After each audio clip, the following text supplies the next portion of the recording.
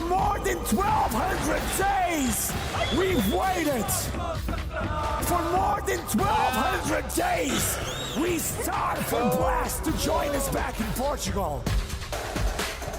Lisbon, make some noise!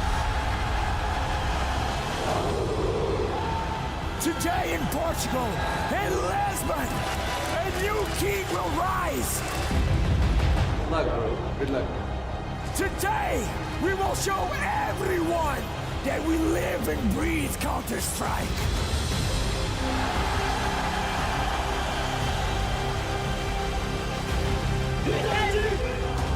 Saiwu peeks, stops Alexi B, and Jax is dead! OG falling back, that's precise, and he gets another over the top. Goddamn. Oh, filthy! Absolutely filthy! It is the Dream Team versus the Super Team from Portugal. Roman, you know you want to slice and dice!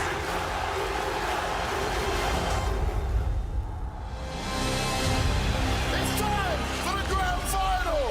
Na'Vi taking on Vitality. Sundai Young turns his attention. Oh! All three! Sundai Young and Sundai again! And again! And again! Ah! Give it up for the Black Spring Final Grand Champions, Na'Vi! SDY, did you imagine this moment? Yeah, I imagine it almost every day of my life. It's a really good moment.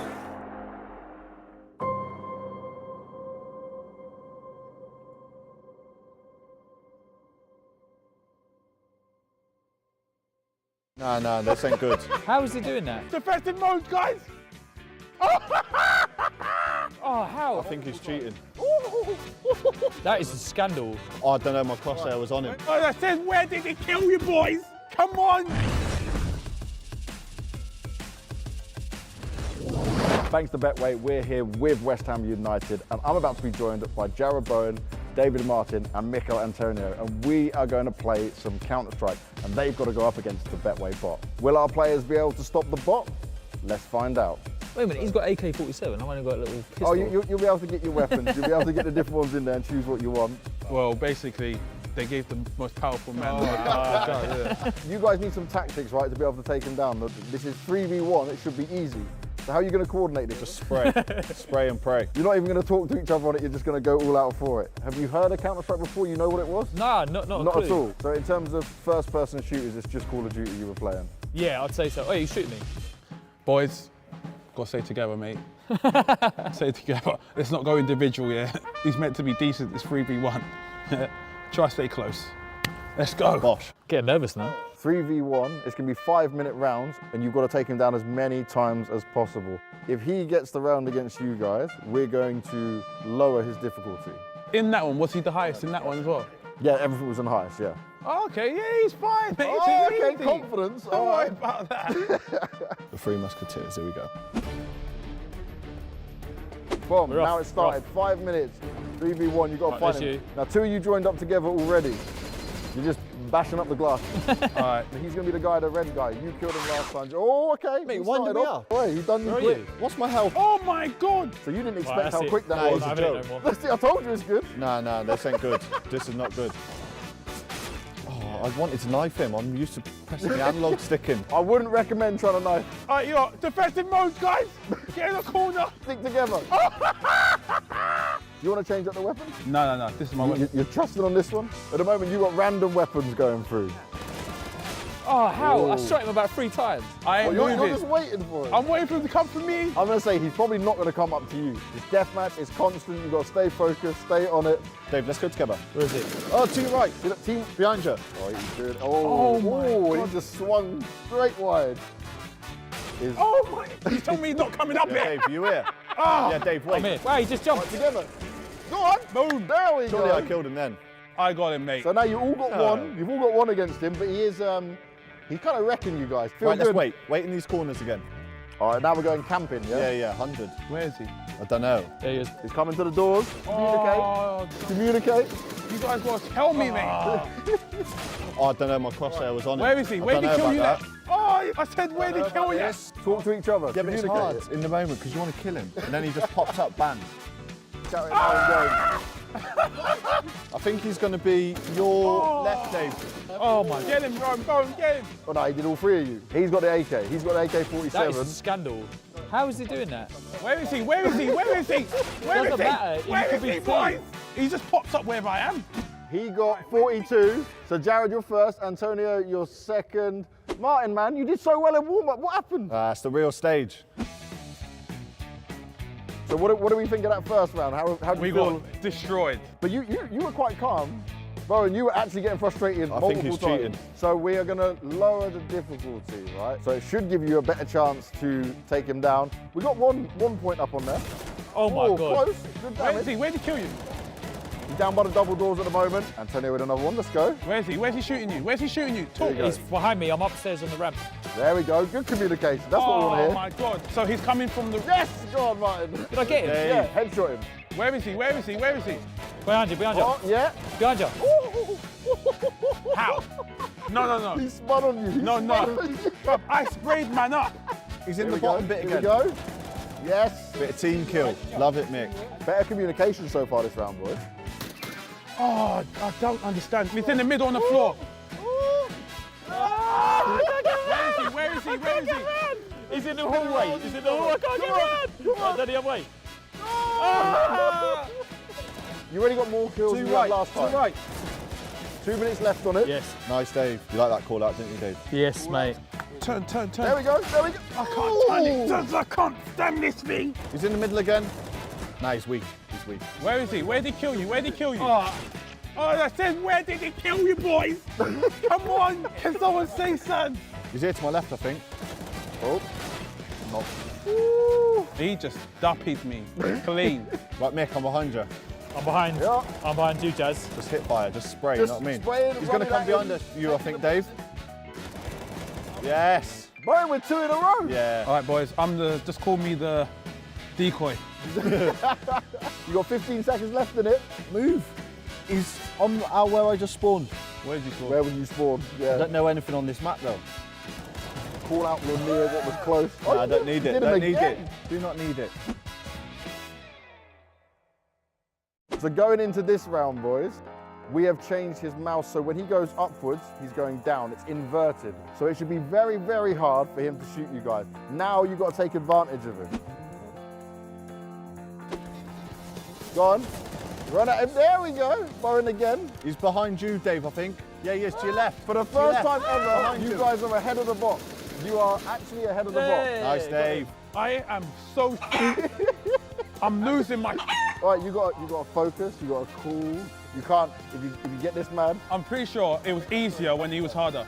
it's because now you're frustrated. You know, you're letting the tension get to you. Yeah, I can't... What happens in a game? If you get heated up in a game, you got to chill. Oh, it's really learning this, man. We might have to give you a mouse and keyboard at the end of this. Yeah, can you? Get some more practice going for you. I need more bullets. I need a 60-round mag or something. All right, that's good. That's clicking. There we go. See, now you're learning the adaptation. And look, you calm down with it. You got the kills. Behind you. Behind you. Where is he? He's behind. I don't know that. Towards the vents where the double door is. Yes, again. Oi! You guys have got better overall, but he's still in the lead. Is he high or low, Dave? I'm trying to guess his spawn, you see. Guess his spawn. Now we're really learning. You did good damage. Same to him, thing though, he's again, low. Dave. Yeah, look, Bowen straight away refragged him. So the teamwork's here now, boys. You're doing it. Same place again. Every Sorry. time you do all the damage and then he just take the kill. That means he's coming this way. I knew it. I said I got to turn around. He's coming this way. I knew it. Nice. You guys are quite even in this game as well. You're spreading the kills out quite nicely. Oh! Nice, Dave-o. He's coming there again. Oh! There we go. Right up in his grills for that one. He's, to our left, Dave. Behind us. How did he kills me? 3, Where? Every 2, shot. 1. Every shot Boom. me. I killed him more than 4. No way. Shocking. You are No way. shocking. Mate, you were there going, you Okay, wait, capped wait. him. You capped him again. There's no way You he's did alive. enough damage, yeah, Nah, but you didn't finish him nah. off. Bowen was just taking him away. Nah. Sorry, mate. You played against our bot. Should we start with you? Painful? I'm fuming. Me and Jared at the end were stood right by each other. He's managed to shoot me, not Jared. I'm hitting this guy, and he's not dying, and everyone else gets to kill him, yeah? I was tactically positioned for like, when he was dying, I was just pop. Pop. I said you were playing against the Betway bot. You were actually playing against an ex-pro in Jacob Pimp Vinegar from Denmark. He's played for like some of the best teams in the world. Where is he? He's online at home. You have some fun there with the inverted mouse at the end? You guys quick learners. Felt like pretty easy to begin with, not gonna lie, but yeah, it was tough at the end. Very tough at the end. Well, you only won because of me. Yeah, I was just about to say, I like Antonio. He found like one spot in the map and he just camp out there, you know, just stay in that one position throughout the entire time. That's smart, you know, you're playing with your brains. Who was the best Pimp? I gotta give it to Mahone. He was good, you know, running around, getting it going. There was one of you guys who kept shooting at each other. I don't know which one it was, but I'm working your team play that way. Cheers, Pimp. Thank you very much for being our Betway bot. What do you think of Counter-Strike? Okay, I'm playing to be fair. So you're going to go and get yourself a mouse and keyboard, Jared? I play on controller usually, but mouse and keyboard is get a little More muscle control. memory. Yeah. I liked it. I was getting into it. Bowen, you were our winner. Guys, thank you very much for playing. You guys went up against our Undercover Pro, brought to you by Betway.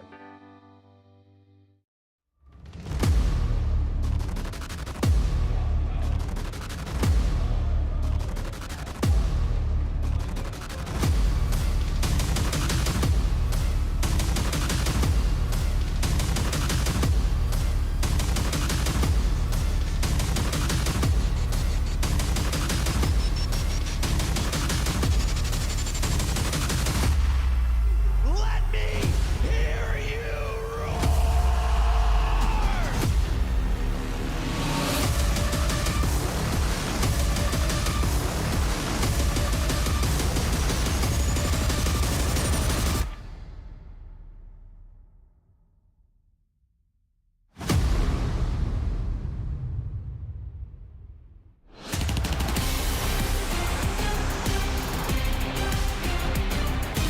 Welcome to Blast Premier 2022.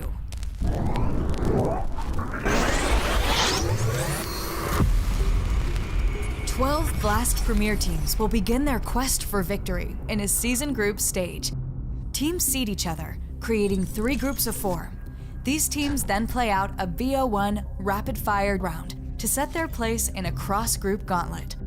BO3 Gauntlet will see 6 teams automatically qualify for the season final. The remaining 6 teams will be cast into the showdown, where they must fight to survive in a merciless single elimination format. Whilst there, they will be joined by one top global team by way of exclusive invitation. A further 9 additional teams will enter the fray, thanks to Blast Premier regional qualifiers, making it a truly open tournament, where even amateur teams have a chance to unseat the pros. For the first time, each seasonal showdown will be split across 2 regional tournaments. 8 teams will compete within a European and CIS bracket, whilst the remaining 8 will battle with a North America and rest of the world bracket. Victors of the showdown, 1 team from the European and CIS bracket, and 1 from the North America and rest of the world bracket, will secure their place in the season final to join the 6 teams from the group stage. The 8 finalists will face off in a GSL format, leading into a single elimination playoff bracket with quarters, semi, and grand finals. The champions of both the spring and fall seasons will be joined by exceptionally skilled teams, including winners of the CSGO Major, ESL Pro Leagues, as well as the 2 teams who top the global leaderboard. The Global Leaderboard is a year-long point-scoring system that takes into account the performance of Counter-Strike teams from leading tournaments from around the world. Teams accumulate points by winning matches and progressing as far as possible in these selected events. Teams hoping to qualify through the Global Leaderboard will have until November 28th to claim as many points as they can in a number of events, including both Blast Premier seasons and several leading tournaments. In the event of any duplicate winners, spots will be opened up to those who have fought their way to the top of the leaderboard. These 8 champion teams will come together for one last clash as they battle it out for a prize pool of $1 million. Join us in 2022 as victors are crowned and heroes are made.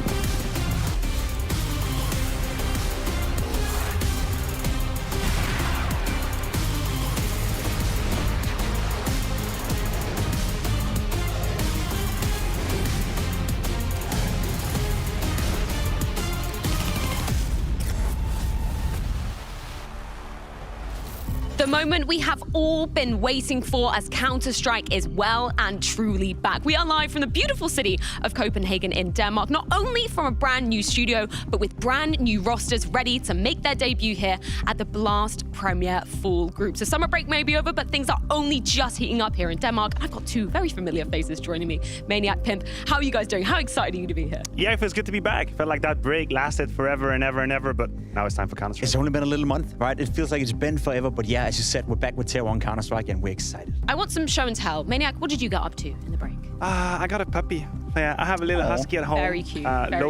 Low-key named. Take a lot of my time, takes a lot of my nerves, but also has taken my heart already. I heard there's some animals also in your life. Yeah, I didn't get a puppy, and I do envy you a little bit. I'll show you the pictures. But I went to Gibraltar, and I was petting some monkeys and having a good time over there as well, and getting to enjoy the sun as well, just for a time. Very nice stuff. And speaking of very nice, I am loving this new studio that we're in as well. I know you guys will recognize probably the glass as well from London. That'll be fading in and out when the team's competing. I love that. Yeah, I hope we see some banter. This is the first time that I'm be evolving this in this arena, in this studio, and I really like the setup. I like the vibe. The fact that the players can stand up and yell at each other, look each other in the eyes, and just get a little bit of that old flair into the studio as well. Super, super excited for it. Yeah, I absolutely love that. Cannot wait to be kicking things off here in Denmark, of course. This is the first stop of our full season. We're here at the Full Groups. Of course, this will be going on over the course of the next couple of weeks. We're going to be beginning off with our group stage, which we can take a look at in a little bit more detail. Of course, there's 3 groups, 4 teams in each, all of our partner teams in attendance here. Very excited to see how things are going to be shaking up in the first stage of competition, because this is going to be best of ones. 6 games are going to be being played across the first 3 days of competition here in Denmark. This is taking a look at Group A. We can see the likes of Vitality, OG, very excited for that opening matchup. NIP taking on Astralis later on today. As you can see, the bracket progressing for this next stage, which is the absolute gauntlet of the full groups. We can take a look at the elimination stage. It's essentially seeding coming in from the best of one, so you want to be placing really, really high, because that is single elimination and you are out. Of course, if you place 3rd, that will be going into the semi-finals, as we can see there. If you place top of your group, you are going straight into the finals, as we can see on screen right now. But here at Blast, we do want to be a little bit kind. We have given a last chance qualifiers. Of course, all of this is going to be feeding into the full finals later on in the year. That is from the 23rd to the 27th of November, back in the Royal Arena. Now, I know you guys, you were at least watching at home when we were in the Royal Arena last year, and it was absolutely incredible. But in order to get there, we need to kick things off at the full groups. Welcome everybody to the Blast Premier Full Season. We are expecting as much action to be ensuing as the leaves turn red. It's time to get this show on the road. Saiwu peaks, stops Alexi B, and Jax is dead! And he's running out of time. 8 seconds, he goes for a fight out in the open. He's got the help, he's got the AK, he's got the clock! Sundai Young turns his attention. Oh! All 3! Twist is on his own. He actually could win this. He's ready and he's gonna get the 1-on-3. What a god. Oh! Another headshot and Fiku's got it. Oh! In Vitality, they can't do anything in the face of Config. 3 kills. Config flip. Oh! 45 seconds to spare. Oh, he peeks, he's got it. Absent! Gotta be real careful here, Down. You need to take more than a couple. Oh! Oh no! Oh no! Oh, we're about to have some fun! With the summer break over and the new season truly in session, there have been a hell of a lot of roster changes for some of the teams we see in attendance here at the Full Groups. I want to start off by talking about Group A. Not because I'm biased at all, but one of the most exciting roster changes I think we're seeing coming into the new season. From an unbiased person to another unbiased person. Yeah. I'll catch that ball if you will. Talk about Vitality, of course. Spinks moving into the roster is one of the hot moves. There's been plenty during this summer, and I am hella excited to see that. Me too. It felt like it was a needed change. Vitality didn't really get off to the start they would have hoped for, right? Bringing in Magic, bringing in Dupree, this new iteration of an international lineup speaking English. They showed some glimpses of potential, especially in Lisbon last time we were having a Blast tournament, but over the course of the first 6 months, this change was much, much needed. Yeah, I don't want to throw any shade to Masuda, and, you know, I was a big fan of him, seeing him on the server as well, but the fact that this sort of firepower upgrade from what we've seen with Spinks throughout sort of the stages of this year, I think that's really exciting for Vitality. Oh, absolutely. That's a great catch for Vitality to be able to kind of pull Spinks away from ENCE. Because remember, if you just consider the first 6 months, ENCE were having a better time than Vitality, but it's a long-term issue. It's a long-term vision for Spinks as well. He's had a couple of words for HLTV. It's a very interesting interview. Yes. You can go check it out. But if you're Apex, you have to be happy with the players you got. Very happy indeed. I know somebody else that's very happy. It's Dexter actually officially joining OG. We did see him kind of standing in back at the spring finals, where it was quite surprising to see how high OG placed in that. How are you feeling about this transfer for Dexter? I feel it's a fantastic move for OG, and for Dexter as an individual player, I'm curious to see if it's good enough for him, right? I think he's a superstar in the making. I think he's right now one of the most promising talents with the AWP. So the fact that OG were able to attract him, I think as an organizational, from their point of view, it's a massive, massive signing. It makes him relevant again. Yeah, I feel like it's an intermediate step for Dexter in his career. I might have seen him too quick, too far, too big. I thought maybe he would, as you say, Jacob, jump into a better team as well. But it's an opportunity. If Dexter marks his way into OG, if he again impresses people, maybe we'll see him somewhere else at the time. I don't think he's going to lift trophies with that lineup, but that's for sure Vivant for them. Yeah, I know he's definitely determined to be lifting trophies with this OG lineup nonetheless. Let's move on to Group B to see a lot of changes going down in the second group that we're going to be seeing playing out tomorrow. Let's just touch upon the Na'Vi one first of all. SDY is in until at least after the Rio Major. Obviously, we got a note underneath there as well.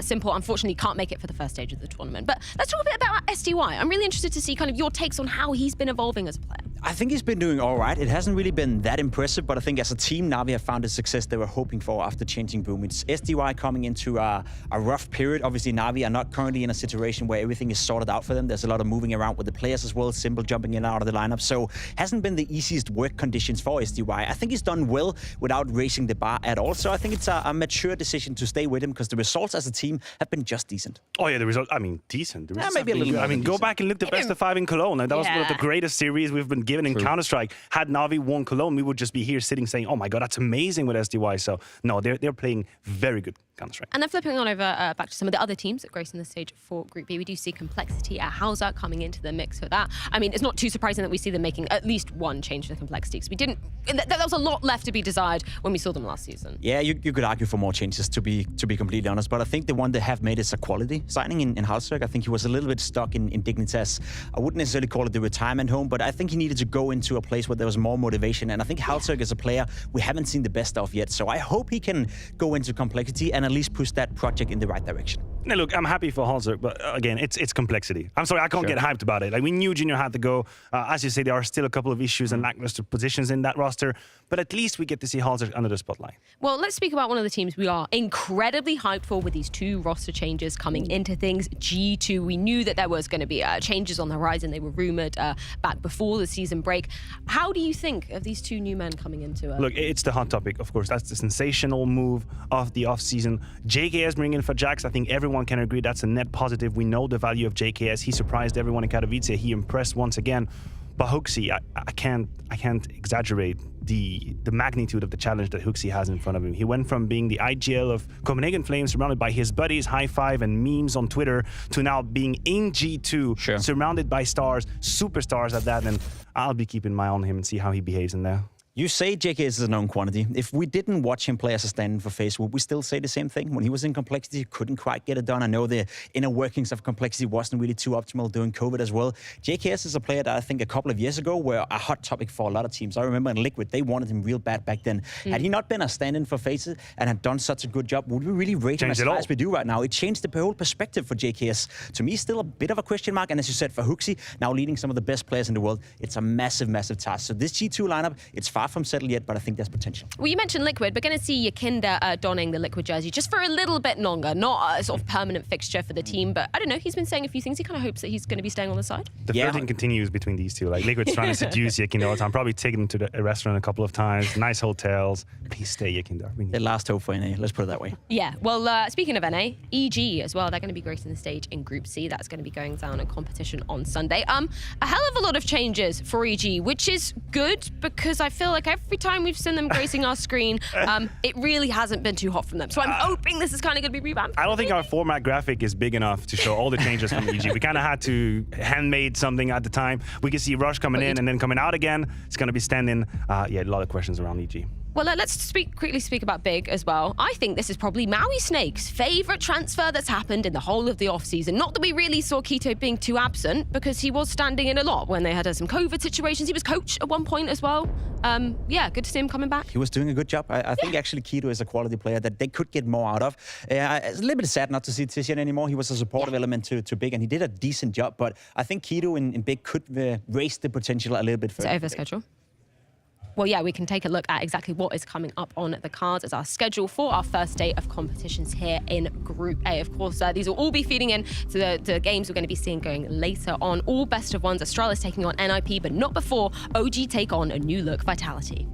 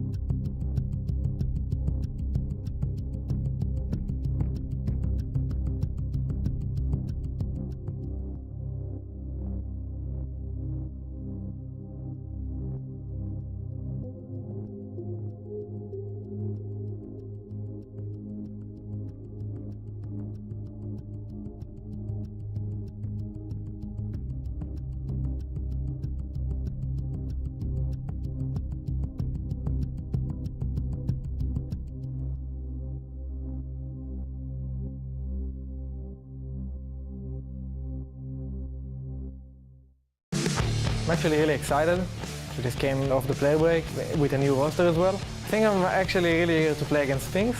I think I need to slap him a bit more. After the last time in Blast, we kind of clapped them. Oh! Taps into Hades. Another headshot, and Fiku's got it. Oh! We start with Sphinx, new coming up in the team. I mean, we want to beat everyone in this group.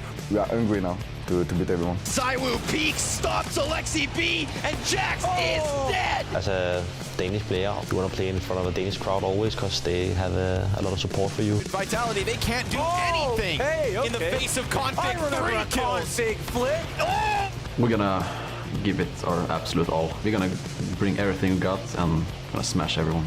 Astralis, you're our target right now. We're coming for you, and we feel really confident. The pressure's on Happus. Bomb tap twice. Oh, and the Deagle lineup.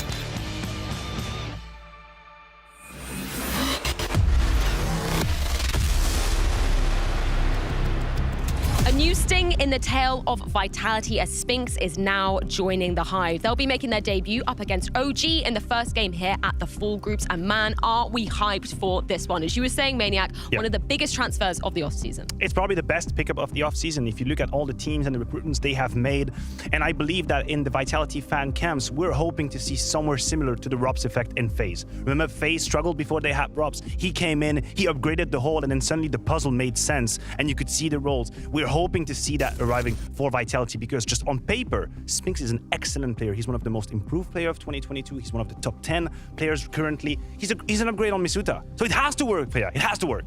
Yeah, there's going to be no excuses for this as well. I saw Sonic say in a couple of interviews that communication-wise, they were still struggling a little bit, couldn't really figure it out. So if you want to add up for lost communication, you need to add more firepower. And adding Spinks into the mix of these players is exactly that. You're adding more firepower. You're adding into a player that can play, you know, not the most aggressive rifle role, but a sort of like lurk type is role where he can still make the difference in the middle of the rounds. And Spinks right now, especially as you see right here in 2022, he's been one of the best riflers in the entire world. So it's definitely an upgrade in terms of firepower. Yeah, it's been incredible to witness, and also Zyru now there, or obviously there. We expect that to be in the fray. Do you feel surprised in any way? Yeah, or? no surprises there. But the fact that they have 2 of the top 10 players now on their side, that's really hype. It's just how high the level in Counter-Strike is currently. That's how it is. If you look at teams who are winning trophies, as we have a couple of numbers for Spinks, teams who win trophies have 3 to 4 extremely strong players. We've moved away from the simple and electronic. We moved away from the only side. Well, now you need 3 to 4 extremely good players to perform. Misuta and Apex together combined was a problem.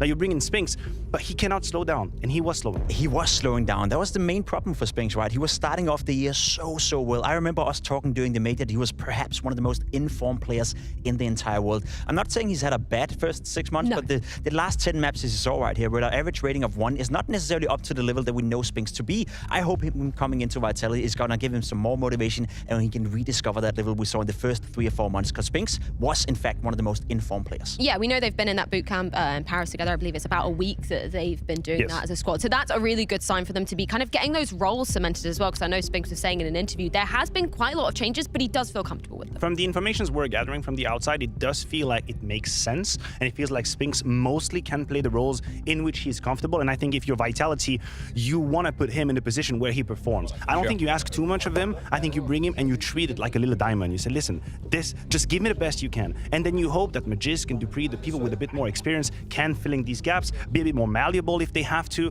and perform to a high extent. Make no mistake, some players within Vitality will have to sacrifice a little bit, especially on the CT side roles. Misuta and Spinks are not necessarily covering the same roles, and I personally expect Magix to take up the burden of the majority of that. He's a role player, he's transitioned into a role player, and some of the roles Misuta was playing on the CT side is definitely something Magix can handle as well. Well, maybe we've got a few answers to that question. So do you have Spinks down with Banks? I've got Spinks with me here, and he's in a brand new Vitality journey. Now, I know you guys had boot camp and you kind of get yourself settled in, but how did things go for you?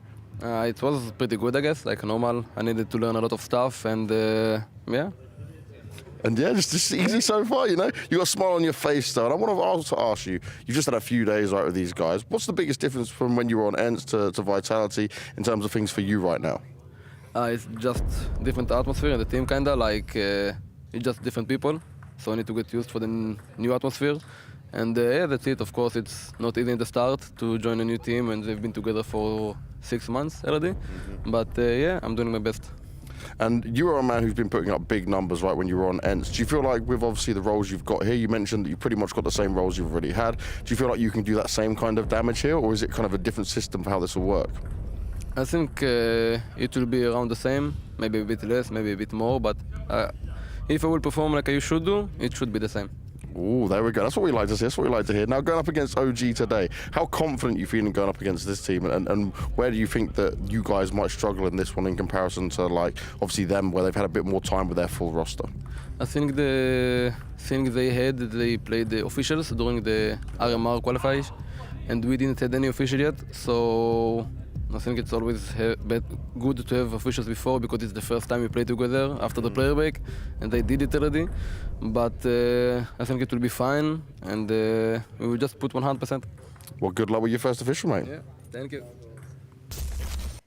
Very excited to see him taking to the server for the first time in that Vitality jersey. It is going to be Dust2 coming in this best of one. Any surprises, or did you kind of expect? No, not really. Listen, this is a forgiving format in the sense that we know it's mostly for seeds and it's best of one. So for teams, it's a kind of a soft entry into the post break where you get to play on maps you should be comfortable on. You're not going to get too surprised in the best of one. But we are already expecting to see some high-level CS. Yeah, and I'm curious to see the positions as well. We talked about the roles, you know, we talked about where Spinks would play, what players would have to sacrifice. Dust2 is a great example. Misuda down towards long on the CT side, who's going to take over that role. I'm going to bet it's going to be Magisk again, but we're going to have to wait and see. But in general, you know, as you said, it's a soft entry into the second part of the season, and Dust2 is a map that both of these lineups have played, you know, an awful lot of time. Yeah, let's talk about OG and obviously kind of the big signing for them, Dexter coming into things. We don't have as many questions as obviously the Spinks equation, because we did see them playing back at the spring finals. They did play the RMR qualifier as well. They did manage to qualify. But I know in a recent interview, Dexter was saying there is going to be some new looks coming out of OG. What are you thinking? What are you expecting to see? Well, weirdly enough, I hope that OG will give us something more to talk about than only Dexter. I think that's the one fallacy that we could fall into, which is to hype the hell out of Dexter. And I think he deserves it. I think he's one of the very best out there. But if we end up only looking at OG through Dexter, that means that team is never going to break through the top 10. That is it. There are a couple of players out there who need to improve, need to get better, need to take more space. It's the likes of Neofrag, it's the likes of Fiku. We need to see more from them, because if they don't deliver, I don't believe that the level overall is here for us to have deep runs with OG. I fully agree. I know Dexter, he's a known quantity. He's a superstar in the market. He's excellent. He's an AWP player who can dictate the game, who can take charge of a game. But Fiku and Neofrag, what is their potential? They're a couple of a question mark. And then once again, Nexa as an in-game leader, can he implement a certain style within OG, or is it just going to rely on Dexter? Is it just going to rely on the individuals? That's what I'm looking forward to see. And that's the thing. I know Dexter also said in the HLTV interview you did, I think it was just yesterday, published this morning, he was talking about the fact that the team were really built around him. That's what encouraged him to be staying with this OG lineup, saying that aggression. I know there was one word, headshots, that they were using time and time again in every single interview back at the spring finals. But I think that is my question. How well, you know, maybe what's the longevity of that, just working around Dexter and kind of giving him the reins to say, this is how I want to play, everyone needs to fall in line around me? I think that's the question. That is the question that we have to answer right now. Are we witnessing the first few chapters of the book of Dexter, and that's it? Or are we imagining a development for OG as a squad? Is it just going to be a stepping stone for Dexter to prove once again the magnitude that he has in Counter-Strike, and in a couple of months he's going to get picked up by some bigger organization and we're going to say, hey, he did it?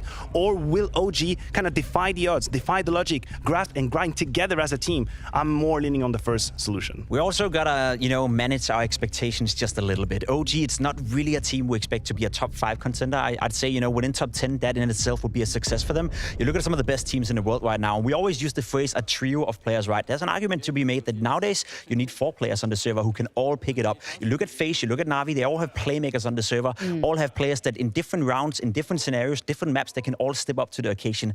With OG, they have Dexter, and the rest is still a bit of a question mark. Flamesy perhaps can take the next level, you know, step it up once a notch, but we need to see before we can talk about it. Yeah, I think that's what I'm particularly looking at, is kind of Flamesy coming into the equation, because we were pretty impressed with what we saw at Lisbon as well. But I don't know whether we're kind of looking at as maybe a flash in the pan for this OG squad. Is that kind of the, I don't know, the sentiment around them at the moment? There's a bit of an inconsistency issue with Flamesy. I think if we look at the whole 2022 and we're trying to pinpoint what's his exact level, luckily for him, we are at the very beginning of a season. There is a honeymoon period going on. This would be kind of all the elements are coming in together for OG to have a very good prestation, very good display here. Remember, at the beginning of the year, we had the new look Vitality who surprised everyone. OG surprised as well. So now is the time. If you're a believer, now's the time.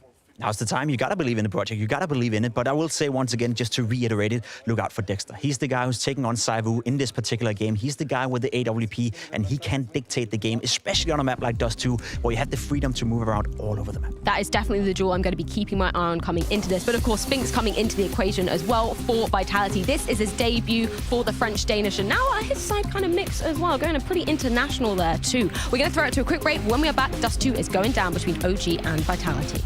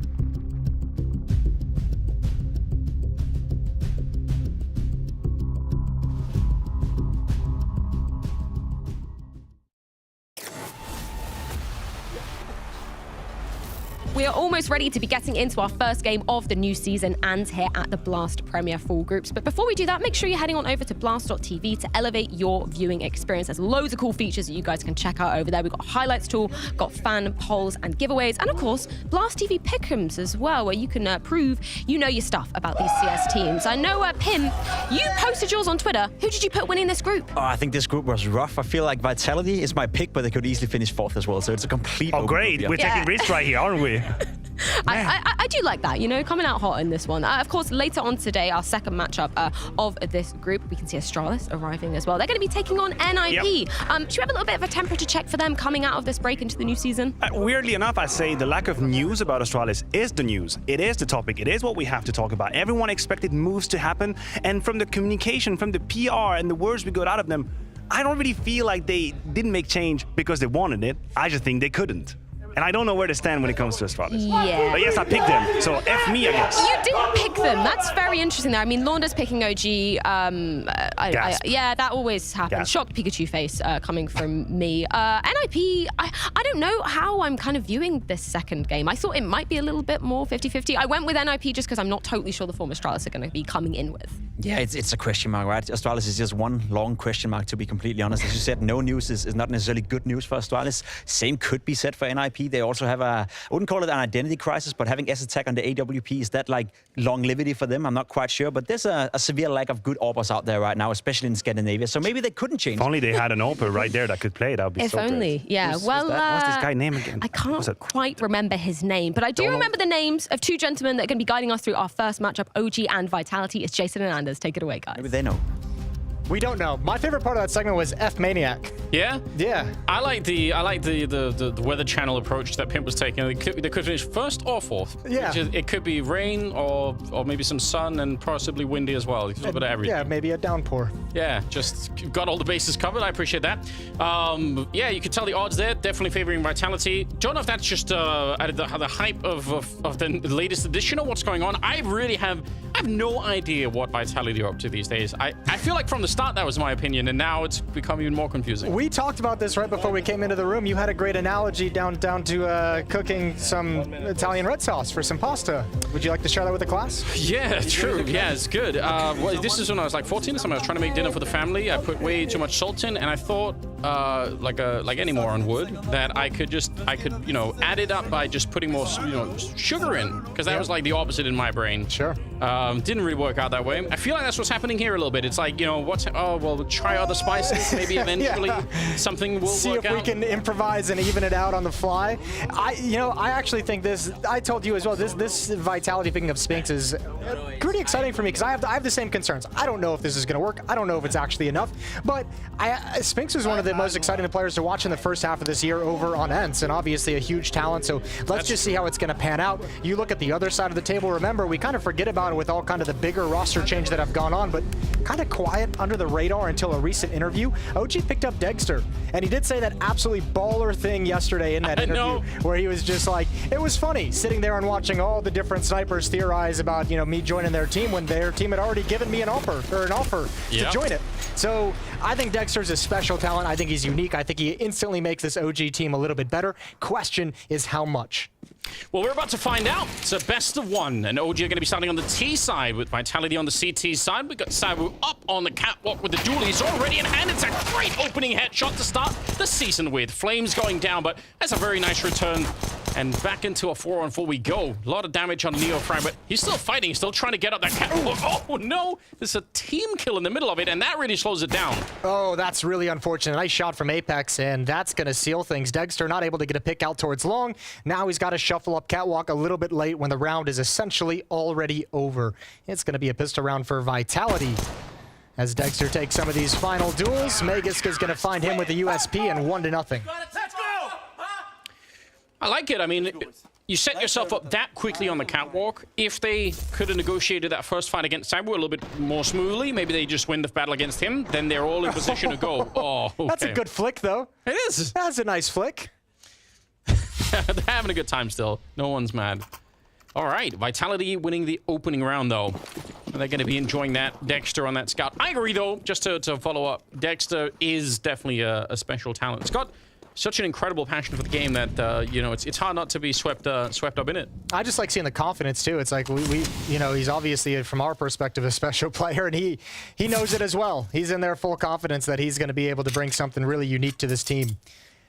1-0. Scouts are out. A little bit more of a patient round. Behind this scout, there's no investment from OG. Just a P250 on Neo Frag, so don't expect a whole lot of action in this round. At the moment, OG just pausing, looking for mistakes. And they're not getting any either, so yeah, a little bit of a slow round, this one. But I guess they're going to be buying in the next one anyway, so they're pretty much standard stuff here. Blonder's the only one to pick OG today? I feel the thing is, he's been doing that for such a long time.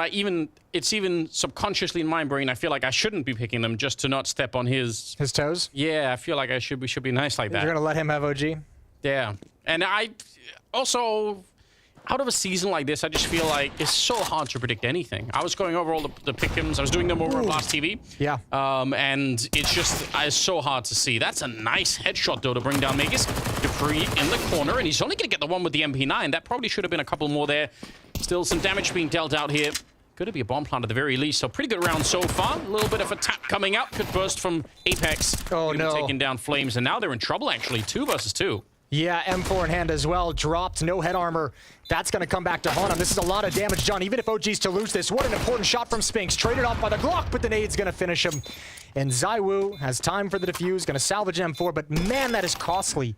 One unarmored, unhelmeted defender almost lost the round for Vitality.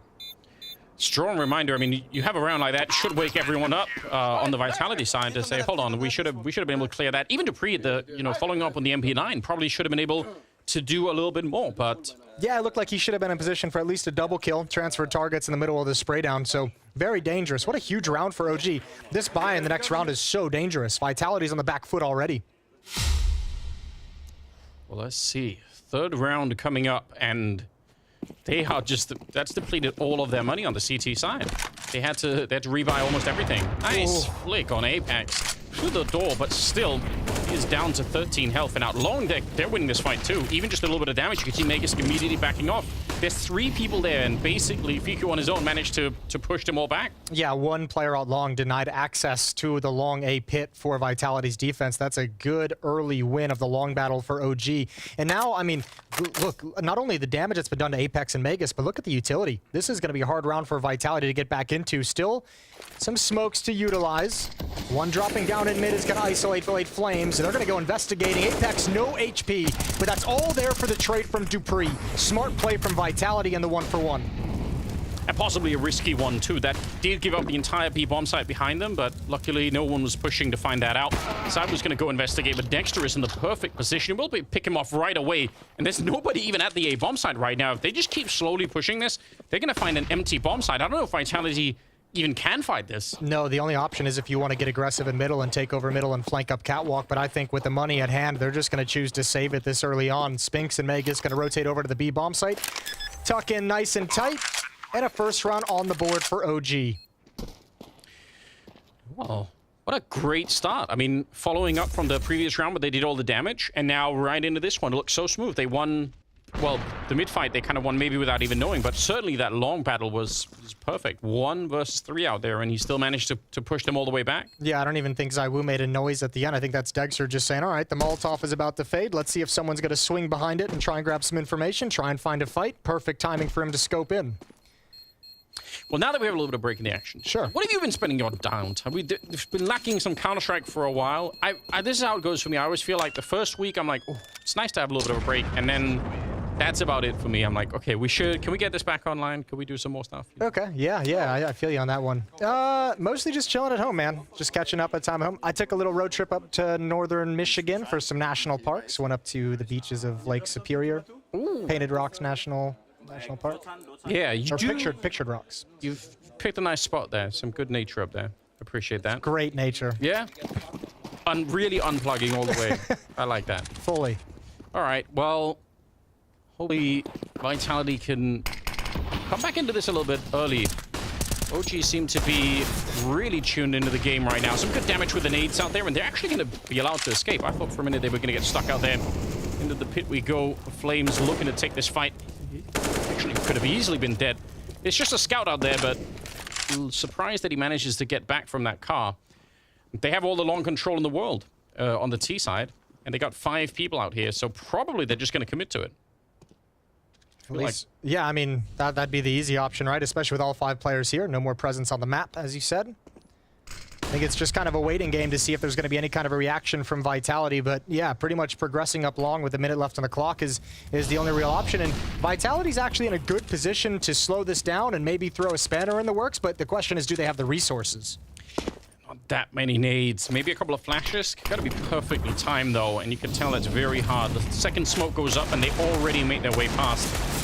Under 50 seconds, but very, very patient walk out long here for OG. They are so aware that there could be a flash coming to the smoke, so they're never going to be that many people looking at it right now. They found Saiwu in that scout.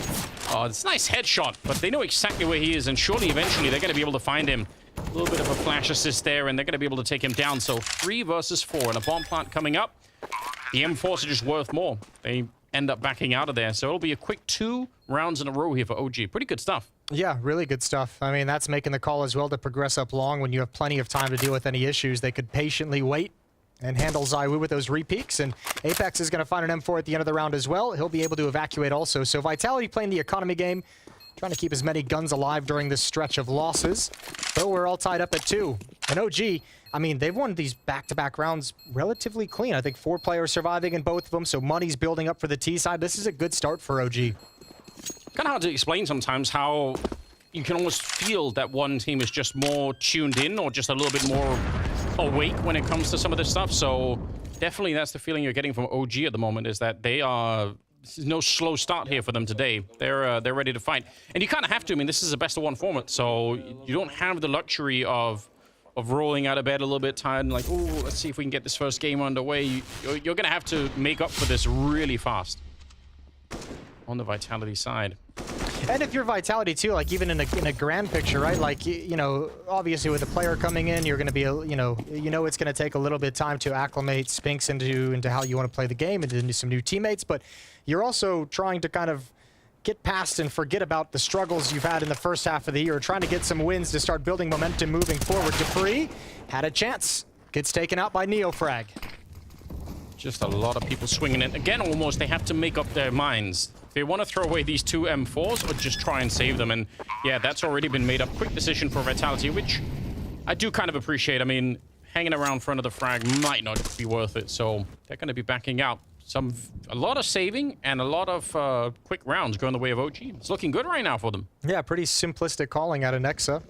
I mean, remember, let's go back too, because this, I mean, he gave an interview as well that was a little bit laughed at when he just kind of basically said, look, I'm not going to blow the world up with tactics. I want to play a more simple style. I want to play a more fragging style, more emphasis on trades and just straight up headshots. And he's got the team for it. At the moment, it's looking good against Vitality.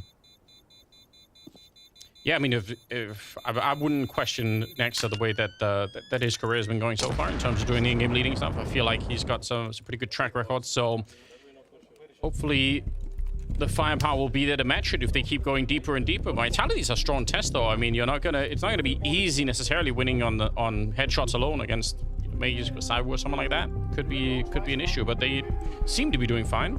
It could be. At the moment, doesn't seem too much like it. 3 in a row now for OG.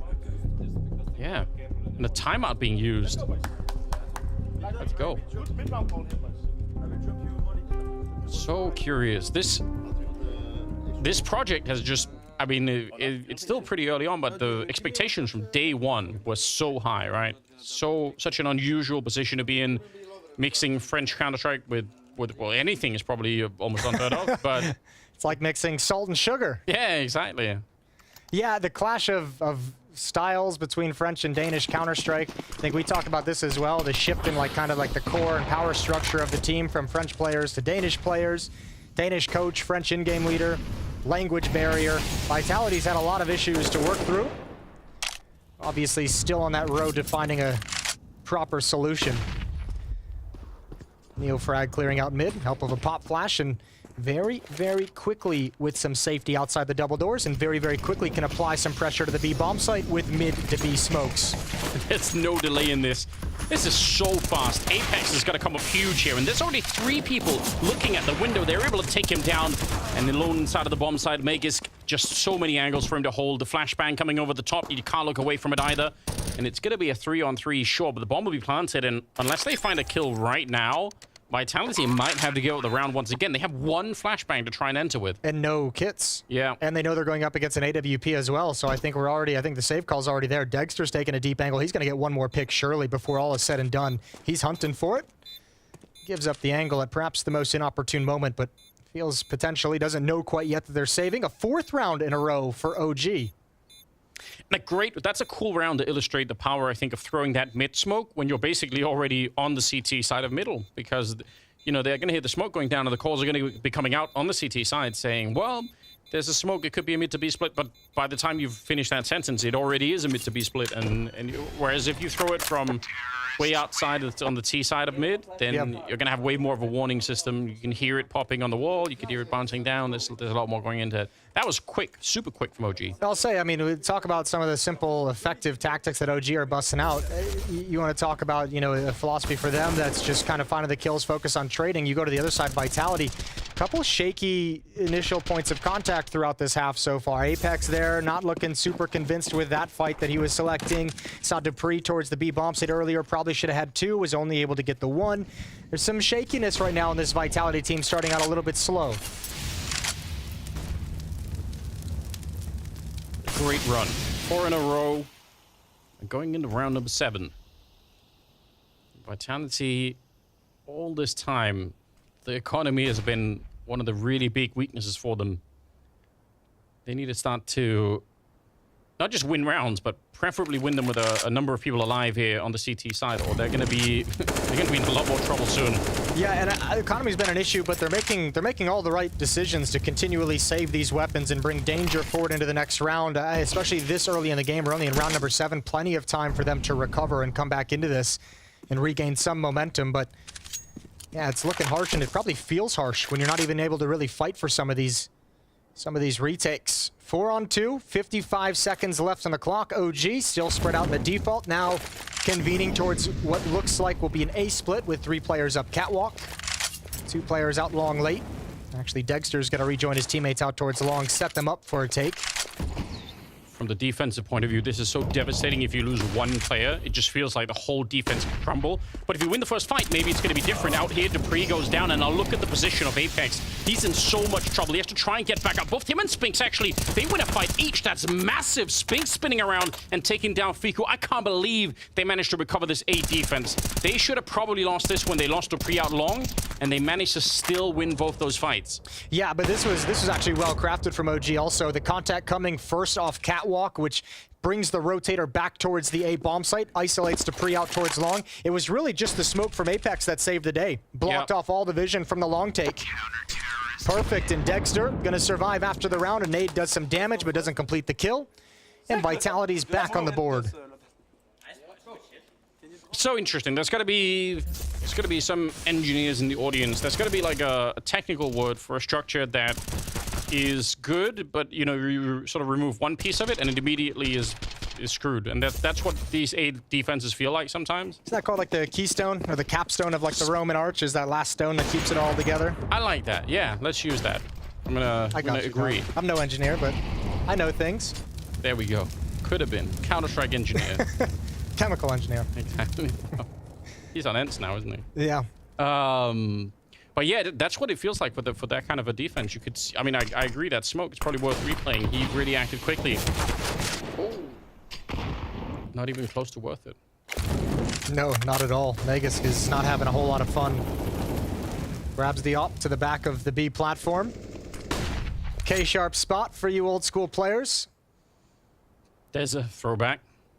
Default offense for OG. More of a fan of the K-sharp special myself. Yeah, K-sharp special. Kind of thing you only get in Dallas. Still taking it a little bit slowly. I like the mix of pacing as well coming out from OG. We've seen some of the really quick rounds. This one, way more measured. About a minute on the clock now. Setting up on the catwalk. This time with everyone here. This could easily be turned into to some kind of a mid fight if they get the right read on what's happening at the A-bomb side. But they're going to go for it. double smoke to create a really long wall, and then the flashbang behind it, and Apex not connecting with the bullets, finally taking down Flames, but that takes a long time. Backup is here, though, and he might have just done enough. I swear I thought this was going to be the end of the round for them, but he manages to make plenty of damage out of that position, and Dexter is on his own. That was a really, really thin defense coming out there, but it worked. Yeah, and let's just say it. Hey, we're all thinking it. That was not the prettiest of fights from Apex, but he still gets the job done. Dexter left in a 1v4. He's got the first kill. Now in a 1v3. No time, though. And he's going to do some saving of his own. AWP is going to stay in his hands, and we're all tied up at 4 as Vitality string 2 together. All right, so slowly waking up into this one. You could tell. They're starting to get there. Vitality. This battle is the one that feels like it's so lost, especially typically because the follow-up is usually really quick behind it, you know? So if you take that long getting one of them, oh, this is great. Because of the design of the studio, they can yell at each other. Yeah, we were talking about this yesterday at the rehearsal as well as, you know, remember back at London at the beginning of 2020, they had those face-to-face setups, and we obviously had to go away from that for some unfortunate reasons. Well, they're back, baby. We got the frosted glass and everything. It's really great. I hope that more players take advantage of it, you know? Stand up if you have to. Make some eye contact. Look them in the eye. That kind of thing. Ooh. It's good. Feels right. 9th round is coming up, but we're tied up once again. Economy is still pretty sketchy on the CT side, but then again, maybe a little bit is on the OG side. Although you can tell Dexter's been saving that all. He's got 8,000 in the bank. Yeah, just rebuying utility as needed. Plenty of time to look in towards the site. No AWP here for Megas or Dupree, as we saw in the previous round.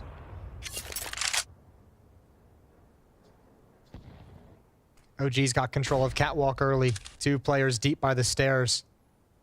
Neofrag and Nexa gonna call teammates over to him. Dexter's gonna join up, so is Fiku and Flames. Whole team.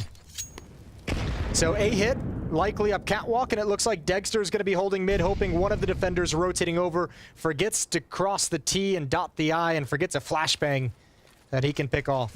Honestly, the way that fight was happening, they're going to do the exact same thing, but with Molotovs on top this time. Cyber with the AWP. Oh, it's another team kill on that Catwalk. Don't want to be seeing that. Spinks gets a headshot on top, and that buys so much space and time for Cyber. Neofrag nearly burning in that corner, but the smoke will help him out. Still got 45 seconds. Apex getting shot in the back. It's a pretty good return. 40 seconds now for this 2-on-3, but they are boxed in. I think that boosted trying to look over the smoke, but even that's going to be a little bit difficult. Fika going down and Neofrag just nowhere to stand at the end. I feel like Cyber just this A defense is getting away with quite a bit.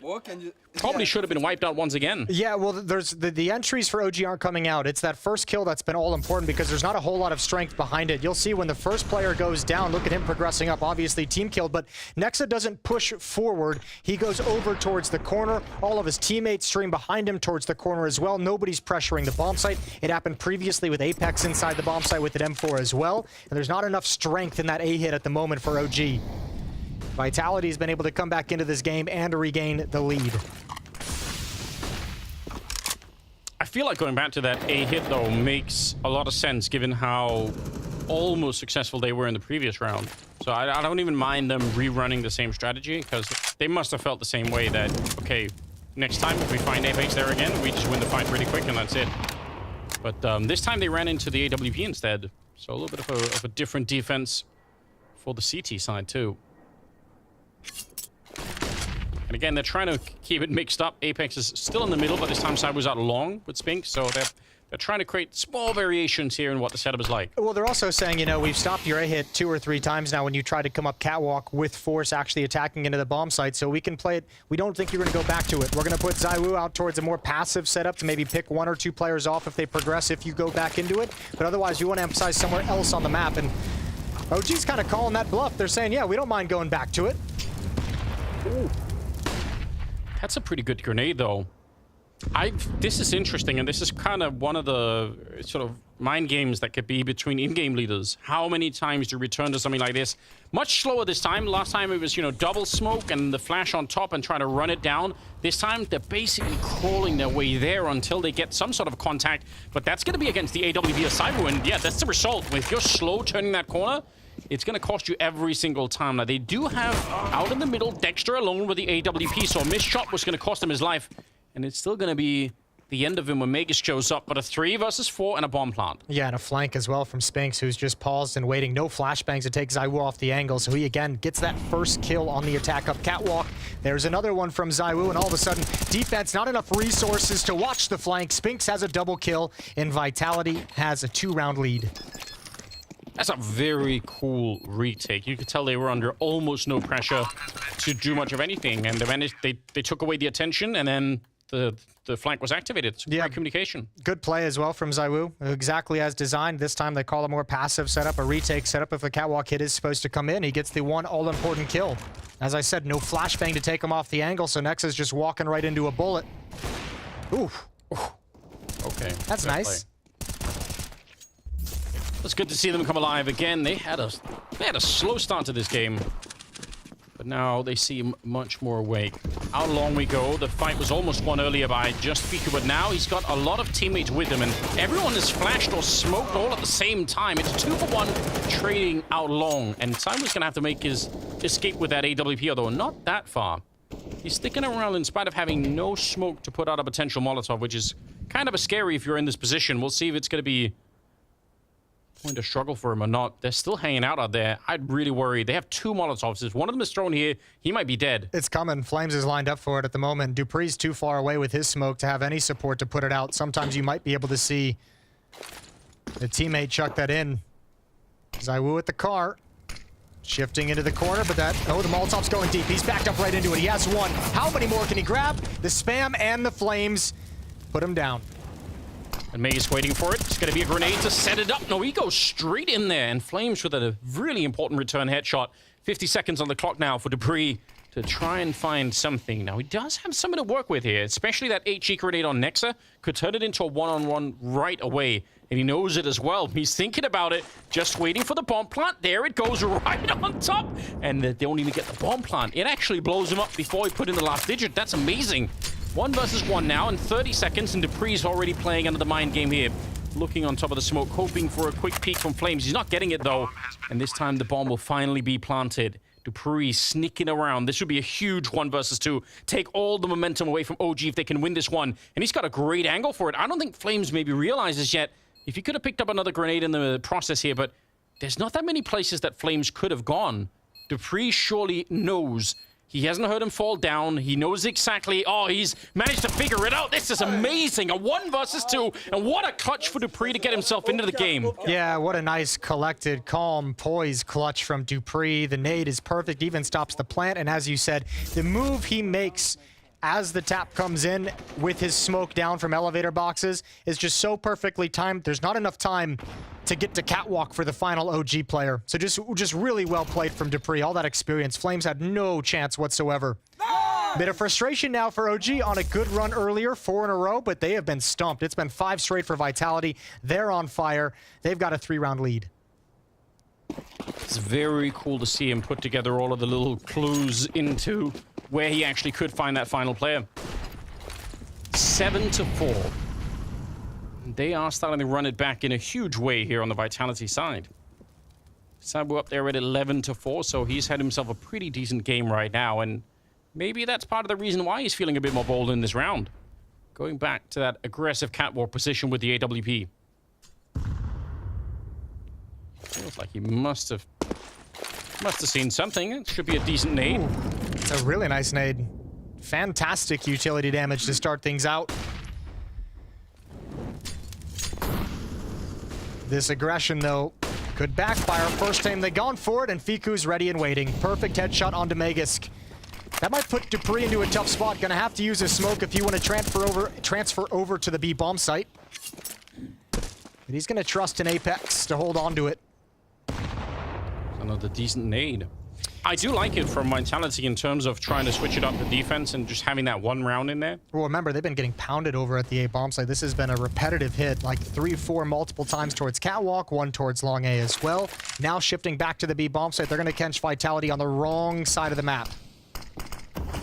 35 seconds. That is a very annoying smoke, but they're going to go right through it. They say, all right, we can't really wait it out. There's going to be 15 seconds left if they did. Instead, they try to jump through and they beat Apex. They've caught him a couple of times, and now the smoke down in the double doors there, so they're going to be able to at least get the bomb plant down, and in a 5-on-3, not really much Vitality could do. This is another good hit. Sometimes it's that simple. Spam through the smoke and one jumps through at the same time. Apex was trying to return some fire.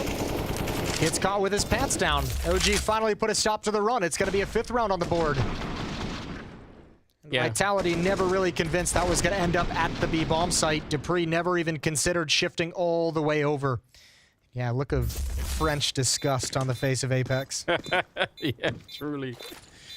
It's sad as well because that early flashbang just did nothing in upper dark. It was just the way that he used the pillar as coverage was absolutely perfect. So, a couple of missteps there for Vitality, and they give up the run, letting OG back into the first half here. 5-7 going to be the scoreline. But at least they saved the AWP and some rifles on the CT side, so they can keep fighting. They were running out of steam for a minute there on the OG side, so you could feel the oxygen leaving the OG camps. Good to find a solution, though. Shout out to Nexa for eventually switching things up, kind of luring Vitality into an A defense, a strong A defense in a 4-on-5, and finding the weak point. I always feel like that must be one of the harder things as an in-game leader, to call the same thing, 3 or 4 times, even though it fails. But you obviously have some internal logic for why you're doing it, but the team has to trust that too, right? Yeah, I think part of it has got to be he had to have been, Nexa, so happy and so pleased to consistently get catwalk control with no real contention. They didn't have to deal with anyone harassing them in middle, no ops trying to peek or find a pick, no utility running over the double doors. They're able to get towards the stairs, no opper sitting at the wall, at the half wall, nothing like that. So he's just like, all right, if you guys are going to give us clear access all the way to the stairs on catwalk, we're just going to keep going back at it. 7-5 in round number 13, 1 minute and 10 seconds left on the clock. Utility being spent now to gain control in middle. Vitality's running out of money, running out of funds. Yeah, once again, with their backs against the wall in that sense. They've already experienced that a couple of times. Don't want to be back there at all. Dupree sneaking up close after all of the chaos there, and a lot of spam through the wall. And look at Spinks. He's made his way up deep into long. That's crazy. He could actually win this round if he keeps going. Oh, the timing of it is just perfect as well. Dexter just left his position. If Dupree can keep attention in this direction, Neofrag spotted him. That might be perfect. Spinks is lining up for a huge multi-kill. Yes, he is. They don't even realize he's going to come running back. Takes one of them down, but it's a great spin.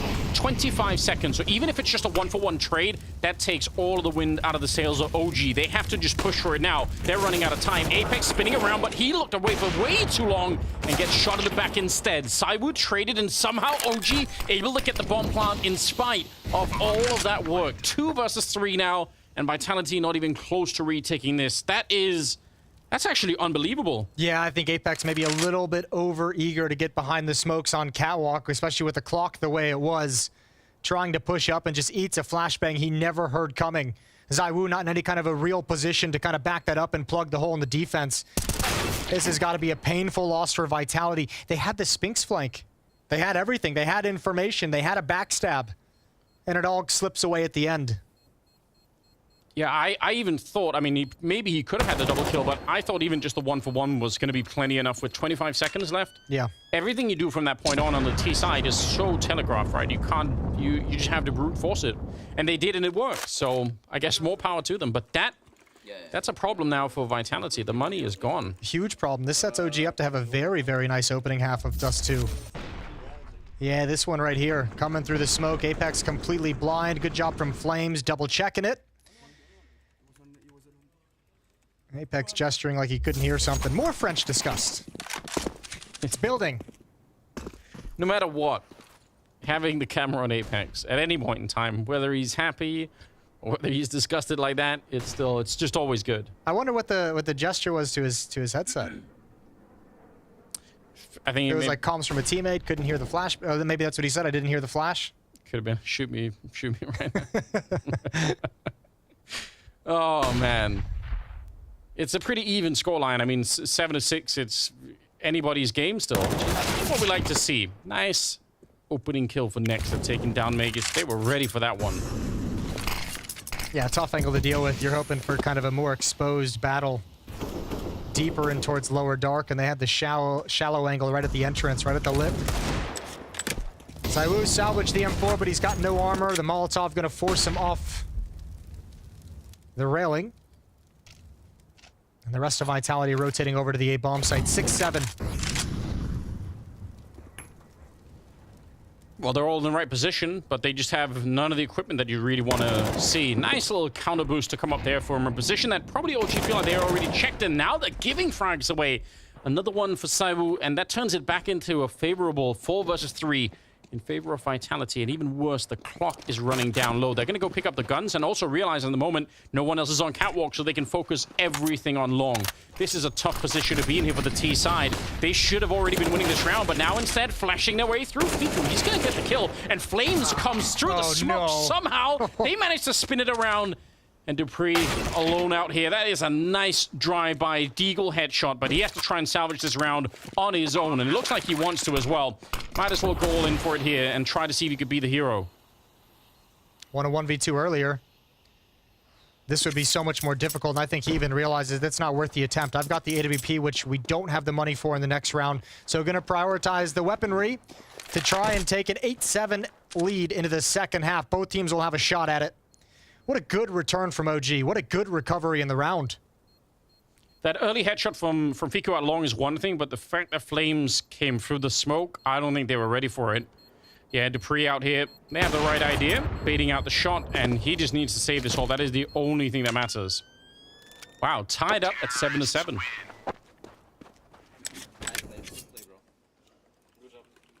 The aggressive play. In a best of one, though, I mean, this is the kind of round that Vitality could look back on later and say, okay, well, that could easily be the difference maker. I wonder if Spinks maybe got blinded by the flashbang, because that's designed to kind of flash for him and ZywOo to both go through and commit to that fight and mow down anyone blind along the wall. And obviously, Spinks just turned away from the fight at the last second, so I'm assuming he caught that flashbang full on and couldn't continue the fight. Oh, that's actually almost working out. Yeah, you're right. It could have been something like that, because it did seem to be way more effective. That he jumped into that AWP fight, which for anyone that's ever played, you know, Counter-Strike 1.6 is a more common thing. I feel like these days, that doesn't happen nearly as often. No, not as much. But that, like, jump into the crouch shot, like, that's always felt good, but people are a lot quicker today. There was that time in 1.6 where you could do the real scummy thing of, like, your use key would stop you. So you could jump into a fight, hold the use key, and it would just automatically stop you and make you ready to go. Nice. The real tricks are coming out. Yeah, you got a bad reputation if you use that tactic. That was frowned upon. Yeah, or just change your interp settings enough that people can't hit you in the air. Yeah, that too. and everyone's hitbox is triple in size. Exactly. There we go. Now we're bringing it out. All the confessions are happening right now. 40 seconds on the clock, and they're not getting the fight that they really want down the middle. Look at two people out long, so even if they got the fight here, it'd be a little bit awkward maybe to keep going. Counter flash coming out, and we're down to 30 seconds. This is the 15th round, so they have to go for it. They have to try and find some way in. This is an excellent defense. Dupree with a triple kill down the middle, and well, finally OG just shut down. I feel like every defense has been difficult for this Vitality team, but this one is looking way more solid. Magisk inside of the site, and he's going to take care of business. It's just Dexter on his own with no time to win this round. So Vitality, at least they get to have their say at the end of the half, and that's worth a lot here. 8-7 finish in favor of the Vitality side. Well done. Triple spray down. Dexter's just going to survive the round 8-7 as we head into halftime. We're going to be heading to a break, and we'll be right back after that.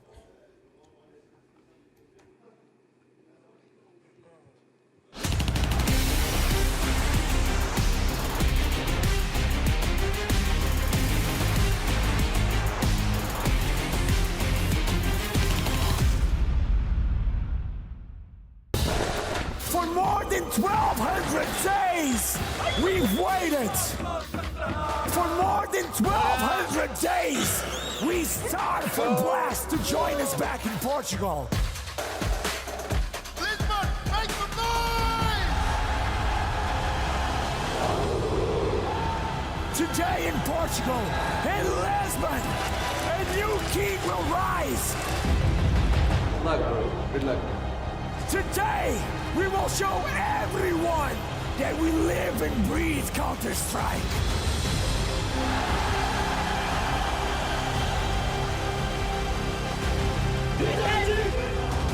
Saiwu peaks, stops Alexi B, and Jax is dead! OG falling back, that's precise, and he gets another over the top. God damn. Filthy! Absolutely filthy! It is the Dream Team versus the Super Team from Portugal. Roman, you know you want to slice and dice!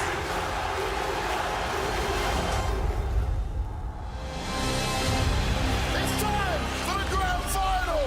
Na'Vi taking on Vitality. Sumda Young turns his attention. Oh! All three! Sumda Young and Sumda again! And again! And again! Give it up for the Blast Spring Final Grand Champions, Na'Vi! SDY, did you imagine this moment? Yeah, I imagine it almost every day of my life. It's a really good moment.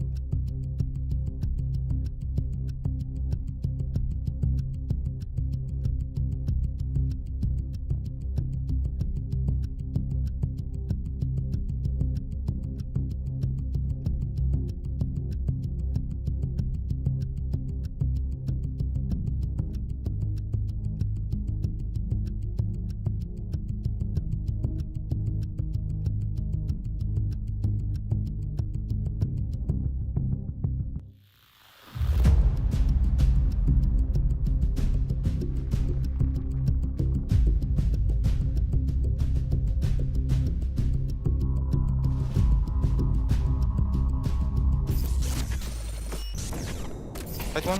One rotate towards B. Tight one. Tight one. Pushing short. Let's say one more. Flashing, back door, flashing. Can't see long. They flashed out. Flashing. I'm with you then. Mid lurk. Careful mid lurk. One more. Dead one. I'm coming. Do one way. He's default. That's dead. Nice. That's up short. Not out, not out. He's going back. I'm going to lock him. He's still shot. Cannot kill him. Nice boy. Good fight. All right, a little bit of panic maybe on the side of Vitality, but at the end of the day, it's a pretty good first half. There's nothing really to complain about. They maybe had a slower start than they wanted, but they managed to pick it up and prove that they could play that CT side. Now the question is, have they got something cool prepared for us on that T side? It's coming right up. Yeah, that's going to be the question, especially remember the Spinks just joining in. How deep can they go? How complicated can they make things? How complicated do they even want to make things? Zaiwu's going to lead the way up. Catwalk, P250. Nexa caught out in the open. Takes a couple extra, shots to the body. Yeah. Look at this 5-man stack for OG. I don't even know what's going on. Yeah. Help me out. Explain this to me. This is called rolling the dice. They've tilted the map and everyone's like fallen onto this side? Like they cannot make their way up the hill on the other side? Like what's going on here? It's like fake gravity mod on the map, just pulling everyone to the B-bomb side. Well, making plenty of noise in middle as Dupree has to be calling like 3 players in middle just swung to take a peek. Yeah, that's a suspicious amount of footsteps for the middle, but surely that you can't ever guess that there's going to be 5 people at the B-bomb site, so I don't even know. Flames is going to go take a look right on the other side. Dupree, but he is a little bit on his own. Magus is coming up right behind, but not quite there. Oh, he actually pre-fired that, I think, and taken down Neo Frag. It's a triple kill, and he wants more. Bullets all the way across. Headshots coming through. Dexter goes down, and he wants to go for the pistol ace. He's ready to fight it. Oh, no. He gets stolen away, but you can tell he was locked in for that one. What an amazing swing back for Magus. Yeah, that's huge. Especially, remember, they knew there was a massive amount of bodies in middle with that peak. I said, Dupree, idea called it 3. That's just an estimate. Maybe he called 4, whatever it was. Magus, stunning headshots in this recovery. All the meanwhile, Vitality has 2 players walking up, can't walk out towards the A bomb sites. They're starting to put it together, and Magus just, he even gets the goosh on the 5th player. Yeah, he was... He even got it. He was running and gunning. Oh, mate, that's a different kind of emotion for Apex. You could tell he was so happy. What a nice recovery. That second kill looked so quick as well. It's like, that was mind-blowing. 17th round, and a good start to the second half for the Vitality side. Deagles and Scouts, though, on the OG side of things. I still feel like it's so rare now that we see rounds change because of these Deagles. I feel like that used to happen all the time. Yeah, I think, I mean, look, they're always going to change the round to they're always going to have that ability, but I think a couple things, obviously, the era of online COVID Counter-Strike made the Deagle a very annoying weapon to have to deal with. Yeah, true. And I think, obviously, now teams have just, I don't want to say they've gotten necessarily, like, much better at handling these kinds of rounds, but they're much more cautious and play these rounds much more like an actual gun round. And you probably should. I mean, it's so painful to give these up. Nice recovery here. They did lose one of them. There's running Deagle shot from Flames. That looked insane. Nexa's going to be trying to come through the smoke, but it's just too much to handle on the other side. So, well done. Vitality able to make their way through that round, no problem. Yeah, and Mega's putting together a nice start to the second half. 6 kills so far in these first 2 rounds. 2 there, 4 in the pistol. Climbing up that scoreboard. 12 and 6 for Megisk. Zaiwu leading the way for Vitality at 15. For OG, it's Flames at double digits with 10 as the leading fragger. USPs and 3 HE grenades for the defense. So looking at the scoreboard, even though it's just a 3-round difference, there's a lot more firepower, it looks like, right now on the Vitality side. 15, 12 on Dupree, 12 on Megisk, and then on the other side, top fragging is Flames at 10 kills. So they probably need a little bit of that now. Once they get the rifles, that's going to be important. Ooh, that's very awkward, but he's got some backup now. Oh, no. Ooh, that's awkward. Let him escape. Yeah, it's real awkward, but Zaiwu handles it. Triple kill from him. Megisk with the Glock just coming into the B bomb site, and thankfully they get away without losing anything. Excuse me, they lose Dupree. I have some World War I trench fighting going on there. He's like he's trying to escape back over the friendly line, and officers there just saying like, no. Nope, move forward. Get out onto the field. We made the call. Blowing the whistle. That's tough. But yeah, they only lose to Freya. I guess that's acceptable. 11-7 the scoreline, and OG had better they better have a pretty good start here for the second half now that they pick up rifles, because this is now a 4-round gap. They invest straight into the double orb. Yeah, I was going to say they're feeling the same exact way as you are, that they have to get started immediately. Double op set up right out of the gates. Megisk, Molotov and flashbangs. Mac-10 is his. He's done good damage, but never spotted Flames crossing all the way over. Still, 1-for-1 with the burn from Megisk. And it's Dexter on Catwalk. Nice op shot on Apex. Yeah, they walk right into that one, and they might not expect a second op already in this round. It's a little bit early, so they walk for the smoke. Simon's going to be gone. Fiku back here. No backup is anywhere nearby, so this is an extended battle. He has to win this one, or they might be in trouble still. The Molotov is forcing him out, and Dupree, he plays it perfectly. 2 versus 2, and that was so patient. He trusted Spinks to win the battle in the middle, and he knew that there was none coming, any kind of backup rotation coming down that way. Bomb is planted now, and it's a 2-on-2. Spinks has got to be careful. I don't think they really want to go for this at the moment. They want to keep the op in the hands of Dexter, but if he gives up a kill in the middle, if he tries to get over-aggressive, that could be everything. Finds Flames around the smoke, and now Dexter definitely has to back away. They know his position. Vitality could be ruthless. They know he's going to back away. And indeed, the round is given up. 12 for Vitality. It looked like it was pretty much already won when Fiku gets that first kill on Zaiwu. But then you look at the minimap and you realize, well, wait a minute, he's still alone. There's not even anyone nearby. And then the Molotov play, and the super patience on Dupree. We saw him earlier, you know, win that great battle over at the A-bomb side, the retake that he had, where he was just very patient, look for it. That's, again, you mentioned experience in that context, and there's more of it showing here. Very, very cool stuff. Not even necessarily about out-aiming the opponent in that moment, but just getting the grenade to do the work for you. And with a double orb investment, that's a lot of money down the drain. It's a really, really perfect moment to have such a great, impactful play. 12-7. You know it's going to be another low buy. Dexter still has the op. Everything else is deagles for OG's defense. They saw him, but how cool is that for Dexter? He's like, I've got the only AWP. I'm just gonna try and find a battle in the middle and maybe win it. But they did spot him out, so a little bit risky. Up on the catwalk we go, and they have all 5 members on the CT side heading this way. Dexter with one nice shot. We're gonna have to see maybe 2 more like that for this to even be around. Otherwise, they're in a lot of trouble here. Nexa gonna be found by Spinks, and now Dexter's sandwiched in. And he's feeling the pressure for sure. Neofrag goes down, Piku down here with the deal, but he can't find the shot, and they know exactly where Dexter is. The Spinks kill on catwalk is so important because that takes away Dexter's defense. That takes away the guy watching his back, so he realizes, you know, Spinks can be coming up with some kind of pace, and I would just never know, and he can no longer focus towards the railing where he'd already picked off 2. He has to back away, and now he's trapped. No saving this up. Yeah, that feels very maybe if he could. I mean, Spinks is low on health, so he's maybe got 100 with the pistol. HP. No, he's good. Maybe survive the bomb blast and chill here. Someone from Vitality is going to have to hunt him down, but you have to imagine with the utility, they've got 2 flashbangs and Molotov as well. Once he's spotted out by Spinks. Oh, good shot. One more good flick, and there it is. Dexter's found the escape route. Not even touched. Some clean shooting. That is, well, that's the power of Dexter. That's what he wanted to do at the beginning of the round. If he could have had a fight like that right off the bat, maybe they could have worked out. That's still pretty cool. Guys, I got an up kill, by the way.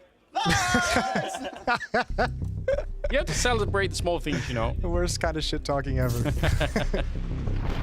Sometimes you just have to, you know, make your own party if you need to. You know? Yeah, I like it.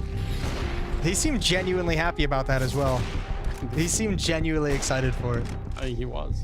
I like the point you... Come on! Bro! Play CS! Come on! Let's go! Yeah, play CS. I agree. I was going to say, I like the point you made about Dexter kind of being assertive and trying to take the, you know, taking the bull by the horn, so to speak, at the start of that round. Because that was one of the conversations that that he had kind of joining this team, where he kind of even mentioned the team, like, wants him, when he stood in, was just saying, we want you to do whatever you want. We want to work around you. Like, what do you feel comfortable doing? And, you know, they've obviously brought in someone like Dexter, who had a star-up performance at the last major. You know, yeah, put some faith in him. Put some trust that he's going to be able to deliver some good shots. And speaking of which, peace out, Fiku. Yeah. Oh, no. And that was going to be the only B defender. So now OG has to scramble into plan B way earlier than they would have liked to. Yeah, they have to basically cancel that A setup immediately and just try to recover whatever they can. Nice flashed kill there for Dexter. That, if he misses that shot, he's just so dead right away. So at least they make up for it, back into a 4-on-4, and they need this round really badly. Time is running out here for OG. It's a 5-round gap, and it's only growing really quickly at the moment. Vitality are doing such a good job. But the Priest's going to be found in the middle, and that changes everything. Oh, man, he was like a second or 2 away from just a magnificent play. He was almost able to find Flames with his back turn just barely in cover. So now an op posted up inside of the B bomb site. This is all on Megask and ZywOo because Spinks is just looking for the flank. He's just going to be a nuisance on rotations. They need Flames to miss a shot or a perfectly placed piece of utility from ZywOo. How do you even get into position to throw that without also exposing yourself? Or you bank it off, and then that gives the game away a little bit too. He's waiting for it, and a nice shot there. ZywOo not quick enough. Oh, wow! He is not even going to be the primary AWPer, but that is magnificent. Spinks is on his own, and as you pointed out, he was just meant to play a little bit of spoiler in the middle if they got the bomb planted, but that's not going to happen now. 1 versus 4 for him, and he's got a couple of kills, sure, but the round is over. That's cool. I wouldn't even have minded if he actually just gets hyper-aggressive and tries to find one more at the end. He's got 6K in the bank. His team has plenty of money. You know OG, this is the first round they've won in the second half. Their money is hurting on this CT side. You get one more kill, and this is extremely painful. Like, it already is. One more would add on top of it, but he's not going to go for anything. Interesting to see if OG will be able to salvage a double-op setup from the dropped weapons. I know it's really early on, but, you know, you bring in someone like Spinks, who obviously in his previous team looked like he was such an incredible playmaker, but it also felt like a lot of the team was sort of built around trying to make him comfortable and giving him a lot of the roles that he wanted to play and all the rest of it. There's no guarantee that if you put him into a new team, it's going to translate all that well, but he's playing a really good game right now. I mean, we have like half a map of Counter-Strike to show for, so I don't want to run too far with it, but still, it's pretty good. I mean, look, let's just put it this way. It has to translate. You bring a player like Spinks into this team, it has to work. You have to prioritize getting him going because you want the space he's going to provide when he's effective. Apex stops in the flames, goes 1 for 1. Utility's gonna rein in and find Magus as well, who took a lot of damage from Utility in this round. And we have a 4-on-3 in the favor of OG. Minute and a half left on the clock. Defending that long position. Some of that Vitality when they were on the CT side didn't really do all that well. They actually got beat out there along a couple of times, but this time for OG, it works out just fine. 4 versus 3, and a single B defender. Might be one of the points of weakness here if they can find the kill on Fiku before anything else happens. Smoke to set it up, but it goes way behind him, and that is not quite accurate enough. He's in a little bit of trouble here. Well, thankfully the smoke is blocked off the choke point, so he can just wait patiently. Knows it's unlikely that anyone would try and challenge him through it, at least for the moment. Now backing off, a whole second smoke clears. There's the jump through, at least one. That's not bad from Fiku. Dupree's going to be able to cross over double doors. He's got the bomb. Dupree and ZywOo to hold off a retake. 2-on-3. Must-win round for OG.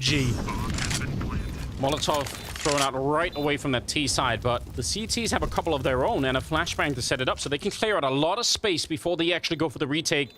Vitality, if they win this one, it's crushing. Look at the money on the CT side. OG have to win this round if they want a chance at winning this best of 1. ZywOo answering back. He's going to get his 21st kill right there on Dexter. Back up into Upper Dark, taking down Flames. And Nexa, no chance. If Dupree hadn't got that kill, for sure ZywOo would have. And that looked so confident. That wasn't even close to a retake. No, ZywOo was just gaming there, wasn't he? That first pick on a Dexter has got to feel absolutely horrible in a 3-on-2. We say it all the time. Beat bomb site, even with a man advantage. Such a tough bomb site to retake in. Absolutely brutal. 14-8, 6-round lead, and no money for OG. Well, they have money, but not enough to really force. They have to kind of drop down to a lower buy to just fight for overtime, but it is not looking good. No, it's not. And it's kind of heartbreaking because I feel like they've been playing a game that's better than the scoreline currently would suggest. It's got that 14-8 scoreline, but it feels like OG have been more competitive than that. But now they might run out of cash and never be able to actually do much on the CT side here. Yeah, there's so many win conditions right now in this game for Vitality. 6-1 run in this second half. Impressive from Vitality as their first look. We're going to get a lot of first looks over these next 2 weeks. True. I think it was something when I went through... Sit down. Yeah. When I went through the team list, I think there's like 2/3 of the teams that are going to be here at the fall split and group stage made a change from Lisbon on. Wow. Yeah, that's there's been a lot of changes. People are just searching for that whatever magic configuration they're hoping to find. We've hit like a period in Counter-Strike where it feels like there's another arms race going on for just pure raw fragging talent. Yeah. To catch up with FaZe, to catch up with Na'Vi, who obviously have the fragging and the talent, but they've also got the tactics as well. And other teams we've seen have the tactics, but maybe not the fragging to back it up. There are so many good young players right now that it's even understandable why that pressure would be there, because those players really do exist. You could probably go look for them. And a bomb plant here in spite of a little bit of struggle, losing both Apex and Dupree. Molotov on top of the smoke, just slowing them down. And because 3 of them are retaken from this position, there's just no way. Nothing they could do to hold on to it here. 15 rounds on the side of Vitality, and OG need to go on a 7-round run to even get into overtime. Doesn't feel likely. Doesn't feel likely at all. But yeah, I feel like all of the changes on all of the teams, it makes it in a way so unpredictable when you start out a new season like this. There's just absolutely no way to know. Which one's your favorite change? Oh, my favorite change right now. Vitality, G2 are obvious ones. We'll even go with the heroic one. Let's throw Yekindar with Liquid in there. It's 100%. Actually, I wasn't sure if I was allowed to pick that because I guess that's kind of previous. Yeah. But Yekindar to Liquid is an easy pick for me. Okay. Easily. I think the distance between that and number 2 for me is quite big. Okay. I'm actually hyped up about it still. Wow. All right. So, welcome to the NA hype train. Yeah. Finally there. I'll be your I don't know if that's a good or a bad thing. Keep your arms and legs inside the coach at all times. Yeah, because they will get removed when it comes to North American Counter-Strike. Definitely. Oh man. Yeah, if I'm being perfectly honest, I feel like a lot of the other changes are all in the same category for me as this Vitality stuff, which is, I'm a little bit apprehensive. But it is looking good. Just like the Frosted Wall. Got that 15-8 scoreline. 7 in a row is what they need. And Neofrag, he's going to be charging top mid. Apex, I don't think he was flashed. He just wasn't ready for it. Cyber, though, will pick it up right afterwards, avenging his captain. And it's back into a 4-on-4. But I like it from Neofrag nonetheless. I think that's a cool move to be able to pull out. Well, cool move in a desperate situation. And that kind of aggression from the defense is going to slow things down. Vitality at the moment is kind of wondering what's next. Is there any follow-up? Was there a layer to this? Or do they just send Neofrag forward? Vegas has given up information in towards Upper Dark. That's going to fall onto Dupree. That's his responsibility now. He's in the lower tunnels. And he's going to join up with Spinks out towards Long, but still Vitality playing a very patient game. Sabu right back from the break and rocking up into the first match with 24 kills in 24 rounds. That's pretty great. I don't know if we were expecting anything else, but that's obviously what you want to see. Spinks, great way to handle that. Not even a lot of utility or any utility, just the crouch peek to take down Flames, and that's a great way to get started. 4 versus 3. I think that's a kill that the old Vitality before Spinks joins probably wouldn't have found. That's one that feels like that's kind of the new talent of Spinks coming in to find that one, and obviously no way to properly back up that statement, but that just feels like a frag that they wouldn't have been able to get with the previous roster. Dexter never saw Spinks cross over, so he gets caught with his pants down, still finds the kill, eventually traded off, and we're on a 3-on-2. But both defenders are here at this A bomb site. Zywoo still far back. And there's only 10 seconds. They need that bomb plant right now. If they get slowed down, that might be another round for OG, a chance to get back in. Bomb still being planted, and they're successful in doing it. 1-on-1 versus Zywoo. Nobody wants to be in this position. He's got the Molotov, and he's going to throw it out right away on that first contact, and there's nothing you do about it. He has to just back out with no kit either. Even if the bomb is not planted really in a great position for Zywoo, this is still devastating. Almost getting the tag, and now he's going to run for it. Deagle out, and he hears Fiku has to come off. He finally finds it and comes back for it, and I think he has enough time. That is so scary. If Zywoo gets back behind the boxes there, he probably wins the round. Yeah, I actually really like that play from Zywoo as well, making the run over to the box, and then you can just kind of jiggle, peek, and play. Otherwise, you're constantly always playing the kind of gamble. You're kind of just calling each other's bluff. Almost makes it across, but good shots right at the end. I can't believe they get this bomb planted in time. That was almost a complete disaster for Fiku. Beautiful shooting. He needed that kill immediately. 6 more rounds is all OG needs. They've had 2 CT rounds in this game so far. Yeah, almost losing this opening game. But they have a chance. And a little bit of money now to work with, too. Orp in play. Gonna be some spray. That's almost a kill with the follow-up HE. It definitely should be. Dupree gets blown up. That's a nice start, and they don't realize, but he is up out of the pit to take down Spinks. And a great double kill out Long to win the battle against OG. They've been doing that a couple of times now. Well done. 5 versus 3, and maybe not that much Vitality could do about it. Apex almost looks like he's taking his hand off the keyboard, thinking for a minute, like, what are we... Yeah. What is the plan? He's just got a Tech 9. He's like, okay, so who's the IGL of this operation? Yeah. Anyone else want to take over this mess that I've left? Who's got any ideas? I'm just going to march up catwalk. Pack mentality, 3v5. At least the bomb is in their control. Still plenty of time on the clock, but there's no reason why OG would do anything right now. They don't have to actually go look for anything, so just avoid that AWP of Zywoo and it's all good. Well, yeah, don't panic. Don't over-rotate to anything that you see. Utility spent on catwalk. Zywoo peering over the top, not seeing anything. There's the kill out towards Long. Good trade, but not enough. Nice shot onto Fiku, but still 27 seconds. He has to get at least 1 more for even the bomb plant to be possible, and he's just going to be found out. Outside of the range of the scope there, Nexa able to take him down, and now Apex out in the middle, angry that his plans did not work out, but not going to be able to do anything about the round. 10-15. Yeah, they needed that second kill off catwalk to really allow Apex to get activated, to really pull a rotator into his glimpse. Good round from OG. Apex taking the glasses off. Clearing his vision. It's 15-10. And Vitality's pretty much out of money, I believe. Yeah, so maybe for the first time in the second half, a chance for a break for OG where they can actually start to enjoy the game a little bit more. Now, I mean, it's looking possible. Overtime could happen the way that this is going. All right, let's calm it down. I'm ready. Yeah, you really are. I want all the Counter-Strike we can get now that we're back. You're jumping like 7 stages ahead of where we're at. Straight in. I'm investing right away. Double. Never gone wrong for anyone. No, exactly. And even if it does, just order the sign that you champagne. should invest more, you know? Yeah.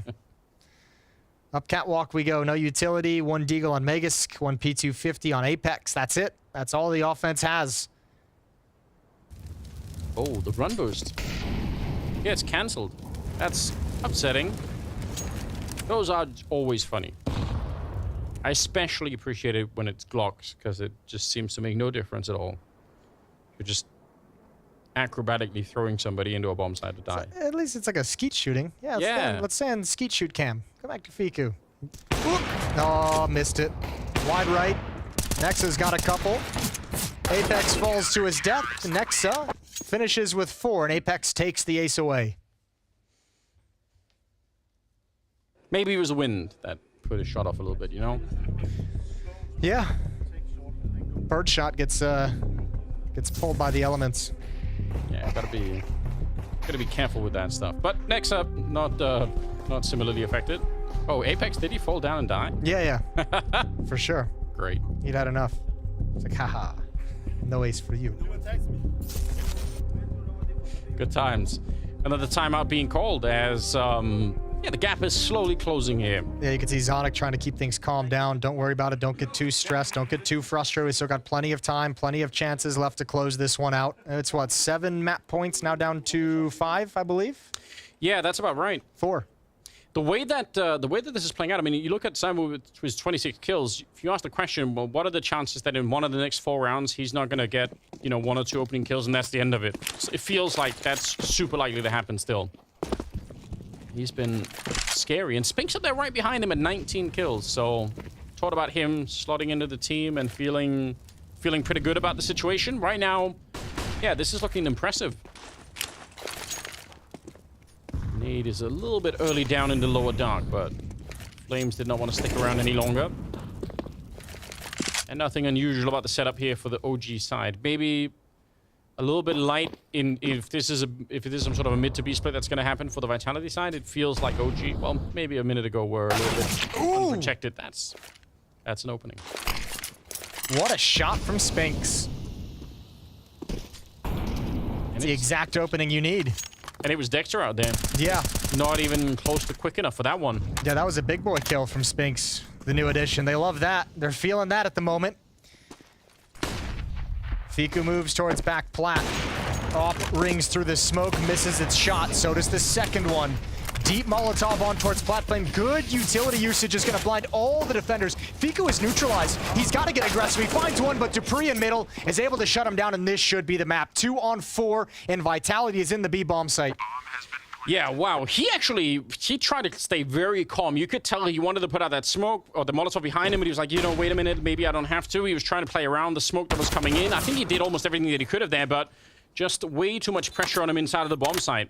2 versus 3 as they find Apex in the middle, but again, this retake is almost impossible coming in from the OG side. Vitality, they're dug in deep here on the bomb side, and now they got the flank out middle from Spink, so if they're too slow, they're gonna get shot in the back. There's Cyber with the 1, and Nexa, no chance here. It's 16-11 as Vitality win the opening map here of the fall season. Yeah, that's always good. New roster gets started on the right foot, and we got to give a shout out to our boy Spinks. I think he ends with 21 kills. That final round, the concluding round, he gets the opening kill, gets the final kill as well.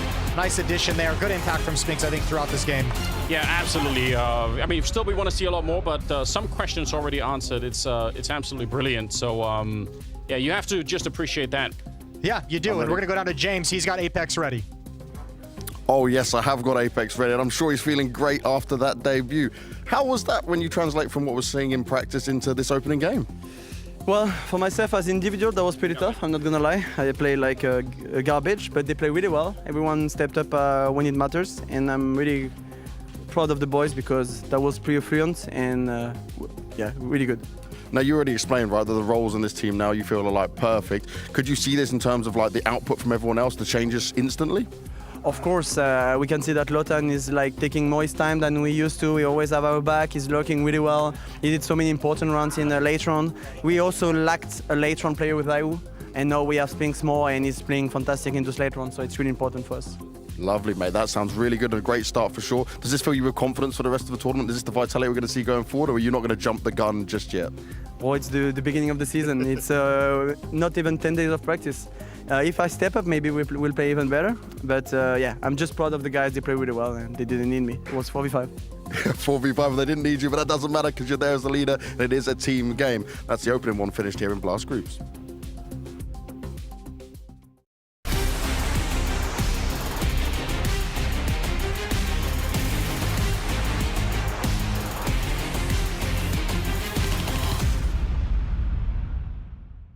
Who's your favorite CS player of the last 10 years? Mine is the GOAT. The GOAT. I love that the most about them, how calm they are. We're all gonna get hate comments for this segment.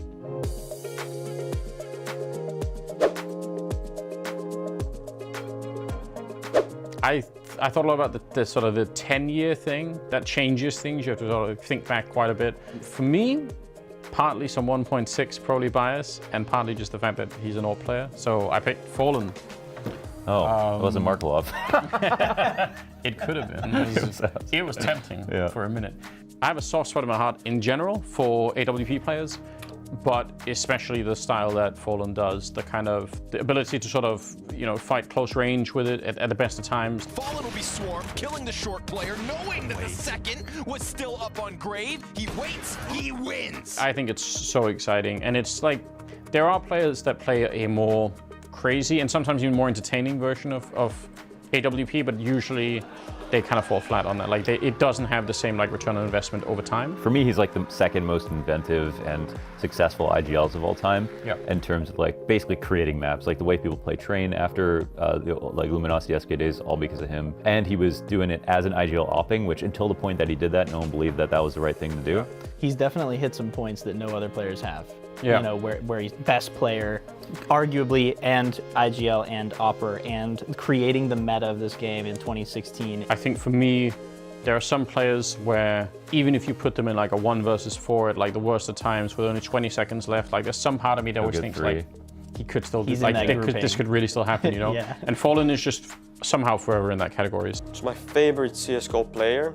It's always been Neo and Forest, but obviously Neo, he is still playing, but he's not been playing in a tier 1 LAN in a while now.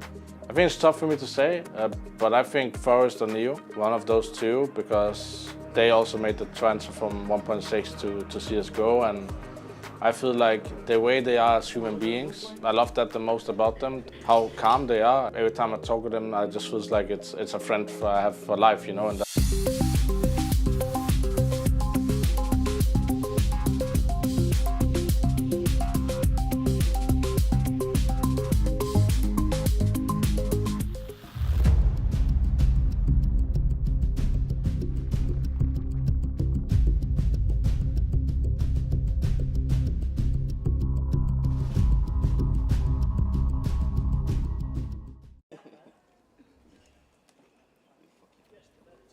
Damn, it feels great to be back with more Counter-Strike. We've got Astralis versus NIP coming up. How are you doing, Jason? I thought you were going to go for the full thing. I thought you were going to go for the full line. I was ready for it. I'm doing good.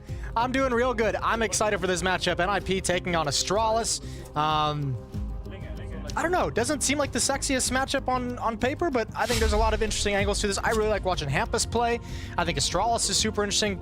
You know, as Maniac kind of said on the desk, and I agree with the sentiment, the fact that they didn't make any kind of a change is super interesting to me, because I still don't really have confidence that this lineup is going to be a long-term solution. I'm just interested in a lot of factors. Yeah, I agree, it's very confusing, but I've got to say, I was doing my pick'ems over Blast.TV, and they ask you to predict which team is coming out first in the group, and I picked NIP. Okay. For this one, I was very not fully confident in it. I was doing a the Pimp impression. They can either be first or last. Exactly. I was feeling the same way. It's a bit rough, but I don't know. You ever feel like between Astralis and IP, they were doing that, you know, the cups and balls trick where you make the balls disappear and devices on one of them, and then he just disappears and never comes back. Okay. How do you like? Yeah, your metaphors today are on point. First, it's cooking pasta with Vitality. Now it's like sleight of hand magic tricks with Astralis or NIP. I mean, yeah, got it all going on. Yeah, I'll be honest with you. I can't believe that conversation is still happening. I just, you know, at this point, I know. Let's forget about it. Maybe let's make him the actual ball that does disappear. This isn't sleight of hand. It's just gone. Well, the comeback surely, eventually, at some point, is going to have to be super exceptional. Like, they should do one of those Undertaker, bring him out in a coffin filled with smoke kind of things, you know, like no announcement up until the minute he's on the stage, you know? Yeah. It's got to be something like that. We've been waiting, and we're still waiting. But this game, I mean, I don't know. I actually think for once, Astralis looked like they're a more interesting team. I feel like it's been... Really? I do feel like at the end of the last season, I felt like there was more. At the major, it felt like they did way better than I was expecting. Certainly. Maybe I just had really low expectations, but... I could be looking too much into it. It could just be a matter of business where they just didn't want to pay any kind of buyout fees or do any kind of move from a business angle, but... I feel on some level that Cologne performance, the top 4 of the semifinals, is like a trap. Like it's like that's the kind of performance that can make you feel like you're headed in the right direction, like everything's going well, like everything's improving, but it's just fake. It's not. But yeah, I don't know what other options they might have at the moment. It could be that. Maybe I'm tricking myself. I guess we'll find out. That's why we're broadcasting the game after all. We're here to learn. Yeah, I'm pumped. On the other side of things, I still, with NIP, as I mentioned, I think Hampus is one of the most interesting in-game leaders we have in the scene at the moment, especially his ability to still provide fragging impact. Obviously, the whole conversation around Device also transfers over to S-Tag with his kind of transition into the op role, and obviously the other big one too is Brolin coming into this roster and his continued development and his continued comfort level within this team. Yeah, some big questions on either side, and they're about to be answered here. There's another best of one, so grueling start here to the fall season. No mistakes can be allowed. You can see the frosting is up and ready. They can't see each other, obviously. That's important in the middle of the game. And we're live. We're going to get into it, and it'll be on Overpass to start with Astralis on the T side, with NIP on the CT side. Ooh, very avant-garde map to pick in a best of one. I like it. That team's feeling frisky. 4-man stack towards the B bomb site for NIP early. Not any kind of a fast-paced play from Astralis, so Hampus is going to start rotating off. Rez has got to be careful he doesn't get stuck here. And he's put himself in a position where he's able to fall back. Nice feel, nice timing as well. They just come up the stairs as he sinks back into the A bomb site. No information yet for NIP, other than quiet at the B bomb site. S-Tag has just cleared off sandbags towards the short water. Oh, and Rez is going to get the first point of contact here. Config on the other side, jumping and shooting around that flower pet, but he gets absolutely knocked out. Rez with a great USP headshot, but behind him, the bomb side is falling, and that's a problem. Bomb is going to be planted. 4 versus 3 now. S-Tag coming up that connector to try and see if he can wrap around, and he will. Taking down Blamef. What a nice shot. Yeah, really good shot. Even spots out Glaive's position. There's the peek. Can't find that kill. Rez coming back towards long. The retake is going to be slow. It's starting to get in a position where they can actually pull the trigger, but there's a kid on Plopsky. He's alone, and he's forced back. He's got 2 Astralis defenders to deal with. Yeah, so they really badly need that defuse kit to make it up there. And it's just we say it, Plopsky goes down, so the kit is lost for the minute. S-Tag trying to go for the full 10-second defuse, but that's going to be rudely interrupted. Farlig will take him down, and Astralis, they win the pistol. Yeah, Plopsky being isolated really kind of reduced the options that NIP had in the retake. A bit rough. Nicely done from Astralis, even losing config out towards long, still able to progress through dice boxes and through the truck into a plant at the A site. 1-0 for the Danish side. Yeah, they're gonna be loving that start. Even if they lost the early kill out there to Rez, they kind of knew where he was. He couldn't really get back into the action the same way that he wanted, so Astralis are all right with it. Gonna be a triple boosted down here, but that is already spotted out. Blamef is just waiting for the kill to be his. Spinning around, and now they know where everyone is. That's a full 5-man read. Takes 3 to boost, and they saw the other 2 at the L-bend, so anyone can do the math. Not anyone. I had so many names I want to pull out in this moment.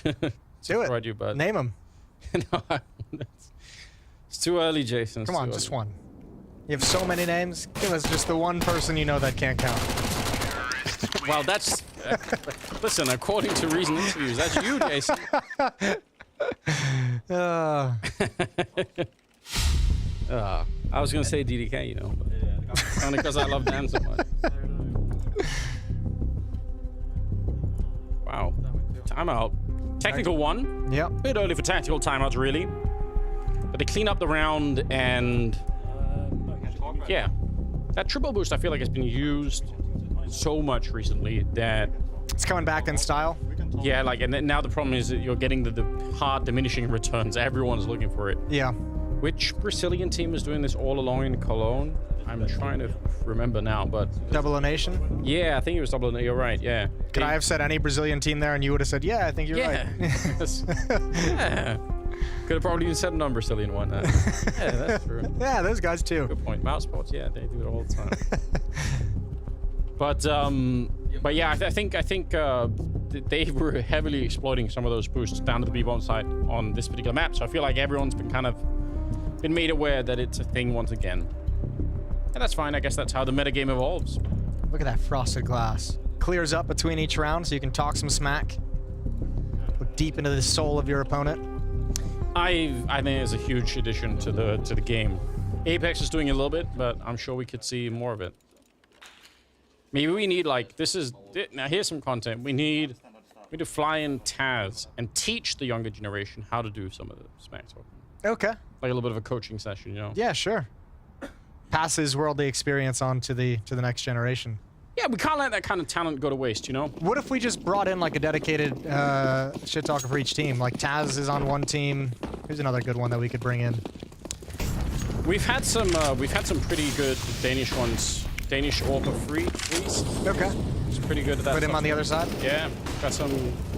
There's people out there, I'm sure. A new roster position. Teams are now 7 players. One of them just talks smack the entire time. Yeah. Just to get the energy up and running. I like that. Brolin's aggressive towards Fountain. The only player here. S-Tag back towards Khan. Our divider. First kill for Brolin. That's bomb hitting the deck, and he can stick a... Ooh, the Molotov is burning. He didn't take any damage from bullets. I thought that was going to make him so much more comfortable, but now it's awkward. Now he's got to hope and pray, and a nade puts him down. That's... what a Molotov. I mean, you could see that they were lining it up, but the fact that it kind of covers both sides of that box is crazy. It spread way farther than I think Brolin expected. And obviously way further than he desired.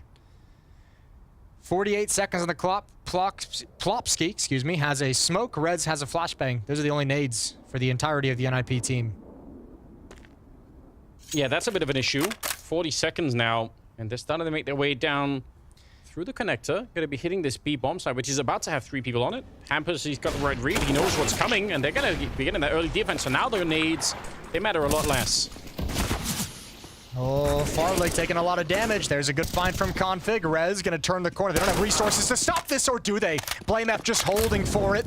2-on-2, Molotov, but Hampus is already out of the position. Once again, coming up sandbags. S-Tag stops the plant, and that should be the round. 1v2 for BlameF. Oh, that is so scary. S-Tag with the perfect timing there, but that initial peak, I think it was Plopsky, I think he went for it expecting for them to already be planting the bomb in that moment, but there was about 15 seconds left, so they weren't quite doing that yet. They almost lose the round of that. That's horrifying. Just the constant repeaks from NIP. Like, even though they end up losing a decent amount of players with it, I think 2 players taking those fights, the timing of them just never makes Astralis feel comfortable getting that bomb planted. First round for NIP on the board. Astralis fully invest everything they've got. 2 AKs, a Galil. Deagle and Mac-10 for the Astralis loadout.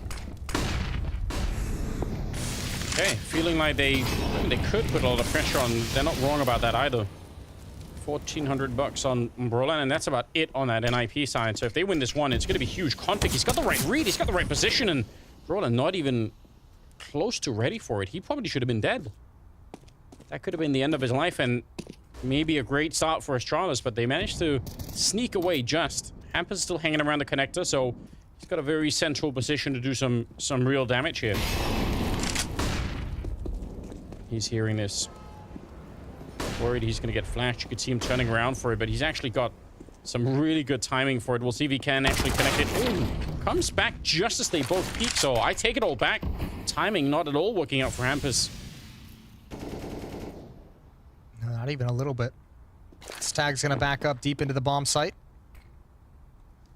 No one from Astralis outside of B.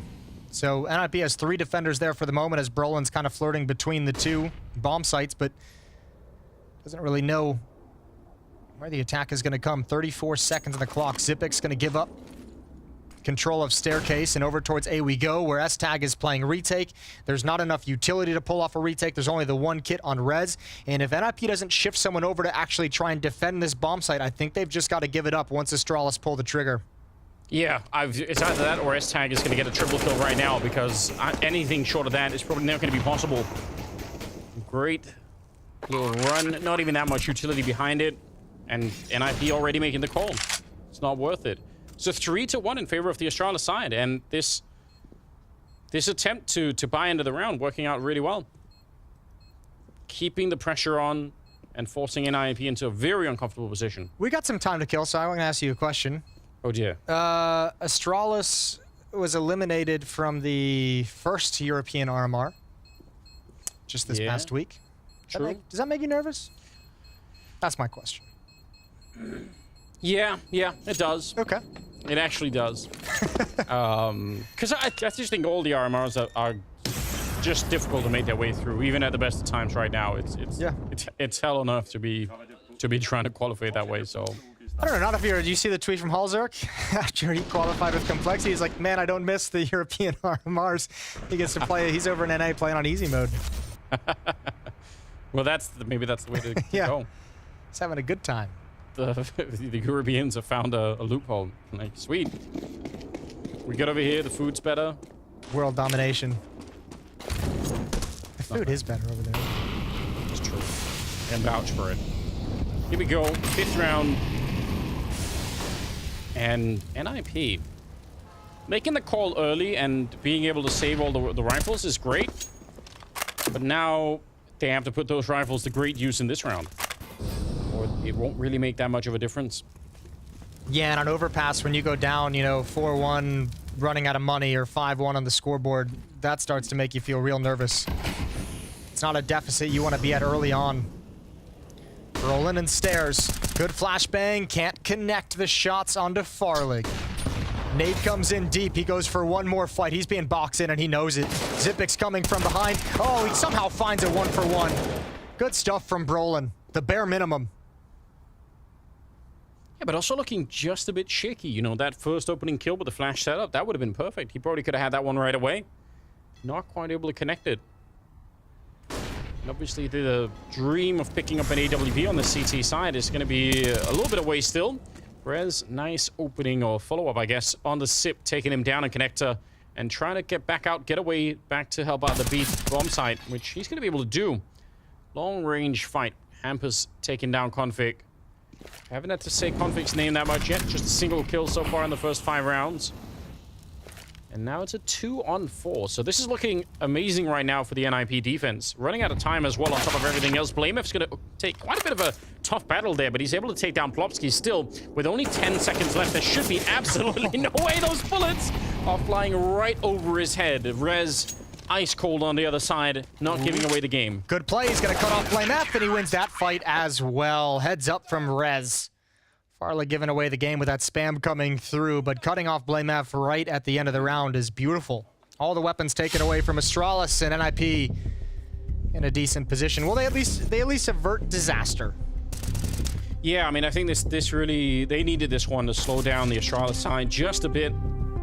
Still curious to see if they're going to be able to start to pick up an AWP. We've seen S-Tag in the past AWPing for this NIP team, and I don't know if I ever think of him as like a someone we want to talk about in terms of dedicated offers, but he's got some pretty credible rounds with it. Doesn't seem like it's a huge deficit to them. I think Cologne was maybe the first event where I saw like taking like a positive direction, right? He started to seem like a little bit more confident. He was taking more aggressive plays. He was actually trying to go search for impact and everything, which was great to see. That was one of the big criticism levied against him as an AWPer leading into the event. True. So I mean, I guess out of the break, we just get to see if that's going to continue. Hopefully it will. They might end up needing it. Wow, we're picking up the mechanical the mic clicks. Yeah, we're right in there. If you ever want to be on the ground zero of professional Counter-Strike, you've got it with mechanical keyboard clicks. I bought a keyboard in Germany for our long stay there to play some games. Oh yeah? And it's a German keyboard, has all the German characters on it. I'm still using it at home for some reason, but it's a very loud keyboard. It's like one of those typical RGB gamer keyboards. They swap around the Y and the C, don't they? Yeah. Like, it's very confusing. It's messed up when I'm like typing on like Google Word and I'm trying to like use all the shortcuts and I'm just like, wait, this doesn't make sense. There's only one solution to learn German, obviously. Yeah. That'll solve the problem for you right there. Yeah. So. I thought about switching the keyboard out, but learning German does seem like the easier route to take. There we go. Problem solved. Unlike the technical problems, which are still being worked on. But yeah, I think this is it's looking like a good start. And this is overpass, so you know sometimes good starts on those T sides can really spiral out of control for the CT side. Well, that's why I think this previous win for NIP was such a good one, because not only obviously a win is great to put another round on the board, but that was a round where they had no more money behind it. You know, they had kind of salvaged what they could leading into that round, and if they had lost there, all the money's taken away. And yeah, that's when you normally see T sides kind of blow up and balloon out of control on overpasses, when they have economic control and money control for like a good stretch, especially in the early going where you just can never get your defense settled, never get your feet beneath you. So NIP at least avoid having to deal with that level of adversity. And this is a round where they probably feel like they should build up some bank, although it's a pretty dangerous one from Astralis. I would look for a set piece with all these Tech 9s, all this utility. They might spread out a little bit initially, but you got to feel like, you know, I think the bread and butter under the Astralis name would be a very powerful B execute here with these Tech 9s. They have at least one great round that I remember with Tech 9s, Jason, on train. Shut up. You shut your mouth. It's been a minute. Been a minute since we've seen Train as well. Maybe that's something that could make its way back at one point. I miss Train. I love Train. I really like Train too, but I wonder if it's just all nostalgia now. It's been so long, but I do. It used to be one of my probably only outdone by Nuke in the past for me. But yeah, I agree. I mean, surely it is going to be some. Yeah, they're doing all the research right now, figuring out is anyone from NIP far up on the A side of the map. If not, we're going to go back and then we're going to throw the flashbangs and run for it. Yeah, they're making sure that the defense is not being aggressive. They want to make sure that there's no information for NIP, like someone pushed up towards long that would allow them to stack 4 players at this B bomb site. So they're going to fall right into it. And now NIP is trying to deny space with Rez close up at this monster angle. Let's see how it works out. Smoke clears, double kill for Rez. That's huge. That should actually just straight up put a stop to this round. Astralis don't even get to pull the trigger on the tactic they called, already backing away, but you're gonna have to eventually go forward. 30 seconds left on the clock. If there was a rewind and sort of, you know, repeat button here for the round, it'd be interesting to see what happens if they do kill Rez in that tunnel, or even just trade him 1-for-1. Because I'm assuming at that point they pull the trigger and just try to go all in.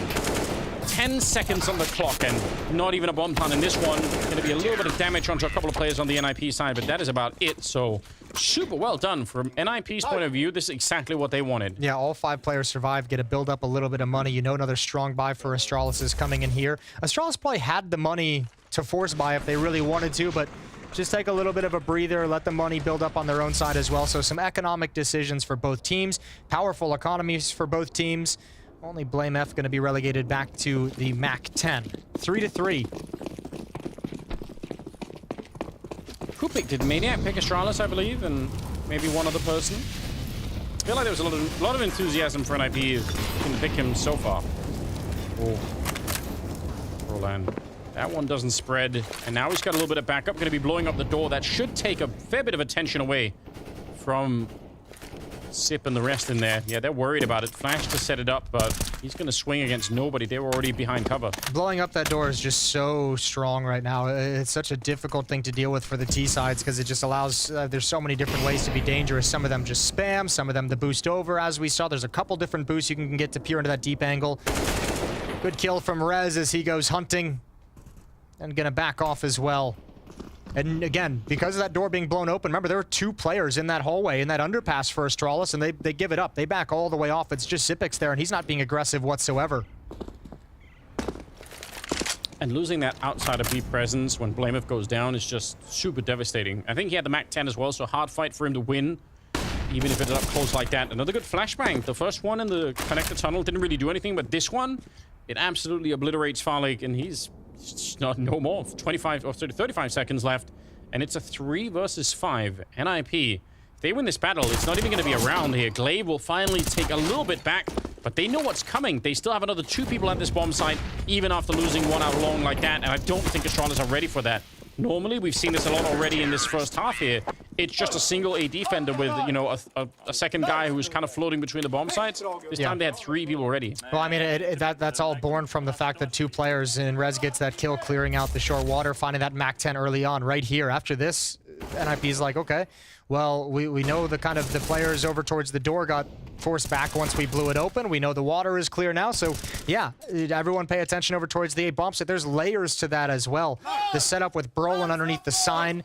Hampus is able to chuck out a pop flash, which nets him a kill, but even if it doesn't get the kill, it's information gained, right? So they have some different options for that A defense to make sure it's as solid as possible. Good nade early on. Glaive and Farlig brought down to near-death territory. Yeah, no Kevlar Mast, so guess the shrapnel just, I don't know, the close doesn't stop it that much. Nah, probably not. Wool versus, I don't know. Kevlar? Yeah, probably better. You have to try and go the Iron Man route to get the shrapnel, stop it from, you know. Okay, yeah, magnets. Yeah, exactly. I don't know if Glaive or Farlig could be like a superhero, but Blameth could. You know, he's got the build for it, you know. He does, but I mean, you know, Captain America was a little bit more scrawny when he started. You know, you don't give the superpowers to the guy who's already strong. You got to give it to the guy who's experienced weakness. That's fair. I can get behind that. Roland out here. Ooh, an HE kill as well. They don't lose a single player again. Just what a turnaround. Surely, if we looked at a graph for just the money so far in this first half for NIP, it would have been a bit of a downswing, and now it's just rocketing back up again. And I think that's a small detail that probably doesn't get talked about in terms of the impact it can have from the other angle, right? Is how good are you at your save rounds of eliminating a couple players, of limiting that economy, of chipping away at it? Because this is now 2 times. Hold on, I want to see if we can get anything from this. Oh no, they're speaking Swedish and Danish. I was trying to give you some audio to hear, to translate. Yeah, I wish I could. I should be able to help out even on the Swedish front, but I'm afraid that's just not one of my strengths. I'm sorry. I will say this though. I think they said S-Tag was starting to learn Swedish like a week into the team or something. He was just already committed to doing that, which is kind of crazy. Cool. Yeah. Well, how far off is it? I don't know these things as an American. It depends on who you ask. For me, it's unintelligible nonsense. But it is fairly related. So I'm just probably lazy. Yeah, probably maybe. There's some evidence to that. Well, I mean, if you tell me Swedish is unintelligible nonsense, that to me sounds like they should be pretty close, because Danish is the most ridiculous language to listen to. It's true. We got the whole minus thing going on. I like it. Round 9, 5-3 lead for NIP. Defense holding real strong. This is 4 in a row. Put it like this, Jason. I used to be on NIP, and I never even considered learning Swedish. Oh, here we go. Plopsky, even flashed. Gonna be able to take down Blameth. He committed that fight, though, and the flashbang did seem like it was good. It seemed like it could have been enough to kill Plopsky. And that was designed to activate Blameth as well. That was entirely how Glaive was setting him up from sandbags. Chucking flashbangs over to clear an angle to blind a defender at certain specific positions so that Blameth can have some freedom for the fight, and Plopsky just finds it completely blind anyways. 5 on 4. No flashbangs left for Astralis. 2 smokes, 2 Molotovs. And almost no map presence at the moment here. They're sort of being shrunk down into this position outside of the B bomb site, which again, if you get the opening kill, you can crack Rez down here at the tunnel. It's going to be different, but he's not taking the bait even. He just wants to wait for it. 20 seconds left in a 4-on-5, and it looks like they're just going to back on out. They just don't even feel it. And, you know, by the way, I think in round 5 we mentioned Config being at 1 kill, but now we're about to enter round number 10, and it's still just the 1 kill. Yeah. And I mean that's got to be a huge concern, and that's been a huge concern for this Astralis team. It's been one of the major talking points is what's happening that we can't find a way to get Config comfortable. You know, for a long time now, it's felt like he's only really that confident in his game on Ancient, right? Like it just seems like he's been a little bit lost. I feel like Config. You remember Mel Gibson's character from Lethal Weapon, where they have to make him really angry and he dislocates his shoulder to get out of the straitjacket. And he murders everybody. I feel like that's how Config is similarly built. Like, what if they take a car battery and jolt him with the start of the game? Sure. And he's just fired up. Yeah. Does that make sense? Is that a reference to too old to be one? I mean, it's definitely a reference that's going to be too old for the large majority of the community. I appreciate it. People should watch. As a Lethal Weapon fan. Go back and watch Lethal Weapon if you haven't. It's still worth it. Still good. Ooh, boost on the other side. Hampus maybe a second late to spot it. They're going to be almost getting the kill on top, but the whole thing crumbles on the other side. Here's what's curious about the save in the previous round is I'm not sure what it's like really gotten Astralis that they didn't have in the previous one, right? Like, I mean, maybe you have a better feeling of coming back in the next round, but you still don't have any flashbangs. I think there was only enough money on 2 players to buy an extra grenade, so you're still not, you know, it's not like you're able to just kind of refresh your utility and go back into it. And once again, you're at the same position. Clock is running down. You're not in you haven't gained any real map control because you don't have the utility. This time, instead of 2 smokes, 2 Molotovs, you've got 3 smokes and 1 Molotov. But you've still just got to kind of pull the trigger on and execute much the same way you would have had to do in the previous round. Yeah, and that's certainly a bit of a downside to some of the tricks that are being pulled here from the Astralis side when they don't get the openings. That is 30 seconds, and they're set up for a full-on A execute. We're going to see the limited utility they have. It has to be really perfect, but already 3 people on the other side of the smokes here. So NIP, they're set up well. Farlig, though, that is a huge double entry, taking down S-Tag and rolling it. It's all on Hampus. He's alone, and he's going to be answering back, swinging out with the M4. He's out of bullets finally, and 10 seconds on the clock. They're going to actually relocate that bomb plant just to make sure that it's not interrupted from the connector, and somehow Astralis get the bomb plant and make it through that 3-man defense. That's wild and crazy. Yeah, just a double kill from Farlig. Nothing special even to set it up. They didn't have anything to set it up. Flopsy's going to be everything on this flank if they want to make this retake happen. I think Zipix spotted out Rez. There's the Molotov. Plopsky getting close now as well. Yes, he is, but Glade is out there. Oh, in the middle of nowhere. He's going to get caught. Sip still with a lot of health left and fighting Plopsky. Nice crouch, actually, down from behind that trash bin and able to pick him off. BlameF with the final kill onto Rez and Astralis. That is going to be surely a sigh of relief for them. This round looked not very good from the outset, but they picked it up. No, it didn't look like that should have even been possible, but deliverance from Farlig to find these 2 kills. There's the first one. Astag not even realizing they're progressing all the way up, and Brolin swings right into it afterwards. So a little bit of a gift given over to Astralis. They'll take it at this point. 4th round on the board. Ooh, all right, Farlig pointing out that they haven't really picked up an AWP, but he happens to be saying that intro round where they are picking up an AWP. Yeah, I think Astag just kind of was feeling comfortable on the M4s, and they were on a little bit of a winning streak. Remember, there was so many rounds too where Astralis didn't even find a kill, so no real motivation to kind of swap into the more expensive weapon. But as you mentioned, now he's got it at the divider up highway. The timing just going to give up the angle. So S-Tag with the op and Brolin going to hold down the fort at the A-bomb site. It's Hampus to play rotation, and Rez once again going to get frisky. Yeah, I actually love this. Oh, look at the timing. Did Sip spot him? Yeah, now he definitely did. Rez still almost getting the kill on him. This is so crazy. The fact that he tried to go for it, look at the confidence on this guy. I actually can't believe it. He doesn't only just get the kill on, I guess, the 3rd player that he was fighting in there, but he managed to almost take down Sip on top, and now Hampus with the wallbang to drop him. That's a very rare fight. not just to try and take, but to actually win. That's got to be so inexplainable if you're Xyp9x. Like, you're gonna watch this back and just not even realize how you didn't get that kill, or Astralis in general watching it back is not gonna realize how they even allowed this to happen. Gotta say, great support as well from Plopsky. When Rez is fighting that retreating battle, he peeks off the other angle, is able to grab one more in the door to help secure Rez's survival. And Astralis, once again, just gonna have to save. 2 on 5. Nothing really to fight for here. Back into the doldrums for Astralis. You feel like as soon as he gets spotted trying to hunt Blameth in the sewer tunnel, it's game over for that play, and he probably should be dead. But he managed to turn it into so much more. That is unusual. But NIP will take it. 7-4, 3-round lead. And they got so much money as well. This is like Astralis now playing T-side overpass on like just a really hard difficulty. They've got to win multiple 2, 3, maybe even 4 rounds in a row to take all this money away from NIP. Hampers is great. Oh man. That was like a baby bird screaming for food. It was.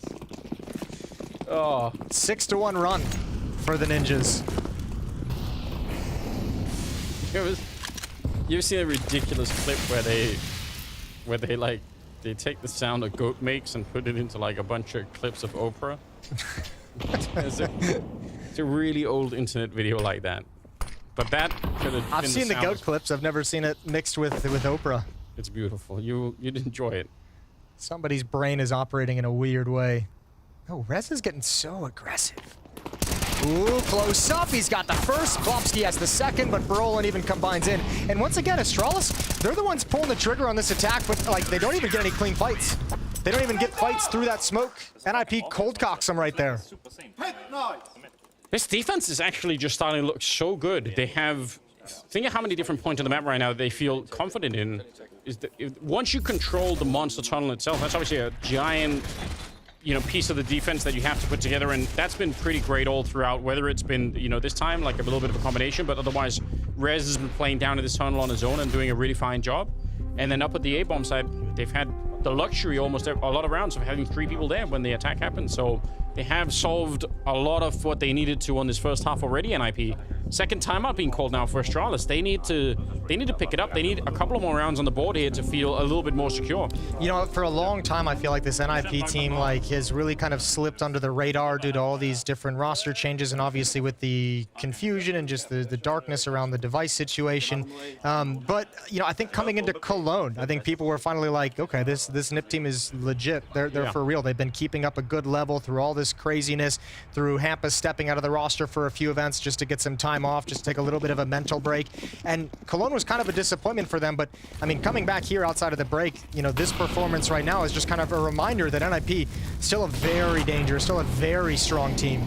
And even the games they lost in Cologne, where they were all games they could have won, it felt like they all looked like games that could have been going their way. So I'm sure it wasn't a fun tournament to get knocked out of, but at the same time, looking back at it, maybe with a couple of weeks going past, they should still, I think, be pretty excited about what they were showing in that tournament. 13th round, and we've got Astralis back on questionable weaponry. Deagle back 10, and a Galil. That's a nice way to put it. Uninspiring in many ways. One smoke.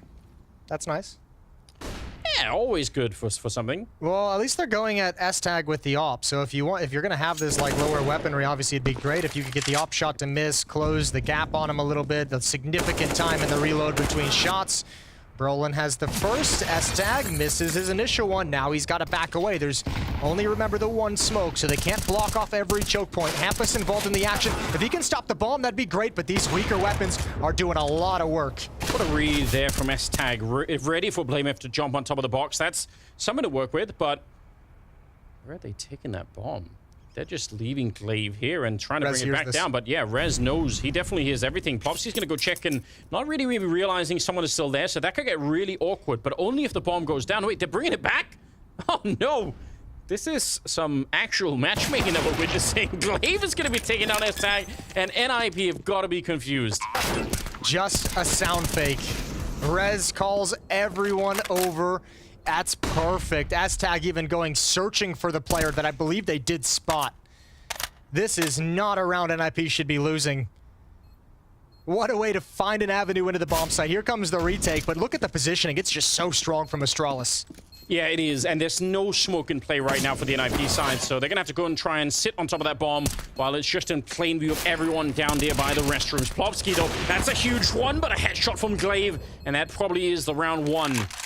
No time here for Plopsky. He tries to fake it out, but Glaive will drop him, and even if he hadn't, it would have been the round for Astralis. Nice triple for Glaive, and a great round here for Astralis. Absolutely shocking that they win this one. Unreal. The little double fake with, what, 20 seconds left on the clock when they start coming back. Unbelievable. Good job from Glaive. He finds all 3 of these final kills. Last 2 with the op, and obviously we saw that nice Deagle headshot as well. 8-5. Astralis fighting back. But this is where things get a little bit dicey. This is where we just mentioned the NIP economy means they're buying for the rest of this half. There's no easy rounds for Astralis any longer.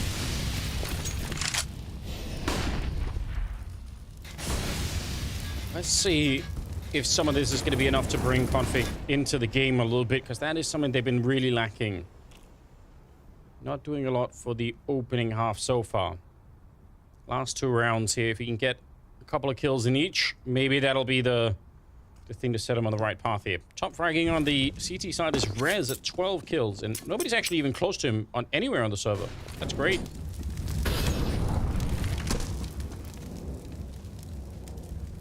At one point in time, Rez and Broland definitely would have, I mean, that's what you wanted to see out of the younger generation of Swedish Counter-Strike, and I guess it's not too late. They still have a lot of years ahead of them the way that they're playing.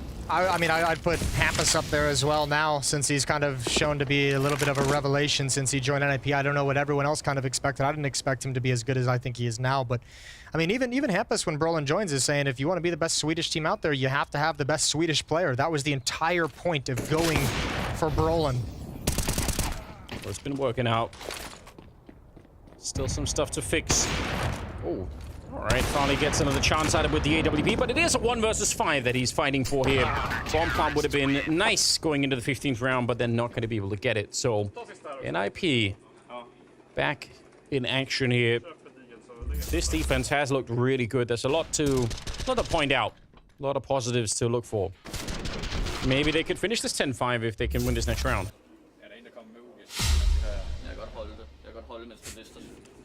Nice. Such an intimidating sound. Does that go out through speakers in the studio? No, surely not. Maybe. I hope so. I now that you say it, I really want that. I want that to happen.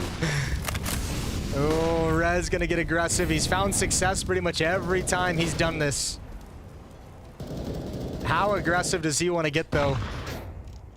Oh, it's close, but there's some attention being stolen away from Broland. You could see they're setting up that same Molotov to the tree box there, but not going to be able to find anyone this time. So Rez, this fight against the MAC-10, he should definitely be winning that one, although right behind him, still getting the kill. Glaive is there for the revenge. That is a little bit unfortunate timing. If Glaive was a second earlier, maybe he could have saved his teammate there. Oh, panic on the side of Plopsky. Yeah, he was ready for that fight. He paused and settled his feet and got ready for it, but caught off guard, I guess, by the angle Glaive was playing from. Hampus is going to have to step up next behind the smoke of Monster. Spamming in, making sure no one's setting it up outside.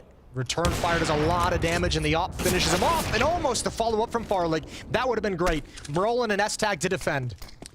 Yeah, they're in a great position, but there is about 40 seconds left, so I guess they don't have to run for it, Astralis. He actually took 99 damage in return, Hampus, trying to do that. That's so crazy. Broland now looking under the smoke, in fact, walking through it. And on the other side, Glaive patiently waiting 30 seconds, and all of that patience is paying off right now. S-Tag is on his own, 1 versus 2, and they're going to go for it right here, see if they can set something up. But that AWP is a huge equalizer in this kind of a round. They're going to put up more smokes, and he's just walking up, still scoped up. He didn't actually spot anyone there, but they might not realize how close he is. He missed the flick, and Glaive will take him down, and that's a nice finish. Yeah, 9-6 for NIP, a good defense, but Astralis grind a few rounds back at the end. We're headed to a break. We're going to see who's going to win when we return.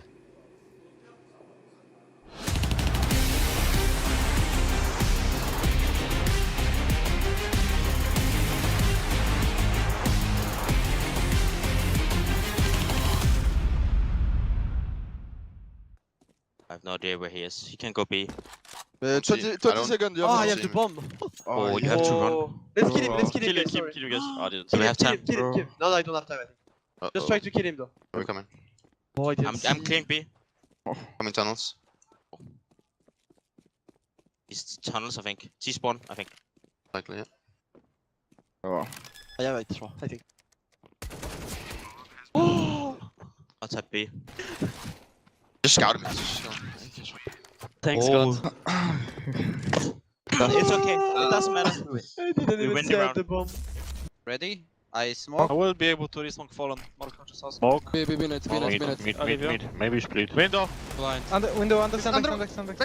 Dead B. Nice, that B1, Let's go mid B. Go B, go We mid. have to go mid B. Dead B second. Nice, that B1 move. Let mid, one more mid. Last mid. AK window. Nice, Nexa. AK window. Let's go! Nothing Flash second. B.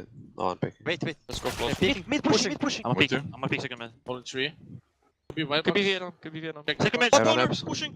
I need help. Where? In Yeah, boiler. Apps and second mid, guys.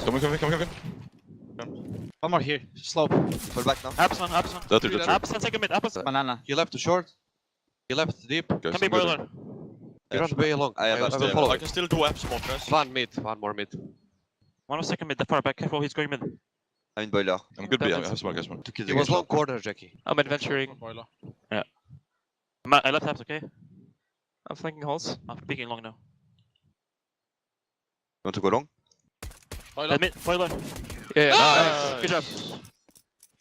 I don't see anything. Something yellow. I don't see city. I'm Okay, jungle. Can I boost this test for them? Yeah. Let's pick stairs together, guys. You ready? Wait a bit. Ready? Go. 3, 2, 1. Dead. One more stairs. Dead. Go city now. We have city. Dead ramp. I'm only ramp behind. Yeah, should be one City dead. episode. I'm pushing city. Upper jungle. Nice, guys. Don't take up, Madden. Okay, take it.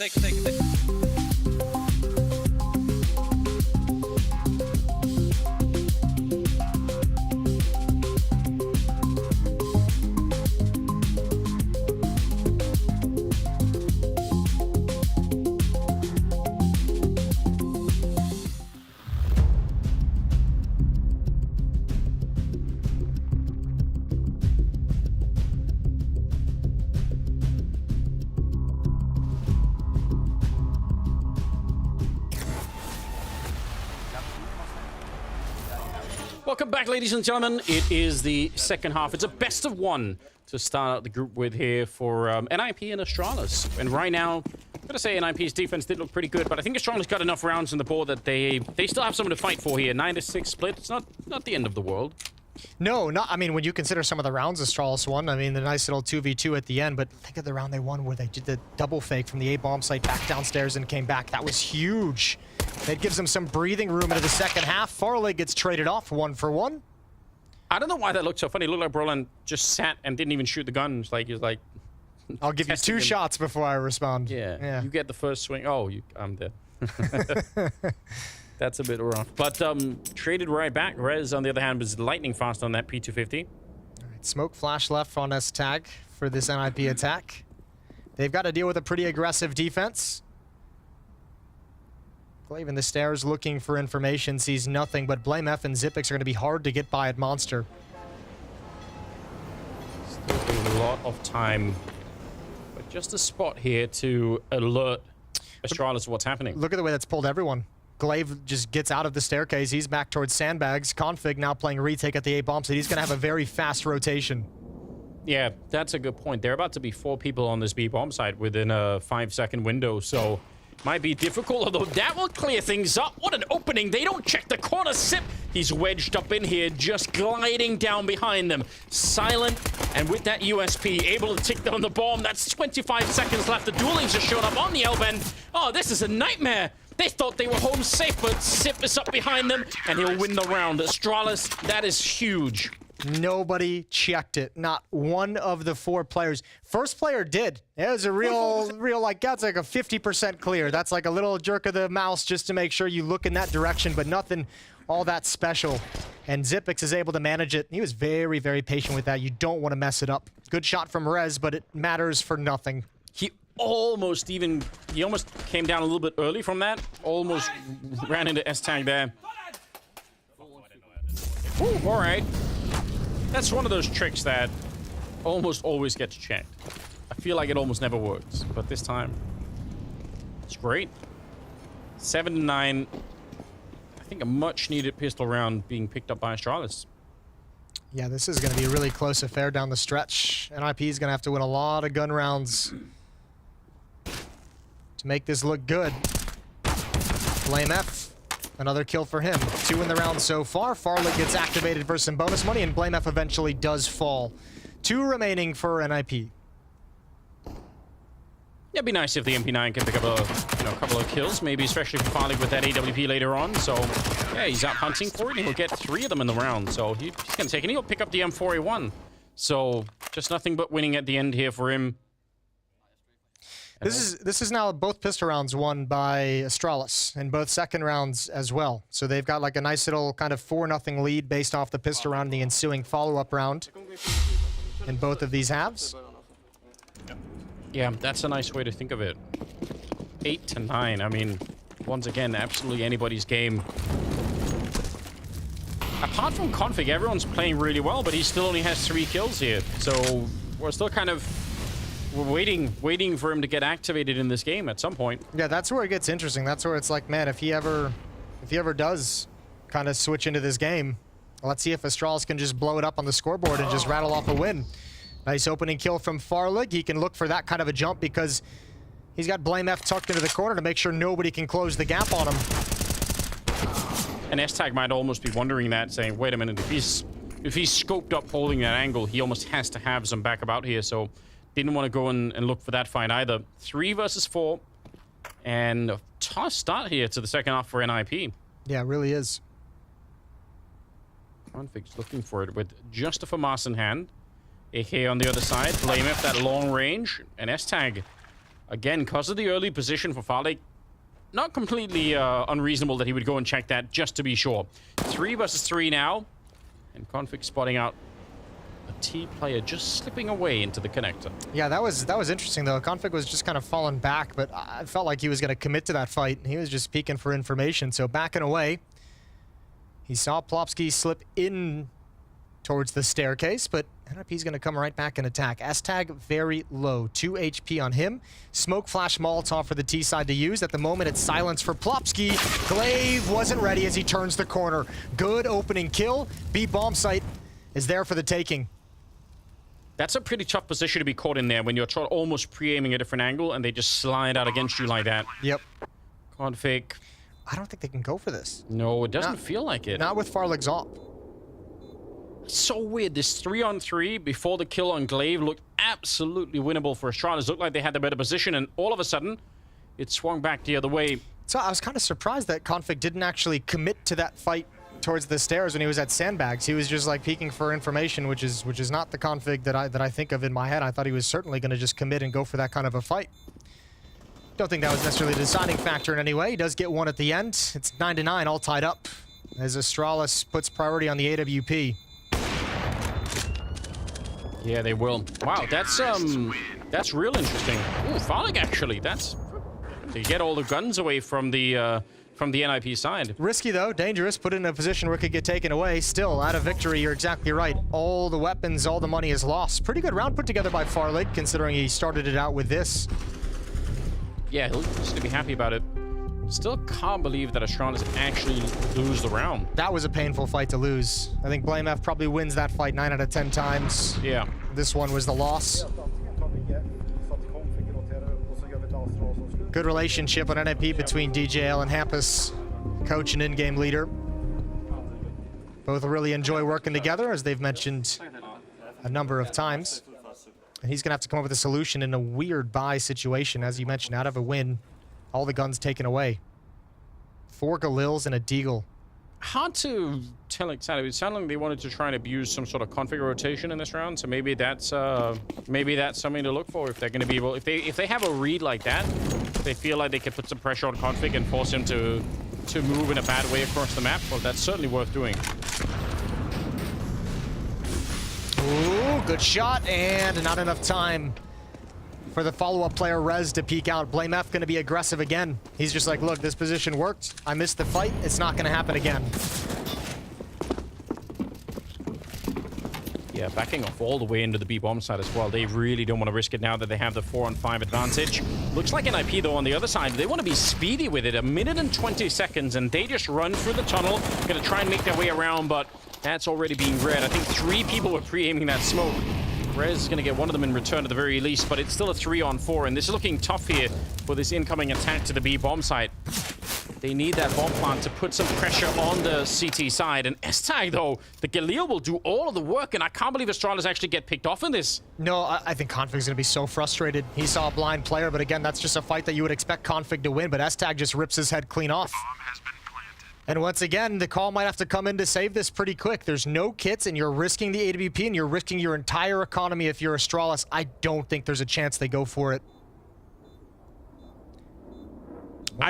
Everything in terms of the setup, if you just pause the game and took a screenshot, you'd see 3 versus 4, and everything seemed to be working out for them. I think maybe the only disadvantage that Astralis had is they backed off that bomb site, all 3 players, at the worst possible time, just as NIP was stepping up to Monster, and they had some clean space to work with. Oh!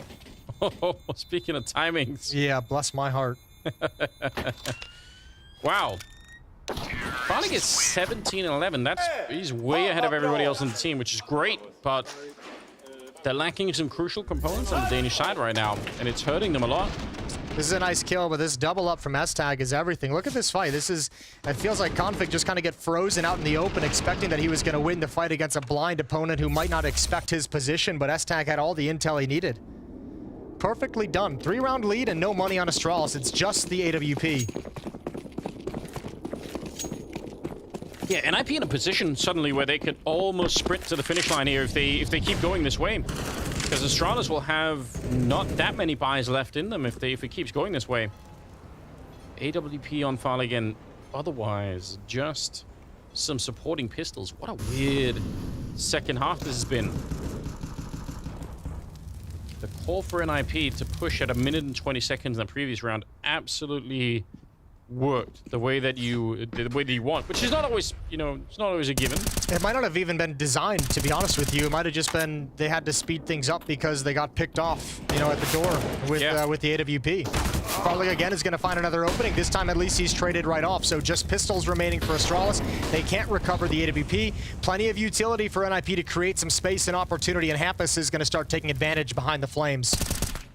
And they might know that there's a bunch of people at the bomb site, but just given the weapon difference here, they probably don't care that much. They feel confident in this fight. So far, just fighting the pistols outside of the AWP, which, as you pointed out, is already lost behind them. Config goes down last, and it will be a 12th round for the Swedish side. Well done. Starting to feel it. Yeah, really. And this is playing out just like the first half. Astralis wins the pistol, wins the second ensuing round, and then once the guns come out, NIP just starts taking over, and it has a very similar vibe to it at the moment. 12-8. 3 rounds in a row for NIP. Still waiting on that Config X factor to be showing itself. Yeah, it doesn't feel like it's coming, does it? If it is, it's going to be even more exciting now, because that's surely the only thing that'll save them at the moment. It feels like this gap is building, and they really need him. Yeah, the only thing really working for this Astralis defense at the moment is Farlig with this AWP. He's been quite a nuisance, especially in the early stages of the rounds. I think 2 or 3 rounds he's been able to find the opening kill for his team, but they haven't really been able to convert all those into a victory. Nade to blow open the door and give Farlig this angle does good amount of damage. Rez jumps across, baits out the shot. They now know the position of the AWP. And they want to put some speed behind it. What a catch from S-Tag. You mentioned this earlier about him getting a little bit more aggressive, a little bit more confident with the AWP. Well, here it is. That third kill. Absolutely blowing up Glaive. And Config and Blameth, 2 versus 5. Not even a chance to get near the bomb site. What a wild opening. That's some disgusting shooting from S-Tag. That is the kind of thing that'll start to convince people and convert people into believers if you can pull that out. I think that time it's just NIP they spot out the AWP, right? And once the AWP is spotted, you know, typically in today's Counter-Strike, he takes his shot, he shows his presence, and then the defense shifts. The AWP gets into a new position, lay down some utility to buy some time to rotate some players around. NIP finds that timing right when the AWP is conversing about switching and changing the defense, and they just hit an opening that Astralis didn't even realize they were offering. Yeah, Who was the first kill from Aztag? It was Glaive, I believe, or Zip pushing down towards Monster. Like, he didn't expect any kind of a peek coming from Monster at that point. His attention was kind of halfway towards sandbags, maybe making sure he's not getting picked off from an off angle. He never expected the AWP to be that aggressive. Timeout called from Astralis. Yeah, this is such a quick shot as well. And just keeps running in here. He is so ready. This last one is just beautiful. Yeah. If you strip the names of that one, it'd be a while before people guess S-tag on the scoreboard. But for sure, we've seen it before. He's had some decent results in the past. Improvised fan. Humidity in Denmark is high at the moment. It was something unique today. I can't remember the last time I was in Copenhagen in the summer. Not like this. It feels like this is a new experience for me. Summer is usually just a lot of rain in this part of the world, but I'm jumping in the water when we get done. That's something. That's a good idea. Got that central, yeah, like right by the hotel. It's a good idea. Hopping in with all the Danes. Do Danish people like work? I just look out my window and there's like people drinking beers, jumping into the water all day long. Yeah. That's a kind of work, I guess. Maybe they get paid for it. Maybe they're all influencers, Jason. An economy of influencers. Jesus. I'm sure there's no way it could backfire. No. This is the bubble that won't burst. Config. Been talking a lot about him, but not in the light that we normally will. Just more of a kind of a where has he gone? Where is he? And is it possible to get him back before NIP sweep up this game?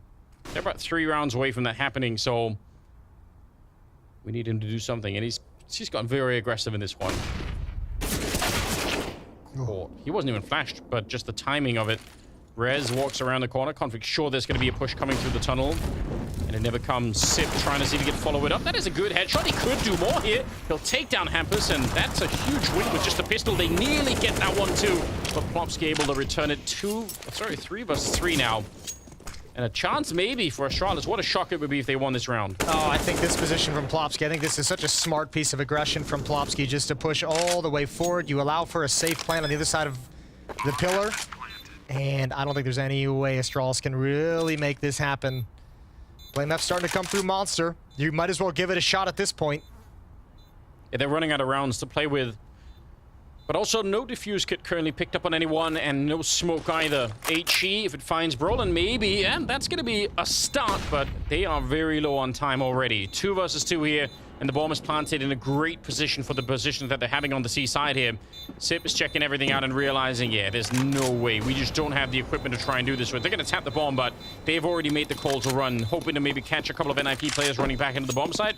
But that is about it. 14 on the side of NIP. Yeah, NIP just 2 rounds away from taking their first victory here at Blast Premier. Nice solid win. It truly is. Oh, look at that jump.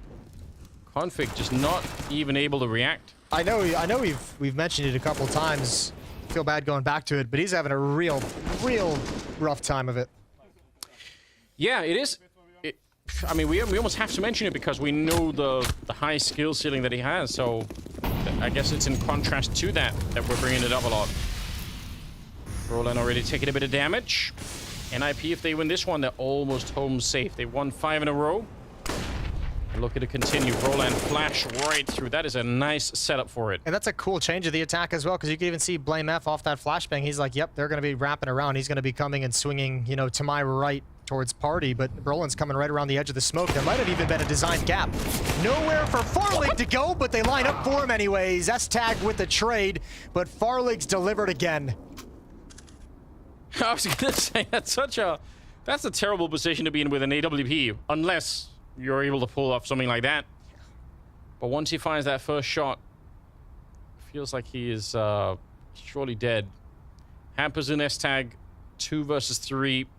Still 55 seconds, so not a lot has to go wrong in a round like this for Astralis to still lose the round. They're hoping for a mistake on the Astralis side, but at least they're not giving them that. And Glaive is so far outside of B, they feel pretty confident that no one's going to be sneaking through that side. It's a nice position for Glaive, because even if they slip the net and go down the stairs into the B bomb site by sandbags, he's already in a great position to kind of flank and have a retake onto that B bomb site. So he's more than happy to just watch the single choke point.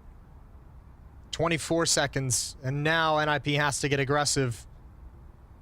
And Glaive is starting to move and realizing, all right, they're not going to be showing up, so he can even call that in. 15 seconds, config up close here with the M4. Molotov to set it up, and he'll get that kill on the Hampus, and that pretty much cancels it all out. S-Tag, no point in throwing away this AWP. They needed that opening inside of the A bomb site, so it's going to be a 9th round for Astralis, which is something, step in the right direction, but if not for Farlig and that triple kill, they might still lose this round. Yeah, even if it was just a double kill, even if they don't line up and he just gets, you know, a second frag, I think this is still a very, very dangerous round. But man, Astralis barely surviving. And of all people, it's Farlig to keep them in it constantly. He's been phenomenal on this CT side. The only thing to be happy about. It's true, much criticized, you know, and maybe some of the time for good reason. Wonder what he's been spending his player break on. Oh, was that a quad boost? Yes, it was. Lightning quick as well. S-Tag. It's a good response, though, from Farlig. Yeah, he's like, I know you're going to be stuck over on that side coming off the boost, so he's ready for it. Scoped up, and they throw the flashbang. It's a leg on Brolan. Oh, I would have loved to have seen him try to fight his way out of that one, but the leg shot makes it pretty much impossible. That's unfortunate. No reason for Rez to even flirt with danger in this part of the map. He knows there's at least one who's pushed down sandbags. Doesn't know about Blame F, still at the base of the staircase. And someone on Astralis has got to take a risk. It is going to be Blame F pushing. This could be a massive flank. Keep your eye over on the minimap as well. Hampus pressuring towards long A. There's a smoke up at the moment, but he could actually challenge it. He could take that risk and walk right through. That would pull his team back into this flank. Oh, he's going to go check the other way. I don't even... It's hard to even say who's coming out on top of this one, but... Oh, Blame F has picked the wrong direction as well. Yeah, it feels like it. It really does. Glaive and Config down here. They're about to get shot in the back. Config is dead already. Hampus able to find him, and I don't even know what to say. Absolutely knocked out. Blame F on his own. The flank, not even really much of a flank any longer. And I think they've already heard him. But nice tap there to take down Brolan, but it's too late. 1 versus 3. And there's no reason that he should be winning this round. Do you go for it, or do you pick up the op and pass it over to Farlig?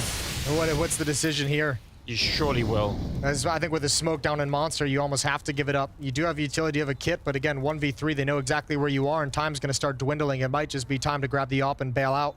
Almost feels like he's saying, I'll try and get the exits and then the AWP, but even that is, I would say, is somewhat risky. Yeah, maybe, yeah. There's just, I mean, we can see there's no value in it with the kind of money that NIP has building up, and they're not even going to give them the opportunity. Wow. That is not what Astralis needed. 15 on the side of NIP. Things are still looking good. S-Tag on 21 kills, so doing remarkable work at the moment for the NIP side. Well, op can be passed over. Here we go. Boom. That is a quick assembly of that giant boost. And I mean, look, I think that's a good play from Farlig. I think maybe with the op stay a little bit further back. Sure, yeah. I mean, surely for him, it also just feels like he has to do everything. So he's just trying to make his way through this and get his team back into the game. Also, good heads up from NIP as well, making sure they throw the flashbang, making sure they throw bodies at it, coming back, realizing the potential for someone to be pushed up in that part of the map. Time has run out for the Danish side. If they want a comeback, then they need to win the next 6 rounds. 17 on Rez, 17 on Brolan, and then with S-Tag actually top fragging at 21 on the NIP side, which is tied with Farlig. So Danish Orpers at the moment are kind of battling it out. Got the grenade set up right here, and it could be effective against Glaive. We'll see if they're going to be able to echo. They pulled it back. There's Farlig again. Doing more work all the time. Lots of work. Flashbang over. Hampus going to be activated. Clears things out. He's got Config tucked into the corner at Sandbags. Looking for a fight.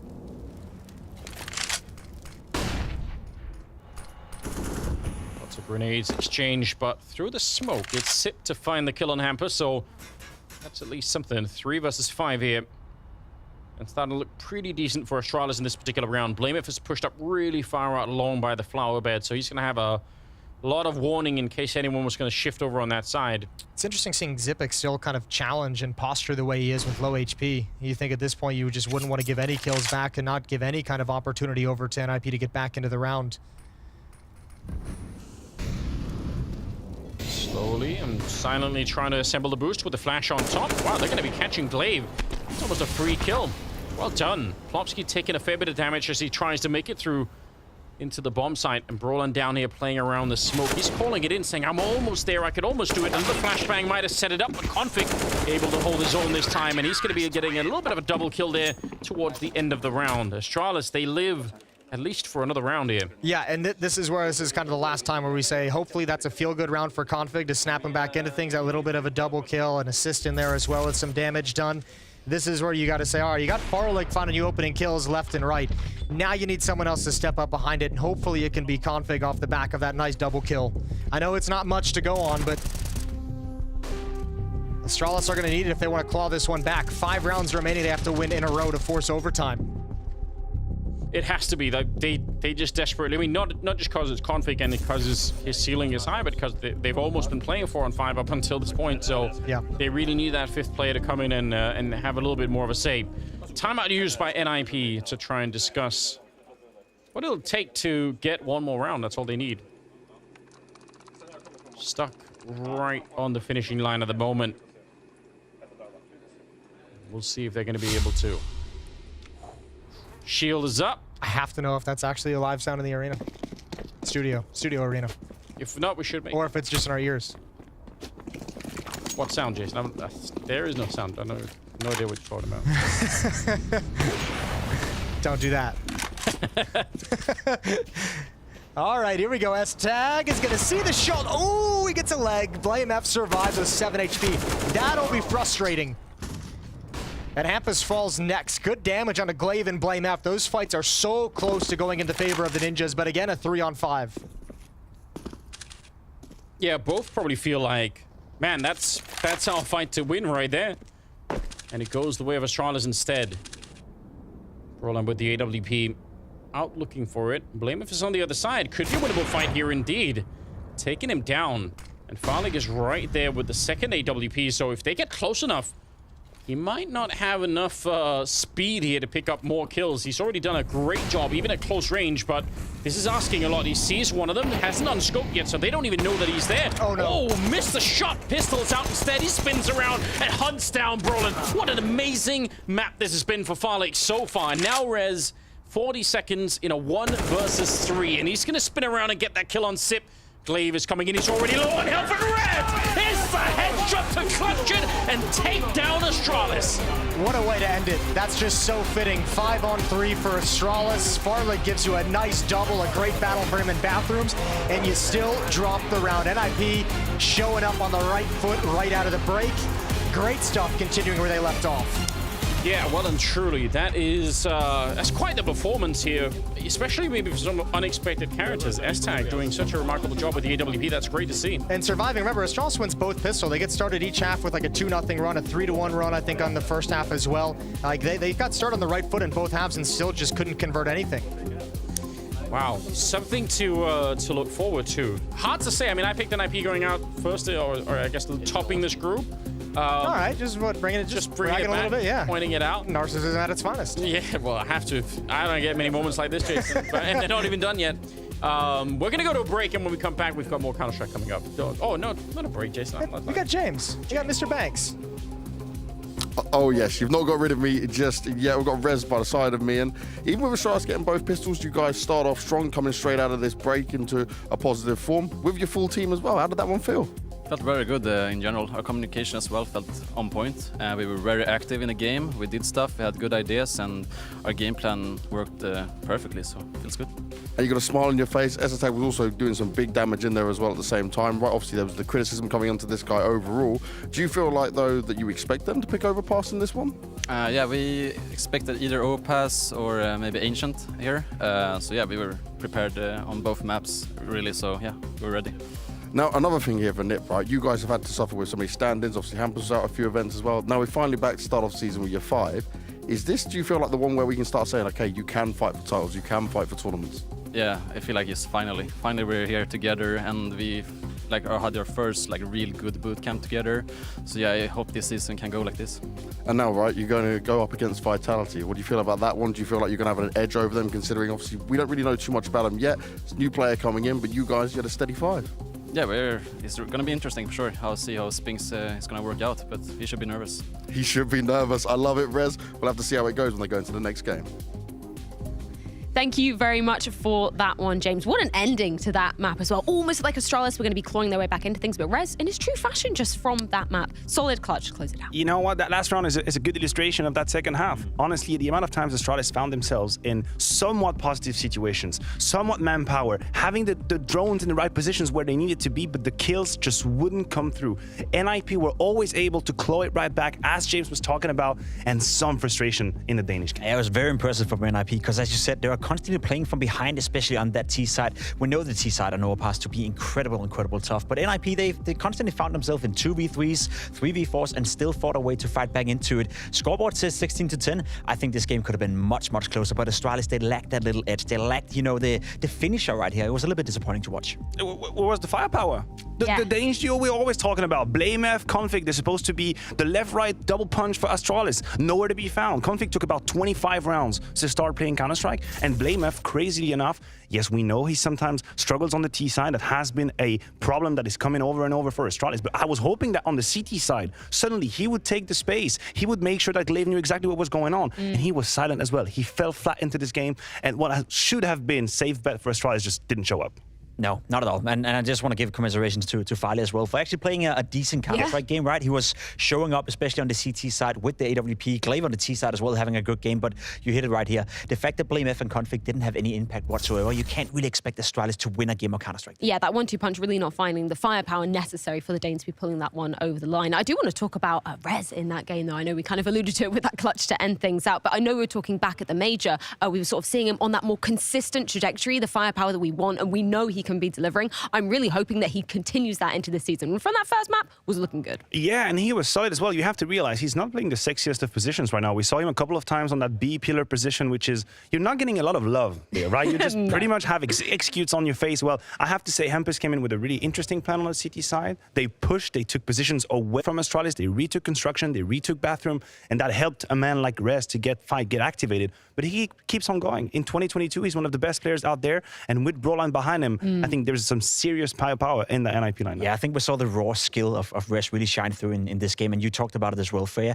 The beginning of the year as well, it's been a great year for Rez so far. He's continuing as well. He's just a raw, good Counter-Strike player. Got a lot of raw aim, got a good understanding. Clutches as well. We saw that in the very last round. He has a good understanding for where to position himself and really play to his own strengths. So happy to see Rez play well. And as we spoke about, right, Config and Rez, that head-to-head duel, probably the same player type, but Config were nowhere to be found in that duel whatsoever. Yeah, it was that aggression that you were kind of picking up, particularly in that first half on the CT side for NIP, that was being a real difference maker. We just have to look at the opening duels that they were winning. It was exponential on the side of both Rez and Broline for that first half. They had the confidence to do it, right? We saw Rez push out on short, where we even in the green room were saying, you don't need to push, but he felt it, right? He had the confidence for it, he went for it, and it looked very good for Rez, looked very good for NIP. And even though Astralis ended up with 6 T rounds, you said it yourself, right? It felt a little bit flat at the end of the day. 6 rounds T-side overpass, that's good, but it wasn't really convincing in any fashion for Astralis. No, I think that was a little bit of a smokescreen. If you just turn on, you go on HLTV 6-6-9, you're thinking, oh, Astralis actually had a decent T half. It wasn't really about that. We're talking 3 rounds from the pistol round. They were talking a crazy double entry from Fallig. We're talking a weird-ass clutch when there is some faking going going around. Yeah. In the core game, in the core Counter-Strike, I think NIP was 1, 2, 3 steps ahead of Astralis. I think Hempus was in Glave's mind at the very beginning. First, he got aggressive. He forced Glaive and Astralis to slow down. And once they did, they saved their utility. And you would see Astralis with 30 seconds trying to cross a smoke monster. Well, that's it. Checkmate. You're not winning that round. So a very well strategic CT side from Hempus and the boys. Well, unfortunately, Astralis do lose out in their debut here at the full groups, but we do have a few words courtesy of Blameff with Banks. I've got Blameff with me after Astralis drop out in the opening game. Okay, it's the best of one. It's only one game. How do you feel after that one? Is it something you really care about? You know you can bounce back and there's plenty of chances here? No, we don't care about it at all. Of course we care. Of course we care about winning the opening match, but they played better and they deserve to win. And when it comes to the overpass, right, obviously we've seen you guys play better on it more recently, but it's been a key map for them. Did you feel like you had a good game plan against them? Yeah, I do think we had a good game plan against them, but it's also like, I don't think it's the strongest of their maps. I think they have other maps they're stronger on. I think it looks weaker for us than it might have been just because of the recent loss against Aurora, I think it's called. So yeah, I think we had a good game plan. And OG next, how you feel going into that one? Obviously they bring that Dexter in, but it's at least a team you can have better understanding of how they're going to play. Yeah, I think they have more maps played, like after the break. So I think we have more information on them, so it's fine. Like we have to be able to play anyone that's down here for sure. That's what it's all about. Blameff, let you go. Thank you very much. Blameff not too worried coming into the next match here at the full groups, but we do have some of the struggles kind of illustrated in this eco play, don't we, Jake? Yeah, they had opportunities. We talked about it. Astralis, especially on the CT side, found themselves in plenty of situations where they're up 4 against 3, they're up 3 against 2. They just couldn't close the rounds. We have an eco play I want to show you guys to illustrate that as well, because it was a close game. It was a game that could have, I guess, been even closer if Astralis were to finish off these rounds. You see Farley getting off to a good start, finding an entry kill right here, falling back, actually playing ABC Counter-Strike. Farley had a good game. Now, NIP, they want to go in towards this B bomb site. We saw that over and over again. Another kill coming in here from Glaive, and now you're in a 5v3. You're supposed to win this round, but from this point and onwards, everything is falling apart from Astralis. The rotation is not coming in quickly enough. The firepower from the individuals not really showing up, and NIP find themselves in what should be an impossible situation. Double kill from S-Attack, and all of a sudden, a round that should have been Astralis's, a round that would have made this game 10-9, goes the way of NIP. You see the buy afterwards from Astralis. There's nothing to work with whatsoever, and that was the problem. They couldn't capitalize when they had the chance. It's the moment in the game that is so tragic about this clip. Yes, there are a couple of mistakes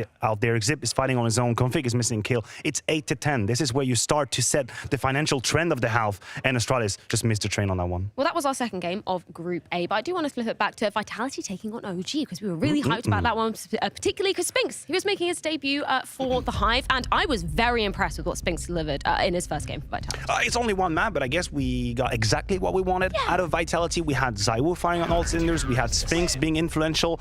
Also, very interestingly enough, playing that long position, we had a little bit of a dialogue with Jacob earlier in the pre-show talking about where is he going to play, is he going to fit. He just took me to the position 1-for-1 on that dust too, but he was much different. I think Mahone's going to talk about it a little bit later. He had a lot of impact, and this is the Spinks that I kind of want to see. He had a bit more freedom as well, playing in the same position, but yeah, more freedom to be aggressive, more freedom to rotate. And as you talked about, we can talk a lot about Spinks, how he's going to, thrive within Vitality, how he's going to thrive and potentially raise them to another level. But Zaiwu is still the star. Zaiwu is still one of the best players in the entire world. He's still the guy that's going to make Vitality a top contender if they ever were to be one. And Zaiwu playing well in the first game of this part of the season, great to see. And I absolutely love it. Hopefully we're going to see more of it. And we will definitely be seeing more of Vitality, as they will be coming up after this break. They're going to be taking on NIP in their second game here at the full groups. You don't want to miss it. We'll be back after this short break.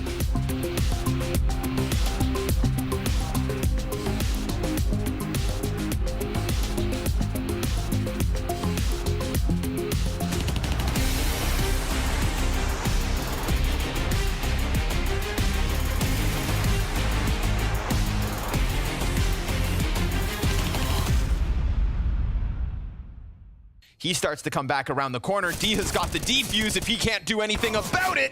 And Diha comes off. Wait, what?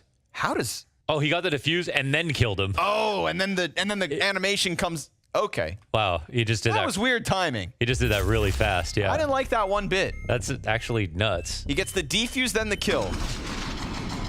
How many frames is this? What?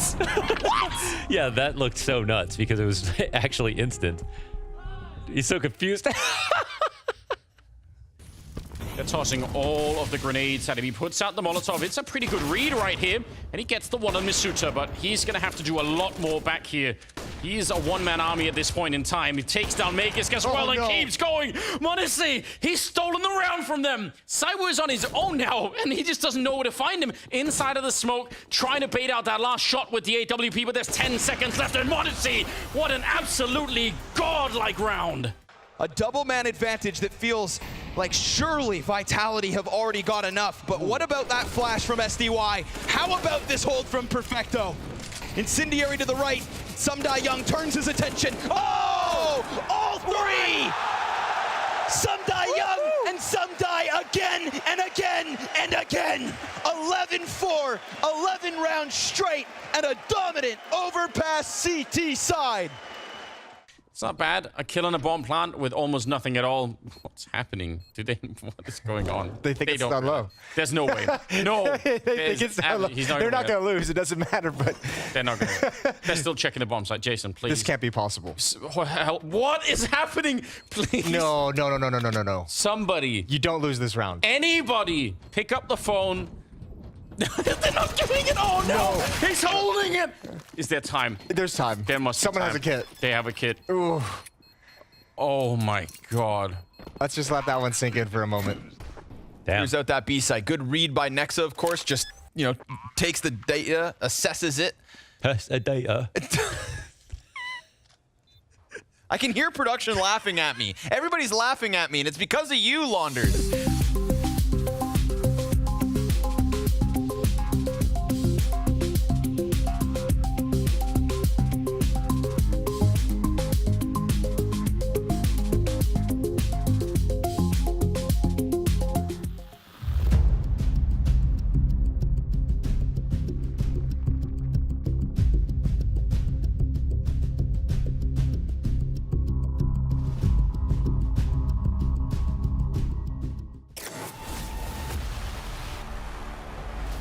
More Group A action set to ensue here at the Blast Premier Full Group. Vitality taking on NIP in the upper bracket game, but Astralis taking on OG later on today in that losers bracket matchup. We didn't really summarize our thoughts on what we saw in the opening match from OG, so I want to get maybe a temperature check from you guys. How do you think they fared against Vitality earlier on today?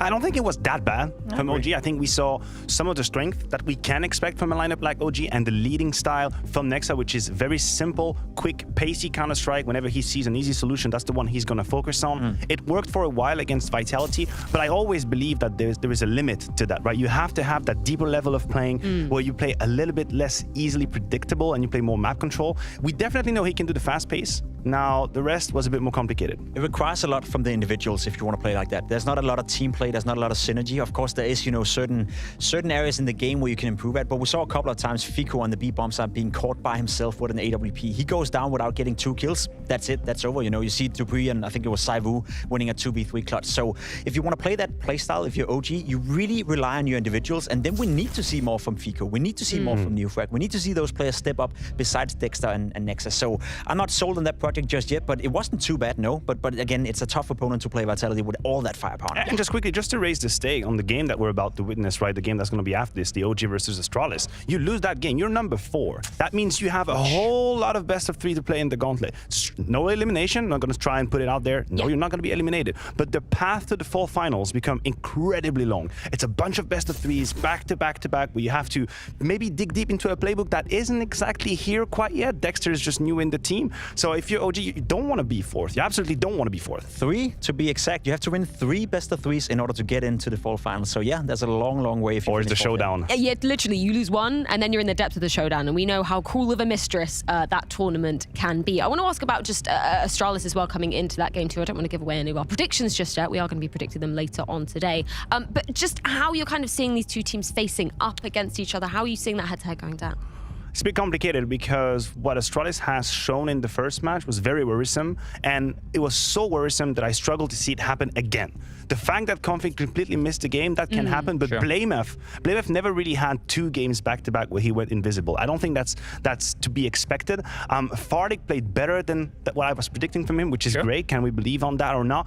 I don't really know. Astralis confused the head out of me in that first game. I would agree. I want to put a positive spin on it. You know, I think Astralis, you be the positive guy for a second. I'm trying. Blamef didn't play well. Config wasn't on the server. Yet Astralis still were in a position where they were down 10-8. They should have won that round. Would have been 10-9. CT side overpass. They're all of a sudden favorites to win the game. So even though they had 2 of the star players not playing well, they still made the game competitive. And I agree with you. That's not going to happen twice. We're not going to see Blamef have 2 stinker performances, to be completely honest. He's going to do better, and I think Astralis is going to do better against OG as well. Yeah, maybe just a little bit of a cold start, just sort of wiping the sleepy dust It off happens. of their eyes coming into this new season. I do want to fixate our attention to be talking about Vitality taking on NIP, though, because I'm very excited for this one, because we're going to get to see Spinks taken to the server again. We're saying, you know, the sample size of what we saw of him earlier, only 1 map. It was only on Dust 2. But as we were saying before the break, really impressed with what we put down so far, kind of matched our expectations when we're looking at a player that has been really rising throughout 2022. Look, our expectations for the individuals are extremely high because Spinks as a name, as a player, is already established. The question is, can he harness that power in Vitality, in these roles, with these surroundings, with that kind of pressure, that kind of orb?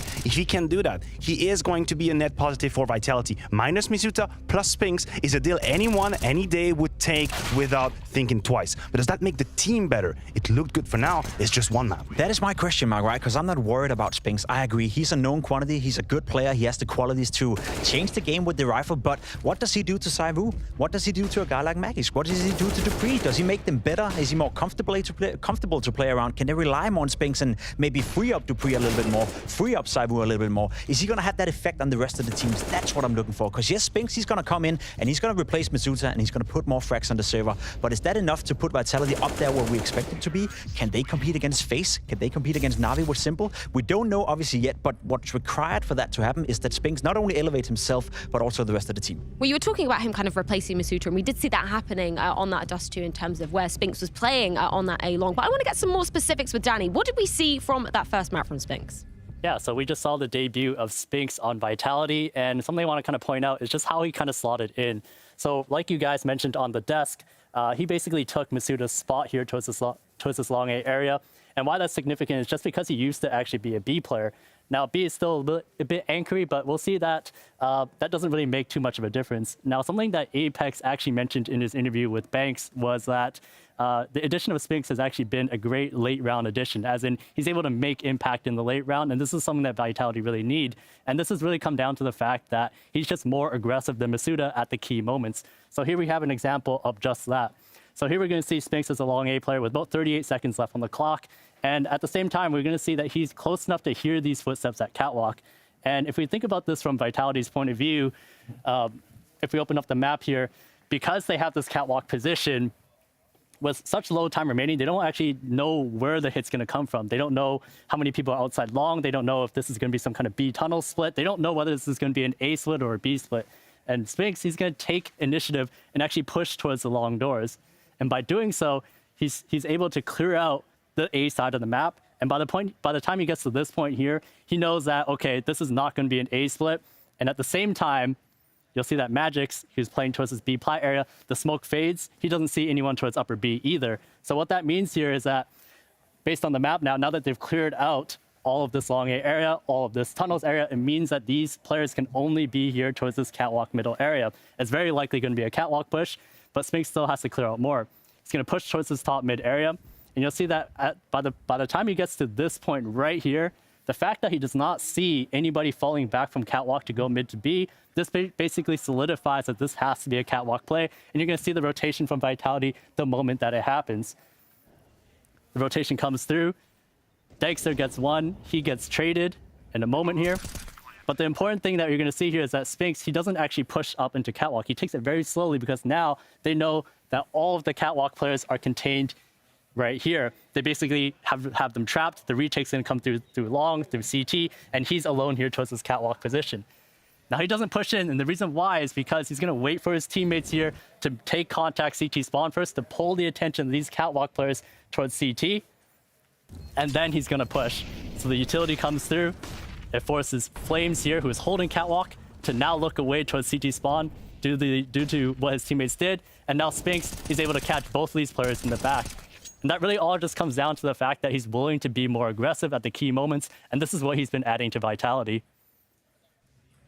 Thank you so much for that one, Danny. I absolutely love that we get that level of insight in terms of just some of those key positions, because that's something that we were talking about being really instrumental for Vitality in the switch up coming into this. Yes, and it's more than just position. It's the attitude and the mindset that you have when you're playing. And it's something that Danny explained quite well. It's about confidence. It's about willing to put your life at risk and taking risk and being out there, gathering information. And that's something that also transpires to your other teammates, right? When you have someone in your team that you know is in the zone, that you know will take the risk, that you know will read the game, it bonuses, it pluses everybody else, which is what Jacob was talking about. Playing with Spinks when he's at a high level kind of grants you a plus 10% buff as well, because you know he's fine on his own, you know he's going to make the calls. Also a point you made, right? It frees up Apex a little bit more because he now trusts that the guy next to him, Spinks, can perhaps, you know, save him if he's making a bad call, if he's losing a duel. And we know Apex to be a guy that is constantly fighting. Whenever you see him play Dust 2, whenever you see him play Nuke, there's not a round on the CT side where he's not in a rotation position where he will fight and fight and fight and fight. And knowing that he has Spinks to his side now that can potentially clean up for him is going to free up Apex a little bit more and perhaps make him even more efficient. Yeah, well, I still believe there's a debate to be had here, Jake. I don't know if you agree, but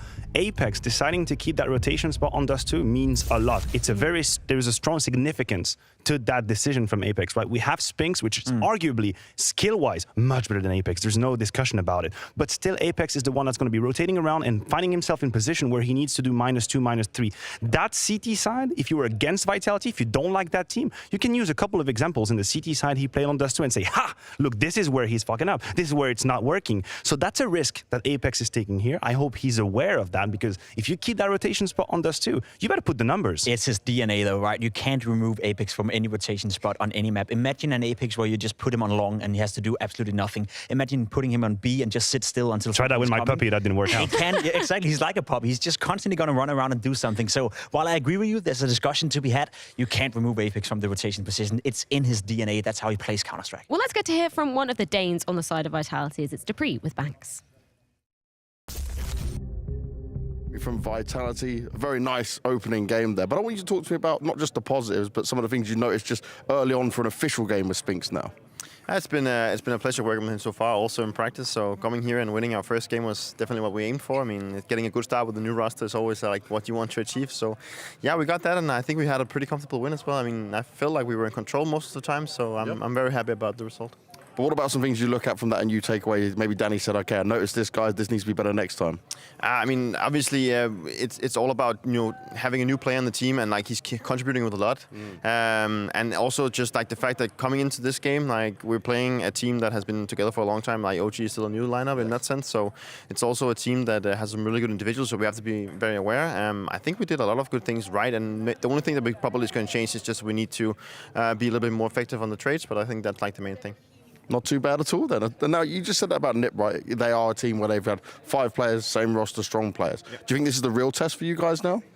I think there's a bigger test out there, not in our group as of right now. I think NIP is probably considered the best team in the group right now, considering that we have new rosters. So I think they're probably the strongest one coming into this group. And I mean, it's always they're this kind of a team that's kind of hard to play sometimes, because they can play really aggressive and really passive at the same time. They have some really good individual players, so it's all about being on point individually.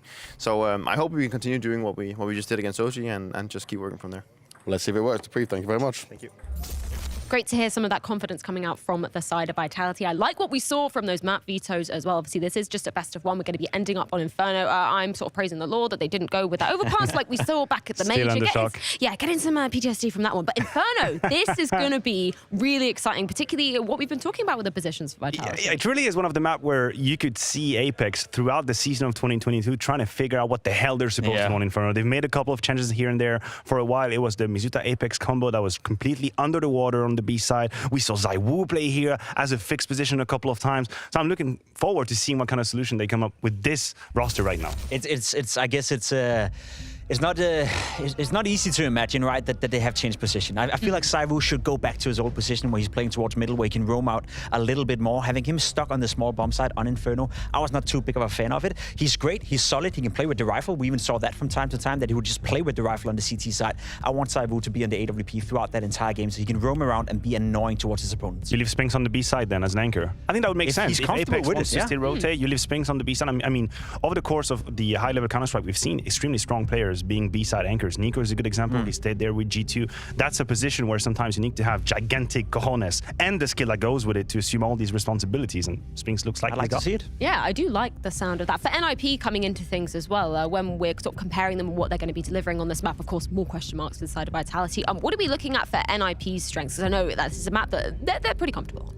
I think their T side is fantastic. I think Hampus as an in-game leader on Inferno is absolutely stellar. One of the best in the entire world, to be completely honest. He leads by example. He likes to take map control on towards Banana. He likes to walk up middle in the beginning of a round and try to cause chaos from the get-go, and that's why he's calling out from. I think Hampus on a map like Inferno has the ability to take over the game and dictate how the game is being played out. So if he's having a good game, I could definitely see NIP make it tough. You know what?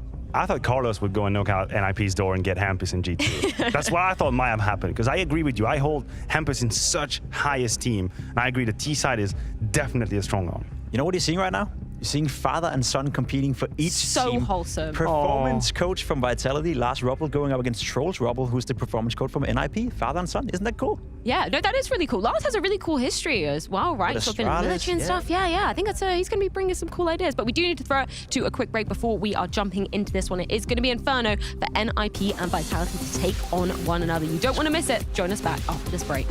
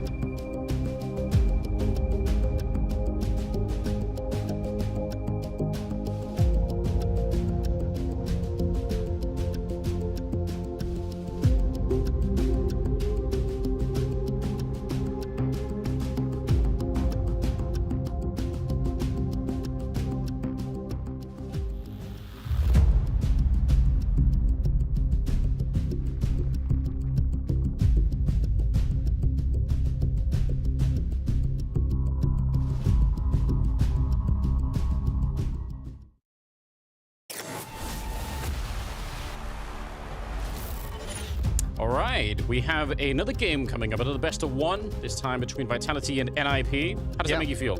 It makes me feel excited. I'm pumped for this one. Obviously, we got a nice first glimpse at Vitality with that win on Dust 2 over OG. NIP, we just saw them with a solid victory. I think picking up where they kind of left off pre-Cologne of like everyone being excited about this, and Cologne, hopefully this event can help kind of get past the disappointment of Cologne. Yeah, move it forward. It's a good start. And Vitality too were looking pretty fresh with Spinks in there. The odds were favoring them as well, you could tell. So I don't know. This could be I think this is a very, very hard one to judge. I think it's kind of easy to fall into the trap of Vitality being favorites because of some of the names on the roster, because of like what this roster is supposed to be. Obviously with ZywOo on there as well. But I mean, obviously, if you go back and look over the past, 4 or 5 months, NIP's been the stronger team, which is very interesting. And even in that first match on Dust 2, I felt like we saw some shakiness. We saw some slow, cold starts from some players on an individual level from Vitality, and hopefully that is dissipated with the victory.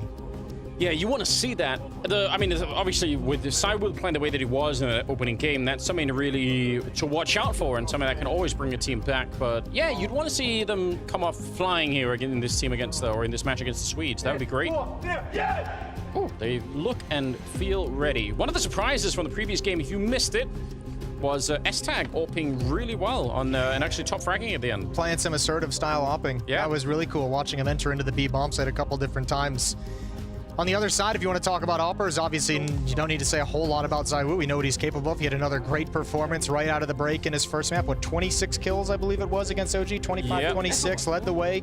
And as is his thing, ZywOo just kind of gets his frags. Even when there's no highlight clip, even though there's great jaw-dropping sequence, he's getting his 1 to 2 consistently every single round. So obviously going to be a cool battle there between S-Tag and ZywOo. Another test for the Ninja who swapped into an AWP position. It's crazy, isn't it?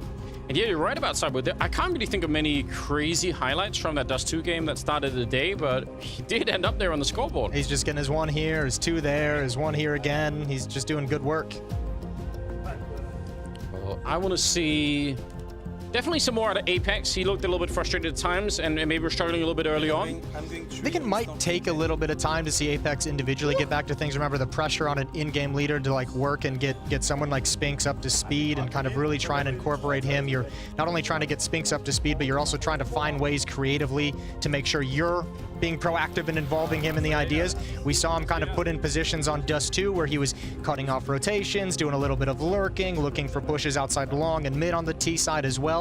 Had some nice entries in the mid round a couple of different times, so he played a good game as well, which has got to be great for Vitality. Has to have them feeling pretty damn good.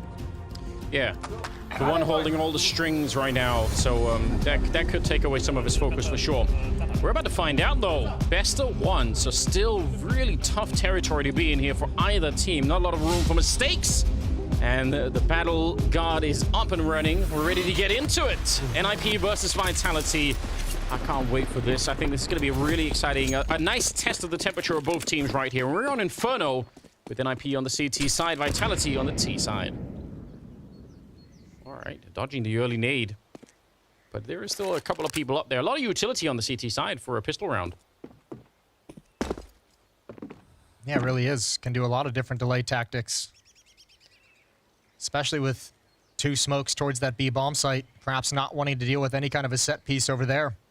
Waiting for any kind of sound cue that's not coming. Rez has an early angle towards brackets, towards top mid. NIP just patiently waiting. So much waiting. A little bit of movement is just T's crouching around in the hallway. But the silence might be broken by just a couple of nades here.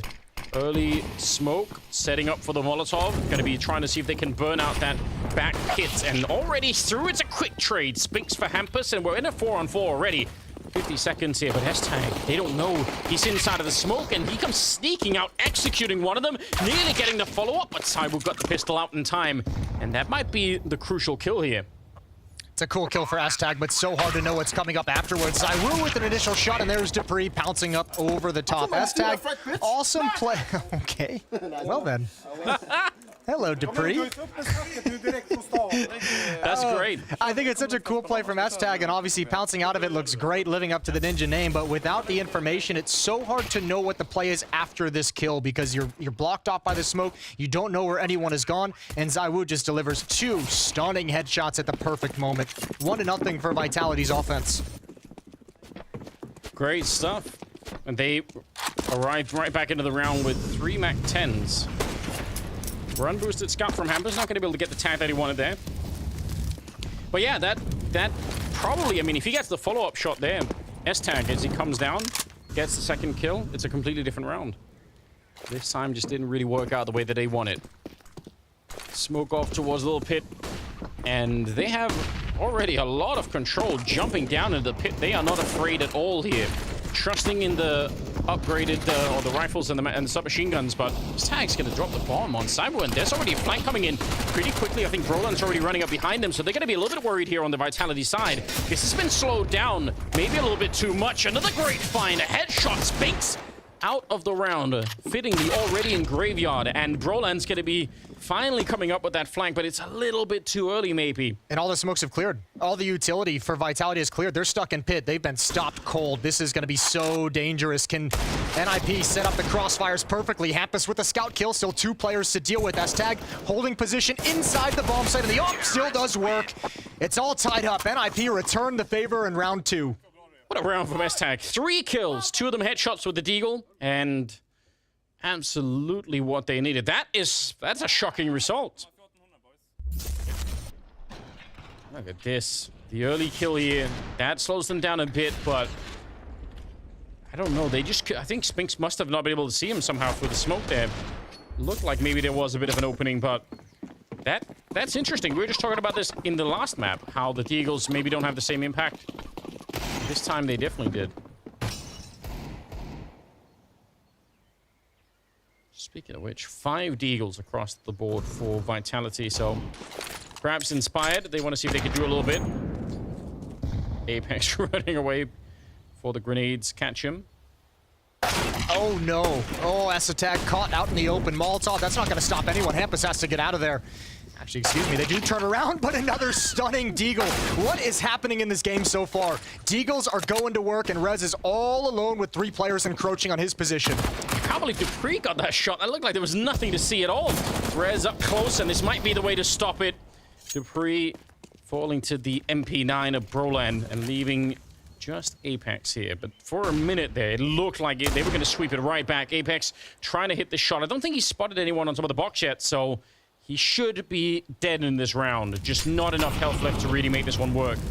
And no one from NIP wants to peek. No one wants to give him any opportunity. This was a 5-on-3 for Vitality that has slipped away from some nice Deagle shots. They stalled this out just long enough for Broland to set up a long-range crossfire with Rez and Pit. Apex has 12 HP. 1 bullet, 1 gust of wind is going to end things. Yeah, just hoping, but you're absolutely right. They're not moving out of the spot. They really don't want to give anything up, so sneaking in, and it will be the round for NIP, but a moment of real panic there. Oh, certainly. Yeah, this was scary. This shot from Zaiwu is amazing. S-Tag gets caught. This shot's even more impressive. Look at the tiny gap that Dupree finds. Unreal. Rez and Broland saved the day with the crossfire. No access to the site again for Vitality. That's twice in a row now they've been stalled out at the A-bomb site. Wow, this is how the game starts. You know, we might be in for a really crazy ride. Yeah, it gets you excited for how it might finish. 4th round coming up. This time, though, it's just the Glocks mostly. P250 on Dupes and Zaiwu. So a chance if they get the right opening. Wow, that's very aggressive. Not really any kind of reward for it, unfortunately. And Dupree is out on his own, hoping for someone. The reward you get if you're Broland with that kind of pushdown is that you clear out logs, clear out Bell, and you allow Plopsky to kind of be comfortable over at car, just realizing there's no one who's snuck into an angle in a position that he wouldn't expect. Gets to sit and be comfortable with that deep angle in M4. A lot of information peaks going on with flashbangs from NIP, trying to see where Vitality is congregating. It is towards mid. S-Tag likely to get first action. No reason for him to stick around. He knows the kind of weaponry they have. There's just a question of staying alive and not giving up the Galil, but can fall back again and again and try and take up a new position. There we go. Hampus and S-Tag. And it's a good cleanup at the end of the round. They didn't lose a single player. So in spite of a potentially bad start here for NIP, they swing it around. Now it's 3-1 in their favor. They're going to be so excited about how this is playing out. Yeah, that second round win was really a gut punch, wasn't it? 3 rounds or 2 rounds off the back of it. So 3-1 in the favor of NIP. Vitality's going to have guns back in their hand. A little bit light on utility. 1 Galil, that's on Apex. Let's see what Vitality brings to the table here on offensive side of Inferno. It was slow in that first game that they played, and they managed to bring it back in a big way. So that's like count them out. Roland, a little bit of a lineup, could have easily been a double there. But Magus gets to live. The grenade might still chase him down. It's real deep, but instead it's landing on Apex. So for great damage on him, 50 HP taken away by the one nade. Yeah, so technically 1-for-1 trade, but really a lot more beat up on the Vitality side. And importantly as well, and you mentioned the slow start Vitality kind of had against OG that they were able to recover from. Slow start like that against NIP, just a different caliber of opponent. It's going to be much harder to kind of recover in this map if they have another slow start. They are really, really hoping that NIP will be a little bit more aggressive. You've seen them in a number of rounds where they're kind of lurking around, hoping for something by the boiler, up in apartments, but haven't really been gifted anything yet. If they come up these halls quietly, this could be interesting. Rez turns, he hears one drop, he himself falls down, but still awkward defense from beneath. There he goes, S-Tag's got a turn, he drops as well. Oh, Vitality have found the perfect solution at Hampus. No way to read the timing of Apex's play out boiler. This round just straight up collapsed for NIP. Yeah, that little bit of sound being made dropping down definitely heard on the other side. And once you see one player in that position, probably should check for a second. It's not that uncommon to have that double position at the quad side. So, yeah, wow. Quick 5th round coming up and being won by Vitality. Even though they weren't maybe all that silent coming down to the pit, it was just no defense anywhere nearby for NIP. A lot of focus on top mid, a lot of focus on brackets for NIP. Hampus was on, Rap side. He could have fallen back and kind of taken an angle, a deep angle towards Halls, just to be able to protect that kind of a drop-down play to wrap around the defense. That was the biggest weakness NIP had in that setup.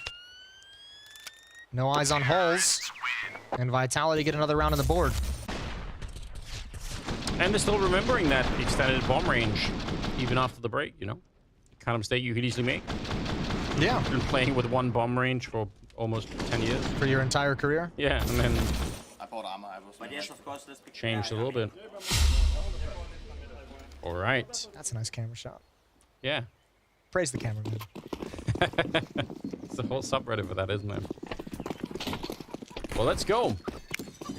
2-3. Close affair early on.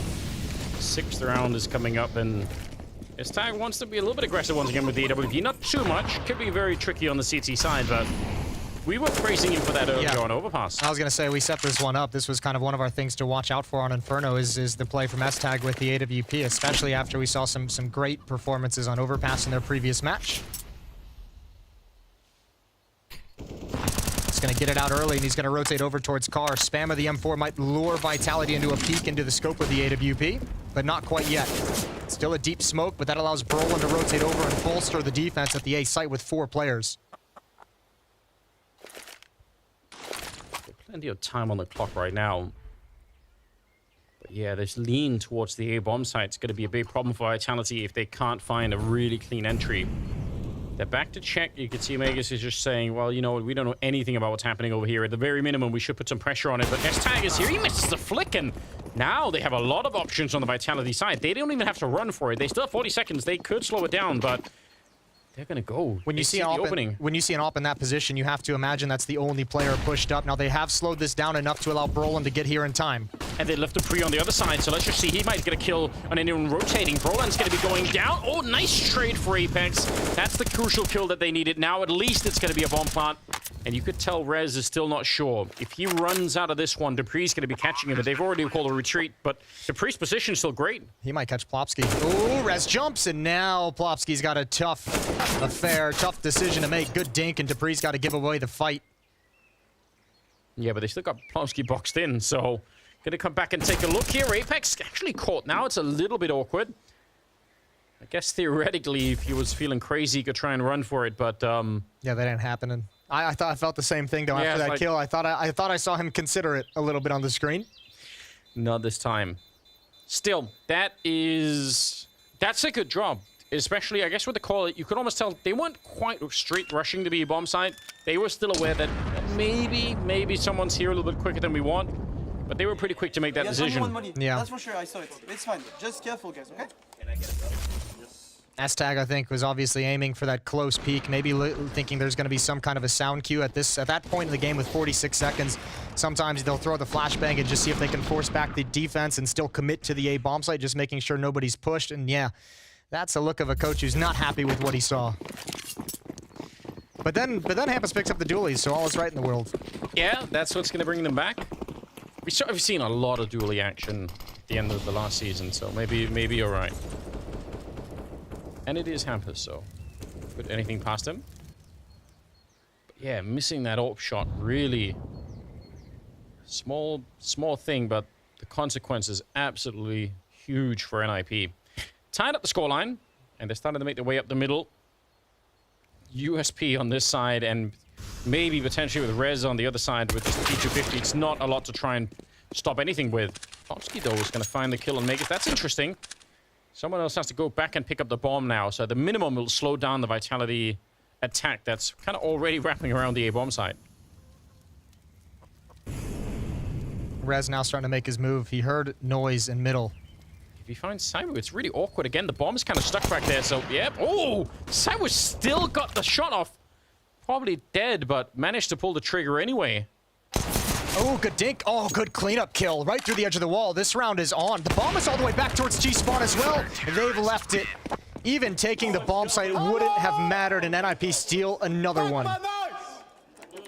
Yeah, some shouts going back and forth across the studio. That's so interesting. Megas going down isn't necessary. They should still be able to win the round, but the problem is someone has to go pick up the bomb, and they still want to maintain their grasp on that A-bomb site. They don't want to give up the wrap on it. Yeah. So they send Cyber. It's impossible once NIP starts whittling them down, isn't it? You just don't have the manpower, don't have the forces.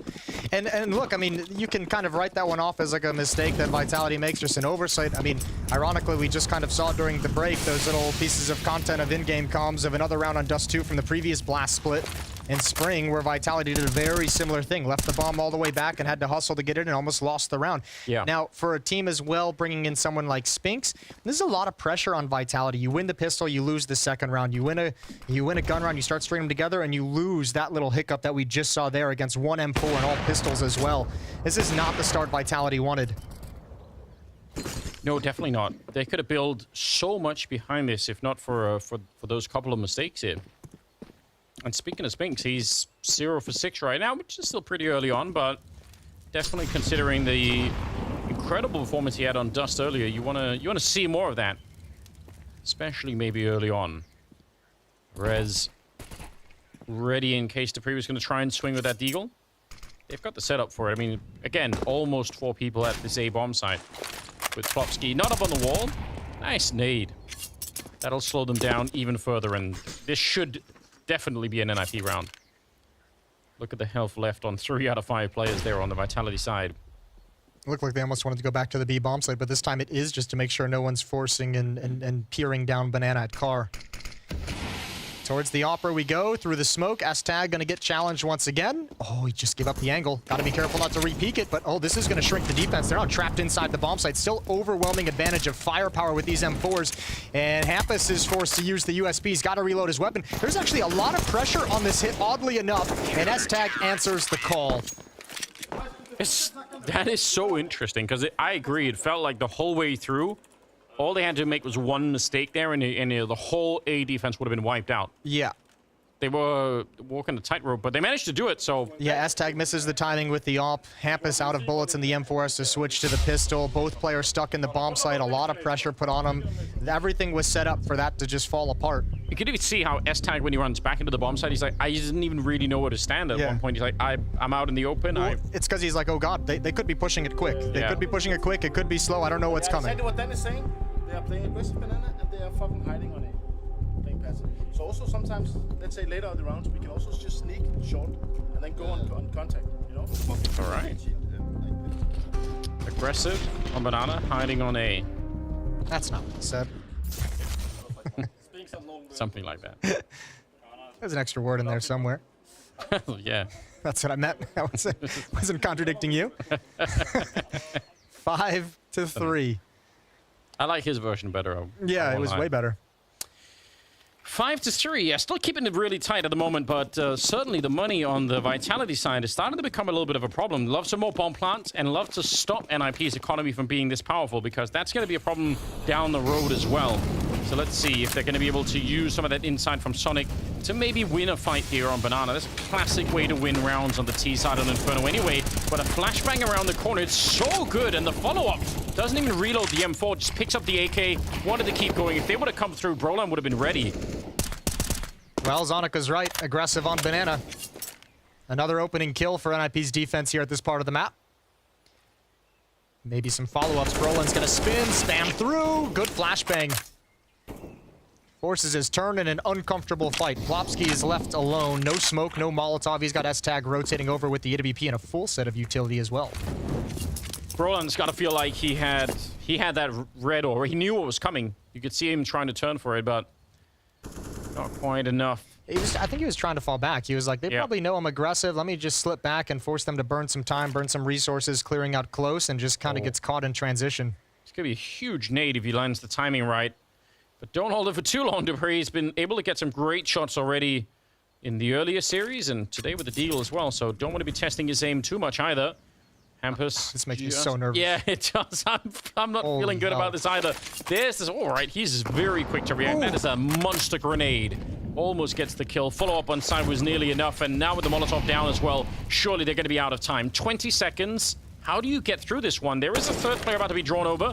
Rez down in the pit, nearly caught with a nade in hand. That was very awkward, but now, yeah, with the damage already done, they're going to be able to clean it up. Good stuff, and especially there you see the flash assist from Rez down in the pit, so even if he's not in the fight, he's helping out Hampus anyway. Vitality's in some trouble. They've been emphasizing a lot of hits early on towards this A bomb site, and they've been shut down a number of times against multiple different looks, against Ops, against Pistols, against M4s as well now, and the utility usage has been great. And Banana, they're struggling to take control of it early. They've gone 1 for 1 a couple times. They've lost some opening kills a couple times, so not a whole lot of success for Vitality to build off in this map so far.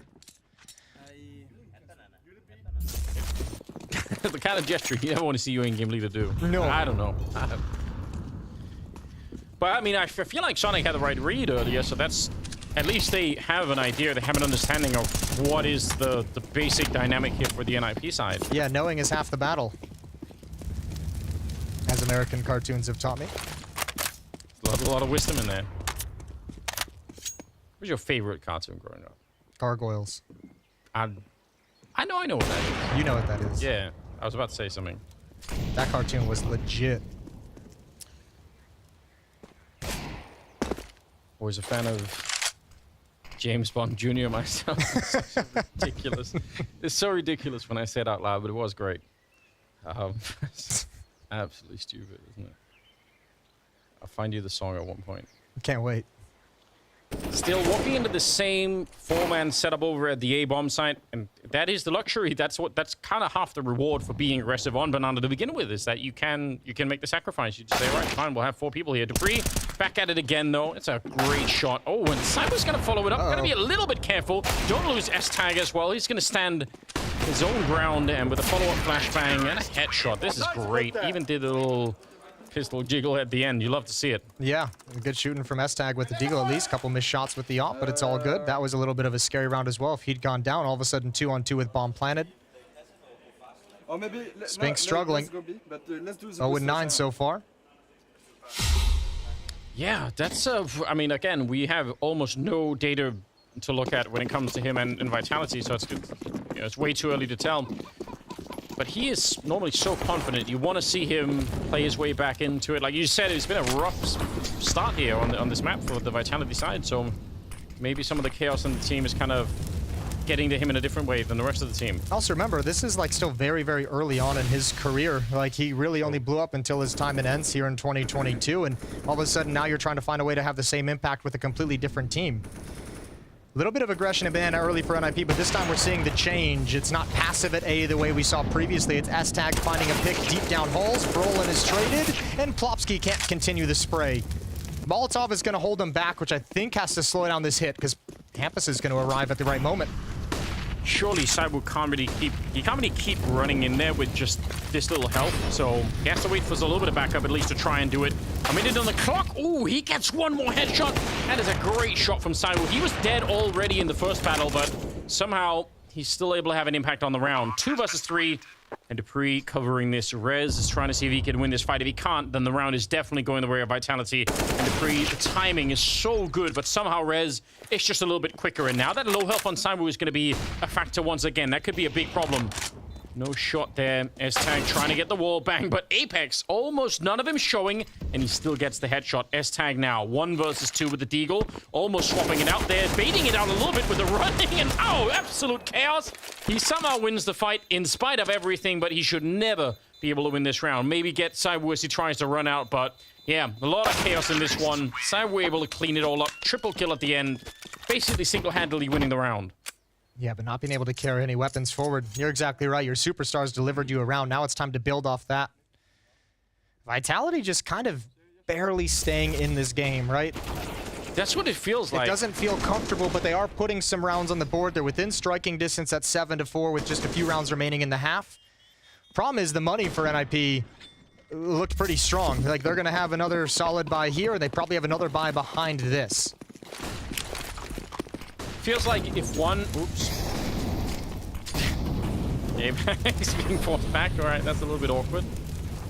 Feels like in the previous round, if one nade goes through and just hits sideways, he tries to make a cross, then they might just lose the round almost no matter what, because he's so low on health. This aggression from Brolin has usually been a 1-for-1. Now he's got good positioning, but a timing Hulls pop. S-Tag has no idea it's coming. Neither does Rez. Dropping down. There's the first. Rez needs more than that, but he just can't. S-Tag wasn't able to react in time. Hampus isolates a 1v1, but trades come out, and Vitality found a really nice timing to pop out Hulls.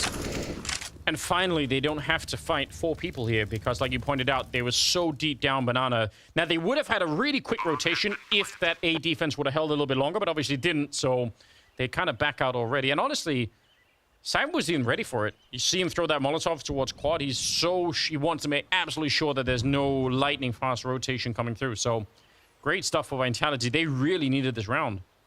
Spinks is on the board. He's got his first kill in the game.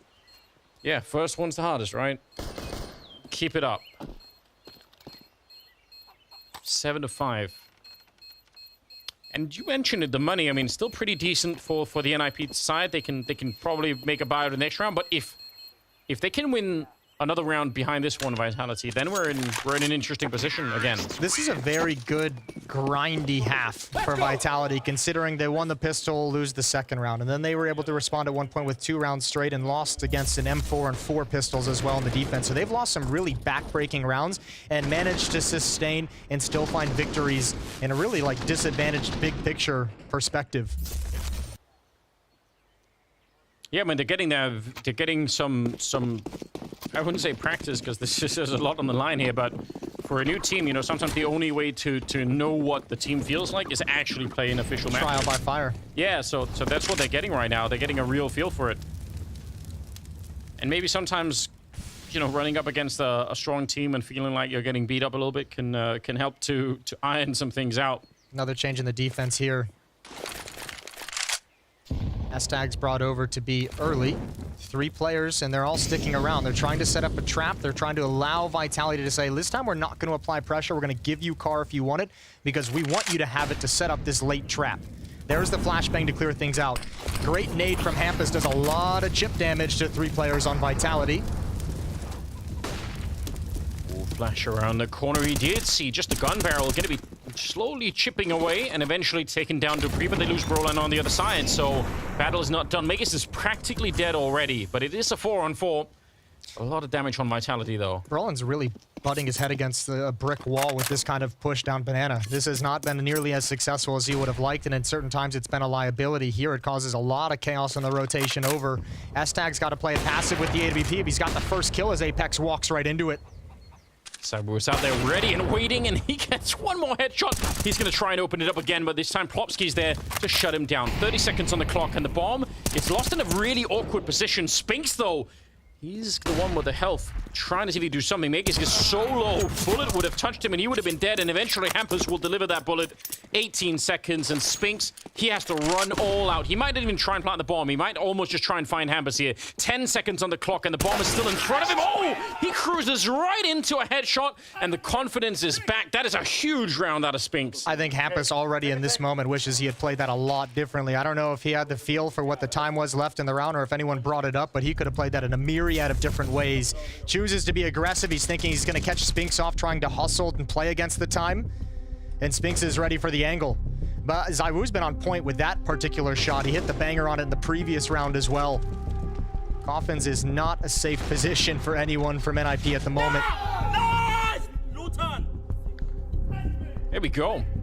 It's Magus fired up. I've got to say as well, I mean, if he died in that first exchange against Plopsky, then it's not even a round. Yeah, that one kill he finds is wonderful. And you got to say, again, we'll bring it up because we focus so much on Spinks having a very quiet game, just getting his first kill in the previous round. Shout out to the young player for staying in it, finding a way to have impact. He might only have, what, 2 or 3 kills so far in this game, but he's just won them around here in a big clutch.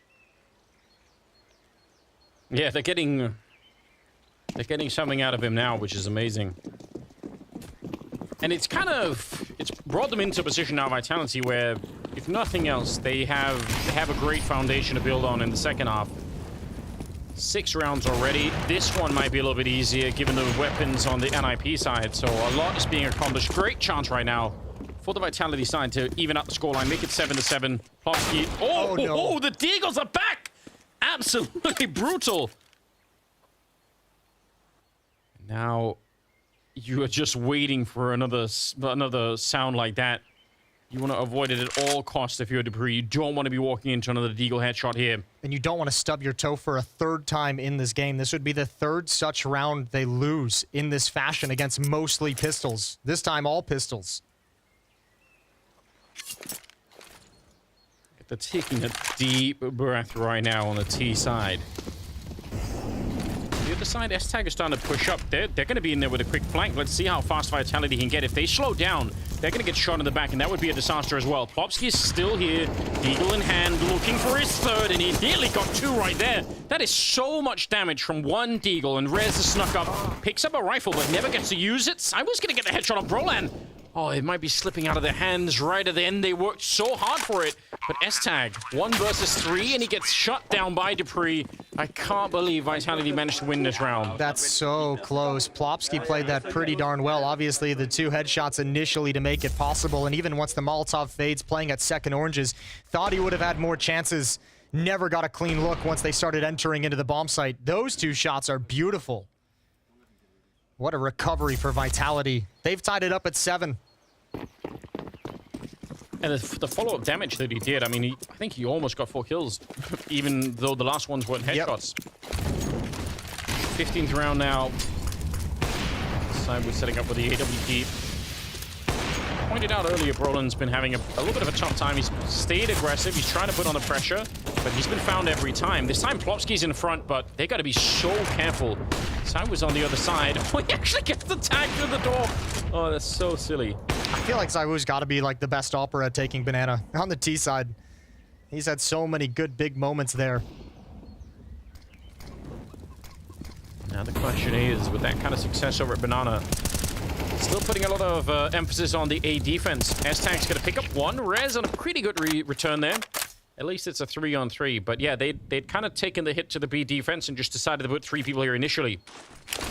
Maybe that's going to be paying off. Oh, Rez, the pressure is on already, and ZywOo's holding that 1 angle. Not necessarily a hard shot, but absolutely great. The smoke gave away his position. The smoke he was trying to throw for mid, which I think he probably should have known they were already past brackets. That smoke was never really going to do anything except give away his position for ZywOo. Had a box in. Shadow shows. That's an easy one for ZywOo. Man, hard carry mode for ZywOo in the opening half of Inferno. 18 kills on the offensive side. Yeah, he is such a ridiculous beast, isn't he? New season, still doing all the work, and that is a nice recovery for Vitality in the opening half. We'll see if they can continue. If ZywOo could be stopped in the second half, it's coming right up.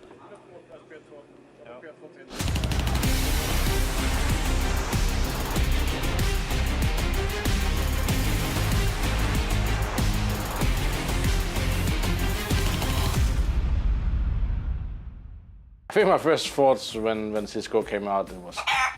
CSGO would never become a real game. And why don't I just taking shots right out of the gate?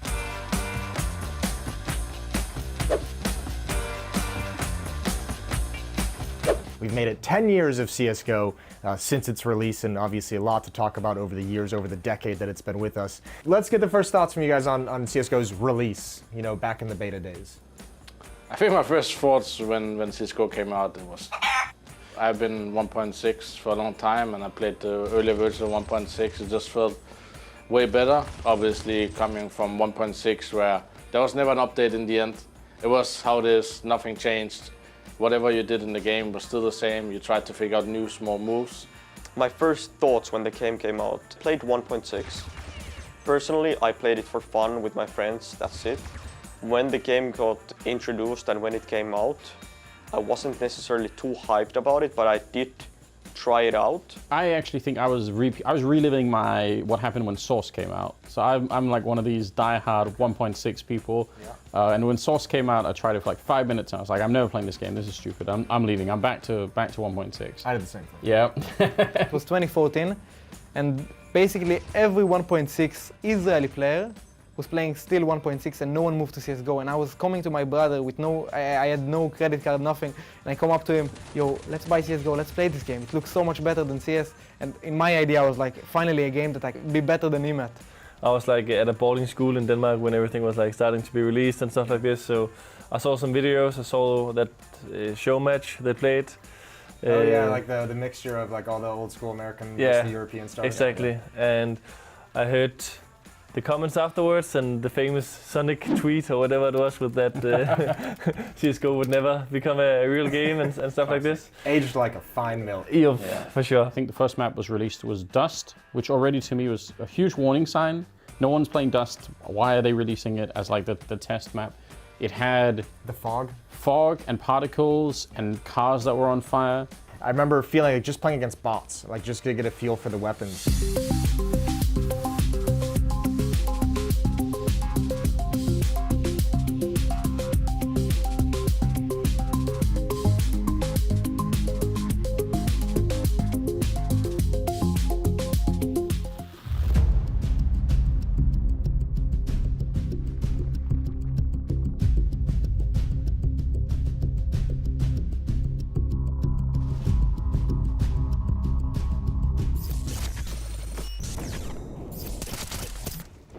Let's go back. Oh. I can't get the bumper. One city then. Nice. One more city. Oh, city last. Rushing, he rushed. No, he's holding you, maybe. I don't know.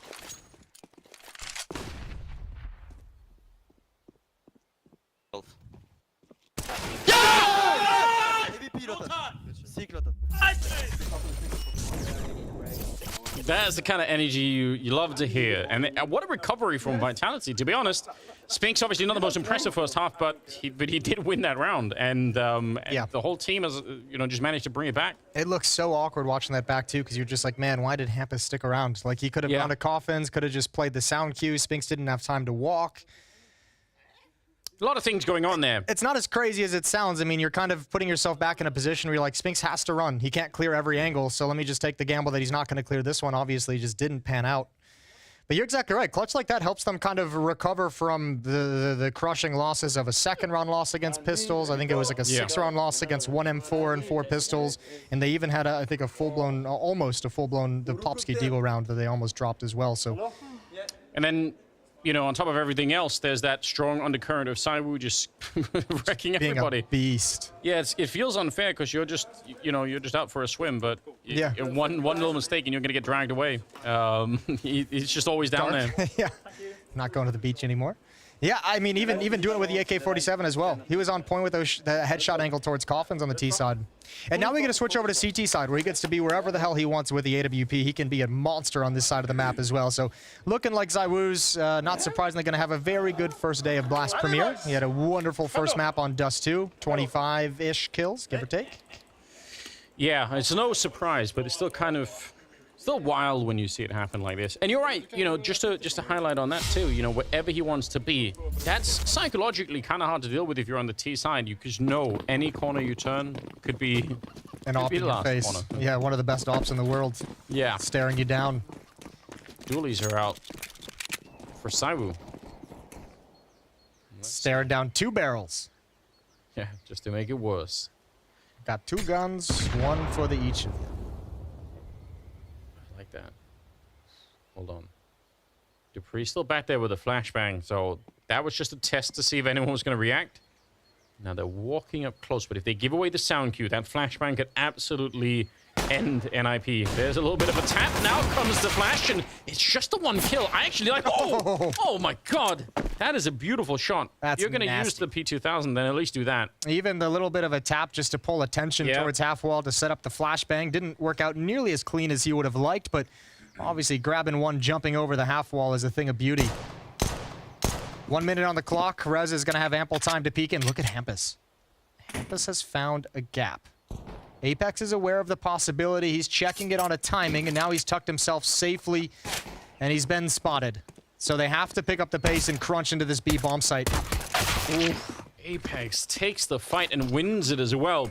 And that defuses so much of the threat. Now they just have to worry about the main push coming in from Banana. It's Plopsky getting one with the dualies that he's managed to pick up. Dupree back here. Hasn't really reloaded yet. Got 5 bullets left. Misses one. He's still throwing them out there and picking up Plopsky. That's huge res now. P250 in hand, and he's boxed in. Low on health, and finally brought down by Megis. What a close round. Yeah, very, very close. Well done from Vitality. Good shooting from Apex. This shot, that's nasty. Even this follow-up one as Hampus comes in for the flank. I don't know if we're actually going to see it, but that was a nice shot at range as well. So good headshots from Apex really dissipate a lot of the danger in the round, and the rest of the team cleans things up. 9-7. Vitality with both pistol rounds in the map. I was getting a little bit worried watching Dupree not even reload the gun back there, but I guess he had it all under control. It's all good. Yeah, that's what he'd like you to believe. It's like I've done the calculations. I don't really need more than 3 or 4 bullets, so it's all good. Silent boost up into the apartments. MP9's on the other side. I mean, against unarmored opponents, it should be... Yeah, it's going to chew these guys up, isn't it? Just the one problem. P250 to speak of. Don't even have the deagle threat this time around, so... Unusual amount of deagle rounds in that first half, gotta say. Yeah, we'd even been talking earlier how it felt like the Deagles had kind of not, lost some of their style points. And it's a little bit weird because the last change to the gun involved spamming it, right? To try and stop it from being just, super effective at close range for quick shooting. But it still feels like somehow that changed the overall feel of the gun beyond that. A couple of kills this time going in favor of NIP, so at least they're going to be able to do a little bit of economic damage. But this next round is where the real test will be for sure. Vitality, they're building a pretty decent lead at the moment. 10-7, so 3 rounds, and still no AWP on Saiwu. That's yet to happen, yet to come.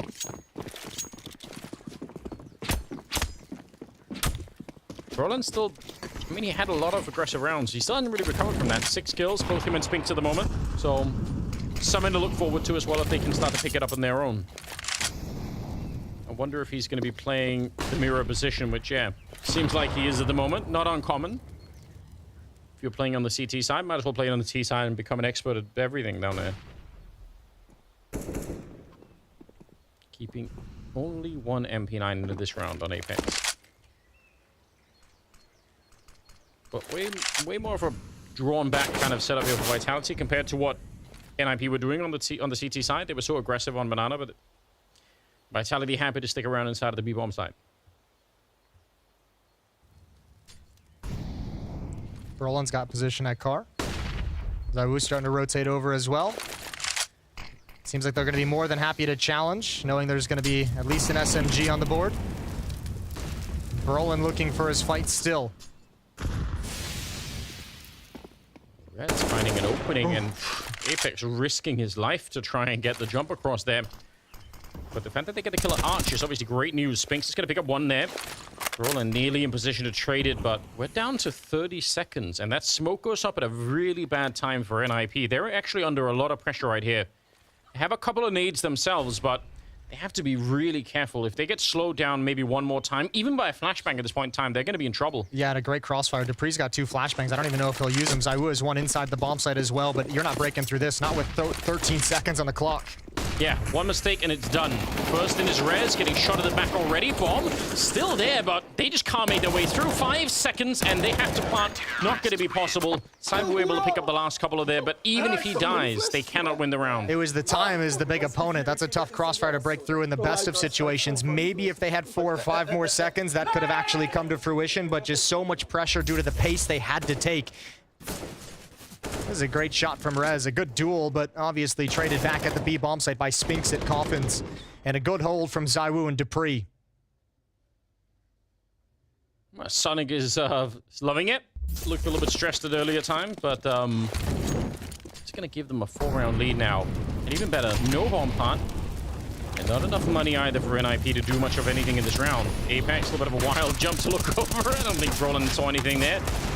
Gun barrel right in his face. Hampus going to get some revenge, though. Yeah, Hampus is just like, all right, you're being crazy. It's really chaotic. I'm going to take advantage of the reload. 1 for 1 in Banana. There's 2 smokes and a flashbang recovered for NIP. They've got some armor to work with as well, and now 3 deagles and an M4.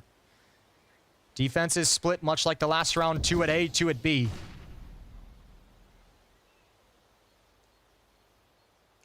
Hampus is trying his best to keep up with ZywOo on the other side. We've got 18 on Hampus, 23 on ZywOo, but other than that, they just cannot keep him down.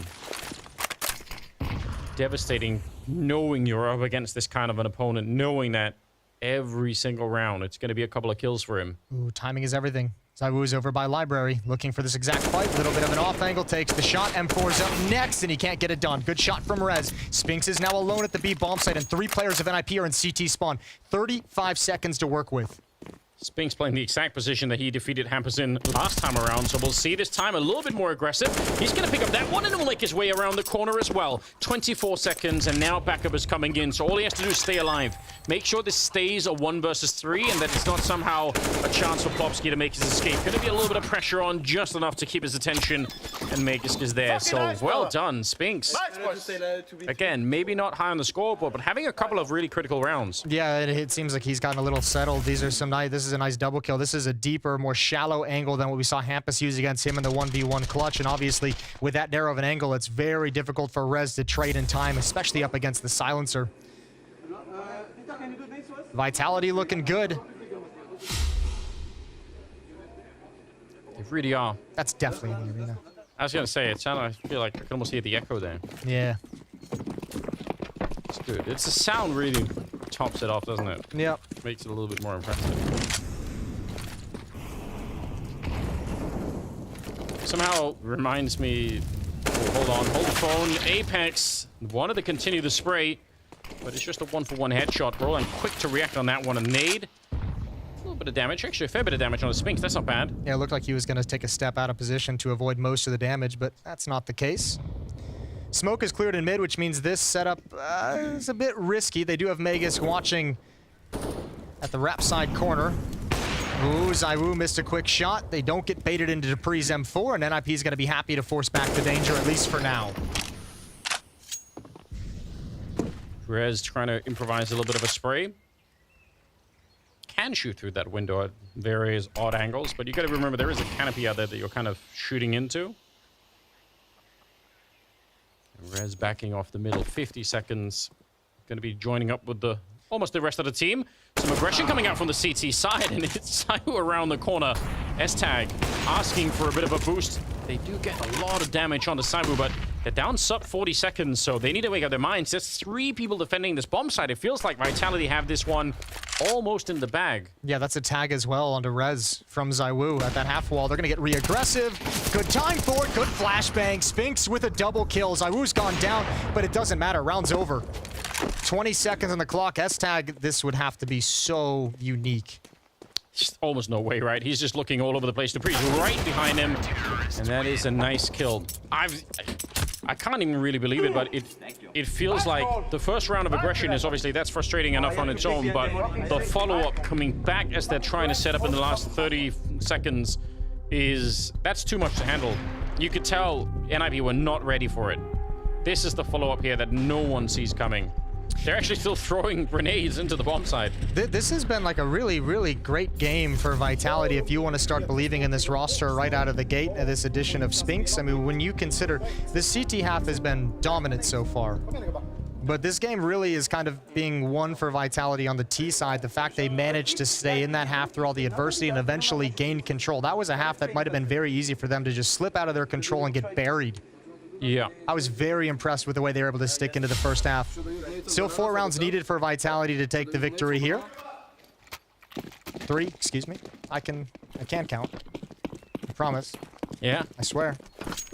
Just only when you really put some effort into it all. My brain was on the 12 from the previous round before the victory got added in. You know? All right, let's see how it is. That's what I'm going to go with. How about the time, Jason? You able to... You got that... Got that down? Usually pretty good. Yeah? Sometimes there's some mistakes made. Happens to the best of us, I won't lie. 25 kills on Saibu. That's, yeah, again, devastating to be up against. And Vitality making this look really, really impressive. It's another thing, though, to really think about, you know, even if it's just the one change of Spinks, it's still hard to know how that affects the overall map pool of the team. And that's, if you want to win tournaments, right, that's how you have to do it. You need that deep map pool to be able to compete against FaZe and Na'Vi and all the rest.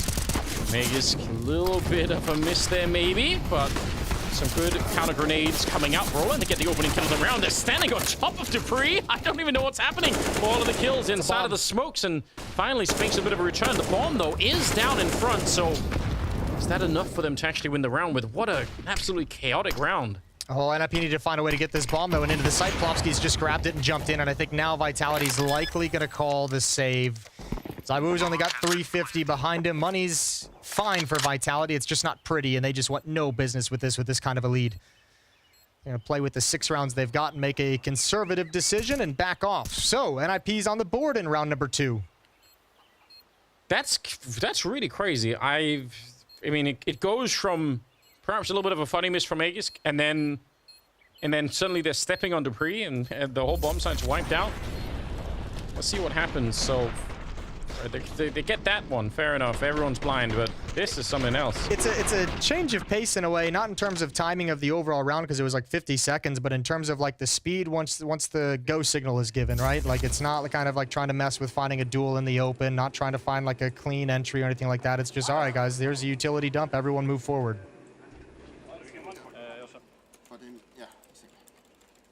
It's good. I mean, sometimes when you do go all in like that and you get one opening, it just creates enough space and enough chaos.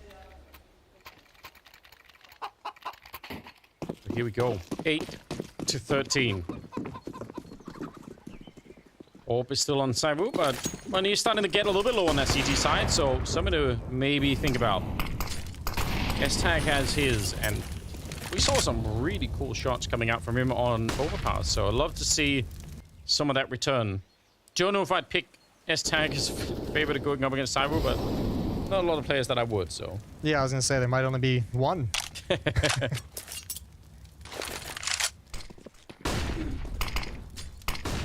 Defensive smokes and Molotovs down at Car. Campus delayed from top banana control. Spinks and Apex going to move out. There's that challenge from Zaiwu as well towards top mid. Hampus did find Apex through the smoke. That leaves Spinks alone at Sandbags and nowhere to go. Spinks making a strong stand up here. Big double for him. Sneaks out. They're ready for him. If he keeps going, he might run into the AWP, but somehow just makes his way past. Getting the double is already great. That's already probably enough, but the fact that he manages to escape behind it is amazing. He had 4 kills in the first half. He's now got 10 kills in the second half, and we ain't done yet. This is a phenomenal recovery of just 8 rounds of play, this being the 8th round of play so far in the second half. Under 30 seconds. They're starting to make their way to the B-bomb site. They don't really want to go anywhere else, so might as well just try and run for it. 20 seconds on the clock here, and Spinks, a lot of pressure on him all of a sudden. Dupree's back here, and almost jumped on by Plopsky. That would have been really awkward if he would have gone down. 10 seconds now, and a friendly flashbang set up by Sabu. That's great communication, and nothing Rez could do about it. He kind of has to stay and watch that, but that also means looking right into it. Sabu able to pick up the last kill, and that is some great defense being put up from Vitality once again. That's incredible stuff. Vitality has complete control of this map, of this game, and they're marching towards a victory. Just to be sure, that one player was Markelov, right? Yeah, you meant, right? Definitely. I would definitely pick 2010 Markelov. Just for you. I appreciate that. Man, this NIP has not been able to find any kind of power in this T side so far. That was a really disappointed coach. Yeah. Like the... Well, it's funny. We've gone from like Apex in the first half. Remember when he threw up his hands being like, I don't know what to call. I don't know what the solution is. And now all of a sudden he's happy, jovial. The defense is rocking. Everyone's feeling good. Spinks is having a phenomenal second half. Yeah, the whole team has come alive. Round 23. And NIP really badly need to turn this around. Gotta say, I mean, Rest and Hampers both had 19 kills. It's not like they're not really doing that badly in terms of kills, honestly, on the NIP side. So maybe with a couple of fortunate rounds here, something could change in the momentum to favor NIP. I feel like they're even Brolin's getting a couple of more kills here. Apex risking his life to throw one HE grenade. That was scary. Brolin hoping to catch someone at the sandbags. It was Spinks there last time, but this time it's Cyber a little bit further back. Dangerous angle to cross right now. It doesn't seem like anybody wants to either. Look at the difference in setup, though. Think of how often NIP on this side had one playing that half wall and banana, and then 4 people at the A-bomb side. Now we're seeing 3 B from Vitality pretty deep in the round, leaving the Danes over at the A-bomb side.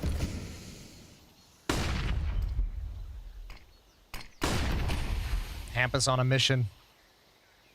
He's found some space to work with on Rap side a number of times in this half so far. Oh, the sound cue, though. That's going to get away. Zaiwu knows it's coming. Oh, a rare miss. A rare miss from Zaiwu around the edge of the smoke. And Hampus, I don't know if he spotted Apex. I don't even know if he realized that there's a second player. He's got that one as well. Hampus has cracked this open, and Spinks is left alone at B. No chance for reinforcements. He is screwed. Yeah, there's not much he could do right now. Only thing would be the clock. If they were somehow slow enough that we're talking about like 10 seconds and he gets the kill on the bomb planter, that's the only way to win this round. It's not even close. Hampus 3 kills in this one. He probably should have had none of them. That's getting so much out of a position that was discovered and found out and walking through the smoke against an AWP. That's a great round to call for yourself if you're Hampus, especially knowing you've had some success getting up Rap side a couple of different times in this game, but you're not going to come back into this game just off calls like that. That's like 1 round in the half. That ain't going to happen again. Yeah, and it's a good call. I mean, let's say even if he did get traded right there, probably they still win the fight against Spinks, and it probably is still a very competitive round at the end of it. But man, that looks so awkward. Library, just a weird fight happening there. But NIP will take it. 9-14. Trying to see if they can get themselves back into this game. And a big step in the right direction obviously would be getting rid of that money on the Vitality side. Man, I just don't even know. That bullet looked like it should have connected. Yeah. Off just a little bit, maybe just moving. That was a phenomenal fight. I think he had heard or seen Apex at some point, so heads up play, and then obviously even finding Spinks at the end to have him boxed in. 5 rounds the difference between these two teams. Vitality just 2 rounds away from taking the victory here on Inferno. A lot of nades and a great follow-up spray. They just jumped right into the action. Sabu and Apex both out of it. Spinks is still here, but that's not going to be a surprise. They know that by now.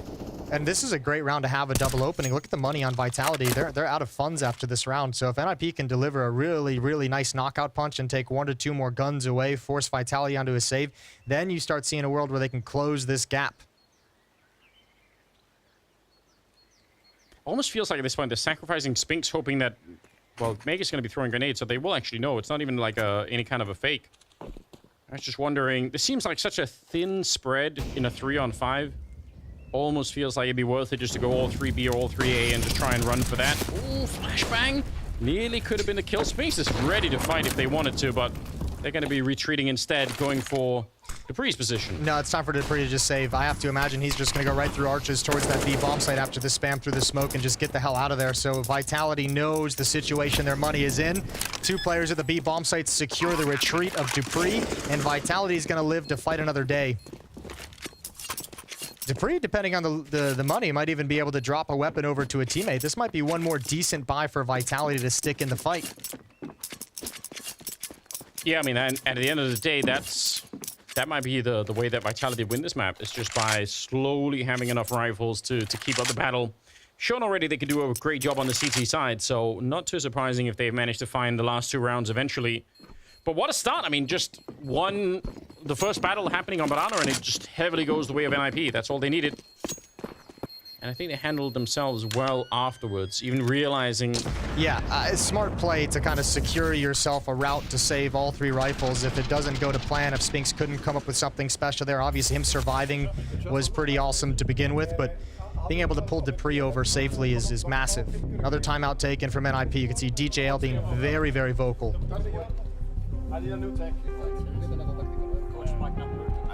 3 timeouts used here from the Vitality side, so... Yeah, you can see another attack coming in as well. Zonic saying his mic isn't working, so we're going to get this timeout again a little bit later as soon as this headset is swapped out. Yeah, fair enough. Do need the microphone to communicate with the team, I guess, so... Curious how much NIP have in the tank here for the second half, just on the T side. I mean, but like the cool thing would be like the contrast of, you know, both teams being put in difficulty on their T sides of Inferno. We saw Vitality kind of rise up and overcome them magnificently in the first half, and now it's NIP's. It's their problem to deal with. Can you kind of keep the frustration and keep the stress at bay and find the solution right at the end? They've got to go on a huge win streak here.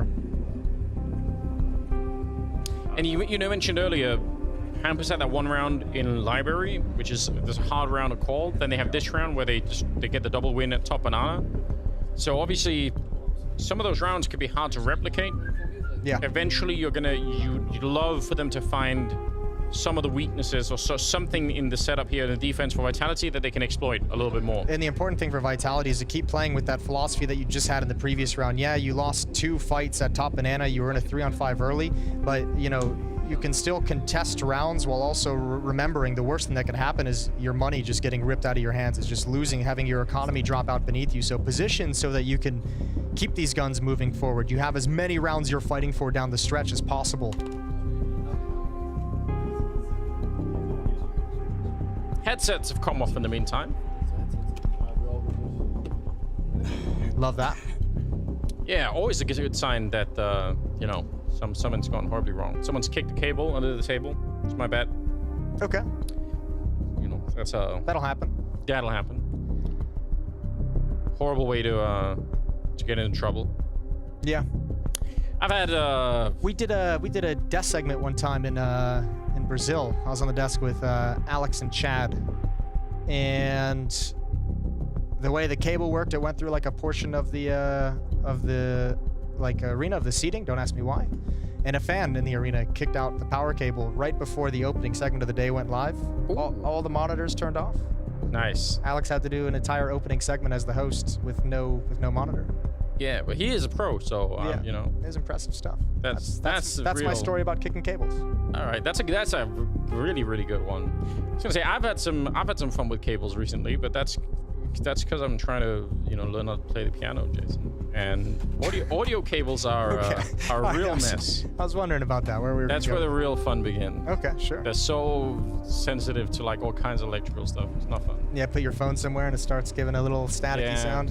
But you need like power next to audio, next to like a mixer and speakers, and it's just a whole mess. Like it's just. Okay, so you're on the deep dive into the piano. This isn't just a fun little hobby. You're like the guy who's like, okay, all in right from the start. Yeah. I think I spend like an hour, at least an hour a day now doing it. Nice. So, yeah, I bought all the cool stuff. It's great.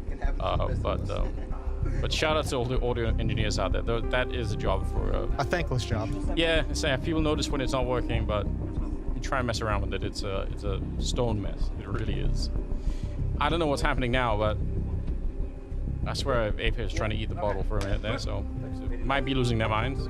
Yeah. Could be the heat and the... Looking for any last drop of water in that bottle. Yeah. Just like in the desert, just squeegeeing it out. Just trying to live. Surely, if you're French, you're way more used to this kind of thing than poor Danish people. Denmark is unusually uncomfortably humid. Yeah. It's not even that hot. It's just sticky. It's ridiculous. Maybe it is that global warming. They should have warned us about this, Jason. Yeah, I wish someone would have brought it up at some point. I wish someone would have mentioned that this could happen. He could have taken steps, you know, could have done something. Caught me off guard. All right, headsets are coming back on. I take that as a positive sign. Hey, how do you feel sort of betting on NIP at this point in time? I think I picked NIP for this one. I did. You picked NIP as well? Mm-hmm. I went NIP OG. No, yeah, I did. That's what I did too. All right, so we might. This could be a tough way to get started. Yeah, in these picks. I was feeling a lot better about it about 10 rounds into the first half than I am currently at this moment. Not a lot of margin for error at the moment for the NIP squad. No, not at all. And burning timeouts as well, trying to get back into it. Rez is looking like he's never seen a pair of headphones before in his life, or headsets. What is this alien technology? This is a speaker? That's crazy. Yeah. There we go. They are back into it apparently. So great news. Appreciate the admins, you know, doing the hard work. A lot of stuff to check once things go off the rails. 4-round gap.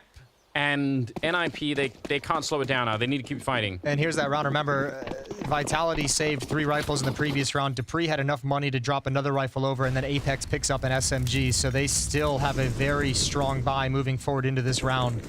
Money is completely gone at this point. And if you're NIP, you want a win. But not only do you want to win where they actually have to contest, where they actually have to fight and retake and actually risk some of their weapons so that you can take everything away.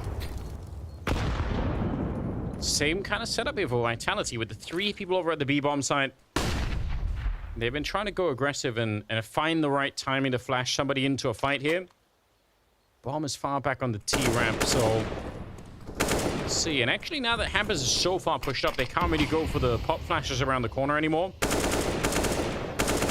Throwing down an early smoke instead to try and slow anything down. And again, last time I think it was Dupree and Magus that were in the pit. They've switched that around a little bit, at least. Yeah, I think they pulled Dupree over to help cover up the fact that Apex only has an SMG. He can do his chaotic plays. He can be the one flashed forward to get information at car if they want to in the mid-rounds. But as you mentioned, leaves a pretty weakened defense over here. That's a nice nade to soften up the opposition, but all 5 members of NIP going to be streaming up lane right now. How do you even hold this back? I mean, the Molotov is a good start, but you still need the shots. Oh, no, he didn't put it out, and he's almost dead.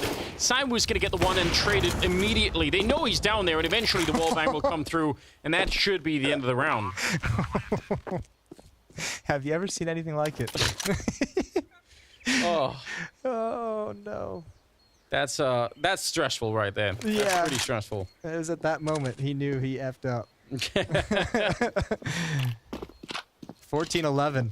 And again, this is what I touched on just when this round began, is NIP is going to take all these wins, but like on a certain level, you would almost love for the, I mean, you never think this as a player in the moment, right? But like, you kind of want this to turn into like a doable retake scenario in some degree, because you almost want these weapons to come challenged so you can take them all away, so then you can completely deplete the economy and then play around against pistols and close the gap against an easier loadout. But I mean, if you're NIP, you're just taking the wins as they come. You're just, yeah, it's true. But there is a kind of round win where it seems believable for the other side, and then they dip back in and they lose a little bit more. Yeah. Oh no. And he looks back to blind himself. It all went wrong. So once you hit that level of panic, it's just, you know. Yeah. Murphy's Law. Yeah. I hope that's what it is. I think you're right. I think you're on too. Shout out to Interstellar. Campus moving up banana, deep nade. 14-11, 26 round. NIP, they're surely making a couple of people believe right now. Especially looking at the money on the Vitality side. I mean, they're at the point now where a couple of wins here and there, and you know, they're up against almost no weapons at all. It's a good decision, though, from Vitality in this round. Again, just playing a really smart economic game where they don't refresh the full kits of utility, even around the players that have rifles, because next round, win or lose this, like even if you lose this as Vitality, you're going to have another buy in the next round as the losing bonus builds up. So everyone's kind of, you know, 2,100 on Dupree and Magus, upper 2,000s for ZywOo and Apex. They've got rifles in the next round if they lose this. So avoiding that complete reset.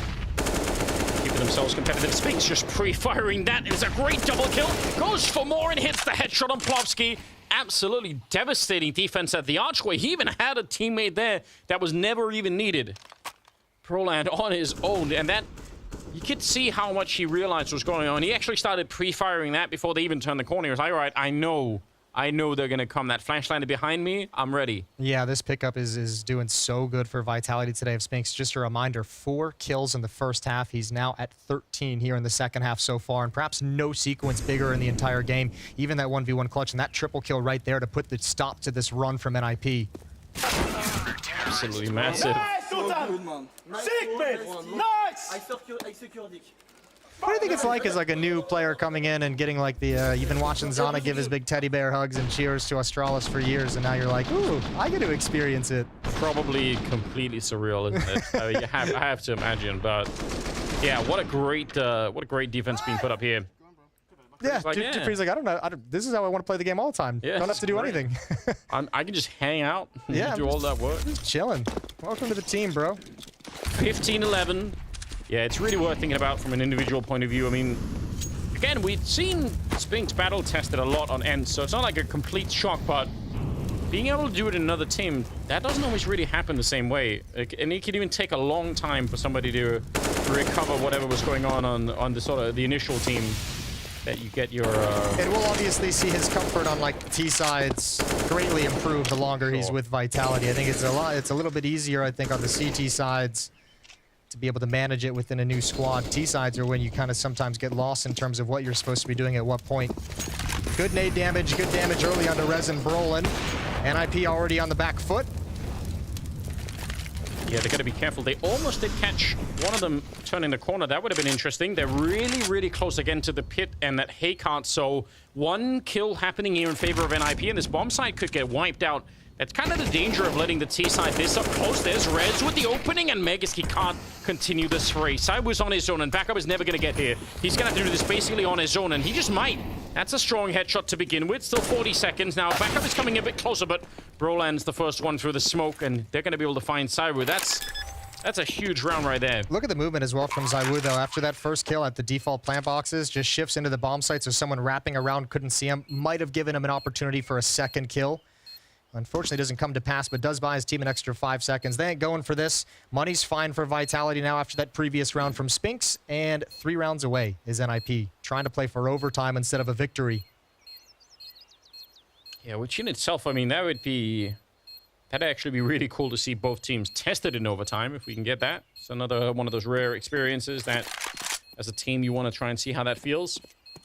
ZywOo's at 28 kills, so again, just sneaking up there. So ridiculous. Broland's going to run far away from that bomb. Nice, goodbye. And it's 12-15. They're getting there, slowly but surely. But yeah, I mean, when you're that close to the bomb site, there's no... That defense can't really... Like, it either works or you get wiped out. Yeah. 28th round coming up. They still have a lot more money than I thought, even now, Vitality. No, Vitality's done such a good job with their money throughout this half. It is super impressive, some of the decisions they've made. Standard stuff. Utility towards top banana. This time, no one from NIP following it up too aggressively. Brolin just now making his move. 3 defenders here, including ZywOo's op. Yeah, he's ready for it. Brolin just back around the logs down there at the bottom of banana. Going to be very, very careful. ZywOo, now he's outside of the range of the scope. Molotov will certainly force him out, so at least they're going to know and put some more pressure on, but they managed to escape. I'm interested in the fact that that Molotov is thrown towards tree, but ZywOo didn't have the information. He could have held that angle with the AWP and really shut down Brolin as he escaped. Still another chance here. Gotta be careful if you jump on that half wall, though. Again, it is Saibu, so something that people sometimes do just by, you know, accident. But yeah, he's so ready if they want to come for it. They're already walking out in front, so he's under more threat than he realizes. If they turn the corner there, he's probably dead. Oh, they're hearing these footsteps, though. He's been very loud in his reposition. They're going to know it. That smoke isn't going to hold them at bay. Brolin's going to be the first one to turn the corner. That missed shot is everything. He follows it up with one. How much more can he do? A second kill is impressive from Zaiwu. Yes, unfortunately, Flashbang never Spinks a little bit late, but still, you saw the idea of it. And bomb will be planted. Nice nade on top of S-Tag. That'll put some real damage behind it. And it's a 4 versus 3 for the afterplant. But 2 of them are only just showing up for the Vitality side. So even if they have a little bit of a lead in this afterplant, it's not a surefire thing. They could still lose this round on the Vitality side. S-Tag getting a shot there, even flashed against Dupree. That's a beautiful start. Spinks is sneaking around. Apex getting the one and calling it in. They know Spinks gets one more to make it a little bit of a chance. They're already on the defuse now. 3 seconds left in Hampus. He can't find it. It's Megas instead to get the kill, and it will be Vitality to pick up the win. Huge start here for this newly minted team. Yeah, well-fought win for Vitality. I mentioned it, I still believe it. I think this map is one in the first half for Vitality, overcoming so much adversity with lost second round, lost eco rounds multiple times. They could have easily collapsed, and man, Zaiwu was great through this whole game, but the recovery from Spinks is something special. What a performance from the newest addition to Vitality. Surely, yes, and a nice way to get that tested really early on. You just you get a feel for it right away. We do have James ready for an interview with me.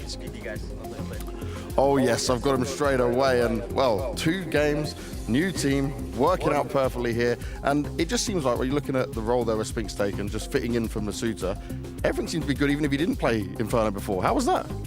I think he's been doing really good on Inferno as well, even though it's a new map for him. So obviously he needs some experience on it, but I think he has done pretty well on it. And he had a tough start on the map, but he ended out doing a lot of important kills and a really important clutch as well. So that was a really important game from him.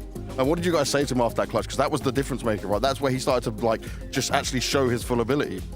Yeah, I mean, we just kind of cheered because it was really important. So we just gave him a lot of good words and told him that was really sick. It definitely was. We'll see how the rest of it goes. Magis, thank you very much, and we'll keep it moving throughout this tournament and see if Vitality will continue to do all the damage.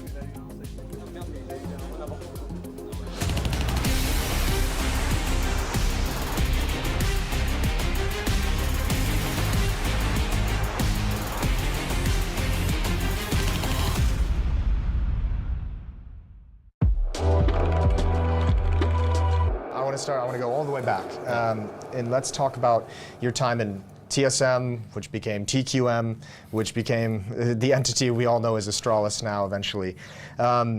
That was, I mean, first of all, you stepped into that team out of the fetish era of the in-game leader, and he brought in great CT sides. He was great on defense. They were known for their defensive halves. Offensive sides really struggled, and obviously, at that time in the existence, a team known for not being able to get over the hump and kind of win the big games. When you stepped into that team, like what did you really feel like was kind of your focus as the leader? Like what did you identify as the problem that you wanted to fix to make this team get to the next level? I think what I saw when I got the offer, I was pretty surprised because they're the best team in Denmark and one of the best in the world, right? Yeah. They just needed a little more extra to become the best. So yeah, when I got the offer, I was on the way out of CSGO basically, and I was on the way to finish my master degree. And That's right. Like, now CSGO is done. But they came in and I was like, okay, let's give it a year and see what happens. But one of the main concerns I had about the team was like, they felt flat on the T side. It felt like they had too slow paced, and they were putting situations where they might do wrong decisions based off maybe some nerves and stuff like that. So I think what I brought was explosiveness. That means the players don't have to decide to go A or B in that moment. If I say A, we all explode and we trade. And I felt that made them better in that sense of how they reacted and we could trade. Yeah. Because that was the main concern when Fates played. It felt like so slow paced, and it felt obvious where they went that they couldn't use the skills. It's very readable, yeah. Yeah, but the CT side was always good, so I didn't change anything to that. So I think I just brought a new identity, new ideas to the table that I've never seen before. And I'm come from a different era of CS, right? I came from 1.6 and they had a source caller. So I think it just gave some fresh ideas to the table, and I think that's why we also overcame the situation and won some tournaments in that year. Yeah, you guys did manage to get some trophies, but as you mentioned, kind of the big ones always still eluded you. Is that mostly like the mental game that you kind of just touched on, and what kind of we saw from the outside was just pressure got to this team and got to these guys? Like.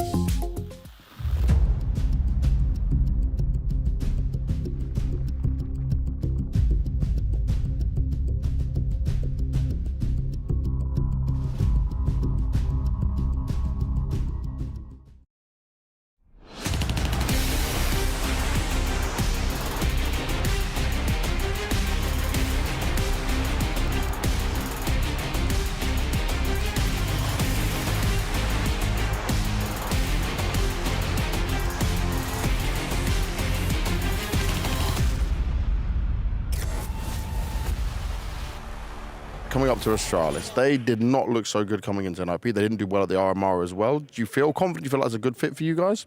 It's always exciting to play against them. I feel like I want to beat them for some reason. Like something with their legacy 3 or 4 years ago, like it makes me want to beat them more. But I think they're a good team. I think maybe they cannot find the right things. But against NIP, it looked like they didn't have the right ideas and they didn't really play well. And they played obviously insane. In best of ones, do you think they can be more cheeky though, and they could do something different? Like, could they give you a surprise?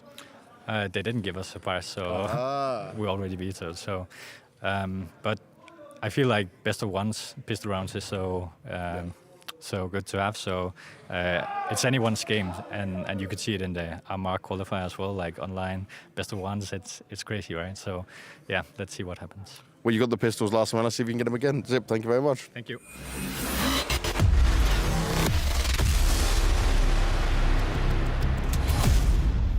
Astralis and OG. Not victorious in their opening games today, but luckily there are plenty of best of ones to go around. Launders, we're back. Counter-Strike is back.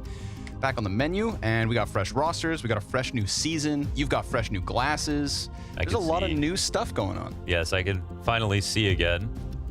Yeah, okay, there we go. And I can hear again. There's a lot of good stuff. So the groups are going to be great. Great way to start off the second half of the year. And I think, you know, we've already witnessed some of these teams play today, and we'll get to see some more context as we move forward on the days. And this is kind of the part of the year, it happens a couple of times after a break where the upsets occur. I think this is where some good teams will be disappointing, and some teams that were grinding extra hard to make up for their disappointing starts will do a lot better, make some upset happens. And that's usually actually the formula for OG to provide some wins. And I think in terms of predictions, most people felt like, at least versus Astralis, they'll be able to take it. We got to see that Vitality did live up to the hype so far. Spinks lives up to the hype, and they've got their 2 wins, which is huge. And for now, we'll see if Astralis can recover, because there are so many red flags on this team at the moment. And basically the story, the long and short of it, is that BlameF has basically no help in terms of impact. I mean, even his Opera beside him is having a decent day so far. Overall, not very consistent. On the other side of things, we've got Dexter, who has been carrying the hell out of OG. Today had just a pretty good game, not too bad, but could do more. Yeah, that he could. I mean, we saw it, right? Ending last season at Lisbon, fresh-faced Dexter walks in as a stand-in and then begins this season as a full-time member of the squad. So, you know, I would say, like, even though they didn't get the win earlier today, OG just kind of cementing that they took a challenge to Vitality, and so did NIP. It was a good OG to see. Astralis versus NIP on Overpass, though, that was their starting best of one, and like you said, right, Farley, decent day, but outside of that, I was kind of shocked that Config's coming in as cold as he did. There has been this up and down inconsistency that comes with Config in these last few months, despite him being kind of BlameF's original right-hand man. And Astralis, one of those teams that didn't make changes, right? You say every couple, or you know, a couple times every year we get to have this conversation about fresh rosters. This was one where the moment the player break started, there's a tweet from the coach saying like, "Nah, we're not making changes," and everybody took that as like, well, that's what you said last time. But they didn't. They stuck to this core. I feel like some spots were expected to change, and unfortunately for them, it's more of the same. It's a loss to begin the day. Yeah, well, we had this moment where the Copenhagen Flames disbanded and they spread out into different teams. You know, Nigadal's on Fnatic, Hooksy, G2, and those provided some interesting turns, I think, for these two teams. But for Astralis, I mean, maybe they should have taken advantage of that, and maybe they should have made a roster change. We'll find out if that's going to be the case, but full credit to the teams that want to try to stick together. Yep. People are more fickle than ever these days. Yeah. So let's get into it, folks. It's Mirage between OG and Astralis. It's not elimination. There's no qualification. We're just seeing who is slotted into that 4th seed for the first group of the 2nd season of the year. Counter-Strike back in action. Yes. Yes, indeed. So, immediately into the cat split. And Zipix back here. He's going to see them a little late. No early warning upside connector. Yeah, no spot in from Farley towards window, but Config picks up the early kill. And then Zipix, nice position outside of the smoke, but oof, it's really Config and Farley to deal the damage. Degster's with the response, down to 40 health himself. Support just behind him on Arch, and Degster getting dangerously close. Now, bomb dropped on Fan makes things weird. And there's the end from Farley. 2 crisp headshots. Locks in a pistol for Astralis, and we just saw that interview with Zipix. He says, BO1s, pistols are important. Yeah, a couple clean ones. That was really nice from Farley. And again, to continue on for him, it's already good start to the day. And we'll get to witness this shot again. Ooh. Wow, that's a. I think we needed Anders to say Inhuman reactions for that flick. That was a good one. So Astralis with the 1-0 start. Mirage is a map that comes in, which is kind of an interesting one because it's not a high win rate map for Astralis, but it is something that they've tried to make their own. And when they got on BlameF and Config, 2 of the best Mirage players in the game, it made sense that they tried to play it. And fair play to Config, this is one of the maps where he's been more consistent, even though he's struggled overall. We'll be looking to bank on that then today. 1 of 3 rifles in the hands of Astralis, MP9s for Glaive and Zipix, and BlameF's opening kill is onto Nexa. More where that came from. Easy second one. As we, of course, still have Neofrag for OG as well, and I feel like with Dexter coming into the team, Neofrag and the conversation around him, it's a bit more muted, understandably. You know, he's got less impact than the star that has been Dexter, but overall, it's a good-looking OG that gets swept away by guns. Yeah, it's decent. I think Neofrag was quite good in Lisbon alongside Dexter, and that helped get him to playoffs. But I think since then, I think he's not been that great, unfortunately. So I think Neofrag needs to step up a bit. But I'm sure he's got some space. I expect more from Flamesy as well, with somebody who I really thought was, you know, going to be able to break into top 20 this year. But it doesn't seem like that's going to be possible. Now we're into this first rifle round of the match. Early setup here towards the A ramp. An early push. Yes, they've countered the aggression quite instantaneously. Oh, but the molly goes far. Looking to catch him on their fallback, and sure enough, that's Farley down by bricks. Glaive locked into this fight, whether he wants to or not. And the smoke's gonna help. If that Palace player comes out, suddenly Glaive's got much more of a chance of holding on. Goes over and goes down. Flames catching that one as well. 2 kills from the young gun. Fiku exits out from Palace, and there is no stopping this OG in terms of getting the bomb site. Yeah. Fast flank from Config unchecked, and Dexter caught jumping. Yeah, they tried to transpose into this A-ramp tactic, and the molly that they threw would have been great if OG weren't already up the stairs. So the flash, I think the lamp flash came out, they took that early fight, 1 down, and because they had to dismantle the Palace push, they weren't in the best positions possible, and they weren't exactly ready for that, so really nice from OG to move that fast. It looked like they were going to have some trouble scaling, though, and I think I noticed that in their first game. They were kind of struggling to get across sites, stay together, and move as well, so we'll see if that's going to be a problem. These days we know, you know, versus the M4s, players like BlameF, for example, are so insane on the silenced M4s that these T rounds can be hard to come by.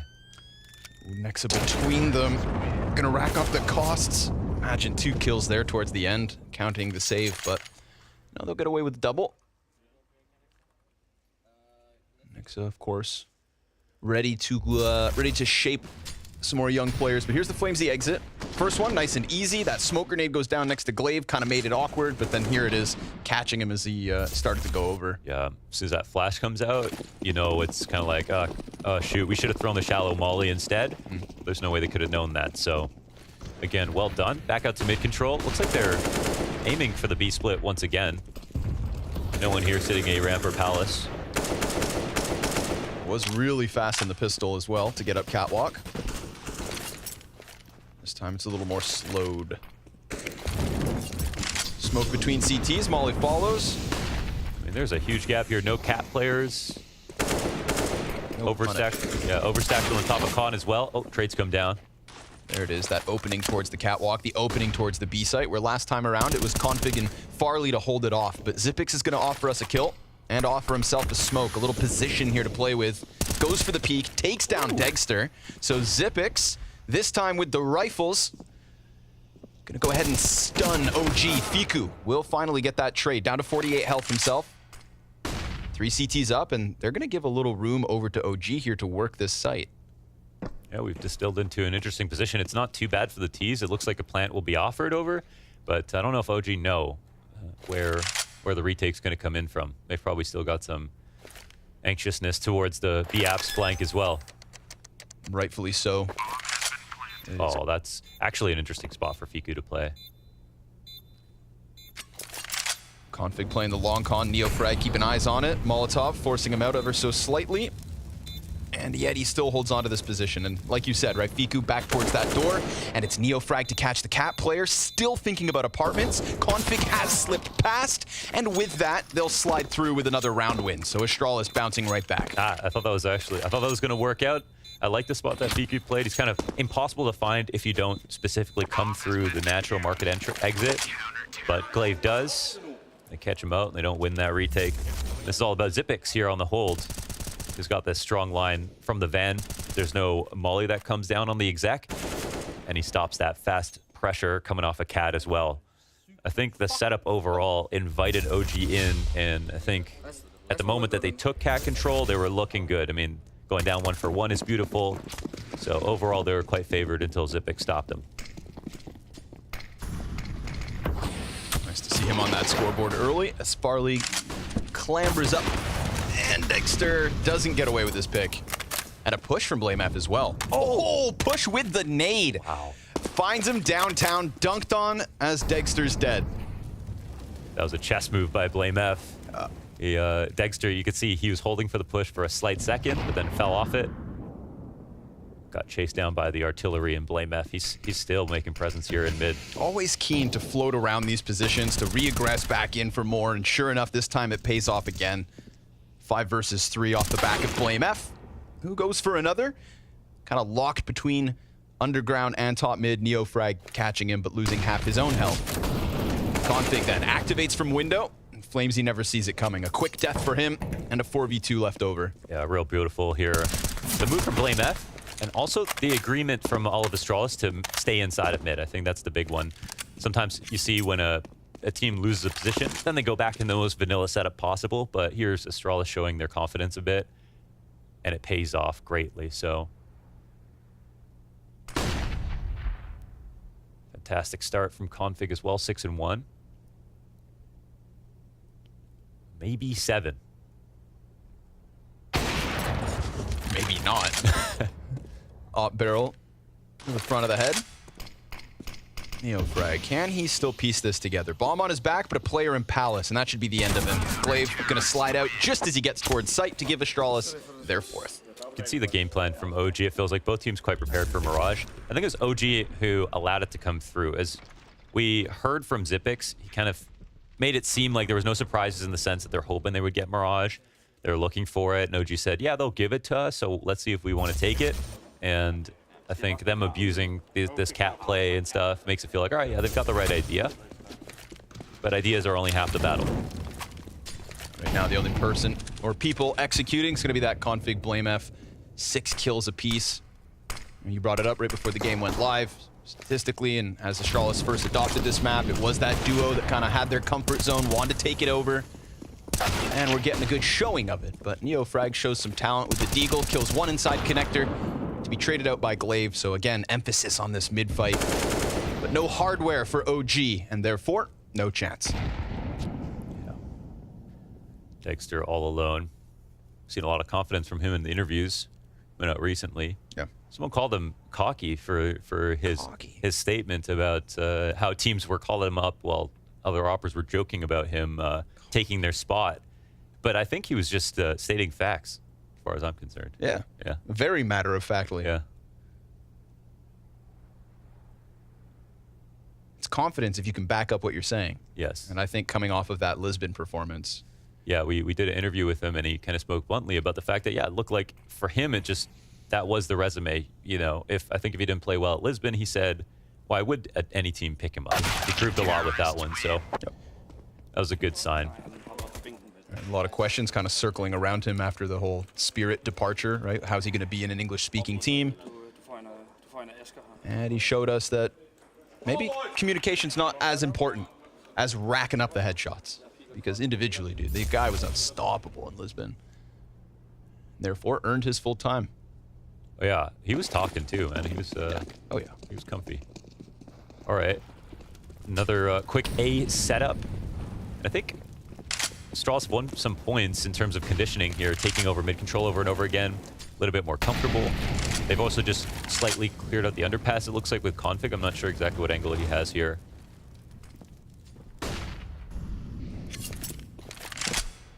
And if things go right, it looks like OG should be able to score a plant. But Glaive moves inside of smokes. And moves out through them as well. With that opening, BlameF going over top of the mid-smoke. And all of a sudden, we've got OG, unfortunately, boxed in, right? We kind of highlighted that hesitation, that scaling difficulty in a previous gun round. Well, this one, too, just gets stunned for a second because of Glaive, who gets away, and then that BlameF boost makes it way too easy to clean up another couple pieces. Pushes this one down onto Degster. Barrel of the op spotted. Config blasted. And 2 counter-terrorists towards spawn. But Farley locks it in. Astralis, a comfortable 6-1 lead. Yeah, always a bad sign when you're trying to put that bomb down on default and your CT smoke comes up. So I got to make sure the site doesn't feel like it's miles across and get through it faster. No, easier said than done, of course. The move that Glaive made was really confident and super sharp as well. So I think that made the difference. For a moment there, jump spotting at CT with his teammates leaning towards the other half of the map. You could tell they didn't want it to be an A exec that fast, and they still survived. So another round where you could say OG, right idea, but weaker execution.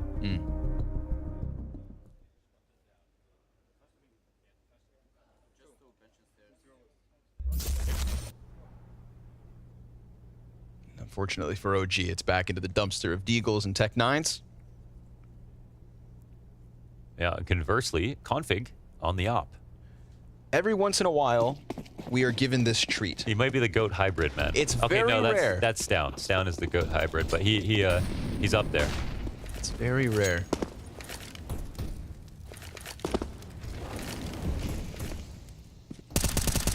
So we watch and wait. Glaive off at the top of stairs. There's the scaling. Nice and quick from OG, but a dink through smoke leads BlameF to the man advantage. Farley's ensuring that nobody crosses over, so as Zipix takes CT spawn, Glaive also has a set of eyes on that cross. And a rambunctious bunch of CTs go pushing through that smoke. Bomb plant, that's something. 2 kills after, you take it. But then Zipix cleans up Neo Frag, and they've got Fiku confirmed back sight, berating him with grenades as the retake shines through. Yeah, and at least they got that bomb down. But 7-1 here quickly for Astralis. Feels like it's been about 5 minutes since this game started. They're on fire. No real bad questions for them. And they've also clued into what OG want to do, which I feel like if this game is going to go OG's way, it's going to start with them, picking the right sites and then winning those, converting those rounds. But right now they're picking the right site, losing those rounds. Now they're probably losing confidence in the fact that their game plan isn't going according to plan. And they've got to probably dig a little deeper for some new ideas. Let's see what else they have in store. We haven't seen this affinity towards the B site unless it's coming off of that, quick pistol from Cat. One round where they press in, but they had Dexter in there early. And just kind of spread the numbers, right? Well, they also don't know, I think, about the second op in play yet. And why would you expect it? Yeah. Everybody postures and then leans back. Do the setup off of spawn, so Farley's on Cat this time around. And Config will leave this post as soon as they have cleared out everything else.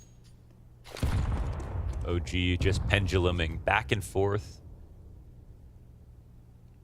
between the back of halls and A. Glaive in a new position on the site. It's a very classic move here from OG. Very simple. And fortunately for them, there is no one from Astralis inside of mid. I mean, Neofrag is on duty to watch for it. It looks like he's going to be coming in as a late lurk. Right now, just spotting the bottom of connector through this tiny gap in the boxes. Config sniper up on triple box, waiting for that ramp play to come out. Oh, he gets one, but it's traded right back by Dexter. He's now scouring that bomb site, looking for more contact. Oh, they need to go. 20 seconds, that kill right there. That opens up connector. Neofrag looking for the fight. Glaive holds off, but Dexter connects with another, and Flames just extending. No bomb pickup yet. 10 seconds left. They're going to go and grab it, scramble for it. All is good unless... Oh, wait. We can't. Farley back in. Flames gets onto the bomb. Plant's going to go down. Fiku's shots confirmed that both are nearby. But does Farley still think he's triple? Bomb cross back. Oh, there he saw it. Fiku and Flames split up. One towards ramp, one stationary on site. The fight goes the way of Flames, and OG get that second round, but a little sketchy towards the end of things. Yeah, don't feel good about that, honestly. A testy position. I mean, they made it happen because of the kills that come down, but the way they were postured up here, it's like, let's see if they make mistakes. And that's a fine attitude to have when you're up on time and up on numbers. But there's actually a moment here where the Astralis don't over-peak, then OG might beat themselves.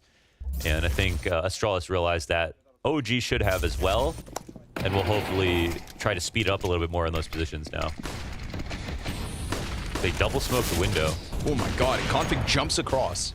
That's one of those timings, normally this guy's dead. But as he reinvests into the double op once more, he gets to hang on to it. Oh, did they double smoke the window to counter the Molotov? Could be. Oh. Pretty wide opening on catwalk. Config's gonna have to deliver. And if he gets Flames inside of apps, then his eyes turn back. Down goes Neofrag. Zipix putting up numbers. Another double kill from inside sight. They know Config's here, but that missed shot opens the door. Flamesy jumps down right alongside Fiku. Blame F slipping into sight. And yet again, we're talking about a bomb that's down in the dirt. And as Flames makes a ruckus, Fiku swaps out to the AK. Looking for the clutch, and he starts it with the Blame F frag, but that takes him down to 13 health, so it's an easy ender from Glaive. Yeah, very slippery here from Blame F. They went to check the market door just in case. He was already out. A little faster than you expect, and another great round out of Zipix. Yeah, second double from the spot. Ooh, they've got him distracted with Config. Dexter, little tunnel vision. Yeah, he's doing fantastic work. He's been playing this spot, almost the same exact area a few times now, but slightly different peaks, different timings, and I feel like the way that Astralis have been dynamic with the op placement, it's hard to read where his help has kind of come from.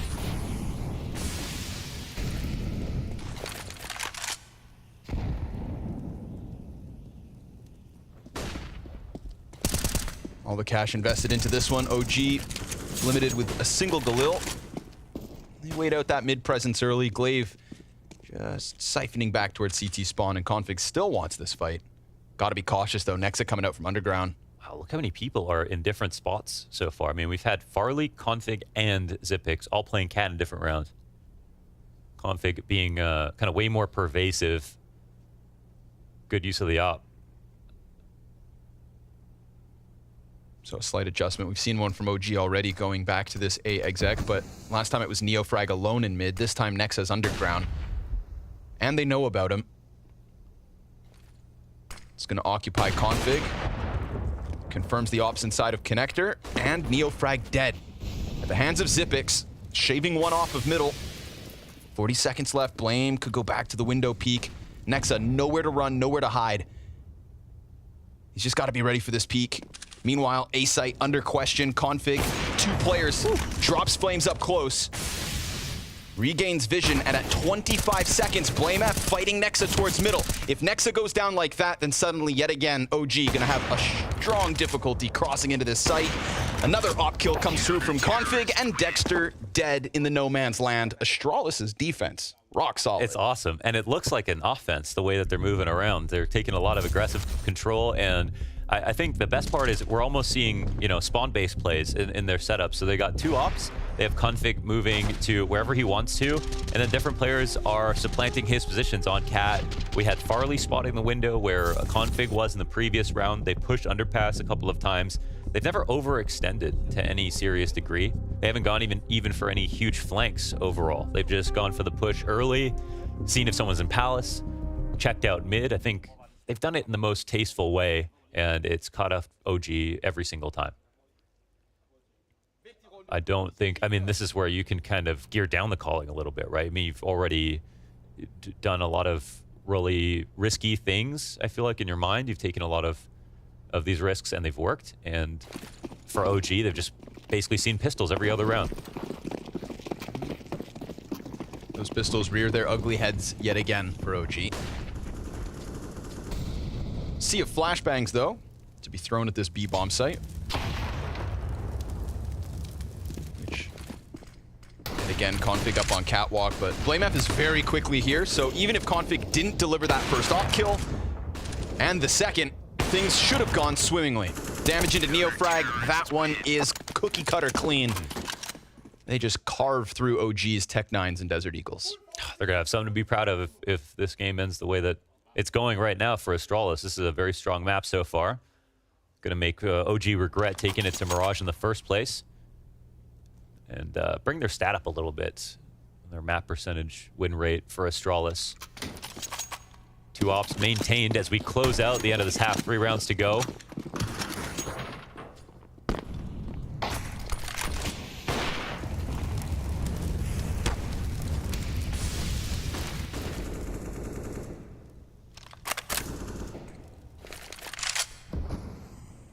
Next, going to try his hand again from underpass.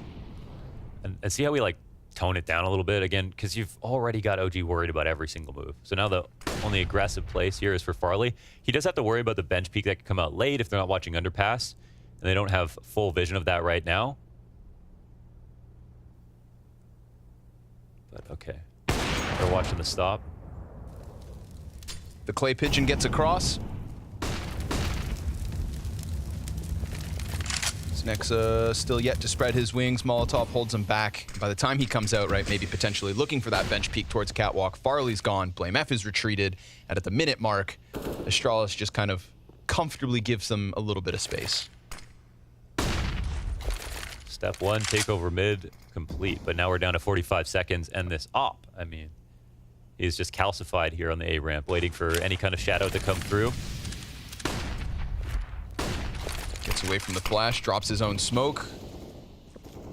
Starting to pull away. We're talking 4 players up inside connector from OG. Wild spray from Glaive does not connect. BlameF still cautious about window. 20 seconds left over, and here comes the commitment. Glaive goes down first. Config with a nice little snap, and BlameF a helping hand. No headshot on those bricks. 15 seconds left over, and this one just comes to an absolute halt. No movement out of Con for OG. They're fighting to try and get their way out ramp, but the time is simply not there, and nor are the round wins. An 11th to Astralis. Yeah, they're getting shaken up right now. Nice final shot from Dexter. That's the one bit of solace they have. They get to keep the op in the next round, but man, that could not have gone better from OG's eyes, I think. The only problem I saw was that, you know, we don't have an attack forming on either side. All we do is have mid control with a lot of health at the 45-second mark, so it's already a little scary from that point on. And then, you know, Blame can get away with peaks like this just walking out of the window, because how can they watch everything at that point in the round? There's still 5 alive from the CT side. Sometimes when Trace talks to Config, I just think it looks like Config talking to Config. Yeah, it really is. It is. Config's alter ego. Triple smokes down. Let's see it, Farley. Oh, okay. Forgot the left click. He didn't see anything. No, he didn't. No, he didn't. Round 14, not one for him. Glaive, though, finding that gap through the stair smoke, so it's at least the 4 versus 4. But they know that CT spawns under question, so poor Zipic's gonna have his hands full. Flashed around the corner, catches Fiku close. There's the Flames trade. Glaive's nose got him on that tiny little corner. A small island for FlameZ to try and hang on to. Well, they don't flashes. There's the op shot again, but not a third time. BlameF clears it out. Triple box from Nexa though, goes for the fight versus Glaive. He's gonna have to 180 to lock in BlameF, who's now into the 1v2, and he knows his likelihood very low. But he'll hunt along, and Nexa's gonna end him. So OG finally, surely enough, break through with a third round. Yeah, that was Blame right there. You could just see we're at the point where it was worth it to even get a kill, even if he dies. He's not going to win the round, but they're just up so much that they have nothing to worry about. So we get a shimmer out of OG. One more round one. There is a pulse. There is a pulse, and if we get into 4-round territory, you know, again, CT side can be very friendly these days, so we'll talk about it when we get there, but it's mostly about the fact that Astralis have clearly been playing so well. I think some halves are won by like the silence and force some of the CT advantages. I think this half was won because Astralis were just clearly the much better and more dynamic team. That rotating door of positions and guns. Struck fear in OG early. You could see it. But Dexter's trying to keep it cool. Crawling towards Catwalk. Farley and Connector this time. Clicks into Nexa config right there. So again, this double op setup on full display. It's been held onto or rebought like 8 consecutive rounds now. A real feature of this dominant CT side from the Danes. But OG's pulse could still be enough to keep this T side alive. Fiku stranded and fighting back as a 7 HP Glaive looks to hang on. And that frag grenade was destined for him. BlameF saves him. And with 3 players tagged up, there's a little possibility for a 2v4. You know, they've got the opening if they can just get past config, but he cuts Neofrag down at the knees, and an end from BlameF means 12-3 on the half. A dominant CT side from Astralis.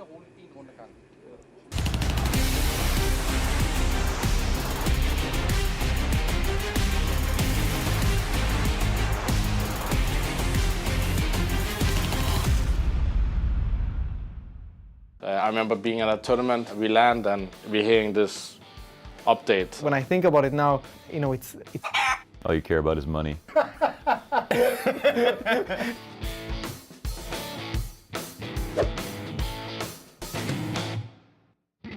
10 years of CSGO, 10 years of CSGO updates, for better or for worse at times, and that's what we're here to discuss in a little bit more detail. It's the update that removed the Molotovs slowing people down, and that removed the ability to throw Molotovs across the whole map. That is a boomer one. Ooh. Yeah. I went way back in the time machine. Yeah, that's good though. Imagine today's game if Molotovs slowed people down. Yeah. That'd be a nightmare. Or you couldn't extinguish them, because that was an update too. I don't know if it was the same one. I think the best CSGO update is always new maps. I think it's always interesting. So yeah, for example, the last time Agent came out and trying to work on that map, I always love when there's a new map. It just throws me into a hole of trying to figure out the maps. Personally, I wouldn't have liked Train to leave the map pool, but I feel like it's refreshing to get a map that no one had any clue of. People usually want maps to get back into the game, like Tuscan or Cobblestone maybe back. I think we could start the year in January with a new map every time. I think that would make sense, so people have time before the major to do it, and then people have time in the Christmas break to kind of figure out the map, and the first tournament would be in February to kind of test the waters. I think the best update, and which is not a specific one, but it's kind of the idea of like bringing new maps to the game, but like putting them inside the map pool, so actual pro players start playing them and learning them. Focus on a new map and like start learning everything, the basics, and see how the meta changes even. Like, I think these are the nicest updates to the game. I think the best updates are dropping grenades. You have really cute handwriting. Thank what you. The hell? You do. I Thank can't. you guys. I can't do that. I think dropping grenades is really sick because for the first time we start to, I think, like dogpile rolls onto people. And a very key element of CS that is playing utility, and if you are a better utility player than somebody else, now you can kind of shine in that role. At its first release, I remember how kind of controversial it was and that there were pro players who really weren't having any of it.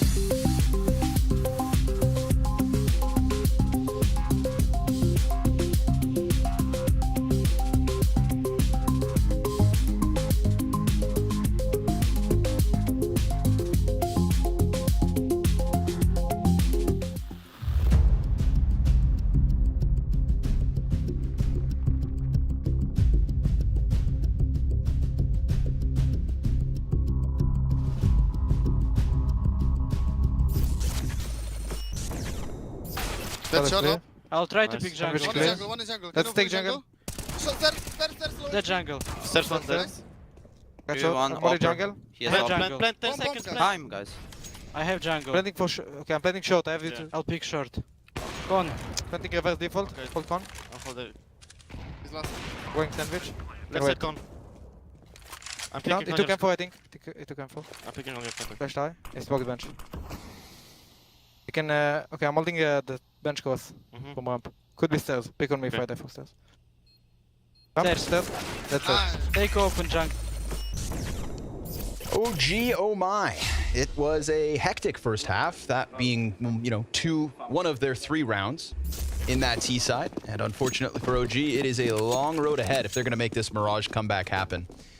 If not, staring that 4th seed of Group A in the face after just a couple BO1 losses. Scoreline's making some sense here. I think Xyp9x, he went 9-7, but he was one of the stars of that first half for sure. He's, you know, a beat player, so he's not going to get that much action, but the kills he got were pretty much all versus, you know, equally armored opponents. And BlameF just had to top the scoreboard as he's been doing all year. Config right there with him though, right? This Yes. is that classic Astralis Mirage formula. When they adopted it, we looked to Blame and Config to deliver, and they have today. But yeah, the more interesting part was that, you know, he didn't just go on to cat every single round, which is what we normally see from Config. So they've evolved, they've developed. They're learning. Ooh. And whoa. Dexter's kind of had enough. 2 headshots come through from him in mid. Xyp9x tries to hop his way into the B site, and he never even hits the ground. His corpse does, though. Flames straight to the head. BlameF finds his exit into the A site. So what do we have here? A BlameF potential clutch. If Glaive goes down, he's got 8 health. Wouldn't expect him to hang on for too long. But BlameF's armored P250. They are quite slow to this, but they have lots of time at the same time. So. And a kit. That could help. Double flashes as well on Nexa. He's going to throw one over towards that CT spawn, but we do get the Fiku A ramp flank about to strike. That could be the end of BlameF. Anything Glaive can offer BlameF as help would be perfect. And that P250 kill is critical, but Fiku right there to trade it back. Glaive could try to go around town, but with that kit, it's going to make the difference. Nexa sticks the defuse just as Glaive was going to have a chance to come at him. Imagine if there's no kit and it's a 10-second. Maybe he gets him off. Yeah. Maybe we're talking Astralis with both pistols, but instead, they'll split them 1-1. Yeah, I mean, nothing bad about making that kind of risk when you're such low HP, and if it's a 2-on-1, maybe he gets off. Wow. Nice couple of shots from Dexter. Shades of Farley with that one from the first pistol. And OG have leveraged a way to create a dignified half at least, or attempt at a comeback. And they'll have all the good guns that they want. I mean, I don't think, you know, this win would be as legitimate if Astralis didn't split pistols and have to close it out on the T side. I think that'll say a lot, so let's see what they have in store for us. Yeah, still plenty of time for things to go horribly wrong. Yeah. That's Counter-Strike. Yeah. Flames Neo frag, easy does it. Just gonna chew through this attempted buy of Astralis. They got nothing other than that last BlameF kill, so 4 standing for OG, converting pistol. Excellent start to their own defense. But like we said, to start off that pistol, it is a long road. Good sign right there. Melting them down really fast. Maintain a lot of their guns. Very few, one rebuy, if anything. And Astralis will keep going into the game plan. The sound that you're wondering about is the glass turning gray. Oh, that's what that is. Okay, Yeah. I wasn't sure if it was in this room or outside, Yeah. but now, okay. Oh, right. Yeah. Right, the combat glass. We're back at Blast London with that. It's great. Dexter, quick one. And Xyp9x and the bomb down in mid. BlameF fed to the MP9, so Nexa's gonna make a little bit of money. And the fight towards ramp goes swimmingly for OG. There's a number 3 for Dexter. All too easy on that A site. Yeah, I mean, Flamesy's hand's not red yet. Well, do you notice how Rugga constantly puts himself between Dexter and Flamesy in between each, at the end of each round, he's over there. Yeah, he starts on that side. Yeah, he's taking the impact. That's true. It's in Flames' contract. That energy has to go somewhere, but it's better Rugga than Flamesy probably. Yeah. They need to get like a dummy on the right side of... Because at Lisbon, it was Dexter. cute. I mean, it's one tournament you got to deal with it. Yeah. But now he's on the team. It's no longer a stand-in. Yeah. talking an That could entire be, season of abuse. Irreparable damage here if he's not careful. It's just the keyboard. Oh, it's a mouse hand. Never mind. I was gonna say keyboard hand less important. It would have been your keyboard hand. Nope. Oh, you use the mouse on the right side? Okay. Yeah, of course. I may be left-handed, but I'm not a freak. Yeah. Oh. This one gets cold. Icy cold here. OG just gonna keep one tucked inside of Tetris. Dagster floating around the ticket booth. And Astralis gonna crawl towards top mid. Blame F through the underground.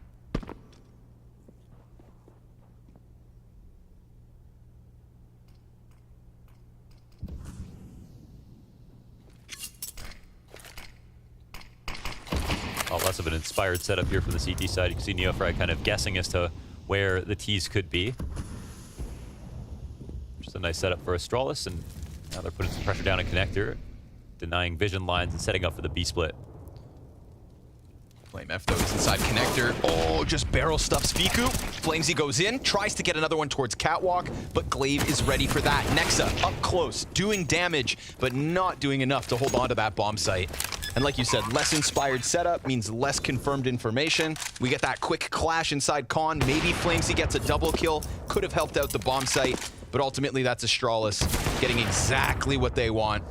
Neofrag's position as the rifler there is the most high impact position for a rifler to be on CT side, but it's also the easiest to overstress, especially if they lose cat control, if there's even the thought that someone could be up in the ladder room. So you can see already, I mean, there's just not much, there's so much time left on the clock, and he's already not sure what they've lost control of. These trades are beautiful, and they were just as ready for OG, I think, in this T side with that re-aggression at the top of Con. Yep. Had two players in there, watch the push. Sometimes you can throw your smoke down, your molly down, and no one comes through, but sometimes people come through and it works out really well, so. Excellent emergency protocol. Blame F. Clamps down on it. While Flamesy floats around in middle, he's not going to see anything just yet. Strahl is comfortable just burning off the first 20 seconds. They want Farley. Somebody about to walk into the scope. Well-timed flashbang. Frag comes over. Excellent amount of damage. 69 between the two nades.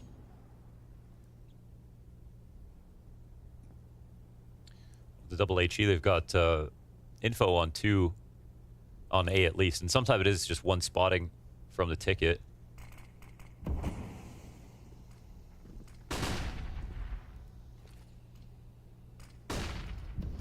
It seems as though another B split is imminent. We've got Blame Meth walking the other pass. He's going to perform this crawl. He still has his full nade kit, as we can see, so he can put enough pressure on Connector, window, to deny lines of sight. But Glaive is now walking back towards the A ramp. Okay, so we're looking at the A split instead. Jump up into the window. Looking at 2 window, 3 con. Oh. Ooh, this one's imperative. Flames kind of caught in that gunfight. Neofrag, not sure which way he has to look first, but he holds on to Zipix. And that's a T-side smoke at the top of Connector so that Config can get out towards Staircase, but it doesn't work for him. Flames comes out, cuts it down, and this one just falls flat for the Danes. Yeah, that was real nice from Flames. Again, he has a good fight there towards the A ramp, but if he loses it, it's pretty much over. And he gets back over to triple, gets another kill. So Astralis get extinguished. Ooh, and another. Glaive going down after time. Let's go, boys. That's doubly expensive. Glaive has no money, Will so they will buy for sure. Yeah, will they be able to afford the rebuys is the question. That was looking comfortable and you know, all looked good up until that one critical point where things just kind of got very uninspiring. Well, yeah, I think the only clue they had in terms of information was, again, the double HE towards the ramp. So they could see maybe there's heavier lean towards A. They waited enough time that a rotation could have come through. So maybe they thought OG were going to second guess it, start to lean over towards B, maybe take information somewhere else. And I think try to find a timing where they could exec then. Not exactly sure, but felt like that's what was coming. But in fact, OG just didn't overthink it themselves. They just stayed in place. And even Neofrag inside jungle, despite having the grenades coming through window and that presence inside Connector, never looked too uncomfortable. So easily slapped away in round 20. Round 21, single AK, Blame F. possesses it. Dexter sees a little bit of presence in the apartments, and that's, of course, bomb included. That AK still hunts from bottom mid towards Cat. No heads on display just yet, but Neofrag's not far from it. Yeah, it's a very fine anti-eco setup so far, with a kill to take the edge off. See if anyone makes a mistake in window, but it's vacant.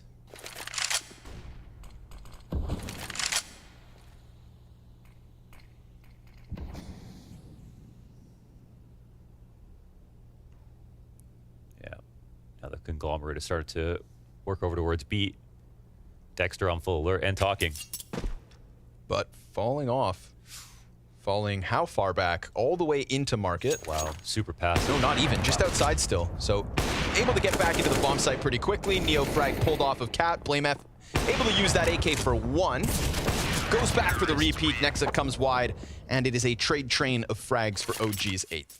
Yeah, not bad. They did, it looked like he was maybe going to mark the window.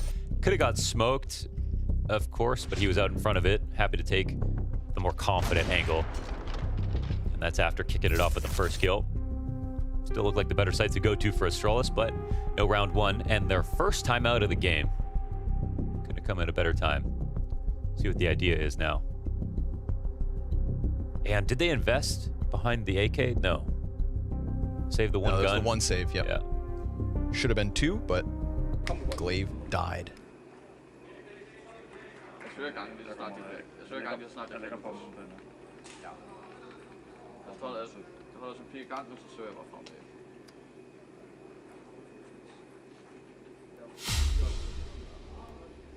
There it is.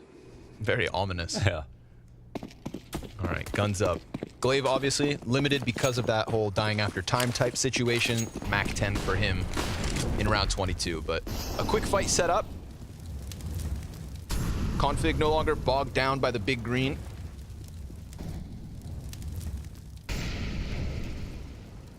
Looks to swing that AK in mid, but very little presence from OG in mid this round. Yeah, they don't really care about it as much. Now again, I feel like last time, Neofrag trying to deal with both window and connector, they never kind of pounced on him. The closest they ever came was when Config underhands his own smoke just to get out towards stairs. And that's once things had already started to go south. So I'll be curious to see if Neofrag feels the heat a little bit more this time. This is a more classic move from Nexa. He loves to push the upper B apps. And he's got this outpost in the corner. And he can just work on a big flank when he wants to, but it looks like they're hoping it's going to be A, and it seems like they'll get what they wish for. Here comes Zipix at the helm. Glaive's Mac 10 exits from ramp. Farley not far behind him.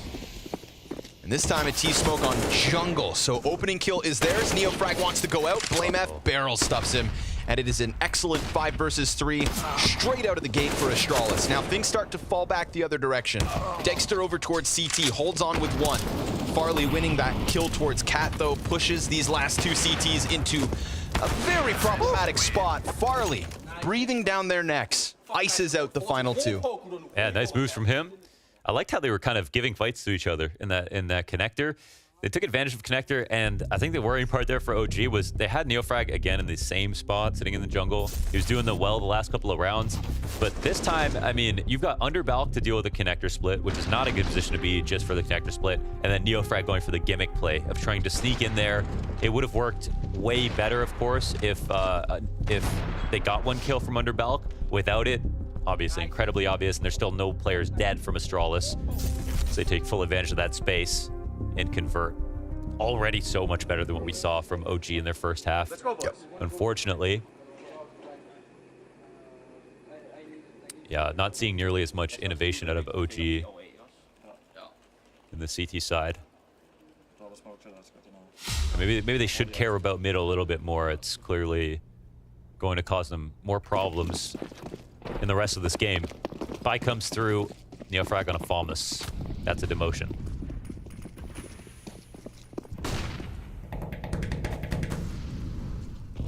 Dexter going for it, and he catches Config top middle, so a man advantage for OG out of the gate. That's the F duel we know. Yep. Gets the frag, hits Flames, Jumps back in for a second versus Blame. And just like that, he's one mid by himself. Oh, easy pickup there. And see, it's Farley. And now it's plays that you only make when you start losing players that start coming out. Yeah, running through smoke with bomb. Mm-hmm. Classic. Yeah, actually, yeah, wow, that's actually, yeah, maybe just a bridge too far in terms of risks this early. Even though 3v5, I don't think he knew he had the bomb. Well, I'm going to give him more credit than that. Yeah, okay. Yeah, sure.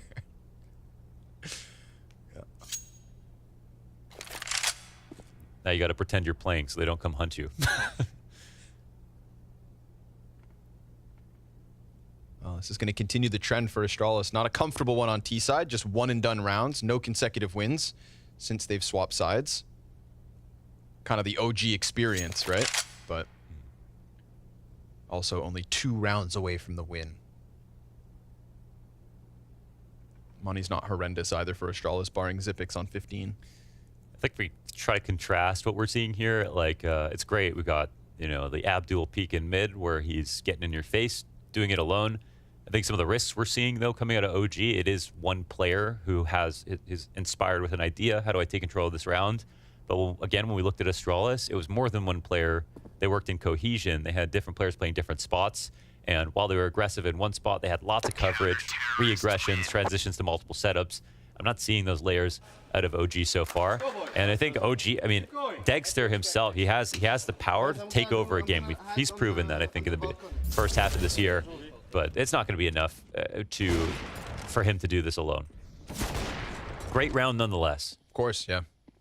2 crucial kills as well, right? Blame F and Config. Total mid control off of those ones. Like, yeah, that's a round-winning moment from Dexter. Now it's just a matter of doing it again and again. Farley onto the op. Comes around the corner, no smoke down. Okay. Just jumps into the middle of the traffic and jumps right back. But now down to 8 HP, so not a comfortable round for him whatsoever with 1.5 minutes still left. Oh.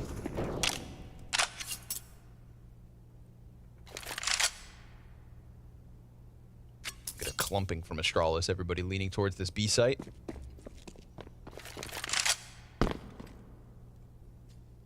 Are they boosted in window? Oh, yeah, they are. Okay. Watching the underpass for a second. Abdul trying to figure out a way he can get some leverage. Or I should call him Dexter. It's the memes. I keep calling him Abdul. Well. It's okay. He loves it. Yeah. And he's ready. Sees a couple cross. Flashbangs. Make things uncomfortable. Oh, missed shot. Dexter's going to be swarmed. He's hanging on for dear life. Glaive comes around the back end. And now Config looking to go deep into the market. Point blank into Fiku. Super low HP on Farley and Glaive, though. So you've got to think that Config needs to be a piece of this. Wow. And he just stops Flamesy with that op. Combat opping inside market. Config, the opper, baby. He is, yeah. Sometimes he is. Every once in a while. He brings that heat on Mirage. And they'll pause because, of course, they're in a winning position. No matter the health, they've still got 3 up. And it's already Neofrag deciding to save. Bomb goes down safely. Lots of time to spare. And Astralis will take 15 off of this. Beautiful flashbangs. I mean, those were seamless. It was as soon as they were in view of Dexter through that second window that he got flashed off twice. And then he missed his first shot, which that's the opening. That's the last chance he had to get a really good way back into the round. He got a kill, but it was more of a parting gift. So Astralis touched 15. Super solid Mirage so far. Really showing their strength. Maybe we're their good luck charm. It could be. Yeah. Config had one of his worst maps in a few months earlier today. Oh, that's Anders' fault then. So he's, yeah, it's Anders' fault, yeah.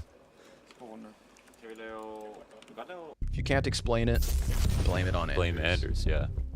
Here's Glaive as well. Gotta say, Glaive's pathing, right? You said that, you know, Dexter gets this parting gift of the 1 kill on site, but he was ready for that bench peek. Yeah. And Glaive's able to just slide around, make sure that they puncture him from both ends.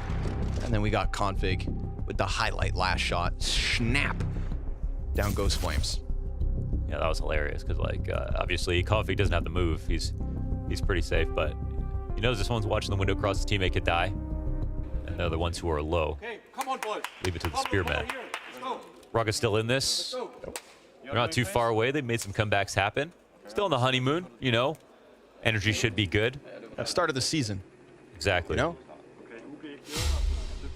They were all on some island during the vacation. They're recharged. I love the contrast between players, right? It's either you did absolutely nothing and stayed in your house for a month. Yes. Or you were off in some tropical isles. Italia, as Zaiwu would say. Yeah, yeah. Man loves some pasta. Barley. So blind that he doesn't see Flames until 8 seconds later. And by the time he hits the shot, Flames survives it. So we've got a man advantage here for OG, despite that 1 kill back. Neo frag out of the equation for round 25.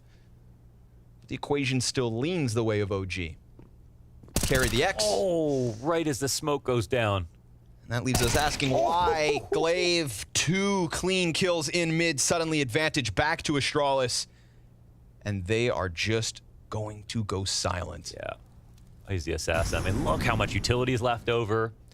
They know Nexa hasn't pushed the upper B, and he's just got this tiny little MP9 to hold down the entire half of the map. Measly little pea shooter.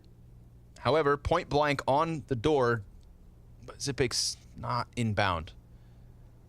Yeah, I mean, he's just, I don't think there's going to be a rotation. If they do, I mean, they risk the whole game. There's some situations where it's fine to save, but this round is still winnable. They just kind of need the one site holder to get 2 kills, and I think it's on Astralis to make sure they just don't run into the wrong site. So seeing if OG try to search back some information, and we'll soon make a decision. And it looks like it's going to go towards the A site with Blame here on the ramp waiting. 2 of the lesser performers so far from OG, tasked with holding off on this A site. Fiku, oh, desperate. Goes for the full commit, caught on the reload and the jump down. Was just, unfortunately, kind of useless in stopping Blame F from getting up from that ramp. So sure enough, after having to alleviate the curse of the one-and-done round wins, it seems like Astralis not only bouncing back from their loss versus NIP earlier in the day, but keeping this one very clean. Yeah, this is a clinic. 12-3 CT side into some economic problems, but still strong recovery and good-looking ideas. Even better execution. 16 to Astralis as they pick up their first win of the day. Yeah, you love to see that. Probably happy to have Mirage. Lived up to their standards. I think Config, such a confidence player, is going to look at this and be like, all right, I'm back. Yep. You know, one off game, no big deal. And Astralis win a match today, which not many thought they would. Yeah, and obviously because Vitality have dispatched of NIP in that winner's game, we're talking about an Astralis Ninjas rematch after this little bit of a break. But before we cut to the break, we cut down to James Banks. Thank you very much, guys. I've got Glaive with me here, and well, this was a much better performance, a true bounce back. I want to just start by asking, after you lost the opening game, right, what was the things you guys were talking about? I mean, we had a pretty serious discussion, I would say, because we talked about taking responsibility of your own spots, especially on the CT side. We felt like we played pretty good on the T side, like slow, mechanical. We felt like the round that we lost, we actually had a chance winning them, and that's always a good feeling. A much better feeling than when you just get like really just don't have any chance, right? So felt better on the T side. We talked about the CT side a lot, and it was much better on Mirage, and yeah, it was nice. And obviously we learned before, right, that at least on Mirage is where Blame F's calling. Is that still the case? Well, nothing else changed? Yes, that's still the case. I think he's doing a good job of as calling on Mirage, and yeah, it's nice for me as well actually to just focus a bit less on one less map, right? Because I mean, you only have such amount of time, and you want to bring in new things on all maps, like continuously. But now I have one map less to think about, so that helps me a lot as well. Now you've got Nip waiting in the back for you guys, right? They've probably been watching this. Do you think Config now being back in shape is going to make them a little bit more scared? Hopefully. I mean, that would be nice, right? So I'm not sure if they're going to be scared or not, but I think if we play a little bit better than we did before, maybe a bit up our communication a bit, I think we have a good chance of winning. And in a best of one scenario, when you are playing like a rematch like this, right, do you expect it straight away just to be a different map, or are you going to try and get it again? Do you want to go for the rematch and try and say, okay, look, we can come back stronger? How do you play that in your head? I think we need to go and have a talk about it right now. I have 2 maps in my head that we want to discuss, and let's see what we're coming up with. Well, I'll let you go and do that, mate. Best of luck going into the next game. Thank you very much for your time. We'll keep it rolling. We'll see how the next best of one goes. Thank you very much for that one, Banks. I like that. Getting a cheeky question in there about the rematch that's going to be versus NIP later on today. But I want to talk about that game at hand. Unfortunately for OG, that does mean they place 4th in that particular group. That does mean that they're going in the seeding.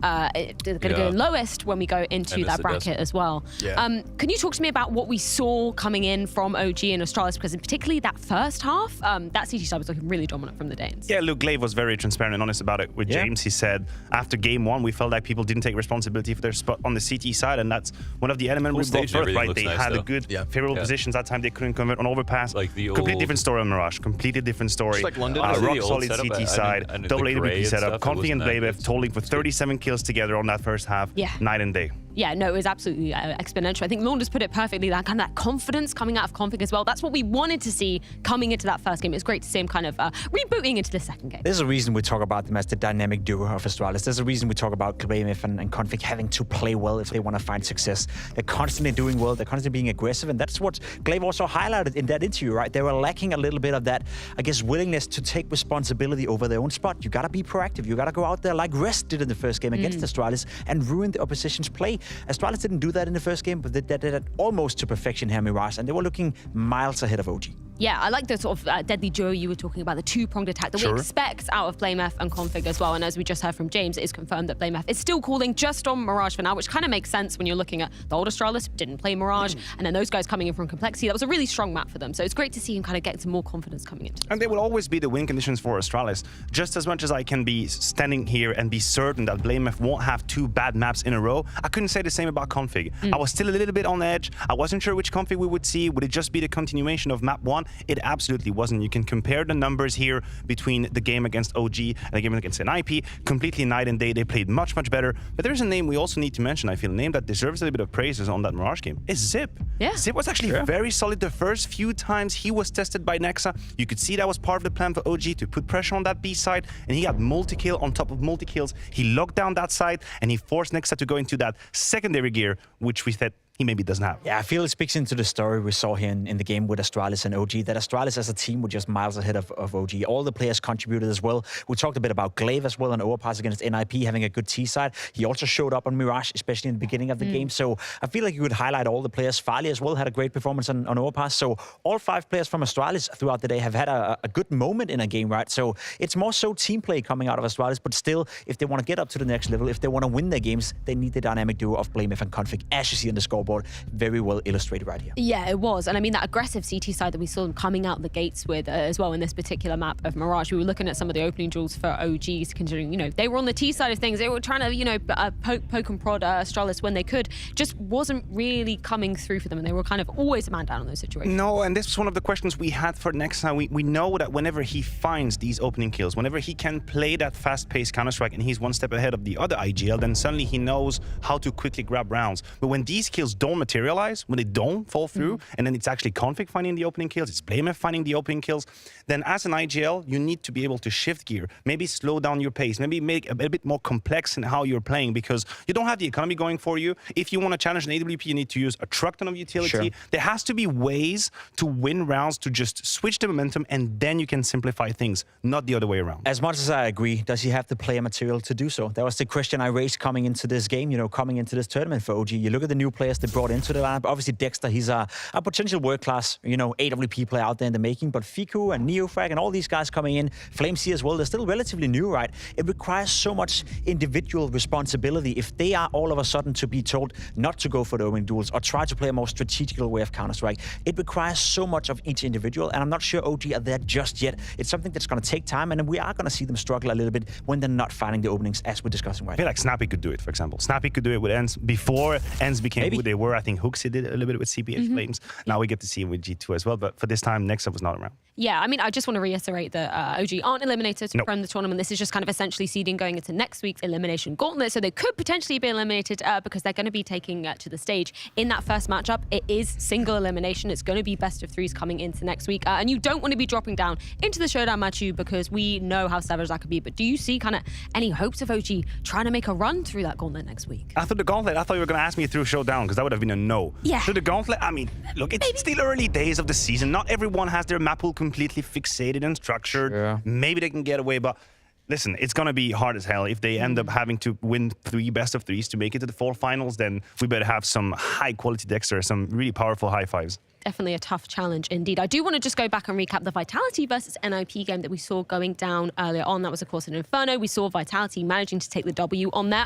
We had quite a lot of questions as to exactly how Spinx was going to be slotting into this Inferno, because you brought up some interesting historical stats for Spinx on that particular map. Yes, on an individual perspective, Spinx hadn't played Inferno for more than a year. The last time around was versus Entrope in 2021, and you could see that on his T side, he was definitely a little bit out of his depth. It was very complicated for Spinx. At some point in the game, a 1-11 scoreline, but this is where you can actually measure the value, the true value of a player. When Spinx is 1-11, in that very round where he's got the opportunity, he clutches the 1 versus 1 beautifully and then goes on to have a magnificent CT side where he is dictating the pace on Banana. When he is multi-killing people, how many players out there we know have that power to come back into a game and to be decisive, have the beams just slapped around on that first half, which he had to go through. So yeah, shout out to Spinx. I think he was really great on that game. He was showing character, because you're right, T-side wasn't good for Spinx. Despite the 1v1 clutch he actually found impact in, overall it was a poor T-side. He got wrecked. He got absolutely wrecked, but as you said, he showed character. The way he was playing Banana, if you were looking at that game, if you were watching, he was out there fighting by himself by sandbags, standing his tall, right? And if you can do that as an individual player, realize that, okay, T-side didn't work out for me, couldn't get anything done, but I still have to play my version of Counter-Strike. I still have to play into my strengths when you go over to the CT side. You see the round I'm talking about right here, playing it to perfection, turning around a 4v5 to all of a sudden a 4v3. Spinx was by far the best player on the CT side together with Saibu, who again had a monster series. What a monster. I mean, the multi-kill ability from Spinx is what I have to talk about here. We talked about the enigma, the kind of the conundrum that Vitality had on Inferno. They trying to play with Zaiwu on B, then they brought Misuta with Apex. But whenever Apex has to move out of the A side, which at times he will have to make that call, he will have to follow his gut, then Spinx on his own has to make the right decisions. And he did that in that game. He had multi-kills on top of multi-kills from Ruins, from Banana, knowing when to be aggressive. That to me is the signature of a great player. And that's the difference between Misuta and Spinx, right? If you are Apex in this situation, you feel more comfortable leaving Spinx alone on Banana than you felt comfortable leaving Misuta. You know there's more star quality, you know there's more firepower, and it worked out perfectly fine. Yeah, definitely impressive to see Vitality closing that one out. But it wasn't all exactly plain sailing, Pimp. There were some times you might be getting a little bit nervous for Vitality. I mean, we saw some of the old Vitality as well, you know, mind-boggling eco rounds where you just think to yourself, what on earth is going on? We have an eco play, an eco round that we can dive into, because there was 3 instances in the first half where it went really, really bad for Vitality. One of them, they ended up winning. 2 of them, they lost. You see it right here in an eco play. The score is 3-3, and they're about to establish dominance on the server. Going up 4-3 in an eco round could have been the case right here. They get mid control, and look at the buy right here. A USP, they even get the opening. And at this point, if you look at the minimap, look at where the bomb is placed. They have no control over the bomb. They're getting caught off guys left, right, and center, and they will end up losing this round, Matthew. We saw it 3 times in this first half that Vitality couldn't handle the anti-ecos, and that's something they have to fix when they face better opponents. And I thought that this was going to be the end of Vitality. As you say, the amount of opportunities that NIP actually seized over Vitality, winning stupid rounds like the one we just saw. But this is where we are actually testing like the value of Vitality as a core right now. Is that sure there are going to be mistakes? I mean, for sure the plans aren't completely refined. There's going to be some dumb plays all around, but they could actually fight back. The way they fought their way through that T side instead of just falling flat and disappearing Which from we've the seen server. before, right? We've seen it before, right? But let's be very clear. If a new team bringing in Spinx in a honeymoon period would have folded and given up at that time, that'd be unacceptable. Yes. They did what they had to. They reacted after these mistakes we just mentioned, and they went away with it and the control of the game. I think I remember you coining the term trash rounds for those specific instances. Apparently, I back shocked in a lot of people. Because that's what we used to say in French. We say rond poubelle, so basically a round you can just throw to the trash. Oh my God, we're getting a straight to the boot. linguistics lesson as well. There I we go. absolutely love this. Well, we do have a rematch for you on the cards after this short break. It's Astralis taking on NIP to see who'll be making it to the group grand final to take on Vitality. Let's see how it goes down after this.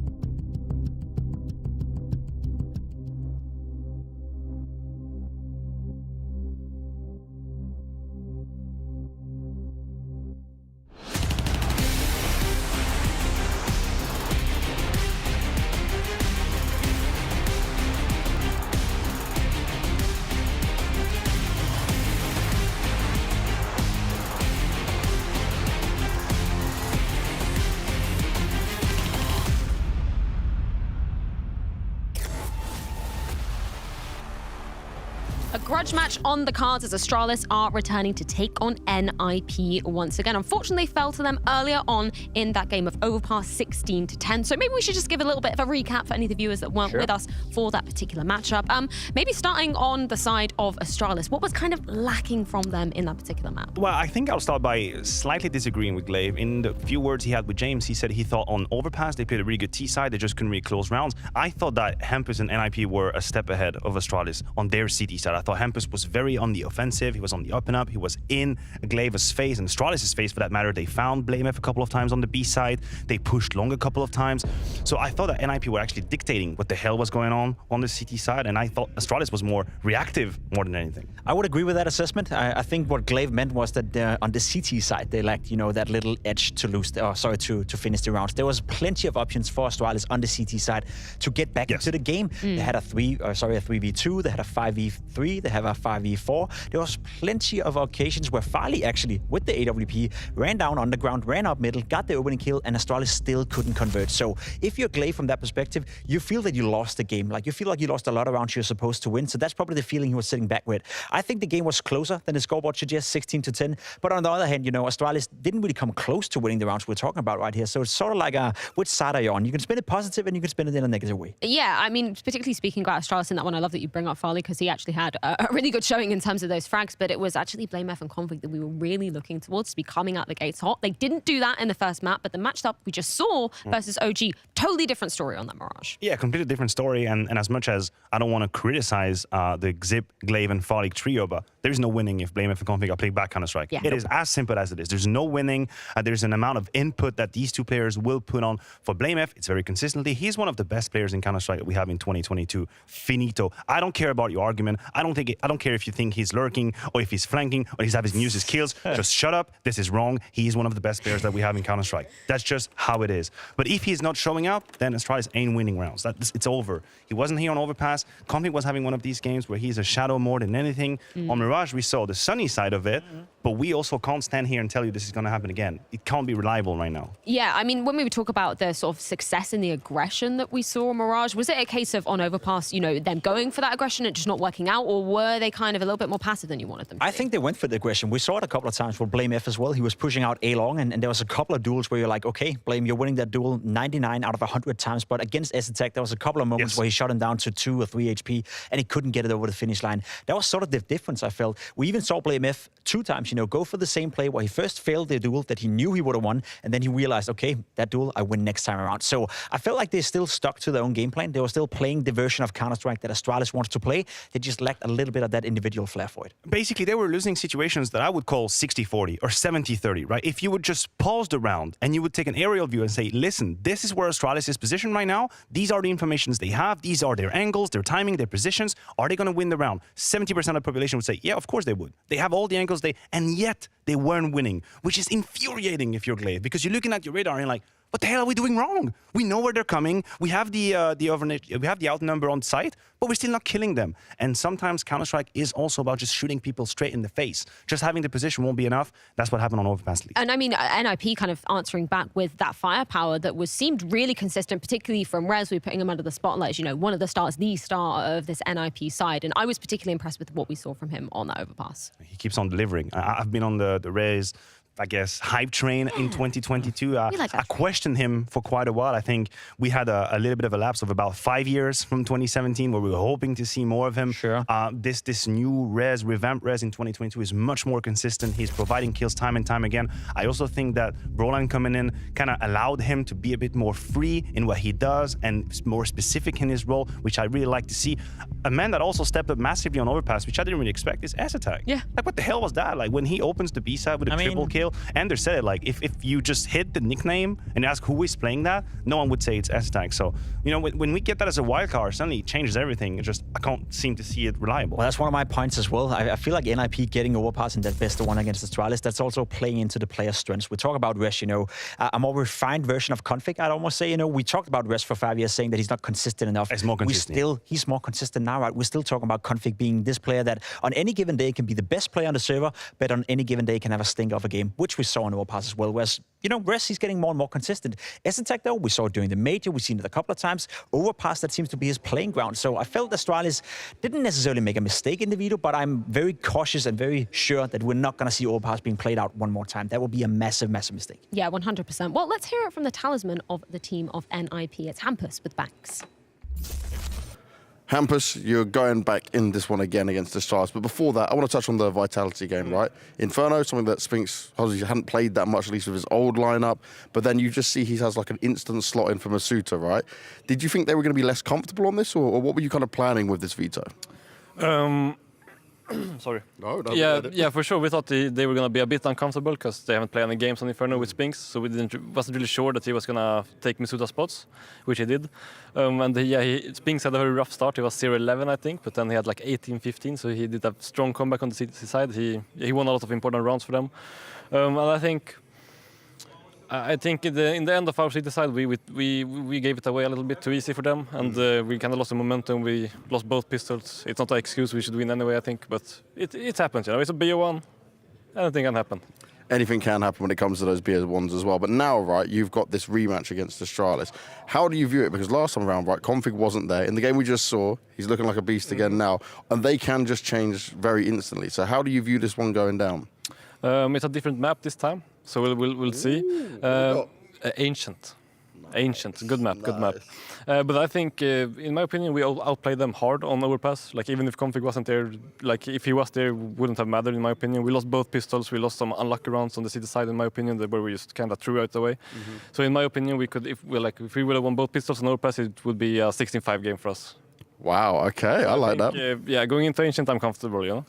And this is the thing, right? I remember not too long ago, right, we were talking about between you and Astralis, who's the best Ancient team. Obviously, they have very good, set excuse when it comes to that. They look strong in it. What do you feel is better about your Ancient, and why you get that confident this time? I don't know. I think we're just confident that we're the better team at the moment. They're of course a very good team. They have very good players, but I just think we're a bit better right now. Doesn't matter what map. And how badly do you want this rematch versus Vitality? To be honest, I don't mind. Yeah, just here playing games. It's fun. Hampus, you're always just having some fun, man. I wish you the best of luck with that one. Thank you very much, and good luck. Thank you. Well, Jacob, you looked into your crystal ball, and you're right. It is a different map, and as Hampus said, it is going to be Ancient. I am very excited to see this one go. So am I, because we just talked about how Overpass perhaps were fitting for the NIP players. You look at a player like Astralis who elevates himself on Overpass. You look at a player like Rest who's feeling very comfortable on Overpass. One of the few positive things we had to say about Astralis in the first 6 months of the year was the Ancient, right? That was the one staple ground they had. They, for some reason, moved a little bit away from it in the later stages of the first part of the season, but now they're bringing it back, and you look at the players, you look at who's thriving on that map. BlameF is usually playing well on Ancient, but Config is the big star. Config is the guy that at all times for Astralis feels comfortable. His rating the past 6 months for Astralis on average has been 1.07. On Ancient specifically, 1.26. He is significantly better when it comes to that map, and that's what we need. We talked about BlameF, we talked about Config, the double punch. Well, there you go, you got the map for it. The only question that I have, because I agree with you, I think prior to the update, I think Astralis was really leading the charge on Ancient. They definitely made a conscious decision to play the head of that map to try and figure out ways. But the thing is, ever since Ancient changed a little bit, I thought they were one step behind instead of one step ahead. They moved away, yeah? Yes, that's the thing, right? You can have a team that suddenly gets comfortable on the map, and very logically, very obviously, they put their efforts, their time, their resources on other maps that they're trying to compensate. But sometimes you just lose focus on what was making you such a good team on the map. Has Astralis put in the work to catch up onto Ancient, to be that team that they were again, leading and being a reference? Because Config was an absolute beast. Is that still the case in that new cave? Still a jaguar or more like a kitty? That's very cute. A very cute analogy. I like that one. Mic drop, Maniac. You can leave. I'm walking off stage, right? Do you think that's the reason then Hampus said they're going to win 16-5? Was it? He's not been very humble in this one. I mean, that's confidence at its finest. I'm not quite sure it's going to be a 16-5 game. I expect a much more competitive game right here, but I like the confidence. And to be real, right, we've seen NIP play an awful lot of Ancient as well. Res equally, a fantastic Ancient player. I've seen some of the best CT stats I've seen any player in Counter-Strike play. I believe there was an occasion during, was it the major qualifier, where he went 27-2 on a CT side. Res was just destroying everything and everyone. And Astralis as well. 2 maps he's actually fitting in for NIP, Overpass and Ancient. So you have an AWP player that is on Ancient specifically, Astralis playing a little bit more to the rifle, which I think suits his strengths. I don't think NIP necessarily need the AWP to be pulled out, and Astralis can play with a rifle on Ancient, and we've seen that work well before. Any final thoughts, Matthew? Look, I think Astralis has a shot. but gun to my head, probably say NIP right now. I think Jacob has kind of convinced me about the whole, how Hempus has been good on the map, how there isn't exactly a position that's lackluster. Didn't you predict Astralis? Yeah, maybe I'm pulling what you call a double whammy, predicting something You are here. definitely pulling a double whammy right now. Well, Hampus predicted the exact scoreline. Gentlemen, I'm going to throw it to you guys. You said a closer affair. NIP winning... 16-13 for Astralis. Oh, for Astralis? 16-13 okay. Astralis, you're saying Wait, now. what's this flip-flopping everywhere, man? See, we're confusing. That's what you call a smokescreen. You don't know what we predicted because we don't know either. Yep, nobody knows. NIP win, but it's going to be double digit. You predicted Astralis. You've got to give me an exact number, Matthew. 16-10. Are you happy now? I'm very, what is this very kind of bullying happy we on cam right now? Well, let's throw this one to a break before we dive into this map of Ancient. NIP taking on Astralis once again. Astralis hoping to claim revenge over their Scandinavian brothers. We're going to see exactly how it goes down after this break. Hostile weapon.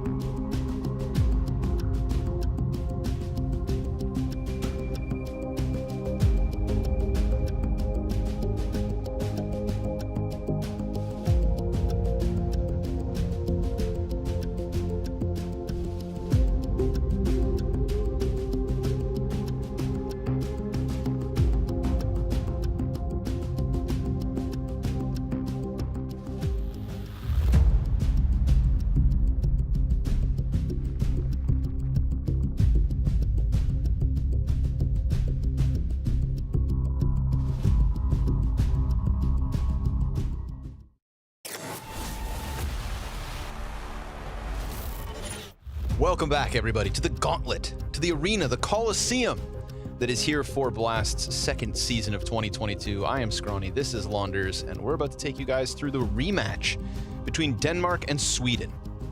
NIP versus Astralis, and we move to Ancient, Mo. What do you feel about that when it comes to these two teams in comparison to Overpass earlier today? Yeah, I think Astralis have more of a reputation on Ancient, in my opinion. I think, as Pimp brought up, there was that really big game that Rez did have on T side. I think that we remember, I don't know, was it versus G2 or something like that? But honestly, recently, they just haven't played much. It's not one of their higher win rate maps. But for some reason, Hampus thinks they're going to 16-5 this game. So that's got me very curious. And we've also got a new Ancient, which means I think it's you know, we could think about the stats and stuff like that, but there's just so much room for innovation now that I feel like it's off the table. It's kind of a brand new thing, and we already seen NIP prove themselves on Overpass, which should have been kind of a hard map to win, and they made quick work of Astralis. Glaive thought that game was closer. I thought really not really. You know, I thought it was very... disagree. I thought NIP showed that they were a very good team on that map, but I thought they were very good overall. So I have a lot of faith in NIP to be able to pull this out. But at the same time, Astralis have a very, very strong CT win percentage. Let's see if they survive some of the updates to the map. And I'm going to hold my breath in terms of expectations for either team here. But I'm glad we don't get an Overpass rematch. That's what I'm most happy about. Yeah, exactly, right? Just because that gap has been established. I'm also here holding my breath on particularly Config. We saw a big, you know, resurgence between the first map versus NIP and what he just did versus OG on Mirage. So on an individual level, even going into this little break we had, you know, the question to Glaive was, like, if Config can bring it back, you think NIP's worried? And you know, I've seen some things from Config on Ancient. I've seen some things from Blame F. Sing. Okay, don't get me started. Crazy frog. It's been a while. There's you know, there's I think a small reason to hold out hope, but ball's in Astralis' court. They gotta prove it. They got a uphill battle here versus NIP. Yeah. A fresh wound, man. A deep gouge too. Nothing surface level. That Overpass map earlier today must have hurt. I think so. Yeah, but again, for whatever reason, I guess they didn't take it that hard. So that's good. They've kept their confidence up. So what we know about Blame F and Config on this map, the Bully Bros. Back on the Complexity days, they were running down mid, CT side. They love to take control of the B ramp, and I think when we looked at Mirage, I think we saw a much more dynamic Astralis I think that I've ever seen with this lineup. I mean, it felt like they were playing spawns for most of it with ideas for every different spawn, and the two ops, they're making the most of that. And you can do some of that same stuff on Ancient with the op presence as well. I think we have seen that Kerrigan has made it very popular, I feel like, to push with an op over towards A and keep an op on the other side of the map, whether it's mid or B, and make them both work. And I think one of the troubles of Ancient is when you do let go of a control, it's hard to stop it. Now even harder since they've closed up the no temple. Exactly. So I think what I'm most curious about is when they remove the boxes in mid, how the teams will clash inside of mid in the early round and how aggressive they'll try to be. This is a map where, on an individual level, I actually expect a ton from Hampus. Okay. And Hampus had one great map today and one not so great map. Overall, I think when he feels confident about Ancient, it's partly because he himself is very good at the map. You know, he does love to play it. He's a bit of a troll, cheeky guy, thrives in the jungle. Yes, and on eco rounds. Yes, always. Oh, yeah. He loves it when we talk about that. Hampus was making some questionable sounds earlier today on Overpass as well, so he is in high spirits. Seemed energetic yesterday during media day.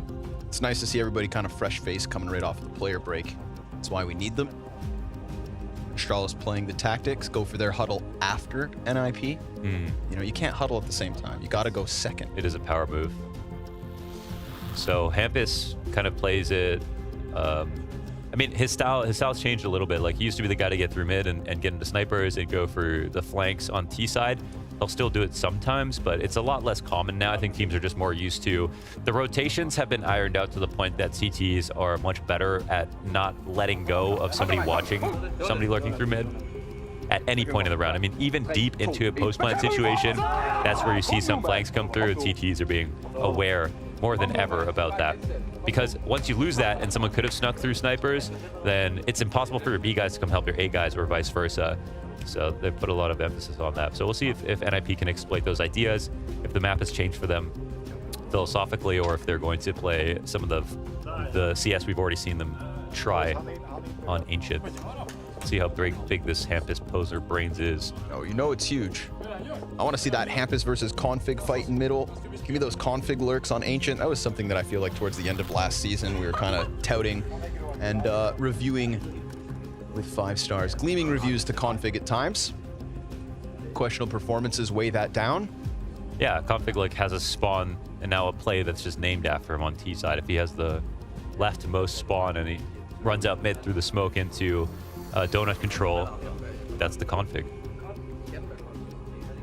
Be waiting for it. Waiting patiently, as are NIP. NIP, one of the few teams. Actually, we're talking about two teams that didn't make any roster changes, in fact. It was a bit of a quieter silly season in terms of roster swaps. Barring like the Vitality plus Spinks right at the end, kind of, you know, that one spiced things up. But oh yeah, it was just Ents getting gutted for all of their players, basically. Yeah, devoured. But if Natu can do anything, it's bounce back. Cheating. Cheating. He he he he. Laughs in Swedish. Maui Snake put Esatag in his fantasy draft. I forgot to do mine. You didn't do the draft this morning. I missed it. Oh, so HLTV is putting on the fantasy draft with some community members. Yeah. And at the moment, I'll catch up. Launders doesn't have a team. I think it's for the whole season though, right? So eventually there are other people who are bound to miss certain deadlines. Unless they're like extra sweaty tryhards like Moses or Maniac. Yes. No, I'll pull some Ethernet cords and somebody's bound to be like locked in a travel day, not have access to computers. if I'm lucky, yes. Yeah, no, I went with the Esatag. Are you gonna say who your team was, or my team? Yeah. I put Spinks. Nice. Yeah. I went with the Spinks Dupree from Vitality duo. Oh, nice. Zywoo was simply too expensive. Yeah. I'm not made of money. I'm working on a budget. Oh, so you were just trying to get all the Vitality, basically. I shot for what I could. I put a little Crimbo in there. Yeah. A little Sumdai Young. Nice. And confirmed until the major, but not necessarily after that. Oh, I didn't think of that. Well, luckily it's for this It's just for event. the. Oh yeah, that's right. And can you guess my fifth? Your fifth? Yeah. I mean, it was obviously electronic. No. It's from Heroic. Oh, it was definitely Stown. Ah, no. It was definitely Shush. Shush, there you go. That's what I meant. Yeah, Shush is the fifth. Sliding in quietly. Yeah. I've got high hopes. They didn't have a great cologne. No, they didn't, but you know, they had a little time off. Yes. And we know Danes in the summer, they recharge their batteries incredibly Yeah. well. I like how Moses put it, like, is anybody working here in the summer? Everyone just seems to be outside, naked, jumping in the ocean. Yeah. It's a good way to live. Yeah.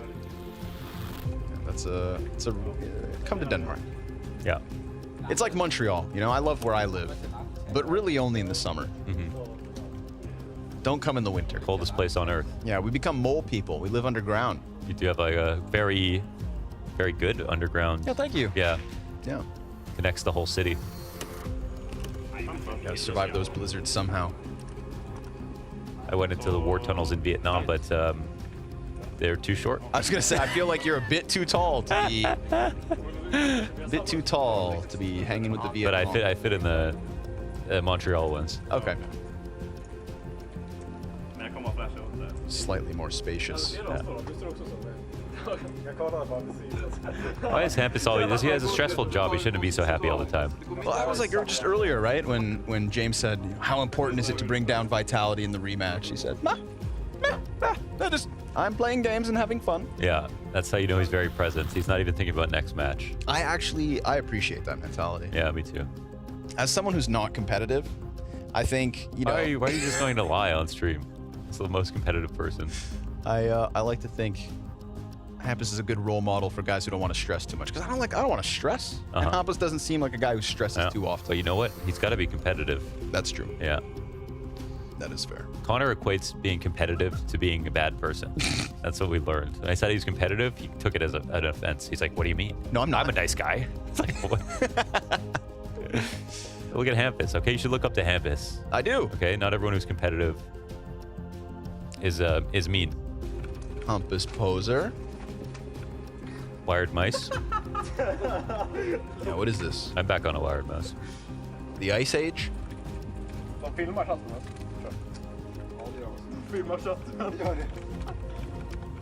Almost spelled hygiene correctly there. Almost. It's a tough one. There's E's, there's I's. some sort of order. We had an interview with Rez on Media Day yesterday, and he said that this was actually one of the best boot camps that he has ever had, and the best boot camp that this team for NIP has ever had as well, right? We are talking about, despite not making any roster changes, finally a chance for these 4-5 players to kind of gel a bit, right? There's always been this kind of like this omen over NIP having to deal with COVID at times, you know, temporary replacements, stand-ins here, stand-ins there. And finally, these guys got a chance to put in some work and kind of gel. So Rez has high hopes for the Blast fall groups. And he's just legitimately got better and been great so far. And I think has had takeover games and absolutely looks very much a part of the core. One of the most reliable players for sure in the server today. Overall this year, high hopes. And just honestly, really love DJL and NIP after DJL, and you know, the fact that they brought up their T sides. And it's one of the hardest times, you know, in CS to bring up your T sides, but they've been able to do that with this roster, with DJL behind him. And I think Astralis are a team that have suffered the most in terms of T sides, where they've had very, very good CT sides and very, very poor T sides. And it has made for some situations where they kind of failed to come back in situations or just close out games where they had huge leads. But that's enough fat for us. We are ready to go. Let's jump in, shall we? Ancient between Astralis and NIP. Revenge on the menu. Can Astralis feast?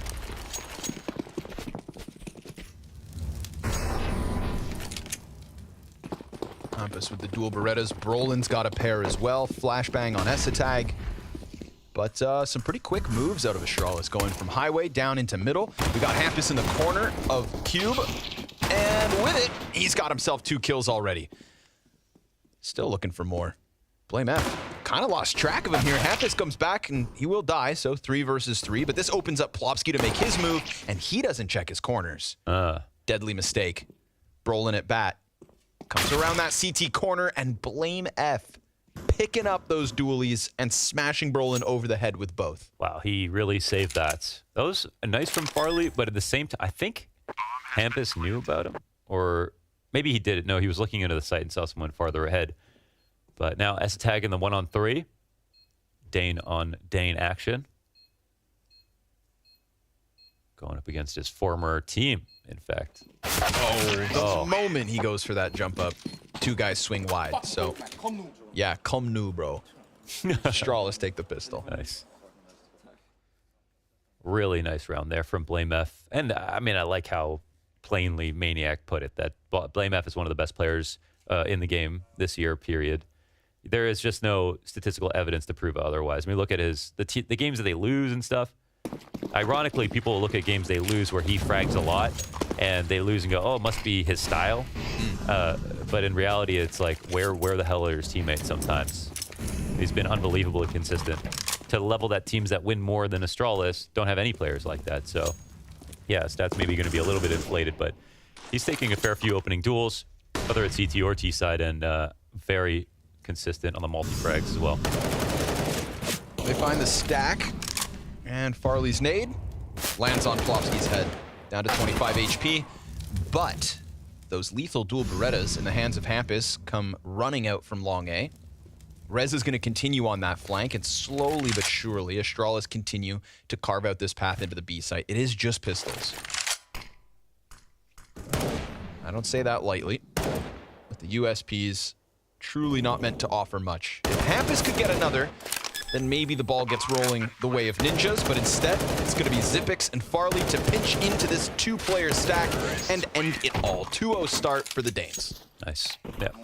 2-0 wrap up here on T side. Good start. Best of 1, of course, so it matters. Don't lose pistols. Don't lose pistols. We'll try again next time. Rotating the guns, move forward, no op, and play just the M4s and enough grenades. Looking at a majority half armor buy to go up against these AKs. It will make a difference. Config gets past it, but heard him for sure. Rez honed in on this one. Doubles back for the duel. Important kill, and Config takes it. Both players are ready for the fight. Oh, Hampus, he gets caught as well, trying to go for that mid push. So layers to the aggression there from Ninjas. But very much separate engagements. And in an attempt to recover, we've just got Astralis that much more comfortable 5v3. Yeah, man, some excellent awareness right there from Config. Almost worked to his advantage to let himself be known. That's why I think often you'll see the A push B 2 players in the beginning because of the way that it splits off and the timings for the T sides if they rush in.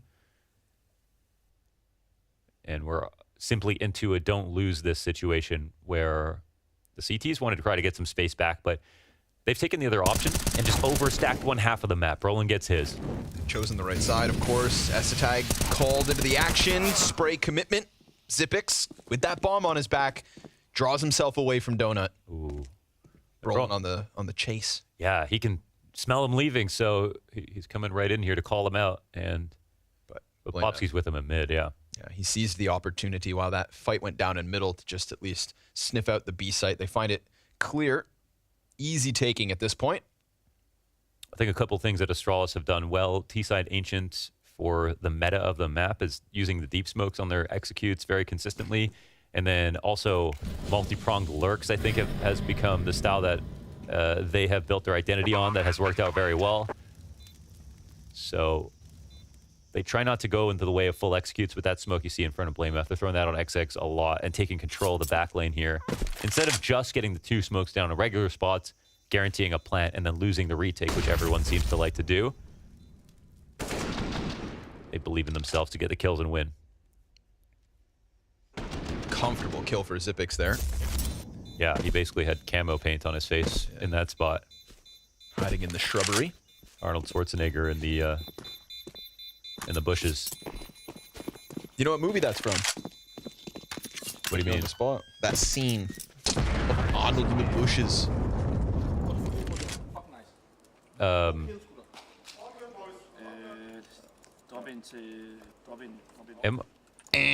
Predator? Yes. Actually. Yeah. Oh, damn. I was wondering if I got the wrong. Yeah. No, you nailed it. Okay. You nailed it. Because I was thinking, isn't there multiple movies? Yeah. And I just, okay. Yeah, but that one, that one where he's like lying down in the paint. Yeah.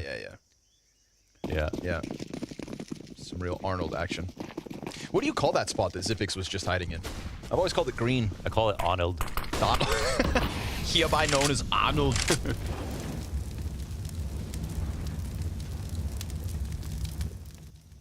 It's actually a really good call. That's a sick call out. Yeah.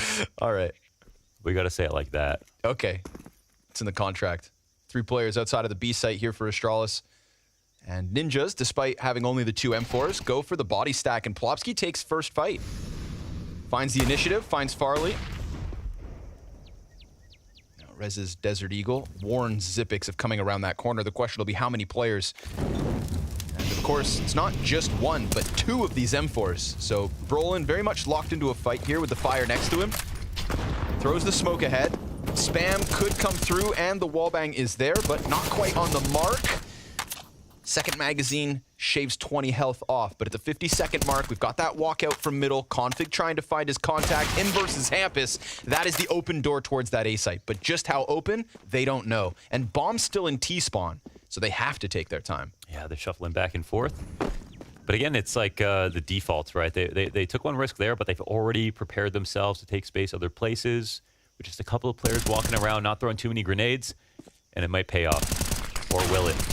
Ball gets ahead, but while blind falls to Xyp9x, 20 seconds left over, and the bomb gets out from main.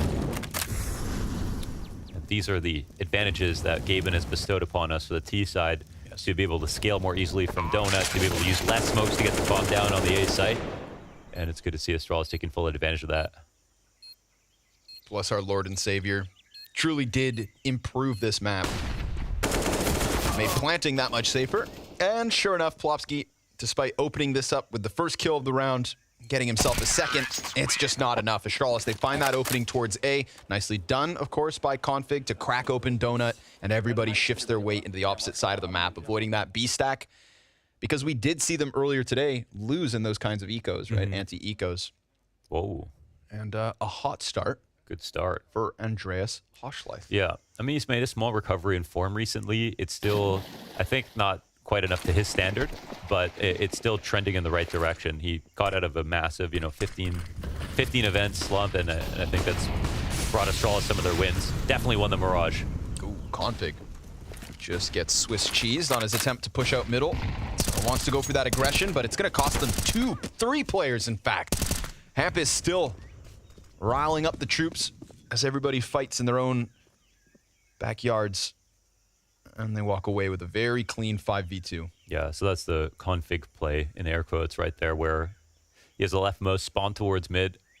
They support him with grenades, and he tries to path directly into Donut. They take advantage of them if they are blind or don't play mid as heavily.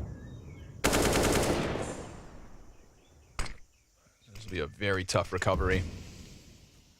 Rez. Oh my god. Farley survives the dink, 9 health. And that's 1 of 5. How else can they set this up? There's a bit of a divide here between the CTs, but eyes on their own spawn thanks to S-Attack deep from B. Yeah, it's so tough because everything is just so telegraphable. They don't have a smoke here either to cross, to go towards A from mid. So they can try to take the duels, but, it's such a long angle that's so nice for the op here from S-Attack, and doesn't get the kill, but he spots one, and that's enough for his teammates to make use of. Wait, did he spot one? I mean, they're reacting now. He may have only spotted the second, which is why the timing looks a little off by like 3-4 seconds. Brolin comes back, recovers. Oh my God. But no, they must not have, or else they would have known both players are there. Blame F goes for the plant. Hampus, can he get out fast enough? No. Plant goes down. Blame back into the cover. Molotov holds off the spawn, but he's expecting Donut and not that temple lurk from Hampus. Wow. So sure enough, that first one must have gone unspotted. It looked like the jump was good, of course, but the way that S-Tag moved his crosshair over, it felt like he maybe saw a little shoe. If I know production, they've got the slow-mo. Yeah, potentially. Ooh. Okay. And if they don't, they'll go get it.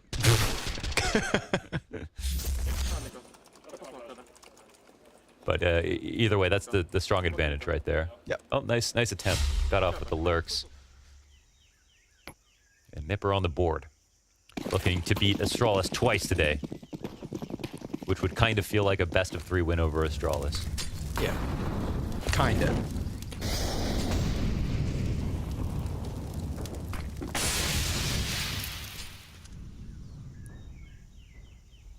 Yeah, I mean, I love them spending a lot of their time at the bottom of middle. Got a lot of good cover here. Oh, nice. Oh, smoke rotation is not favorable towards S-Tag. He doesn't see anything. Again.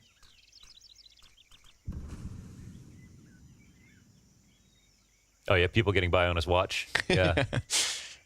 Now the waiting game begins. And Astralis, they can get really creepy in some of these T rounds. Lurks can be set. Util comes over middle. S-Attack wants to go back onto the angle. Oof, and sure enough, he finds Config. Shut down towards mid again. Oh, Glaive within the gap of the sign in the wall. Rez not quite ready for that one. Farley looking to get ahead of the smoke on the top of ramp, but as he does that, he drops bomb to the CTs again. Oh, that's the second time Farley's done that, but he had so much space. Yeah. Maybe he should have got rid of the bomb before he went ahead with that play, took a risk, and now the round is pretty much over. I mean, you could try to go. It's still a 3v3, but it's not going to feel nice knowing the CTs have no reason but to just stack. Yeah. I mean, his death feels so much more recoverable from if that bomb is still in the back of one of these 3. Instead, they're going to have to try and smash their way through it. So, Blame F trying to get out from the temple, but not fast enough. Plopsky mows down 2, and this one falls flat. Nice one from Plopsky right there. Yeah. There's the round of Mirage where Farley came through the A-ramp smoke with the op, and it is oftentimes the opper who has the bomb. Funnily enough, both these situations, he's the opper, but he had a rifle. And you can see he really only came forward specifically because of the timing of the smoke. I mean, he didn't feel like he had time to get rid of it. But, ultimately, it's the round.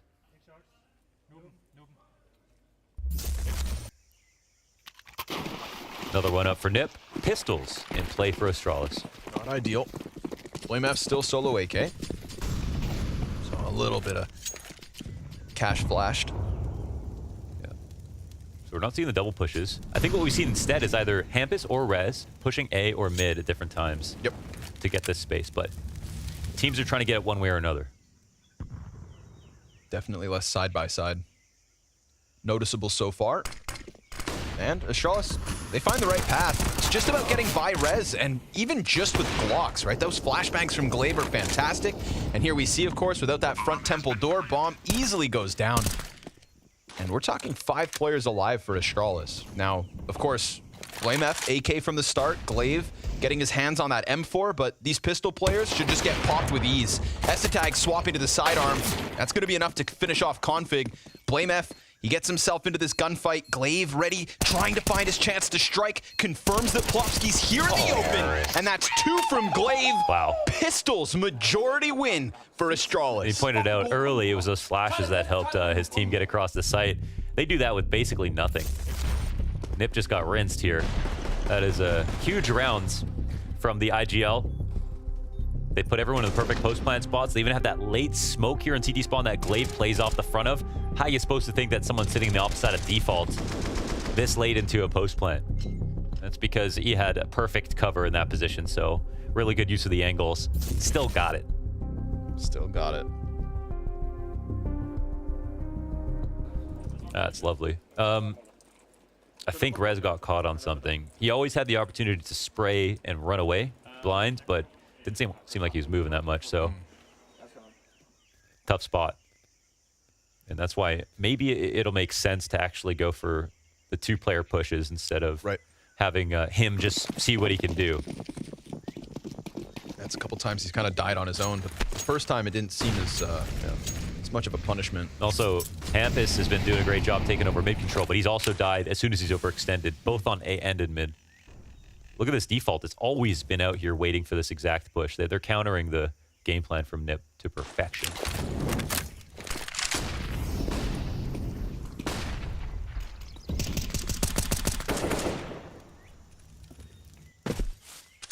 That lane just so much cleaner without those boxes in the way. It is. I didn't even realize that was something that was like problematic. Making the map so cluttered, but it's created an interesting meta. It's still evolving.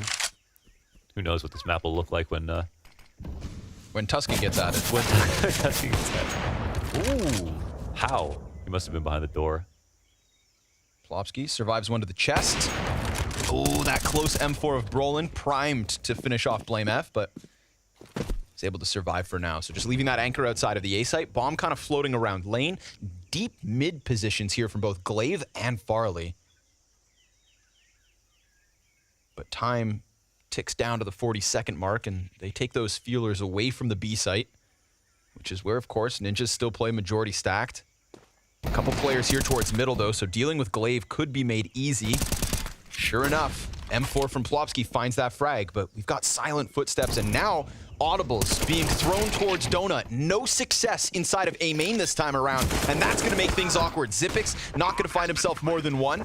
Hampus comes through with the Desert Eagle, has to push, will not be able to finish off Config. That draws Rez back into the action, and Config, I mean, he is just stranded here, but as he jumps, Config connects to the head. An immediate 2 kills, though, from the Ninjas will give them their third. Nice shot, though. Right out of the sky. That was quick. You can see the world of difference with Rez getting his kill, not dying on the push. But, full credit to him. I mean, he's playing like he's never lost. He's doing this push over and over again and got into a really nice outpost here in the corner. Won his 1v1, and his teammates did the rest. It's dead on. Oh, man. Plus, it's through the metal part. That just occurred to me that you see... I don't know why it just occurred to me, but you see a different dink animation, I guess, when it's off the metal. The wood is right beside it. Yeah. That sounds silly, but I mean, it just... Metallic, man. Yeah, it's metallic.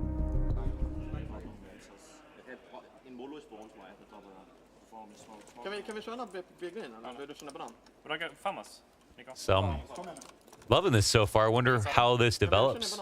Now we see that I think we see lots of energy coming out from both teams in terms of ideas. Astralis' default leaning towards A has been really great.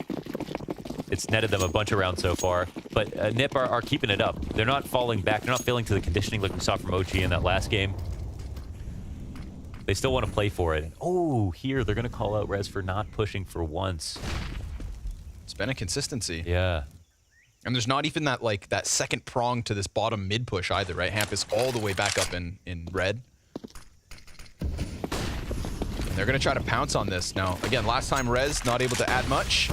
He's got the off this time. Hamp is sliding out from spawn, and Rez just holds that cross. Glaive, ooh, survives as the op shot is a miss. Doesn't land it. Zipic's going to go for the bomb plant. Gets away with it. Op shots just whizzing over top of him.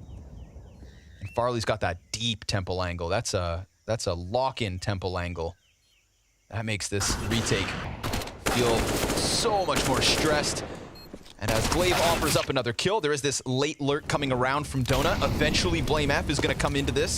And Farley, in the meanwhile, continues to chop down these CTs.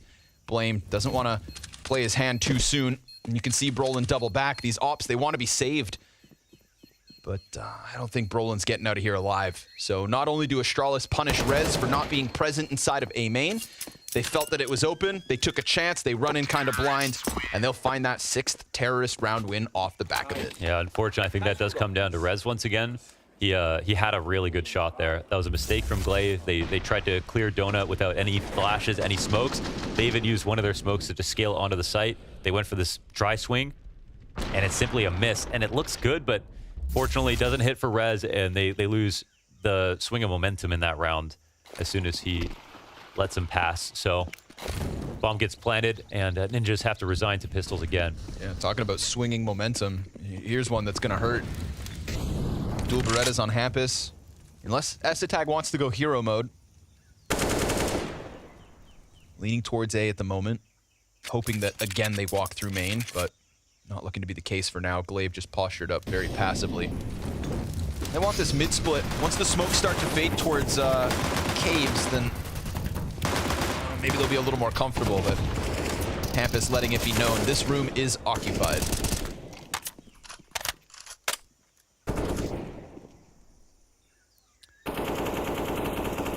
Good wallbang damage. Oh, he got it. Wow. Hampus all the way back in the deep lane. Shot through Brolin. Jeez. Those bullets almost disappear at that distance. They went through a lot.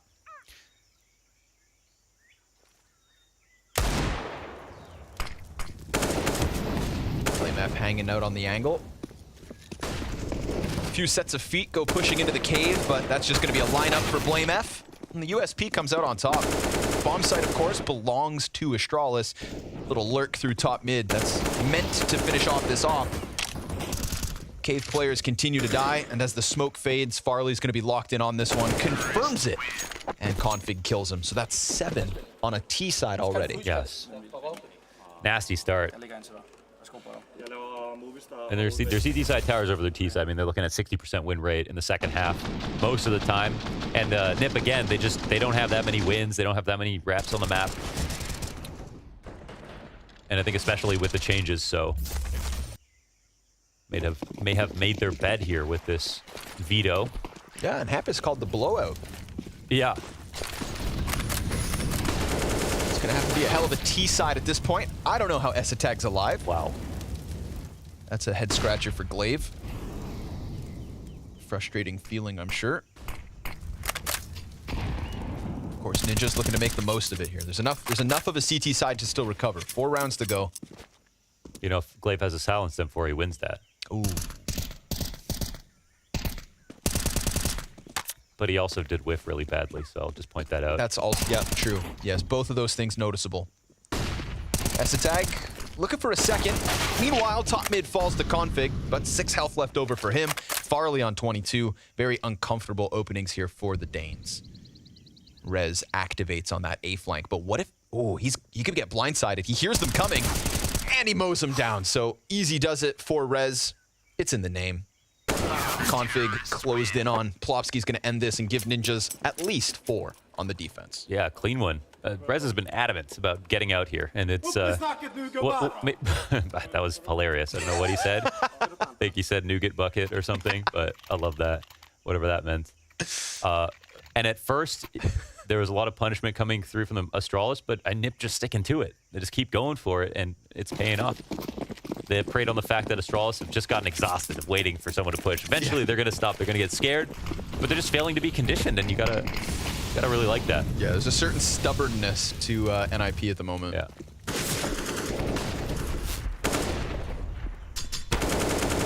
Ooh, 99 damage to Glaive, but one can make a difference. Mac 10 just blows a hole through Brolin. You made the thing feel like an auto sniper. You killed him instantly. And at.CEST with one off the op as well, so surely they should have this 4v3 with 2 of the terrorists tagged to beyond half. But a topsy-turvy round already.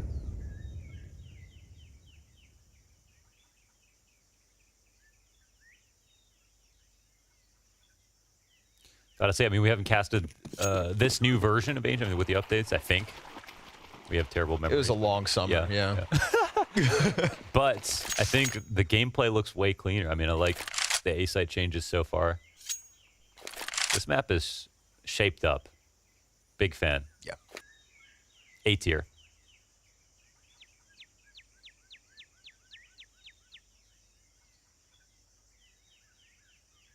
Let's see it, Rez. Just a nice, smooth round for Rez would be nice. Down goes Zippix.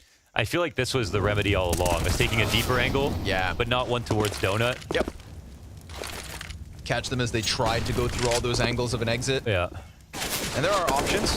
You know, without the front temple door, it can feel a little suffocating, I think, to play those boxes, just because you've got one fallback, not two. Yes. And the thing is, though, if you get mollied, you drop a smoke on yourself. You still can shoot on both sides of it. You can still delay. It's kind of hard to nade. But we haven't. I don't think Rez has been very confident. I don't think he likes that angle very much, but it's working out for him. So back in the game slightly here are NIP. So they put together a clean rifle win.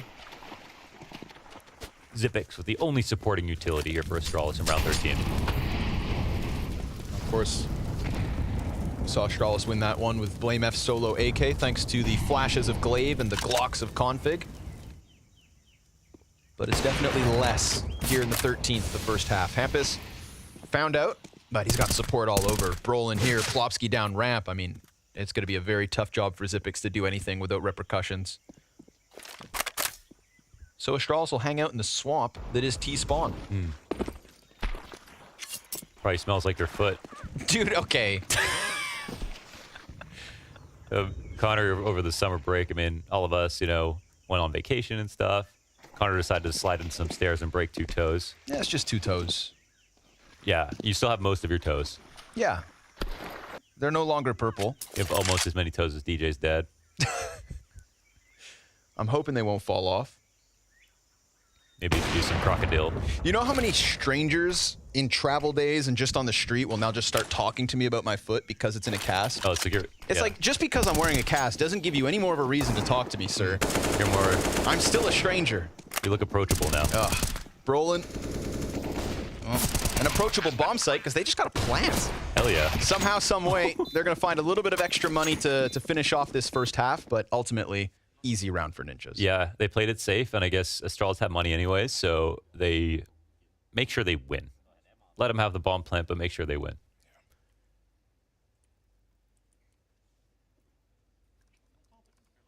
I don't think we're beyond a comeback with this scoreline. I think it just looks good for Astralis. Like, seems pretty good so far. Also noticeable, again, T-side, right? Nice T-side from them. Yeah. Cool to see that. Definitely. It could lead to good things once we do swap sides. But, of course, ending this half with a potential 5-round streak is also going to bode well for the Ninjas. Win a pistol, follow suit, because then we're looking at the 4-0 from Astralis off the back of their own pistol win. BO1s and pistols. Zippix said it himself earlier today. Critical. So time will tell. 2 more rounds to go to separate them. And right now it's Plopsky down ramp through smoke. Go Astralis. Glaive and Zippix with a kill apiece. Hampus very quick in from mid. Catching's Blame trying to rile up through ramp. at.CEST, no chance. As he misses that one critical shot. One chance. And Hampus gonna be burned away from just flooding through that smoke. Oh, oof. A little bit of chip damage. Stops Zipic's first plant attempt. Now the smoke fades, Config's in the open, Hampus connects with the spray. He's got Farley on the close left, and Rez slowly coming around from this mid flank. This is doable, they both have smokes.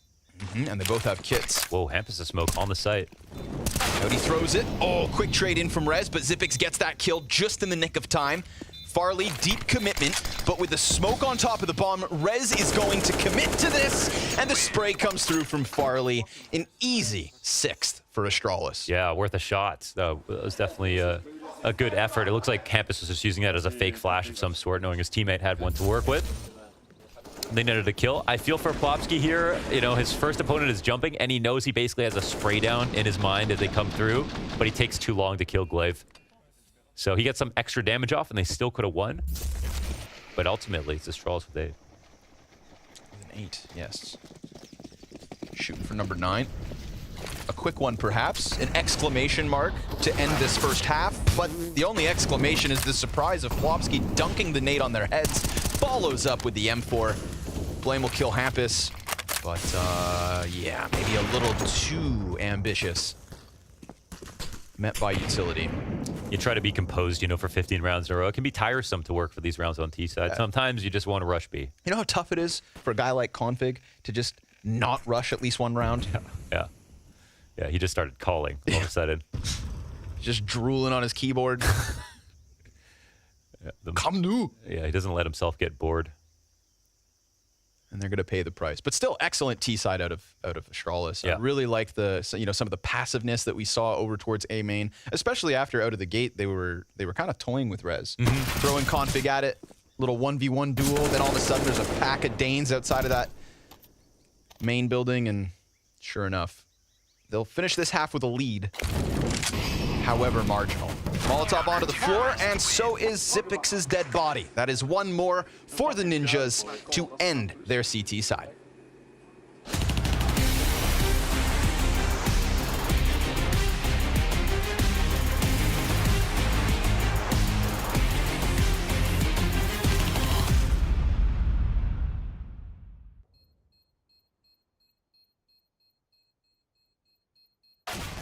I couldn't even see him. What the?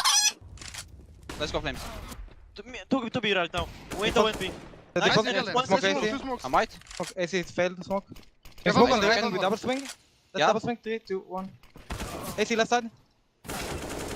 1v1. Was Zaivu.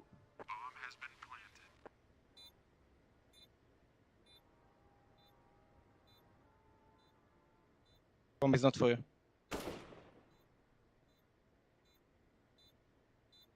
No kit, man.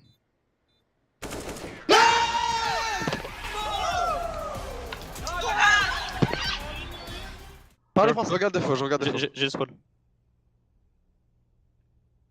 Je regarde des faux, y'a rien. Je pense qu'il va être côté appartement. Ouais. You can play kitchen if you want, bro. He was 1 HP, yeah? Yeah, I'm playing kitchen. Ziwu, 1 Can you check from time to time short and be absolutely, I'm just hiding. Yes, I'm checking something. Attends un peu avant de planter, Kevin, qu'il est ton appartement. Je vois un spawn. Prends bien l'appart, Kematou. Check again, il est. Planting, He's checking. Planting. Matou, t'as une mollo. They have CT. Moi, CT. I can flash CT. TTT, pride set. Last, ticket. Cache toi. Défaut. Ticket last. No, Hiding ticket. Pas de kit, Kevin. Il t'a vu avec la netcam. Peut-être pas.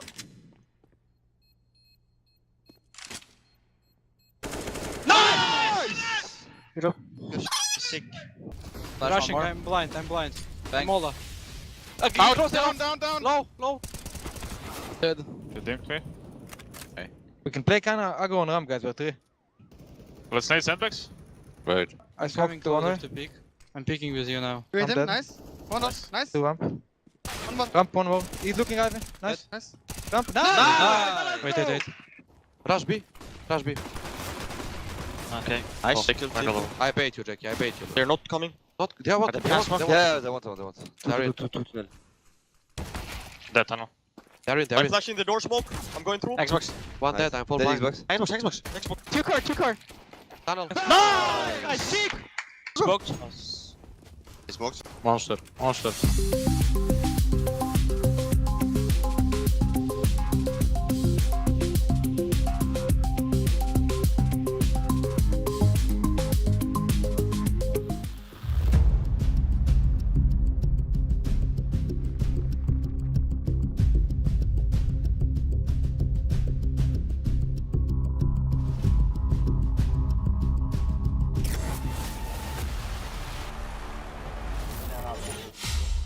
And so as the journey for Astralis' comeback through this group continues, they've got themselves that 1-round lead. But how much of a lead will they hold after the end of this second pistol? Let's figure it out. Ninja's on a run. They want revenge. Well, Hampus doesn't care, but the rest probably versus Vitality as we wait to seal off the day. For now, let's see what the Swedes have in store for this T side. Right now, it's a pack mentality. 4 guys just creeping up ramp. And if they're hoping for the numbers game, well, the Danes are in position. Trio of defenders and backs turned. Blame just lets it loose. 3 kills with the Berettas and an instant clampdown on this B hit. See ya later, ninjas. Oh, man, we saw so much come out of the duels in the first half. And I think that was Hampus. And as soon as Blame got his hands on him, he got some kills with him. Now he buys his own. Does the same. Ooh. Hampus wipes some sweat from the brow before going into this 1v4. Finds config, 6 health left. Finish him off and then go back to the site. Oh, now he's down to 2/3 his health. His gun is empty. Or not so much, but the damage just not there. Blame F. Easy 4K in the pistol. Huge. That's both pistols to Astralis. Yes. Big man with a big round.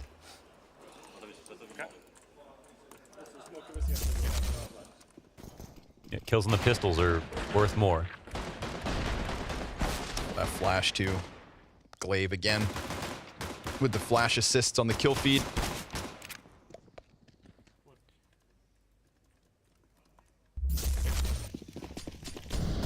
And MP9s galore. 4 SMGs, Blame solo rifle, excellent frag grenade.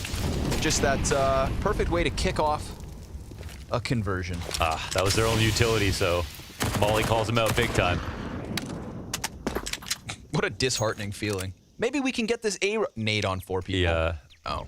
It already sucked coming in with just 1 flash. Now you could pretend like you weren't doing it.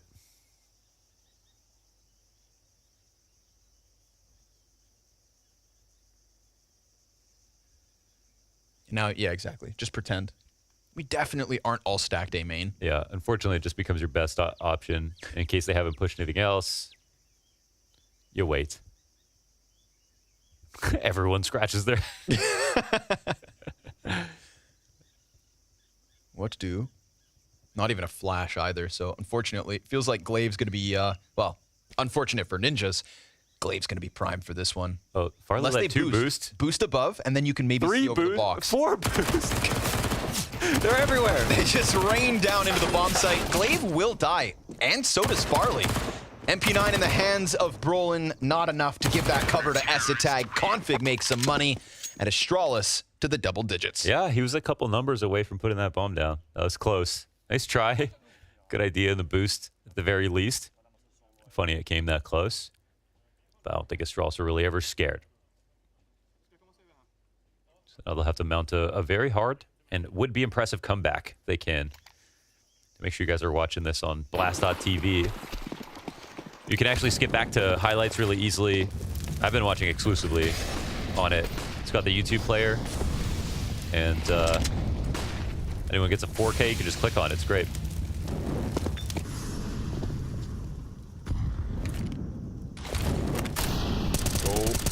Little zone Molotov almost puts Brolin into Blame F's mow down. But no connection. It's going to be a tense couple rounds here. It's going to set the precedent for the second half. Little micro adjustment on the entrance of Cave. Xyp9x turns his attention away from ramp, and that's the moment that 2 players from Ninjas decide to walk up. He gets pegged to the back of the head with that smoke, but all was good for a moment. Brolin comes into the mix. Xyp9x pinched. Wallbang connects, and he's only got that half health left over, but Farley alleviating the pressure. And while Brolin continues to rack up some damage, it's just a double man advantage still comfortably for the Danes. Glaive flirts around with this deep box, and Rez could catch him off guard. Yeah, he's doing a little Hampus impression right here. Ooh, but the ramp push. Plus config all the way in behind the double doors, so there's no way Brolin sees that one coming.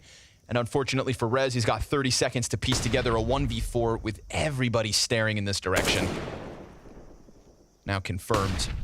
Flash blinds him. He is stuck. Xyp9x, gonna be his victim at the very least. Oof, and almost a second, but Farley, a little minute angle as Astralis keep 3 alive and keep this ball rolling. Yeah, very clean peaks, but I think it's commendable how Astralis, I don't think there were really, there are questions for them on both sides on all maps, like everyone can improve, but I think their CT sides were never really an issue, but I think they've clearly off the break brought a lot of innovation to both sides, but I think more notably to their CT side. And it's been interesting to see their different takes on how to keep control of parts of the map. Again, it's a very cool win versus OG on Mirage, where OG didn't look like they stood a chance. And on Ancient, it's already the side where they win the vast majority of their rounds. So back to pistols here for NIP. Everybody's fragging though. Everyone above 10 kills. It's kind of a nice sight for NIP. The Bobsky actually had a pretty notable CT side.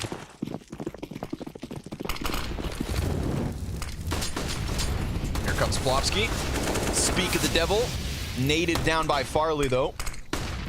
And with the smoke just in front of him, that flashbang connects. Farley comes back for it, and Hampus gonna be his second victim. Still, considering the amount of pressure they just applied with how little they had, could have been a cool opening. Farley decides to suck the life right out of it. And that's now gonna put him into the double digits. Every single player in the server, 10 or more. Xyp9x is back, feels safe, so faces ramp on his own. Config comes into the mix as that fire burns itself out and Brolin gets busted back. Rez, another clutch attempt, and he kicks it off with a clean deeg. Straight between Config's eyes. Glaive slips beyond the pillar, and finds the headshot immediately. So another one for Denmark as the ninjas fall flat. Yeah, I wonder if that makes S-Tag happy at all. If you're gonna have to lose. Proud of you guys. This could be really cool, listen, it's a 4-0 start, just like the first half. It's 12 rounds for Astralis and still some away from 16, but we're talking the possibility of them coming from an opening loss to beating OG and then Ninjas and having a chance at maybe knocking down Vitality a peg. It's not like Vitality's games were total blowouts. Yeah. But that's not here just yet. Astralis got to keep this momentum going, but it starts off in their hands.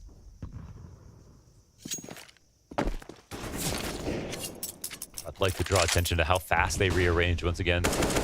Mirroring Barrage. Gets it, picks up in the donut. Config trying to spot over his lurk smoke here. Don't fall for that one.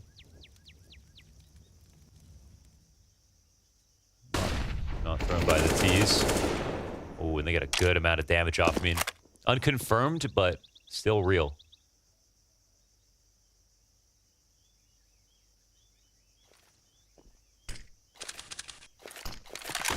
Utility starts to rain all around Farley. Doesn't want to give up on this angle, but also has to be worried about ramp. Yeah, he doesn't have a smoke for himself either if they want to molly exec, and they are setting up in full. Config, though, he wins over him. Oh, okay, man. See you in another dimension, Farley. Yeah, it's the zoomer peak. Brolin hits that delete key. And now with 35 seconds left on this clock, the Ninjas have a very good chance. However, Rez kind of sizing up this A site and drawing everybody over with him. That's going to put Glaive in an interesting position because he goes for the A main control. Yeah, we kind of get into time trouble a little bit here. So Rez will throw a smoke out for deep CT, but Glaive is going to be hard to clear. Big chance. Oh, he doesn't win his duel. Ooh, Glaive is going to be kicking himself. Yeah. Because just like that, the life is just drained from Astralis. Yeah. See, because they're coming out of Donut, Temple's been blocked off on this one side. They don't have to worry about the opposite entrance for a moment. Rez can scale against that wall and just take that one duel on Glaive. So it was his own smoke here on CT side that he threw down to open up the angle to fight Glaive. So you got to give him credit for winning that duel. But it's still Glaive knowing that he's going to be somewhere out there. Could have definitely still won despite that information. And it's just so important. It's so important. Just a perfect example of the changes, I think, on this bomb site. That exact position that Rez is able to fully focus over on main is previously a spot where you're completely exposed to Temple. And now this time with a smoke on CT, easy. Keep your eyes on where they need to be and deny Glaive any chance at bringing back that 3v4. So the Ninjas, sure enough, break through. See, at.CEST's keyboard position allows for his papers to be in between his mouse and his keyboard. It's optimal for reading.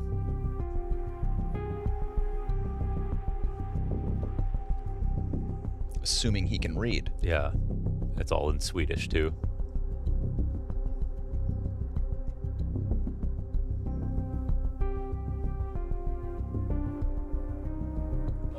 Another timeout here will be called. Maybe the game gets interesting. We'll see. Nipper Fighters, I believe in their T sides, and I think they did not pick Ancient for no reason. They're coming off a break. Clearly, they put some practice into it. They could have gone other places in this veto. Wanted to come here. Astralis, I think, are happy to take it. So they know the risk that they participated in. And they have an opportunity to make it a three-round game if they win over this one saved op and M4. And Config's got it. Goes through Donut and connects. They call him the Spearman. Hampus just gets skewered.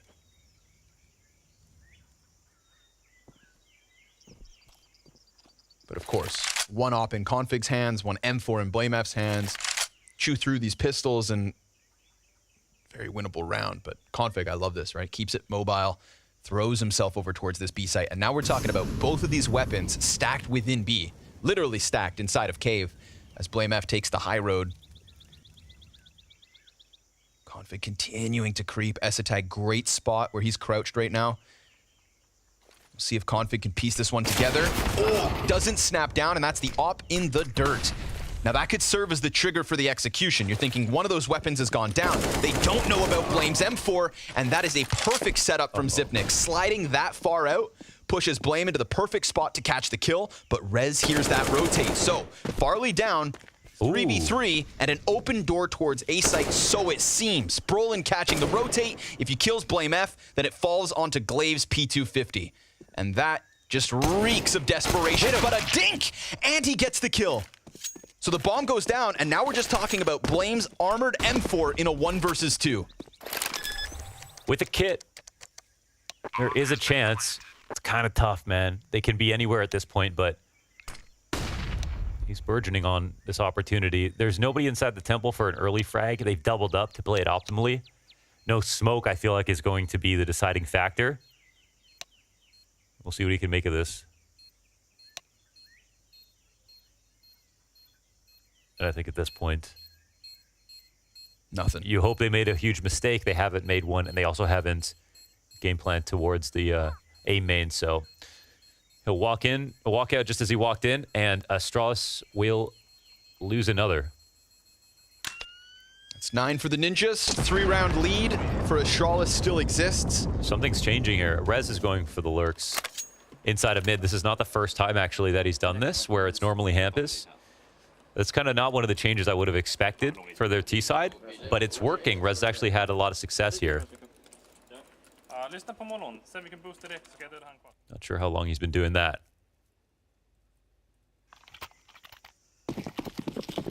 They recover a very scary situation. Yeah. And, you know, that is props to Astralis making that sketchy, especially the Glaive P250. Again, props to at.CEST, right? That crouched position, catching Config as he tried to clear all those corners coming down ramp.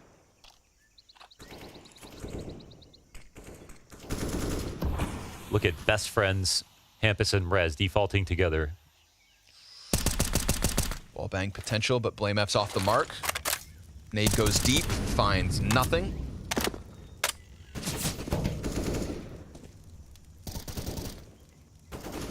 Meanwhile, Blame F, he invites them in. Almost 2 kills on his own. Hampus with a missed jump. I don't know. He might have been trying to jump spot the window. Okay. Yeah, just to see if there's an off to shoot him. Well, there it is. Found it. Either way, that's Rez out of the count. And Astralis, with more than 2 weapons, suddenly find themselves back in winning ways. So it feels. at.CEST's op just trying to sneak its way through Cave. Got Zipix out here and Glaive to the left. Oh, the timing. The moment he pulls out the nade. Glaive gets back around the corner. Plopsky, he could just flash this. Oh, wow. 2 CTs in the back lane. Esatag comes out. Then he turns his attention, and with that smoke, there's nothing here to stop that bomb. And off at the post plant, it goes off. Again, Glaive gets caught. Config comes around through the caves, finishes off what little was left of Plopsky, and we've got Esatag in what could be a very critical clutch. A 2 versus 4 attempt into the 1v2. A smoke that's going to block him off, and this makes things awkward. Could he line up a shot? Couple M4 bullets come through. No kit on the play. 5 seconds left on this stick. Esatag trying to connect, but Config just sits on it with steel. 10-second defuse and a no-scope from Farley to give the Danes another. Oh, they had the op covering it as well. There was a chance, but the smoke lands in the perfect spot. It's where Esatag is trying to post plant from. And credit to him, his op kill is the reason they get that bomb down safely, but no conversion means Astralis touch 13. That's critical territory. Playing with a kill and a half of damage, and Config with an important revenge frag on Hampus, lurking around inside a middle. Of course, these two they're going to have a kill matrix going up against each other, both sides of this map. Trying to prove who's the best in this area. That might be one of the last chances for Nip, we'll see. I feel like they're still in it. A lot of these rounds are close. 1-2 recently. Feel like it's a somber mood in both camps. One more chance to check here for NIP before a save. Hot spot for Hampus. Oh, he doesn't get burned any further. And they don't spam him either. No one's crossed up in the mid. I think he's going to recognize that. If you don't think they're taking mid, you always take it back from them. But, oh, what's happening here? They're fast up B. Very quick. Catches Zipix off guard. Little tenacity here from the Ninjas. Gets them into this B site. Site's cracked open. Glaive, ready for the peek. Shadow. No flash. Sends wind of Plopsky. Just gets shredded. And now look at the bodies they're throwing over towards that side. Brolin, he catches the IGL's head. Farley's got that quick answer. Rez thinking about a peek here with the flashbang as BlameF just locked into the caves. Insane. Catching Hampus from that late mid lurk. So 2 versus 4 in the post plant. A peek from Brolin deep. A frag out from Rez, but he's smoked off from that bomb site, and Farley's just going to keep him locked in. He's ahead of the Molotov, and he comes wide with a second kill. 2 seconds left. Zipix sticks this defuse, and that is 2 for Astralis back to back. Oh, he did his best, but he dies in the post plant. The bomb going down is the best part of the round. I feel like Plopsky threw himself to the wolves there, you know, jumping into Glaive's crosshairs. No flash to get control of that area, and they couldn't have known if someone didn't cross. They should have been happy enough to find an open site. They got that smoke down. They had Zipix and BlameF doubled up inside of the cave. That was one of their best chances for sure. And full credit to BlameF for outlurking Hampus in that spot, taking the really deep angle in the cave. Ooh, another quick one. Hampus this time not hanging out inside of smokes, decides to get ahead of it. Farley tries to get eyes over smoke. There's a fight for Hampus ×2. Farley comes out on top. Quick trade back from Rez though, and the dink into BlameF. So excellent damage out of Rez, but he too down to just 10 HP. Honestly, well, okay. As he should be, BlameF is dead. That was a dual Plopsky wanted. 10 HP as he crosses back in front of that ramp, and it takes 2 more players from the Ninjas to drop him. Config goes real deep and finishes off Rez. 3 versus 2 here as Astralis hope to bag themselves 15. Brolin caught unsuspectingly by that as Config doubles back from that cutout peak, and sure enough, we've got Astralis with a 15th locked in. Hey, this is revenge on Nip right here, 15-9. And it's one of those games, I mean, it doesn't really look that close. They did so well. They had a really solid first half. Hampus has been getting pieced up on this T side. He's been trying to win inside a middle. He's died a number of ways, and unfortunately cannot get that space for his team to work off of. Not much impact there. They do need him. Core part of the game plan here on Ancient.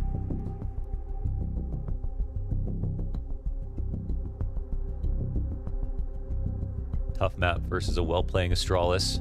4th timeout used. About 10 meters from the finish line here. Astralis know it, but they're going to take every round very seriously.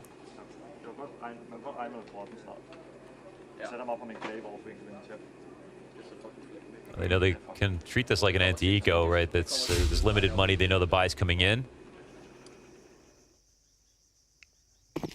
We see it's very mixed. Yeah, that ain't too pretty. Back 10 Deagle, double Galil. And the pace is a little slower here. Nobody looking to just smash their way through middle. Hampus waits outside it.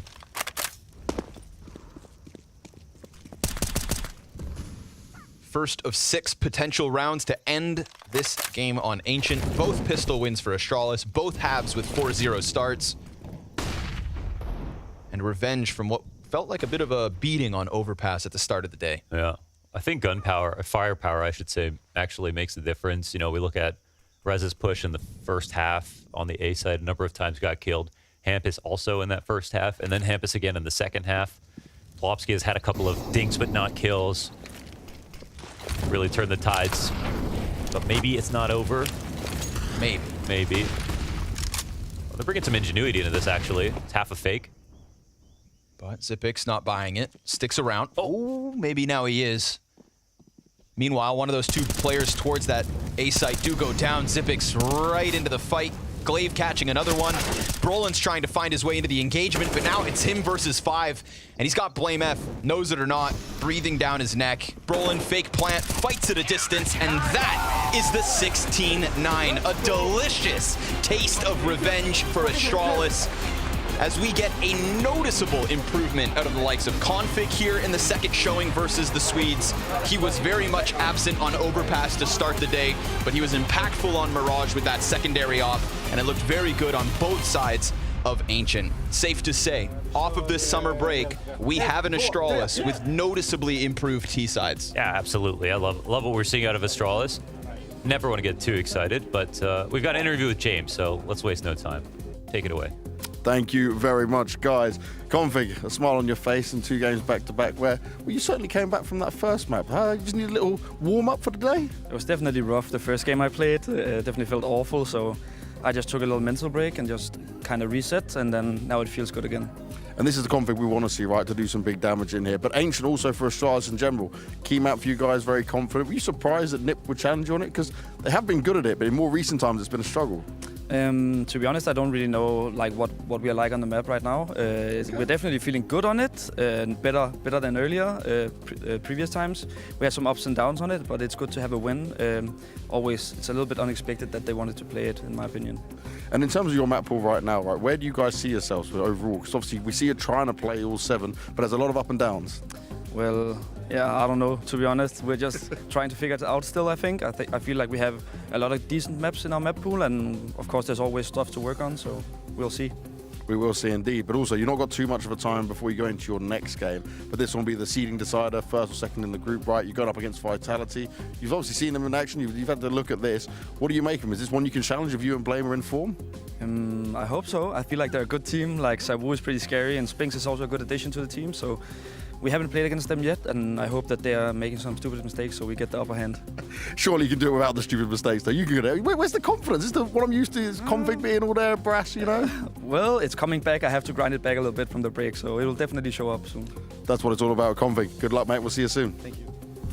Thank you very much for that one, James. Yes, unfortunately, Hampus's prediction of that 16-5 didn't come to fruition for NIP. Nope. They do finish 3rd in the group. No elimination here. It's just kind of seeding going into the gauntlet of next week. But huge congratulations to Astralis, not only managing to claim revenge, they looked pretty solid on that Ancient. I was impressed with what I saw. Yeah, they look really great. I think the T side was well-versed all around. We do have to mention real quick, Astralis, that's the 4-0 start in the first half, 4-0 on the second half. It gave them all they needed. It gave them the breathing room to make mistakes in some of the calls, but still have the money in the back. And to kind of have Hampus heed his word from the interview. Yeah, a little bit. a different feeling this time around. We talked on Overpass about how Astralis got 6 rounds on the T side, but it didn't really feel like they were in control. Whereas on Ancient, I felt like they were in control. I felt like it was Astralis dictating the game. They had the control. They were one step ahead of NIP. Even won a couple of, I wouldn't call them lucky rounds, you know, but a couple of those 50-50 scenarios that didn't go their way on Overpass. So overall, a much better performance coming out of Astralis. And for NIP, that was 2 rather disappointing games now in a row. So where was that NIP we saw in Overpass, where we were all so excited and they were looking so good? We hear Hampus talking about the, you know, confidence coming into it. Yeah. You hear Rest saying that it's been the best boot camp in a long time. So we didn't really get to see that from NIP in this game. Yeah, and I believe Dupree actually said he saw NIP as the favourites in this entire group coming into things too. So maybe a little bit of an upset not to see NIP continuing on further to meet Vitality in the grand finals of this group. I do just want to throw it back to what you were saying about Config and Blame Earth. Obviously a big talking point coming off of the first best of one that we saw, then the resurging coming into that Mirage. But you were saying, you know, they were 2 win conditions for this Ancient in particular. We weren't too sure how that was going to be faring though with the most recent updates for Ancient. Yeah, I mean, the only question was whether the update would influence Config's performance on Ancient, because Jacob pointed it very rightful. So, tactically speaking, statistically speaking, Config is thriving on Ancient. It's one of the few maps where you know what you're going to get out of him. And it's kind of interesting because he's that one reference that we keep mentioning, but somehow teams still don't manage to handle him. I think the way he is playing is somewhat predictable. You know where you're going to find him, but still he finds the kill, still he finds the impact, and he finds that space on the map that he's taking. So he did, again, great performance from Config. The duo that we were talking about, more than 46 kills together combined, that's the win condition. I want to give some props to Glaive as well. We mentioned his names a couple of times. Overpass as well, T-side against NIP in the first game. He had a good game here in Ancient, once again, calling a fantastic T-side, and he was having a good individual game as well. Supnix as well got off to a very good start. We've seen that a couple of times. The only player who didn't really show up, but wasn't really needed, was Farley, and that's okay for Astralis, because they don't really rely on him, right? He's not the typical AWP player they cater to. They don't always drop him the AWP. It's not really one of those players that you want to rely on. So the fact that they were able to win without putting him in place is a good sign for me. That's Astralis' DNA right now. The AWP player hasn't really existed for them ever since Device. And just to quickly touch on Glaive, because I agree with you, we do need to give him some props. He was never a player that was afraid to put his own life on the line. I think even when he was struggling, when he got back after his break, we could obviously see that mechanically that was a problem. But now I feel like he's gotten to that point where individually he's strong enough to win some of these duels. So he always has that killer instinct. You will know when Glaive is in-game, when you know he feels like there is a timing to take, there's a duel to take. For a while, he had the brain, but he didn't have the hands to kind of do it practically. But now I feel like he's getting to that point, and he becomes more dangerous. That's the worst feeling in the entire world. You know it, I know it, you know. That's where we are right now. Exactly. You know what to do, but you just can't get it done. Tell me a bit about those T-sides as well, because I know that was something that we were putting under the spotlight for Astralis. We're very self-aware of that as well. We've heard in multiple interviews from Glaive as well that he was, you know, focusing on getting those improved. So far, what we've seen coming off of this break, kind of tell me a bit about what you're impressed with those 2 sides. I do feel like Astralis has caught up with the current meta of the T side, which is it's an in-between between like a full exec from the beginning and some map control. It's not just randomly running around, but you have like squads taking parts of the map, and depending on what's happening, they decide what they're going to do, which leads to a round that's harder to read for the opponent. It's not the 4-1 meta that we had years back where you just find Happy on one side of the map. That's done, that's over. You have squads that have to simultaneously take parts of the map, and then depending on the trades, then you decide. And I feel like here on Ancient, that was a good example. We had a couple of moments where Glaive was kind of probing towards that window area, mid side of the map, and depending on the trades, depending on what he hears, then there is a plan, there's a contingency that's in place, and this is much up to par with the current meta. Well, let's have a look at one of those eco plays as well, because we do have round 7, I believe we're putting on. Yeah, and it's a great example of what didn't really work out for NIP and what worked out so well for Astralis. We do see here in a round where the money is not really there for Astralis, up 4-2, right? They buy up, they have a plan with this eco play. They have a plan with the 1 AK, the 4 pistols, perfectly executed right here, coming in with a couple of good flashes. Smokes being thrown down to cut off the rotation for NIP. And once again, we see a clear plan. I've seen many times for Astralis in these eco rounds where they just buy a couple of deagles, they buy a couple of armors, and then the players are going around on the map, see if they can find something. But something seems to have changed just a little bit in Astralis. There's a clear plan and a clear pathway to how you want to play the round. And even though this retake is almost successful for NIP, they keep it going, Astralis, with great utility usage. Look at these smokes. Look at how much time they're buying. They're coming out the late of donut. CT spawn is smoked off, and there's no way back in for NIP right right here. I want to see more of this from Astralis because it's a very, very healthy sign that there's always a plan, even in the rounds where they don't have the utility. And you could see here, Glaive again involved towards the very end. That pivotal position on site with that double kill. I'm also happy to see the AK actually having an impact, because some of the detractor of Blamer, for example, would say, hey, it's one-man army, he's got a weapon, he's saving in the back. Yeah. Of course, that's not going to work. You actually have a plan, and you put your weapon, your one weapon, in a position to have the impact. Well, with that Astralis W, unfortunately for NIP, that does mean they finished third in Group A. But let's get a few words from their coach. DJL, obviously you guys will now be third place when it comes to this side of things, right? You go up against Astralis, and this time around on Ancient, I know you guys, you're confident with it, but I want to just get from your perspective what went missing this time around. Oh, our rotations, like we knew what they were gonna do. Like there was, I think, 2 rounds where like either we get money screwed or they got, and we have all the information, but we just don't rotate. So I mean, there's no excuses. It's just simple and basic CS. And this is the thing, right? Because some people might look at that and go, okay, yes, config blame, just putting up numbers there. But there's a deeper level to it overall. Obviously, it's the first event back, though, right? Still third place, still a way you can fight through in the elimination stage. But what were you guys going to work on now? You got a few days break. A lot. We didn't show up as we did in practice. Like we all said that this was the best boot camp we ever had. Oh, wow. So I mean, there's no excuses, to be honest. Like. We are just not there we want to be. It's a long season, but yeah, as I said, like no excuses. We're just not good enough today, and that shows. And some days those days can happen, right? But like you said, having a good boot camp like that is certainly a positive sign. Now for you guys, though, obviously you've got a lot to review and do it, but you've got the full 5, everything's looking strong. What would you say when you looked at this Astralis, though, that was like a difference in them particularly? Was there any, or was it all just down to yourself? I mean, I just think that there was a lot of rounds we didn't play properly, and sadly it was the gun rounds that we had to win. And yeah, I mean, they were just better in, I think, every situation, sadly. So we will do better next time, for sure. That's what we want to see, and we'll see you back at the elimination stage. Thank you very much. Thank you. Practice, unfortunately, not translating into those officials for DJL and the side of the Ninjas. And that is kind of painful to hear when we're sort of viewing the Ninjas as potentially, you know, one of the stronger teams, certainly a team that I was expected to go a little bit deeper in this group. Yes, I agree with you, but I also think that this format is a little bit forgiven in that matter, because you can technically have a crappy first day, but if you actually show up when the best of 3 kicks off and the Gauntlet kicks off, then suddenly you can redeem yourself and you can make it to the fall finals. With that level they played today, it's not going to be enough. They're not going to make it to Copenhagen, to the Royal Arena. But there are a few days to come. Now they had a reality check, a little slap on the butt, and then they're going to get maybe better Counter-Strike. No need to ring the alarm bells just yet for NIP. I think we saw some decent Counter-Strike throughout the day. Obviously, the last 2 games they lost there wasn't really up to par with what I guess we expected, all of us, including Vitality. But as you said, you know, a couple of days of practice coming into the best of 3s. One thing I do want to highlight, though, finishing third in a group means that you're starting in the very first round of the bracket, which means for you that you have to win 3 best of 3s in order to get inside the arena. So it is going to be tough regardless for NIP. Yeah, definitely a tough road ahead for NIP. No elimination just yet as we move into the Gauntlet best of 3s next week. But we do need to crown a champion of Group A. It's going to be between Vitality and Astralis going down in our final best of 1 of the day. Make sure you join us back after the break as we dive in.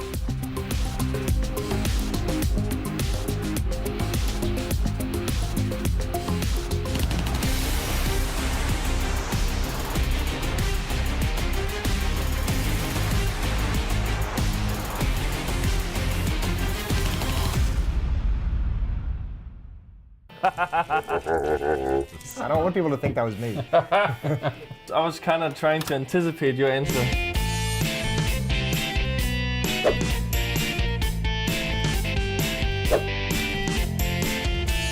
Going along with the theme of 10 years of Counter-Strike, we're doing the highlights and the lowlights of Cadian's Counter-Strike career. Yeah. Some tough losses back there. Let's start with the lowlights. What do you think is the lowlight of Cadian's career? I put... You're doing it wrong already. Just turn it around. I'm just going to turn it around. I put being exiled from Danish Counter-Strike, and having to move to America for a while. Yep. Obviously, in the end, probably turned out to be a good thing, but I'm imagining at the time that didn't feel great. So that I put as the low light. Okay. I mean, mine is kicked from North. Okay. I mean, I think yours is really good, Anderson, potentially also could be the right one. Okay, we also talked about it in the podcast I had with Jason, where like it was definitely a long path coming back from that tough beginning, and I mean that was the main reason I went to the US, was because that I didn't have the options in Danish Counter-Strike that I felt like I deserved. But now that you mentioned that, I realized something else. You did a stand-in. I remember the map. It was on Inferno with Dupree and Device and all those people.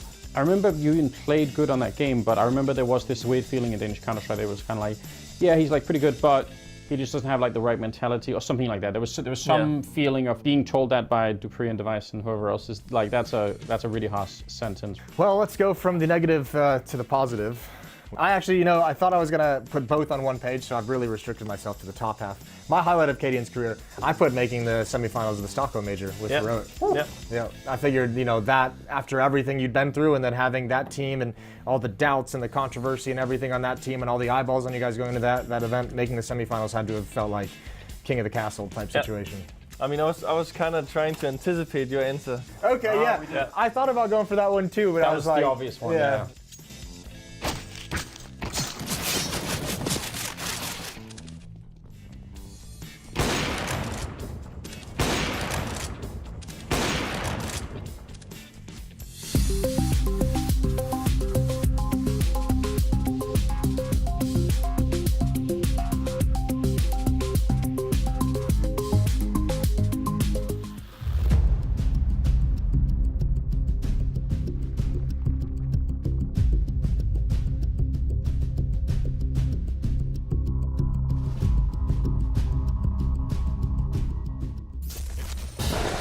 For more than 1,200 days, we've waited.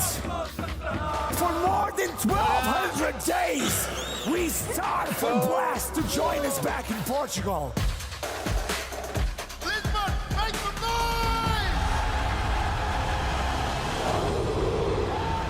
Today in Portugal, in Lisbon, a new king will rise. Good luck, bro. Good luck. Today, we will show everyone that we live and breathe Counter-Strike.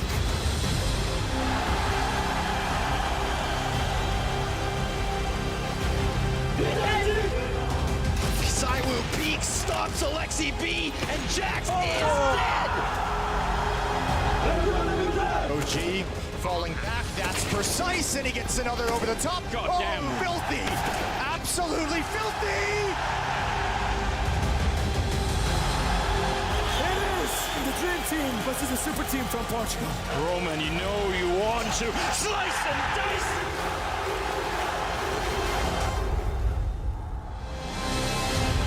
It's time for the grand final! Na'Vi taking on Vitality. Sumda Young turns his attention. Oh! All three! Sumda Young and Sumda again! And again! And again! Give it up for the Black Spring Final Grand Champions, Na'Vi! SDY, did you imagine this moment? Yeah, I imagine it almost every day of my life. It's a really good moment.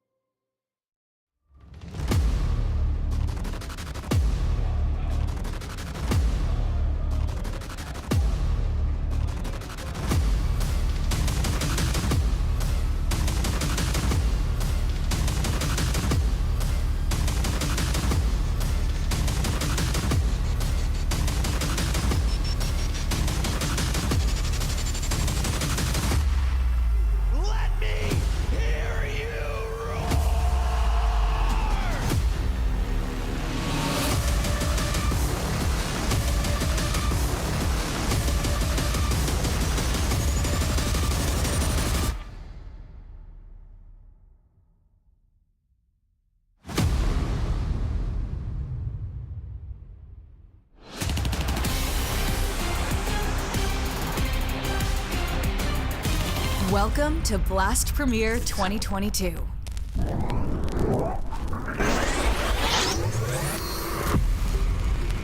Twelve Blast Premier teams will begin their quest for victory in a season group stage. Teams seed each other, creating 3 groups of 4. These teams then play out a BO1 rapid-fire round to set their place in a cross-group gauntlet. The O3 Gauntlet will see 6 teams automatically qualify for the season final. The remaining 6 teams will be cast into the showdown, where they must fight to survive in a merciless single elimination format. Whilst there, they will be joined by one top global team by way of exclusive invitation. A further 9 additional teams will enter the fray, thanks to Blast Premier Regional Qualifiers, making it a truly open tournament, where even amateur teams have a chance to unseat the pros. For the first time, each seasonal showdown will be split across 2 regional tournaments. 8 teams will compete within a European and CIS bracket, whilst the remaining 8 will battle with a North America and rest of the world bracket. Victors of the showdown, 1 team from the European and CIS bracket, and 1 from the North America and rest of the world bracket, will secure their place in the season final to join the 6 teams from the group stage. The 8 finalists will face off in a GSL format, leading into a single elimination playoff bracket with quarters, semi, and grand finals. The champions of both the spring and fall seasons will be joined by exceptionally skilled teams, including winners of the CSGO Major, ESL Pro Leagues, as well as the 2 teams who top the global leaderboard. The global leaderboard is a year-long point-scoring system that takes into account the performance of Counter-Strike teams from leading tournaments from around the world. Teams accumulate points by winning matches and progressing as far as possible in these selected events. Teams hoping to qualify through the global leaderboard will have until November 28th to claim as many points as they can in a number of events, including both Blast Premier seasons and several leading tournaments. In the event of any duplicate winners, spots will be opened up to those who have fought their way to the top of the leaderboard. These 8 champion teams will come together for one last clash as they battle it out for a prize pool of $1 million. Join us in 2022 as victors are crowned and heroes are made.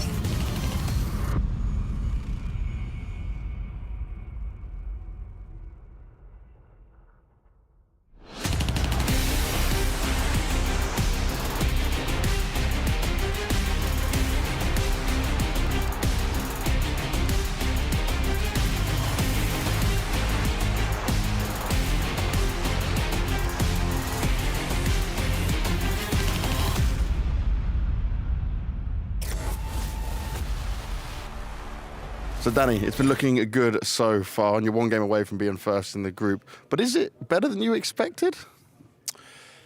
I mean, both yes and no, I would say. I still see some of the flaws, and it's not really perfect in that sense, but I wouldn't expect that from being with this team for only 1.5 weeks. So I'm pretty satisfied, but yeah, definitely room for improvement. And that's what it's all about, right? You're never going to be perfect until you're winning it all, start to finish. But I also want to touch on the boot camp that you guys were talking about. And just when you come into a boot camp like that, adding a new player in, and just having so little time, where do you put the priority in getting him into the team? I think it's around the map pool. Now, luckily, it's the best of one throughout this group stage. So we have dodged some of the maps that we haven't focused too much on and played the maps that we have been working really hard on. So I think it's about priorities and also just not introducing Lotan Spinks for the whole playbook, but for taking what we need and being able to do default and then doing what we have correctly instead of just giving him the whole playbook. Not overloading him in one go, right? You don't want to do that at all. But also, did you spend some of that time doing some of the outside activities we've seen at your other boot camps in terms of getting him introduced to the team? Because obviously there's quite an age gap with him and an experience gap. Yeah, I mean, we did some activities, but not as we kind of wanted. We had to do some introduction stuff for Lotan in terms of vitality. So for me, it was introducing him to the whole concept and how we function as a team and what we do outside of the server and how pretty much the code of conduct within the team and also how we play, the philosophy, and then the playbook came afterwards. So it has been intense few days, I would say, but the fun stuff, the team bonding thing, will have to come a bit later.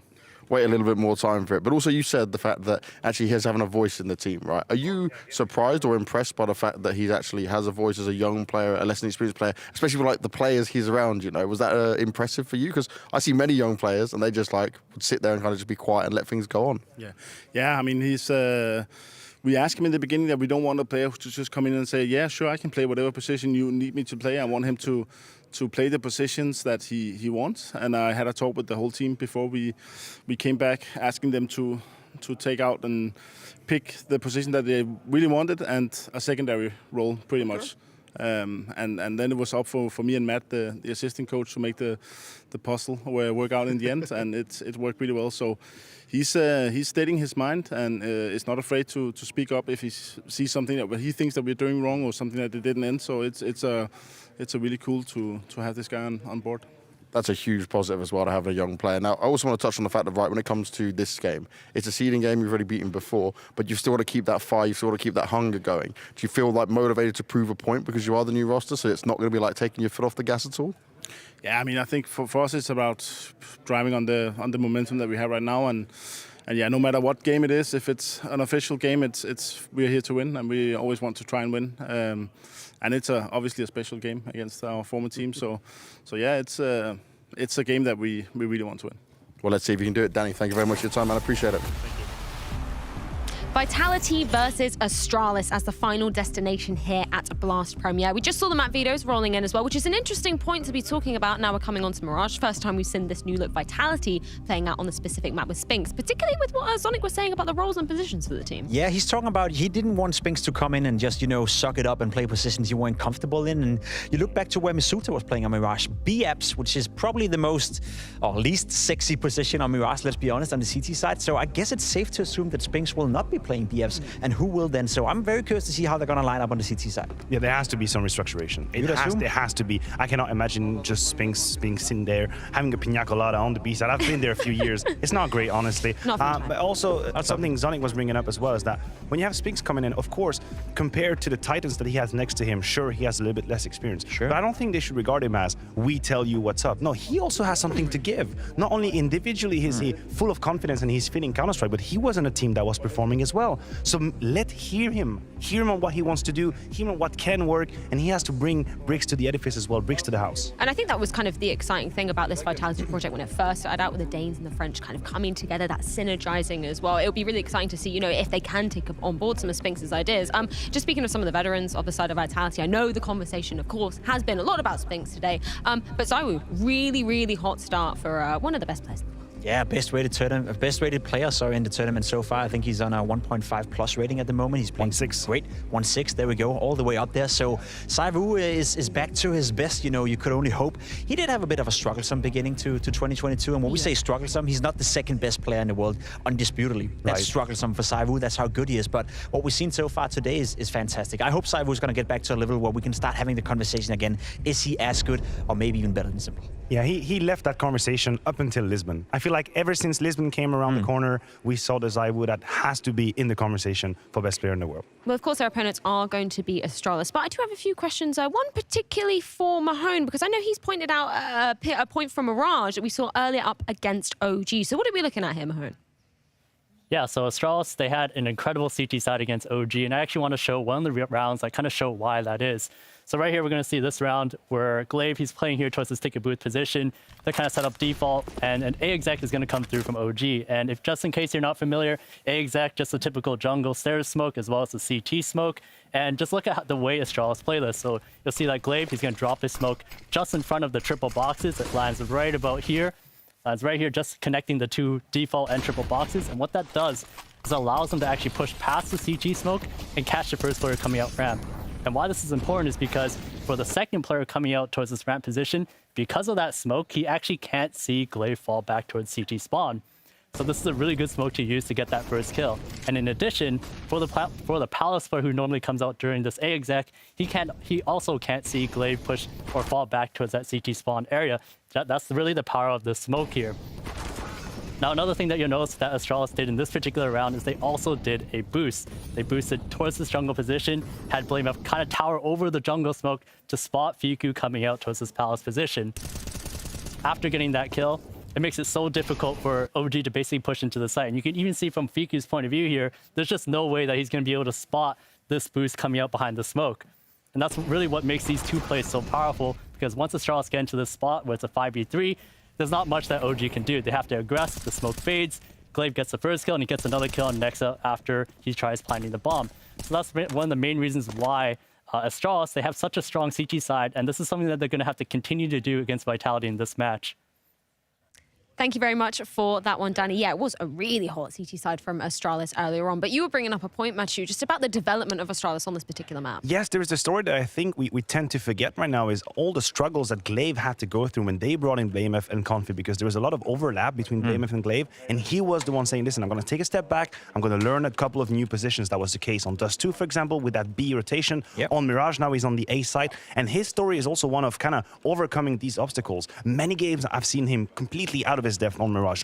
Completely lost. That game against OG, much better, much more in control, knowing how he had to handle situations. So his path is also one that we need to praise on that. That even aligns with what he was saying in the interview after the game, that BlameF is now calling right, and he can focus on himself. He can make sure that he feels comfortable on the map of Mirage. I will say, though, that both these lineups, when you look at specifically Mirage, they're not really consistent on the map. We've seen Astralis play some good games, and we've seen Astralis play some horrible games. Same could be said about Vitality. They have really not found the consistency on a map like Mirage. So I feel both of these lineups are coming into this game feeling, I wouldn't know after a break, obviously. They could have been power pracking it, but looking at the results the past 3 months, it's very inconsistent. You don't really know where to put it. Yeah, I think it was just before Dallas, Vitality were on a horrible loss streak on Mirage as well. 7 maps in a row. Yeah, no, that definitely wasn't cute for them. But I do kind of look at them, particularly now with Spinks coming in. You know, I know it's a small sample size. We've only seen him playing on 2 maps. Very interested to see where he's going to slot in here. But I do see them as kind of maybe a different level of opponent as that OG that we saw Astralis facing earlier. Well, of course. I mean, we have to go just beyond the simple addition of level, right? If we do the differential, Mizuta, Spinks, we've covered it already. Mizuta was a worse player than Spinks. That's quite clear. We've gone over that. But I think it's about the aura that it has on different players as well. We can take the Inferno game as an example. You have a teammate that's down in the dumps, 0 and 11 or 1 kill in 11 rounds. But then suddenly you look to him, you look to your left, to your right, and you know he's still in the game. You know he still has a teeth in it. He's going to come back. He's going to fight back. And this is some of the intangibles that sometimes we struggle to explain to people. It's not just about the sum of frags. It's what kind of energy that people is conveying to you. The same way Robs did it with FaZe when I say he completed the puzzle. Who knows if Spinks isn't going to do that for Vitality? Well, we're going to see exactly how it does play out, and I'm very excited to see Spinks taking to the server for the first time on Mirage for the side of Vitality. He'll be taking on Astralis that we see on cam right now. We're going to head it to a quick break, but when we are back, it's the final matchup of Group A here at the Full Groups.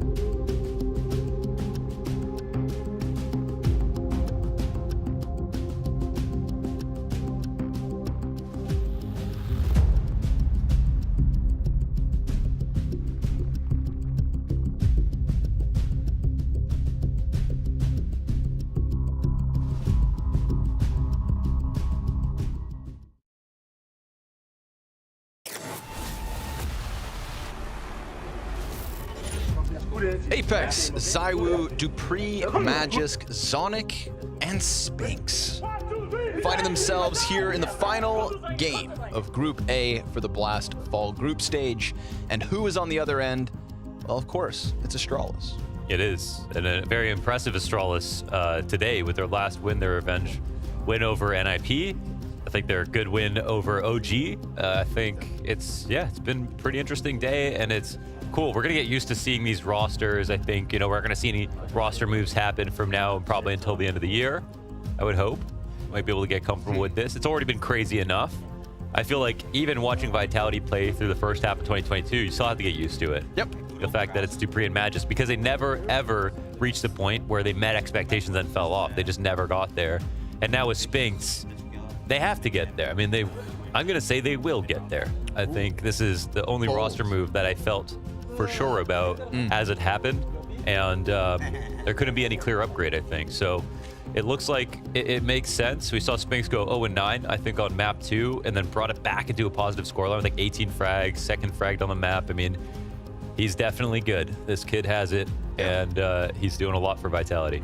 And while the Vitality project, the fully Danish and French one, never really kind of came to what we had hoped it would, it is fair to say, like, we got marked improvements towards the end of last season, right? Their first playoff game in front of a crowd finally happens in Lisbon. It's like that was their biggest achievement as that 5, and it happened directly before we get this Spinks upgrade, which is considered by, I would say, almost everyone, if not absolutely everyone, to be just a straight up, plug and play boost.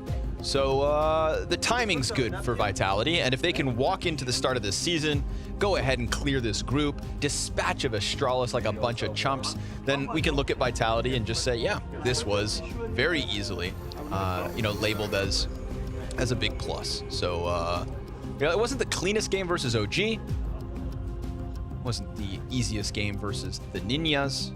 What about Astralis? Will they also get double digits? Or are they going to fall short? We'll find out soon. Yeah, and Mirage is such a great map for this to go down on. We've got, so I think the two best players in the group right now are Blameth and ZywOo, and they're both on form. They're both looking really, really strong. And Maniac said it, ZywOo feels like he is the number 2 player right now, which for me, when I was looking at, because I do my list at the end of the year, my top 20, and so I did a halfway list just to check on people, see where people are at. And I didn't really feel like there was a number 2 player this year. Simple was number 1, and nobody else was that sick. No one else was consistently that sick. Simple was so far ahead. But ZywOo we saw today, ZywOo was Spinkswoo. He's back to number 2. So if he keeps going, if he wasn't feeling it with this last lineup, and that's changed, I think he might just still be the clear second. He's a far cry from first, everyone is. Okay. Yeah, but being second is a pretty big accomplishment already this year, so. Out of curiosity, just because I think we got a little bit of a break here, what is the, who was in the short list for number 2? Tell me, Mo, if we're talking about, checkpoint of the year. Yeah, if I remember correctly, it was Nico, Chiro, were there any surprises? Yeah, I think, Nico, it's kind of, actually Shiro was not on there because not a limited number of lands, but with his online results, he would have been. Anyone from FaZe? I had to pull it up. No, so that was actually the only player from FaZe. There was actually no players from FaZe that were even in top 5. Huh. Based on the stats, which is kind of cool. Now, that being said, there are more players from FaZe in the top 20 than any other team. Yeah. How things change. So that is kind of cool. And there's also the second half of the year. I didn't put this out, I was just looking. Oh, okay. So there's still the second major of the year. There's still the whole blast. You're just leaking your circuit. teaser. Kind of. I get it. Yeah. Tune in for that. But that was an interesting thing, actually. That was probably the most interesting thing about it, is that the closest was Brokey. I think he was around top 5 in terms of just pure numbers, if you want to look at it like that. But nowhere near top 2 or 3, which is kind of cool, I think, for FaZe. The most dominant team, the best team right now, the most good players, and probably the most players in top 10 and the most players in top 20, but no one in top 5. Huh. That would be a first, I think, for a team that stays the number 1 team in the year. But still, all they have to do is hang on to that. Yeah. Always easier said than done. So, out of 2021, Vitality, you could definitely see when they're good, they're really good. Apex is a very good caller when they're good. And today we see it, and we see glimpses of it every couple of months, where they call a game where they're transitioning from setups fluidly, seamlessly, lots of ideas, lots of CT side pushes. I mean, there was one round on Inferno. They lost control of Banana on car, went back to the site, went right back into another flash retake as if the communication was happening 5 seconds ago. That's how good it looked. So that was a very good sign for me. We interviewed ZywOo, and he said that the communication from Spinks has been exceptional. Yep. And that he has made everything a lot easier and better. And then the other thing is that he's not afraid to say what he wants and what he feels the team should do, which are two things that Zonic mentioned that he was looking for. Yeah. So far, no red flags. And thirdly, even after that, right, he just also kind of noted the calmness that Spinks brings to the game. And that's not just within his own play style, being kind of like a one-man army solo lurk, but just the fact that in communication, he's never getting frazzled. That's something that we looked at the entire ENCE roster and we thought, like, man, there's nobody pumping him up. You know, there's no big energy in the room. And so now Spinks has a guy like Apex calling the shots beside him. He slots in very nice. Said it felt as if he'd been on this team for months already, and they had practiced for a week coming into the groups here in Copenhagen. So here we have it, ZywOo with his new right-hand man. Yeah. Just talking English, two bros talking English. Something we never knew we'd see from ZywOo. Now he can't stop talking. It's great. It's honestly one of the best kept secrets in all of Counter-Strike, I think, was the fact that his biggest clutch. He was and I think the more I think about it, the more I think that Freya was in on it. When she tried to interview him at the Face It Major, and we got that infamous interview. I think she knew already. Right. That was set up for French Counter-Strike to keep ZywOo a secret so that nobody could poach him until they had them locked into these, big multi-year contracts. Yeah, I mean, he's hard to read in a clutch. She's very sneaky. She cheats at Scrabble. Oh, she's such Freya. So I think the two peas in a pod, those two. She made me feel really special today. She brought me Nerd Ropes, one of my favorite candies. And I thought, damn, Freya, nice to see you too. First day off the break. And then I found out that she gave them to everyone. So. No one liked them. Except for me, Freya. Yeah. I got you. You had, I got you. And then Anders brought me magic cards. I've been spoiled today. What did you bring me? You didn't bring me shit. You want to cast by yourself? No. All right. Okay. That's what I brought you. That's your gift? Yeah. Your gift to me and everybody else. My presence is a presence, kiss my ass. Who said that? Call that the Coach Lau. We got a headset issue for Glaive, and it's very important for Glaive to speak.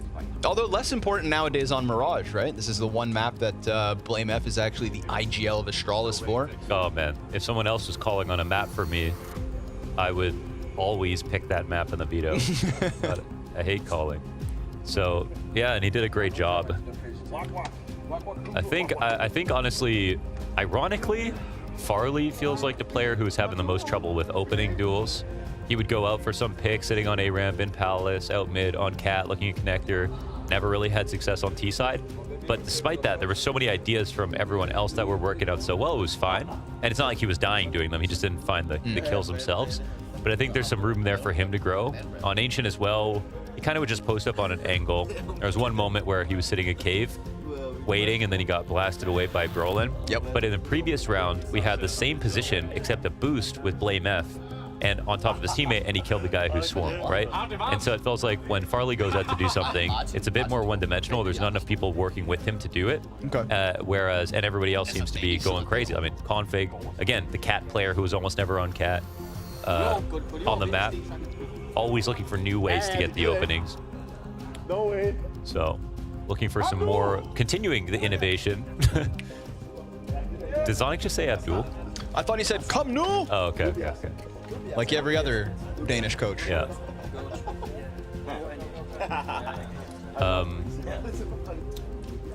So, yeah, this could be the head-to-head of innovation. I think the two teams that are playing really smart right now, their minds are open, and they're doing a lot, and they're bringing ideas. They're not afraid to be aggressive, and now they're going head-to-head on pretty good form. I think this should be a great match. Yeah, it really could be, especially with, again, like noticeably improved T-sides across both of the games that we already saw. And Now they've just got to turn around and do it a third time. But they start this map on CT side, which is, I think, where we've never really had as many questions for Astralis anyways. So if they're really going to do this, if they're going to go from a loss to begin the day to beating every other team in this group, including what's considered to be one of the best plug-and-play roster moves of this offseason. Yes. Then that is a genuine accomplishment for one of the teams who, you know, with questions around them, decided not to make a roster change. Yes. So it'd be a really cool start to the fall season for these guys, but you know, it's got to start before they can end it. And obviously, ENCE were doing incredibly well on Mirage. Yeah. So this just bolsters the Vitality Mirage. Of course, Dupree and Magis didn't play it before, but it's been some time they play it now. Zaiwu's always been insane. He's cracked on Mirage. No problems there. So this should absolutely help. I never like to play games in that. If it's like 300, or maybe if I need to play Nether, I need my keyboard and my mouse. Yes, but I cannot play. You hear how good this English is? It's so good. Enjoy it. He must have been speaking English like he's spoken his whole life. So fucking hard. It's good vibes in the Vitality camp. That's something else Zaiwu said, right? Like, again, it feels like he's been here for months just in terms of companionship. Sinks right in. Can't wait for us to get some interviews with Spinks, kind of giving his perspective on joining this team, right? A guy who had to join ENCE, had to work on English communication. If you think about it, he has more experience with English communication than the rest of this Vitality roster, because his entire time on ENCE was English speaking, whereas the French players and the Danish players had to make that change. It's easy for Spinks, but it looks like this tech pause is going to be a few more minutes, folks. So we do have a format explainer on standby to take your attention. Don't go too far, but we will be right back.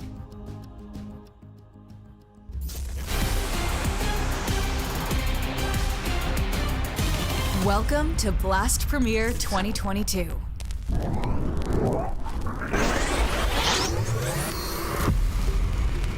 Twelve Blast Premier teams will begin their quest for victory in a season group stage. Teams seed each other, creating 3 groups of 4. These teams then play out a BO1 rapid-fire round to set their place in a cross-group gauntlet. BO3 Gauntlet will see 6 teams automatically qualify for the season final. The remaining 6 teams will be cast into the showdown, where they must fight to survive in a merciless single-elimination format. Whilst there, they will be joined by 1 top global team by way of exclusive invitation. A further 9 additional teams will enter the fray, thanks to Blast Premier regional qualifiers, making it a truly open tournament where even amateur teams have a chance to unseat the pros. For the first time, each seasonal showdown will be split across 2 regional tournaments. 8 teams will compete within a European and CIS bracket, whilst the remaining 8 will battle with a North America and rest of the world bracket. Victors of the showdown, 1 team from the European and CIS bracket, and 1 from the North America and rest of the world bracket, will secure their place in the season final to join the 6 teams from the group stage. The 8 finalists will face off in a GSL format, leading into a single elimination playoff bracket with quarters, semi, and grand finals. The champions of both the spring and fall seasons will be joined by exceptionally skilled teams, including winners of the CSGO Major, ESL Pro Leagues, as well as the 2 teams who top the global leaderboard. The global leaderboard is a year-long point-scoring system that takes into account the performance of Counter-Strike teams from leading tournaments from around the world. Teams accumulate points by winning matches and progressing as far as possible in these selected events. Teams hoping to qualify through the global leaderboard will have until November 28th to claim as many points as they can in a number of events, including both Blast Premier seasons and several leading tournaments. In the event of any duplicate winners, spots will be opened up to those who have fought their way to the top of the leaderboard. These 8 champion teams will come together for one last clash as they battle it out for a prize pool of $1 million. Join us in 2022 as victors are crowned and heroes are made.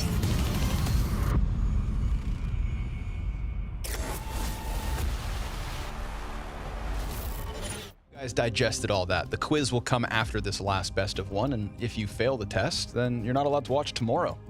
Simple as that. That's tough, man. I wouldn't want to fail. Check out our stage. 4 stages, in fact. Looks good. And I like the magic electric glass that we got that back.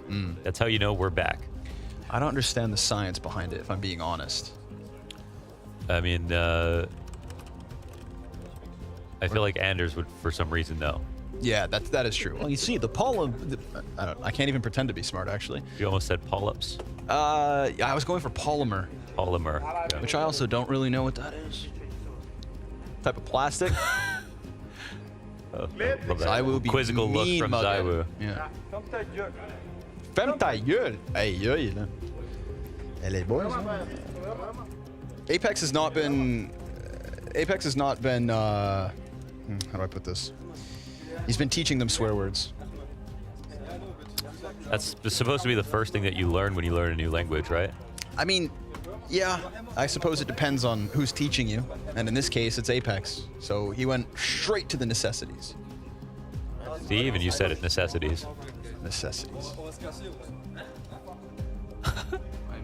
You're looking at me. So on Mirage, they didn't play Mirage, I think. Vitality today. I can't remember their first game. I don't think they did. Let me see. No, they played Dust 2. They played Dust 2. Yep. So in terms of spots being changed, Masuda plays B, Anchor. But Spinks plays Cat. Okay. And on Vitality, Dupree normally plays Cat. So we'll see if we get a total shuffle and where Spinks will play. I think Zonic said this. He said, I don't want players who come in and say, give me whatever spots I'll play with anything. And then they just suck at them and then they lose. Or they can play more impactful spots with more responsibility and then the team does better and they win. So we'll see if they gave or he wanted Cat and they give it to him. Because, okay, something fundamental, I guess that some maybe new viewers don't totally understand, but generally on Counter-Strike maps, spots closer to mid are higher frag locations because there's more action. Sure. You're connecting, you're either fighting in the mid default or you're very close to the site as well. So you're closer to 2 parts of the map and have a rotation over to another or are offered up big flanks and things like that. And that's often where oppers spend a lot of time, even though we see a lot of nades come down to stop oppers from having these angles, so we don't see oppers in window all the time. And that's where the meta has developed. So you put your star players in the positions closer to mid most often. That's what you'll see. And then the anchors are spots where sometimes specialty players are particularly good at anchoring positions, so they'll play there, and they can be the star players, but not always. But anchoring A on Mirage and anchoring B on Mirage are spots where you're not going to get that many kills. You might not see that many people. You'll often get smoked out, need to get one and stay alive. And that's not where you want to waste a player like Spinks. No. But then you also don't want to waste it on a player like Dupree. So it's really going to depend where they put each person. But now Vitality have a thing where they've got so many players who are actually stars or formerly stars that someone is going to have to play the B anchor. It could be Apex. To play that spot. I wonder if Dupree will or move. You know, who wants to make that sacrifice? Because Dupree's never played anywhere else on Mirage in his career. So surely you can't move it. Maybe. Spinks is good and all, but that's legacy. Yeah, no, but he's only played there for like a year, right? Yes. Yeah, that's the only thing. So we'll see. 1 point for Apex. Moi, je suis très à place. 1 point for Apex. Yeah. There are questions around this team, but I think high expectations, just because of, again, they're expensive. Edition. They are expensive. You know, do you think this was one of the, I want to say, like, quietest roster shuffle seasons in a couple of years now, at least? It was just annoying. There was no big signing. Like, let's say Vitality Spinks didn't happen. I feel like it would have been pretty underwhelming. Like, this was the last big move to happen. Happened just a couple days before things went live. It was a big surprise for a lot of people. So, you know, without that Spinks Vitality, it would have been just like G2. It would have been the G2, which I feel like is less of, let's say, you know, an immediately positive move and more of like a very interesting question mark. So I would have been left a little unsatisfied. I think unsatisfied anyway. I mean, we're looking at the good roster move, but you see the rest of the moves are just like, Hope that works. I hope and stay top 5. You know, sure. I don't think they will. It's hard to replace a player like Spinks. I mean, Spinks was getting to the quality of player, much shorter amount of time. But in the conversation of like, you know those people that will say, oh, we need to replace Nico, but they don't have a replacement for Nico. Like, how are you supposed to actually replace him? Spinks was like one of the only players that could actually kind of fit in some weird sense of like impact and role and play style, where it would make sense to put him in that tier. But even the fact that he's in that conversation just speaks to how well he's been doing. Fair enough. Big find for Vitality. And I think part of the reason the offseason was quiet was also because of Astralis. I mean, they didn't make any moves. And I mean, the current form Astralis are not going to win tournaments, I don't think. Farley's not elite, and Config's too inconsistent, even though he can be good. I mean, Zipix has recovered a little bit, but he's still not very good. It's not 2018. It ain't 2018. Yeah, I think they could take pride in not making roster moves, but I think at the same time they probably should have. You know, it's also not 2015, and what that means is that guys like Pimp and Maniac are no longer playing. But luckily for us, they are analyzing. So we'll throw this one down to Freya so that these guys can fill. Man, Connor, He said what? He said what? I mean, has Connor ever competed? How much has Connor won in prize money? You know, Sorry, we were coming down on the floor here to help the casters out what they're feeling. But if that's how we're going to be treated, I'm just going to walk out, let them be out there, talk about their life, and very interesting lives. What is wrong with them? Damn. Okay, that was pretty savage. As you can tell, obviously there's a couple tech issues going on. Just us now. Audio issue with a headset, I believe, for the side of Vitality. But that gives us some time to kind of talk about some of the roster moves coming out of this summer break as well. Sure. I know that Connor was saying earlier, some of the other seasons we've seen a couple more moves going on, but I mean, Spinks, that was the one that I was highlighting as my favorite. Are there any others you want to throw into the mix? I mean, the obvious big one for me is the team we're going to see later in the tournament with G2, JKS coming in, and Hooksy as well. Out of all people out there, out of all in-game leaders available, Hooksy was the guy they picked up, right? And that leaves some questions to be answered. I think he's a great tactical mind. I think he's a great player, but individually speaking, he doesn't really fit into this powerhouse of firepower within G2, which I think is nice, a bit of a nice change. So I'm curious to see how he's going to do. JKS as well. To me, I posed the question, Matthew.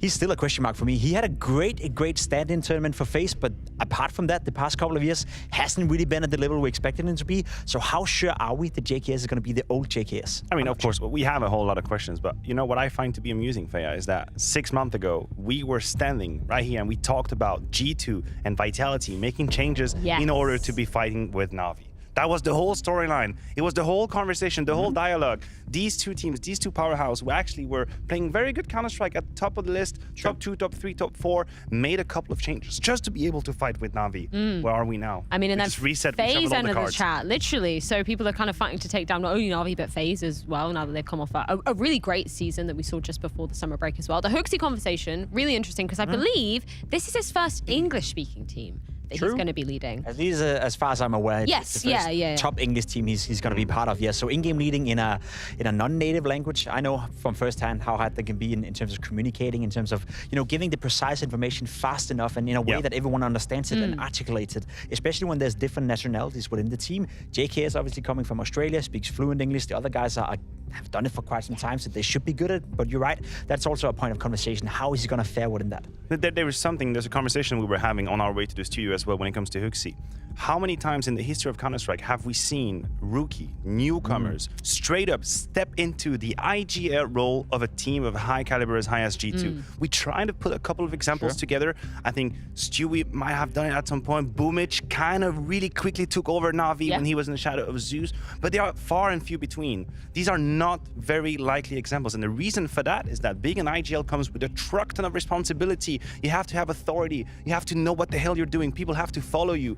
If you're a Hooksy, how can you possibly, and I'm not saying that as a bad way, I'm not dissing it at all. I'm just asking the question, how do you step into G2 feeling like you have the legitimacy to have everyone follow you? Hi, Nico, you have already established yourself 50 more times than I will ever do in my career, but trust me, I shall show you how to win. I mean, the challenge is huge for him. to step into that role and really take over. Yeah. I think I said something along the lines during the summer break that they needed an in-game leader who was going to be able to tell the players of G2 to shut up when needed, right? That was sort of the phrase I used, and not necessarily in the way that is saying it right, but more so in the sense that you want to take over control of the team. You want to be the leading voice. You want to be the guy, I guess, leading the path for the rest of the team, and then they have to fit into whatever leader style you have. The problem is there's so much individual skill within G2. There's Maniac, an unpolished diamond that can still get up there and become much, much better. You have Nico, one of the best players in the world, who 6 months ago were in conversation to be the best in the entire world, without a doubt the best rifler in the world as well. You got to give them leeway. You got to give them a say in how to play as well, and that's the balance that HooXi has to maintain. That's the balance he has to find, and that is going to be a massive, massive challenge. I'm willing to say G2 is probably the hardest in-game leading job you can get right now in the world. I don't really think that Nico, for that matter, or any players in G2 was a trouble for LXCB. I don't think it's a question of them talking too much or not listening to that. I don't think this is the problem. My question is, has HooXi the ability to convey a vision to the rest of the team? And how much do I, as Nico or Hunter or Maniac or JKS, look into his eyes and say, okay, I trust you. I trust your vision of the game, because that is supposed to be, I guess, the logical order with the IGL. You're supposed to look at him the same way I used to look at Existence back in the days and say, listen, I trust in your way of looking at Counter-Strike. You have understood things I don't. You see the game the way I don't. And this is why I'm going to follow you. I'm going to do everything you tell me. How can HooXi convey that feeling right now? I think what he's done with CPH Flames is great. It's something we have to commend. Yeah, hugely. How they play it at the major is great. But aside from that, he still has a lot to prove. And this, to me, makes his role right now, his situation, very tricky and a huge challenge. But this is what I hate with that conversation, because I agree. I don't necessarily think that LXCB was a problem. I don't necessarily think that Nico or any of the other players didn't listen to him. Even Exter said in the interview, right, that all the players were willing to listen to LXCB. They were all following the lead and all that kind of stuff. But what is the problem then? I hear everyone speak about it, right? LXCB wasn't a problem. The player is not a problem. The team is not a problem. The leading style is not a problem. But clearly there was a problem. So what is the problem within G2? You even did it right here. You said, clearly it's not a problem. But we never go into the discussion. What were the problem then? Because we've seen it for G2 for a long, long time. They've always been a championship caliber team, but they haven't won any big trophies. Why is that? I mean, you've taken G2. I've taken Vitality. Sorry, Maniac. Wow, but I'm going to throw it to you. Who else? Who else are you going to throw into mix as one of your favorite moves of the season? Let me think. Well, it was extremely underwhelming in Cologne, but bringing Yabi and Heroic I thought was a really good idea. Yeah. Because I thought the base of Heroic was already really strong with Refresh. They obviously had a little bit of a mental block when it came to the last few steps in the LAN event in front of the stage, but I think they had established themselves as one of the best out there. And I thought, Yabi is net positive. Yabi is an interesting player. He's an intriguing player. He's bringing the fire with Copenhagen Flames. Unfortunately, Cologne did not really go as planned, so I'm kind of left hungry for more. Yeah, it didn't really materialize there. Cologne was a weird one, though, because there were a lot of teams, I mean, Astralis, the people that we're literally just about to see taken to the stage again, managing to make it pretty deep in Cologne, which I think kind of set us up going, we saw that quote from the coach saying there's not going to be any changes. Kind of made sense a little bit, but I don't know whether they were kind of just forced into that situation. I think they bought some more time. I think that's the way to phrase it. That performance at Cologne was good for Astralis. It was an upbeat for them in a rough first part of the season, but the fact that they played so well at Cologne bought them a little more time. Whether that's a good decision or not to change out, well, it depends on the market as well. Is there someone who can replace them? I'm not quite sure. We need an AWP player, not only in Denmark, but in Scandinavia, and right now I think everyone out there is scouting for that AWP. Well, speaking of Astralis, we are going to see them taking to the stage for the final game of the day, the final game of Group A, to see who will be the champion of the group. Connor, Mo, take it away. Why, thank you, Freya, and thank you, Pimp and Maniac, as well. Despite what I said about you, I am grateful for your guys' help. Don't walk it back, these bums. Yeah. Take them down. No, I'm just kidding. It's day one, It's day one. I'll give him a chance. Yeah. But 4 more days of Pimp, and he's getting the full Monty, I tell ya. Yeah. And so here we go, folks. It is time for the last best of one of the day, the last best of one of Group A. And sure enough, it's Astralis running it all the way back. If they can, of course, topple Vitality here on Mirage. So let's see who is the temporary champion. First day of groups, and it's kicking off. Glaive and Farley just tapping away with those pistols. And Astralis have been doing very good at winning pistols today. Definitely versus NIP on Ancient, 2 for 2. And looking like the first one here on Mirage. Glaive again, just perfect. Zywoo left over, but when ZywOo's left over, things get weird. I remember a really good round from him in a specific situation in a 1-on-5. Yep, but they line up and they make sure they hunt him down. I think Glaive started salivating when he jumped out of the window and they immediately did their Fnatic window smoke and he's just sitting there because he had the perfect angle to stop the connector push and then him and Farley just pieced him up in mid. That was beautiful. Nice clean taps. Let's go! There you go. So we, again, going back to the OG game, fantastic CT sides from Astralis. They're looking to just do that again in maybe a different order, right? But a lot of love and attention towards middle. Great CT side followed by a great T side. Lots of aggressive pushes, very dynamic. Ooh, this one's over. Yeah. See ya. 3 kills for BlameF. Easy spray down. Let's not even talk about it. Yeah, I still picked Vitality to win this game just because I feel like they're good at Mirage and they've got a team that should eventually be better than Astralis, but I don't know if they'll win today. Yeah, in terms of today, now that Config has bounced back from that first map. Yeah. You know, we've seen, again, that form. That is, I think, the kind of form that could take a challenge to Vitality. It was on Mirage as well. But we didn't know it was going to be Mirage. Missed their window smoke. And there's plenty of time for Astralis to drop the ball. Mind you, CT side. That's a nice little layer of comfort that Astralis get to kick this one off with. Production, can we find out who missed their window smoke? And then beat them. In a video game. In Minecraft.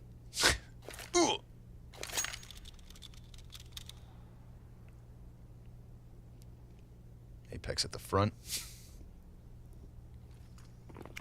We saw that trajectory, but that's just going to be tunnel vision. Nobody cleared this yet. Back's turn. Xyp9x, easy pickup. But we do still have Apex down on that bomb site, and ZywOo would love to join him. But as he comes around that smoke, he doesn't get killed for that. Apex another through the edge of the wall, and the last player gets caught. Guns bode well for Vitality. Yeah, I think that was a firepower diff. That was like a... He had a really good spot. Okay, we just learned that it was magic. But they still won the round, so. Then no beating. No beating. It works out just fine. Damn, they set up pretty well, got their kills. For a second, it looked like they were about to get their kills, and then felt like a house of cards. Quick fight in mid setup, but dupreeh and ZywOo eat those flashbangs. Throw some HEs in there. Glaive's really going for it, and ZywOo's going to punish him accordingly. BlameF not too far away, still stuck in the open, and ZywOo sticks both. Headshots after headshots, and a third potentially versus Config, but it's dupreeh to trade that one out. So double man advantage, and now we're going to start to see a little desperation for Astralis. Farley wants to take a fight, and he wins it.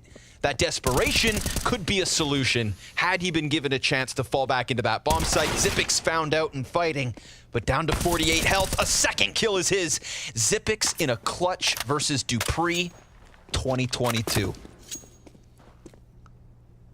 Yeah, let's see if 4 years felt like a long time ago for him. This is a potentially huge round on the table. Unfortunately, he's gambling in the wrong direction. Doesn't mean he's out of it, though. Could make his way back to B eventually, but for now, dupreeh calls him out for leaving his position. Has an open plant. And I mean, I think as far as he's concerned, he has an open site for the next few seconds, so expect him to kind of take some space back here. How many clutches of Xyp9x as dupreeh watched in first person. He figures out the right site. Now he's just got to finish off the 16 HP that's left, and he times that peak perfectly. You know, there's nothing objectively correct that Xyp9x could have done there. He either goes back to A side, because dupreeh would naturally go there, but he didn't know where dupreeh was starting from. So if dupreeh was on the A ramp, he's just going to plant on the A side, and Xyp9x would meet him. But in this situation, dupreeh was still mid. So without that info, I think, you know, it makes sense why Xyp9x leaves. 2-2. Pistols up here for Astralis. And, yeah, definitely Vitality looks slick enough to be able to win these harder positions, but game's not over. Okay, Apex is nice and sharp. Lots of bodies inside connector here. Him and dupreeh gonna have a feast of frags made easy by that gap between the AKs and the pistols. So he sees so many CTs, he's like, they're just going to flash over mid. It's an insta. Quite simple for him.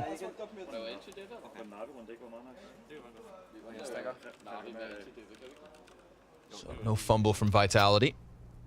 However, it is Astralis back in with their guns. No op, and we saw a lot of ops coming out of Astralis on that CT side earlier versus OG. You know, a lot because that consistent double op with Farley and Config. Curious to see if they try to run that back versus Zywoo. But for now, the economy just can't cut it. Apex, again, quick into the action, catches Glaive over towards triple, but there's a player down beneath him. Config sees the feet, takes off the head. 4v4 right back at it, and a lot of bodies still here towards this A site from the Danes. Yeah, this is the most interesting part, really. I mean, he saw Farley cross the stairs, 2 on A confirmed. That might be enough that'll lead you over towards the B site, so it really comes down to if the Astralis are going to doubt themselves and shift over, or if they'll chill. But some time passes, and it looks like they've both agreed to try to be as composed as possible. Bomb's still hanging out. And does Conflict have a flash? Yeah, he actually might be able to flash after the smoke comes up. Ooh, they're all setting up for it. There it is, Blame F. Clean headshot, immediate evacuation back up to the stairs, and that's going to leave 2 players on each side of Con. Now maybe here's where they can shift, but oh, Blame F was still inside connector. Spinks will get a trade eventually back for Vitality, but it's man advantage Astralis, and nothing they can do to stop that. 30 seconds left. Yeah, it's killing the clock. This top Con smoke. Making their call, heading towards A. Config watches Palace. Farley left a slight opening there towards connector. Of course, CT's going to be aware of it. Farley doubling back. Dupree, he's able to cross over to bench, and with a grenade in his hand, Spinks goes down. Dupree, 1v3, 15 seconds left. Farley burns. He just burns. In its entirety, and off of the plant, Dupree comes back. Zipix in through jungle, 8 seconds left. Another Dupree versus Zipix. The wall bang's not quite there, and the chance for Dupree to get off of that site sure is, but he doesn't go all the way to CT. He sticks around in smoke. And Zipix just doesn't know. It fades, and so does Dupree's chance as Zipix presses close with the headshot for Astralis' third. Oh, man, that would have been pure magic from Dupree. I don't know about you, but I was just staring at the HUD, watching Farley's health disappear as he's sitting in the jungle molly. What was that? I wonder. I don't think he was blind or anything, so that almost became possible. But Zipix finally finds his clutch and saves it, saves the day. Oh, man. There's almost too many tragedies in a row. Yeah, Config going for that second jump up instead of just swinging wide on the first box. But Zipix is there to recover. So Zipix versus Dupree, 1-1. Yeah. I think he thought because the smoke didn't cover CT properly, the plant must have been on the far side of triple. It does make you wonder, you know, why put the bomb down there if someone could have been CT. And man, Farley USP. Left his gun in spawn. You got it. Forgot to buy. Only gets a FAMAS. Best in the hands of the French. The question is it the best at killing the French? Because that's what he needs. Yeah, he certainly does. Still haven't gotten to see that op on Astralis' side. Config, FAMAS instead. Tries to hold towards top mid. Zywoo, oh, on a silver platter. What a shot. Can't believe it. Still gets the assist as Dupree finishes off Config, but Farley's here and connect. Oh, Apex through smoke. Surely he saw nothing. Call that the magic bullet. Damn, Astralis got put in a blender. Blame though, he's got an interesting spot. They pull out a grenade, they get away from him, and he doesn't get the kill. Are you kidding me? No way. Oh. Dupree gets around the corner, barrel blasts him point blank, and then that open B bomb site for Vitality is gonna give us that 4-3 lead. You never see that happen in Blame. I still need to know how Farley died to that Molotov. Yeah. What I'm picturing is that he's in that corner. Molly lands near it. Yep. He looks at it. I'm good. Doesn't spread. I'm good. Yep. When it spreads, you can't leave. Maybe that's it. I don't know. It's gotta be. The thing was, he could have got out. There was no other players there, I don't think. Sometimes you trust that intuition a little too much. True. And it's slightly random. The spread is a little random. One small fact is that the molly expands in the direction that you throw it. Yeah. Yeah, when it hits the ground. So that can help you figure out a little bit. As it should. As it should, yeah. You know, I'm no scientist. Yeah. Or physicist. Yeah. Or physician, but okay. I'm pretty sure that's how it works. Not a doctor. Oh, and then here it is. So yes. into the corner, burning the whole time. Okay. Into this corner, still burning. Still burning. Yeah. Right. Gave up. Sometimes we all want to give up. Yeah. It's, and, you know, Farley knew Zippix was alive, so let him clutch. Yeah. So 1 round lead here. An off-putting situation for Astralis to have to try and deal with the economy. 1 CT round win sprinkled into Vitality's success, and it leaves Zippix solo AK. No armor on anybody else either, so this should be a nice, clean one from Vitality, but they have lost a few of these anti-ecos today. Don't want to let that happen again. Apex will have an aneurysm or something, and we don't need that at the start of the season. You say an aneurysm? Aneurysms. No, that's when you, like, completely fry up. Yeah. Got to reboot the system. Which is good for you every once in a while. Nothing to stress about here. No, nice and quiet. We're at the minute mark and nothing's happened.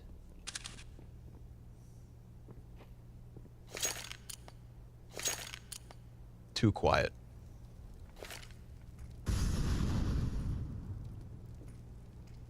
Well, Astralis will be happy to find out what site it's going to be in a second.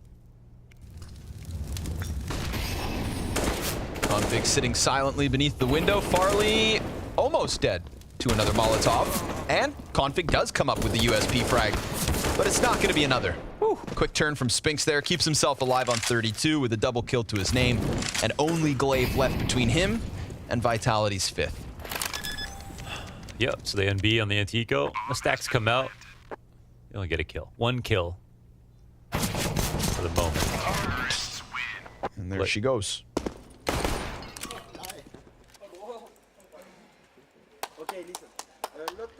It's been a pretty hectic game so far. A few of the rifle rounds that we've seen already have already been offered up some ludicrous moments. I feel like the culmination of this match is going to be pretty exciting. But let's see if Astralis can keep it close in the meantime. No op coming down, and we saw that Astralis, their best on CT side, had 2 ops.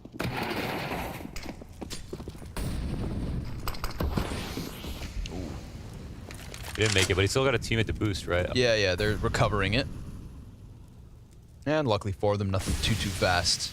In the underground play is a little slower, but still inbound regardless. Okay, so this is kind of a fakey idea. I mean, because you don't have anybody supporting from top mid, you have to really be patient about coming out of the underpass. Convict's in a perfect spot, man. Oh! He gets the dink, but not the kill.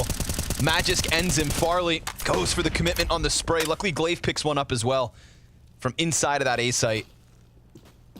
You know, Config's heart just melted for a second. But luckily for him, his teammates pick up those pieces, and it's man advantage Astralis.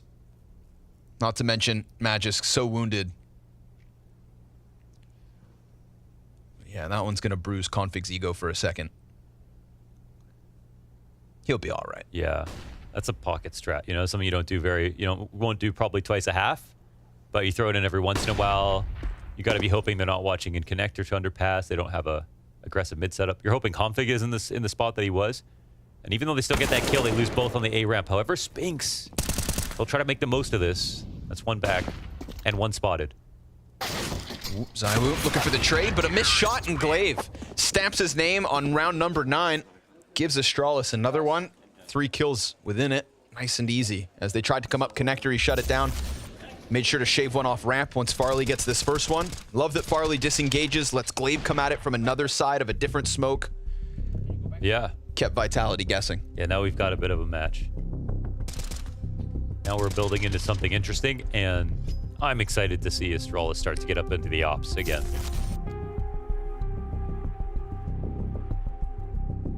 First time out called for Vitality.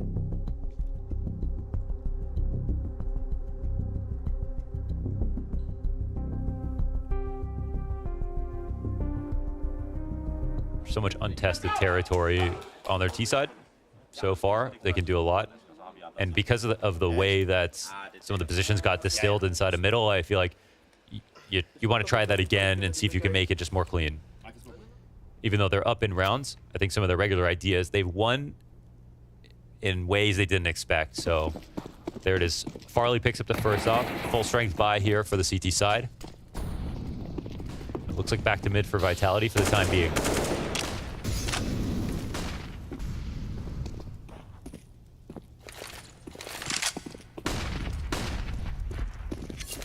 Nothing too wild, nothing too crazy. Astralis gonna give a little space over. No longer is config inside of the window nor the ladder room, but just kind of tucked in on Cat. Back to the norm for now.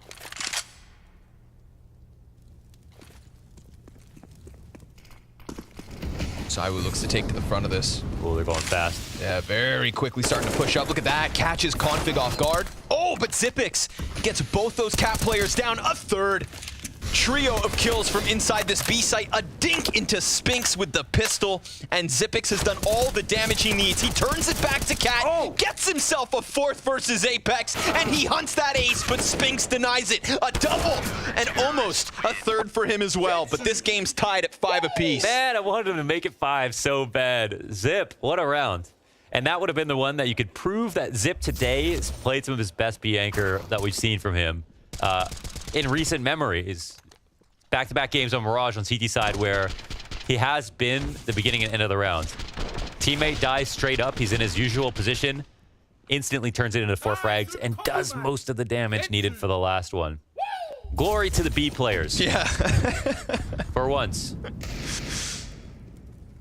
All hell Xyp9x.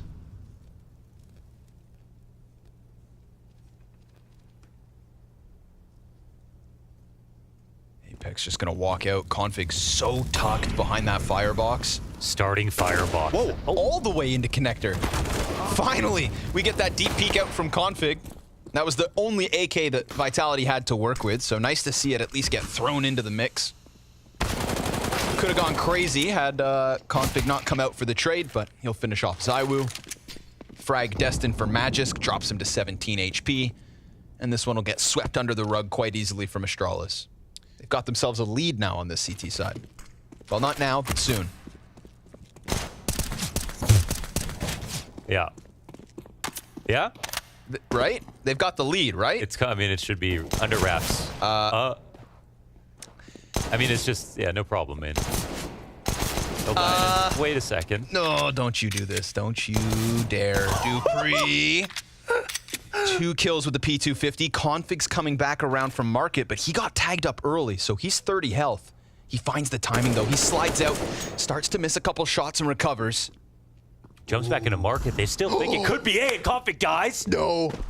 2 pistols left. Glaive, the only player left to stop this from happening. An absolute fumble. Astralis. You had to say something.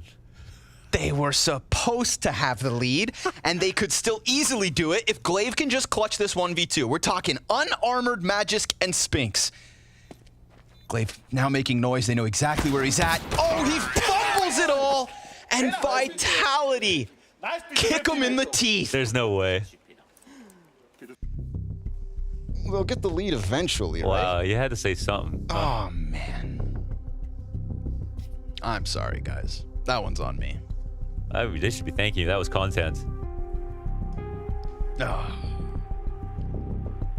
And this is all after Config started Firebox and BlameF died in Connector. That was the slimiest thing I've seen all weekend. I literally jumped in the ocean yesterday. It's seaweed on your feet, bro. Yeah. Oh, man. Nade out. You can't make this up. Dupree had, like, no armor with his Myrtos swinging back and forth off Get Right Pillar. 2 players that get paid 30 grand a month shooting back at him with M4 A1Ss. You can't think of a better advantage, and he still got them both. I made up that number, by the way. I don't know how much they get paid.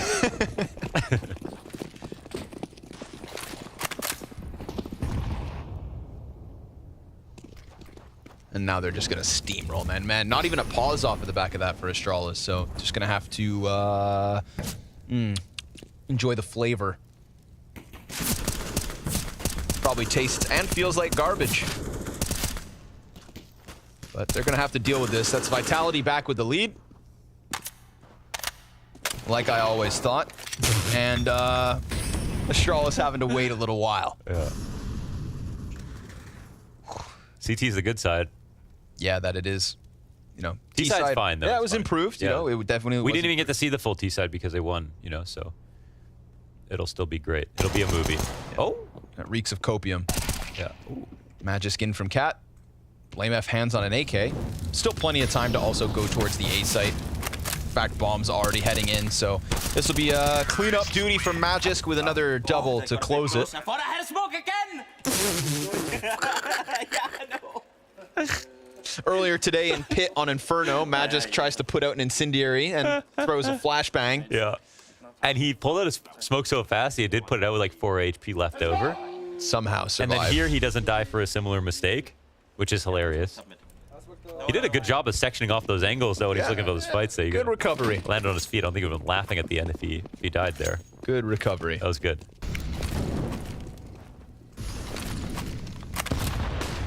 He gets away with it twice. Farley going for a deeper angle. Easy does it versus Dupree. That's bomb spotted as well. Confirmed outside the B site. And he backs it up. MP9 by his side in the hands of Xyp9x. Vitality hit that reset button real quick, and well, Magisk again out middle early, so an easy rotation for Vitality. They're going to bolster him instead.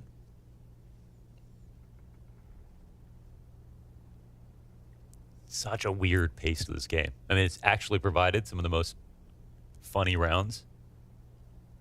Yeah, that's a word for it. Yeah, interesting, unique rounds. Unique. Yeah. Yes. And okay, you know, listen, I'd rather have 5 players, but positionally, I think I'd rather be Vitality. We've got connector play coming in. They have Palace as well. Big pinch. Config gets around into the corners of ramp.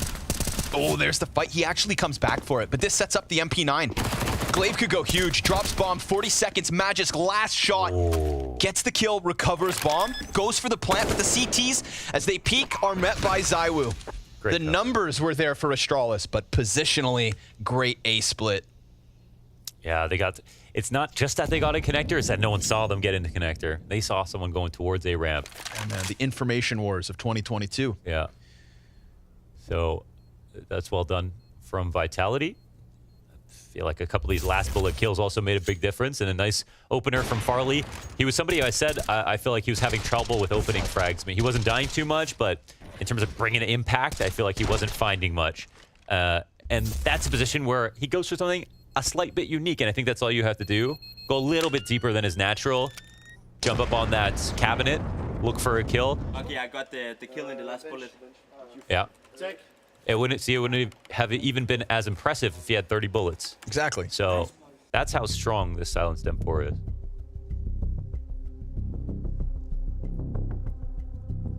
I'm bringing the A1S slander for the rest of the year, by the way. Oh, so really? I'm going to be insufferable.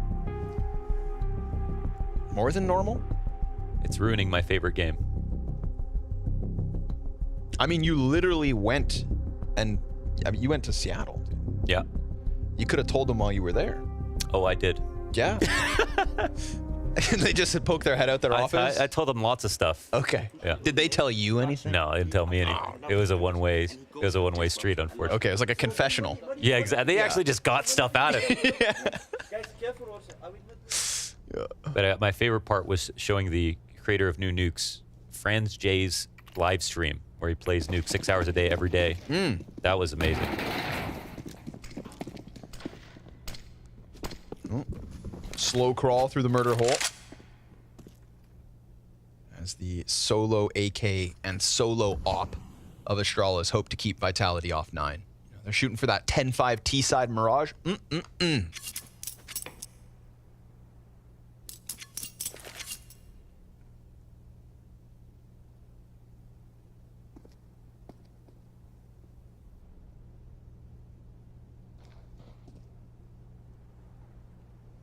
Quiet. Astralis seem to have a lot of questions. Late mid attack coming in. Vitality have not, overly used this A hit.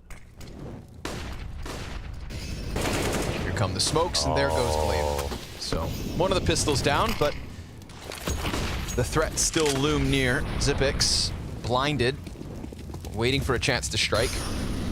Maybe Config sets him up with that Desert Eagle underneath. He's got a little gap, but nothing to shoot at. Farley, point blank, ended by Magisk. And that's going to take a lot of pressure off of this situation, if there was any to begin with for Vitality. Bomb plant and a quick tap. Xyp9x sent to bed. And as Config gets his hands on the AK, he also gets toppled. So it is only blame F between Vitality and their very comfortable 9th round win. Yeah, so would have taken some luck. Maybe the op getting a kill, add some pressure, but ultimately, yeah, Vitality don't seem too concerned. They're doing well. I think they can trust almost everybody they look beside, and yeah, there's no real problems here. Nice frag from Magisk. We move into the last round of the half, and I think Vitality can bring the shoulders down a little bit. Apex with more than 100 ADR, the only player in the server with a stat like that, 12 and 9. He was really hard on himself too after the first map. He said we were playing 4v5 and we still won. Oh, missed shot from Farley. Dupree just a little too agile. Yikes, the flash came through, but it didn't blind Dupree, and then Dupree gets 3. Nicely done. Follows up into Config, catches Xyp9x on the hop up. Blame F gets iced out. And that is Vitality ending it on fire with a dominant T-side Mirage. That was fun.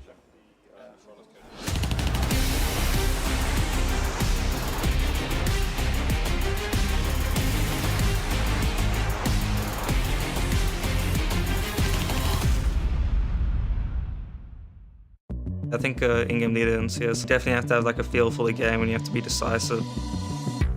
You gotta trust your own card. People thought that I wouldn't be an in-game leader ever. No one trusted me. I mean, it's a big challenge, but that's what I'm living for.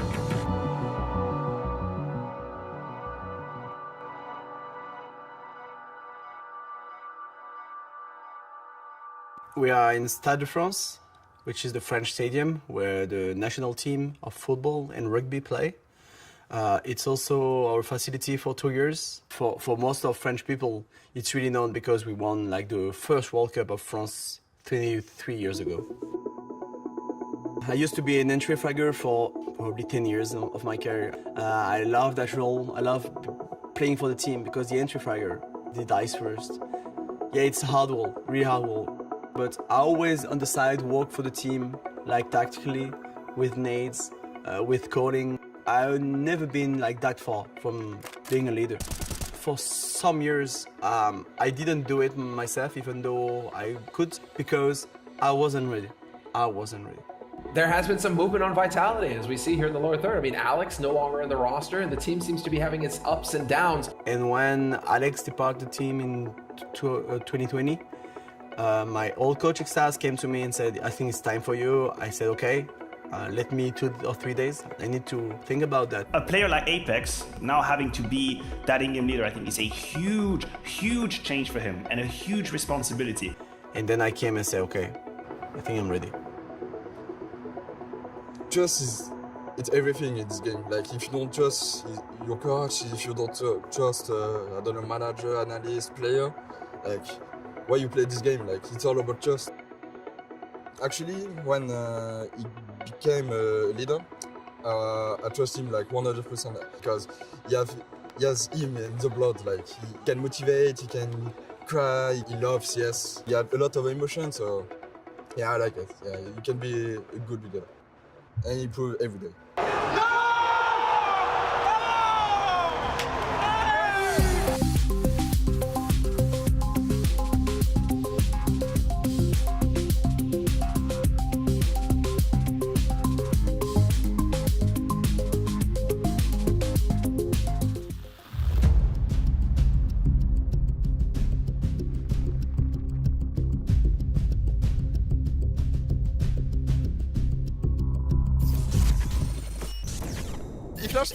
Just gone.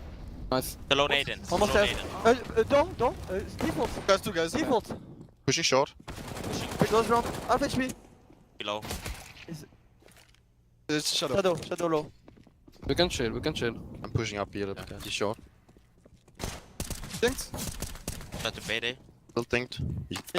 Steal, boys. Yeah. Actually, you have timing to kill Tara. Two shot. One more slow speed. Can we help? One shot. One more shot. Nice, Peter. Can be kitchen, guys. I'm running. One is half HP. Config half HP. Second Can kitchen. be out kitchen. I don't see window. I have a gun for now. You should go with him. Hit the plant. Go. Backside, Out long, you cannot go. out long. He's half HP. Back side, right side. Pocket. Good. Nice. No? A player, That's a no. Watch the shot. I'm Keep me bomb. planting. Done. I'm planting, I'm Just planting. That's fine. There's weapons short. Can't get Like it. the Go one kitchen as well. Short. It's Short. short. Hit Just leave me, just leave me. We're on time. One is Nice! Nice indeed. What a tough round loss to swallow if you are Astralis.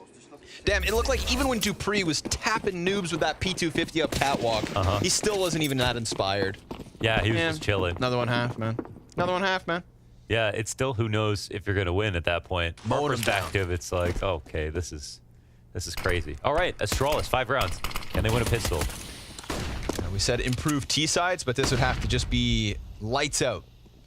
We're going to make this one happen. Matches. Oh! Shut up. Ta gueule. Doesn't get worse than that. Spinks comes through with the third. And with that, we're talking 4 versus 2 for Vitality. A bomb plant bodes well, but the headshots hit better. And there it is. Wow. Spinks with 3 to close. Magisk, I don't even think he saw that second one. Dude, the thing is, they gave him a one-way. I was going to say I don't like that smoke. Obviously, they have a plan for how they're going to use it. There's no way they missed their jungle smoke, right? So they smoked top stairs and not top con. Top stairs, not top con. Yeah. So this is open, and I don't know if I don't know what their round's supposed to look like there, but that was just a really nice one-way for Magisk, and more people could have been on cat in con. A little too easy. Little too easy. Little too easy. Nice shots though. That is true. Yeah. Not so nice guns. Quadruple Galil and a scout for Farley. So economically, Astralis starting to kind of feel the heat already. Oh, great flashbang. Zywoo comes through with the assist for Spinks and an immediate 5 versus 4. An A4 in the hands of Zywoo. Look what it got him. Killed. Glaive and Zipix able to answer back, and we're talking man advantage Astralis now. And not only that, but they immediately leave A. Yes, they do.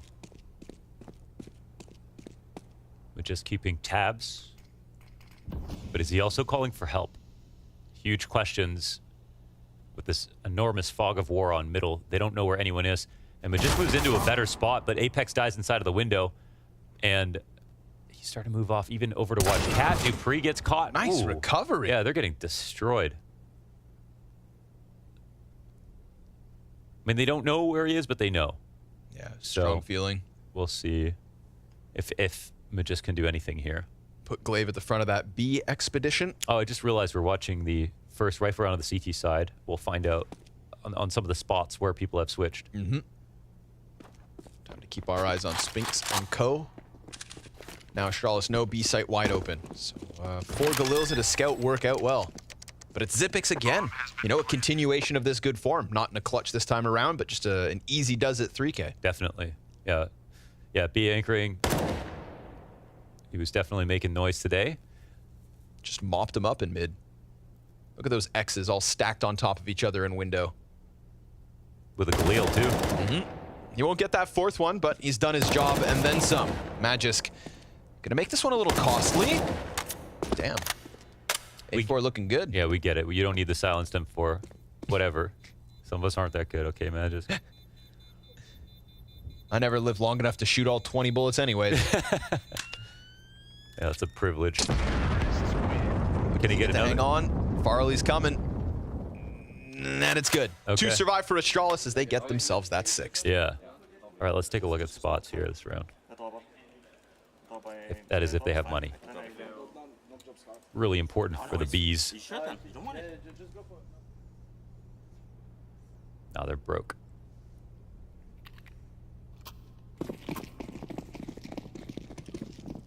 But Zywoo's got a scout. Little X factor on this one. Magisk's gonna take the boost, so that's the 2 guns. here in mid. M4 and Scout. Desert Eagle of Dupree comes to help out. Ooh, early damage. Spinks getting tagged up. Here comes Magisk on that A4, extending towards top mid. ZywOo, what? With the Scout through smoke, connects to Glaive, and with 2 guns, they have started to turn this one upside down. Bomb needs to be recovered. Glaive's left inside the site. Xyp9x has options, and if he can catch Apex running around rambunctiously, then now anything is possible. Ooh, some great awareness there. Okay, interesting spot, because crossing the site maybe isn't as easy as it looks. As we can see, Vitality have split this open in mid and have vision, right? Strong line. They can even assist Magisk going up into connector. Okay, top con smoke comes through, but there's still timings here. I totally understand walking through this because there's only 2 players left. And Glaive. Oh, not yet. Magisk standing on a pedestal, traded out easily by Glaive, but that's 30 health versus ZywOo. Armor covers him, and he crawls beyond that bench as Glaive is expecting some kind of a stairs peek.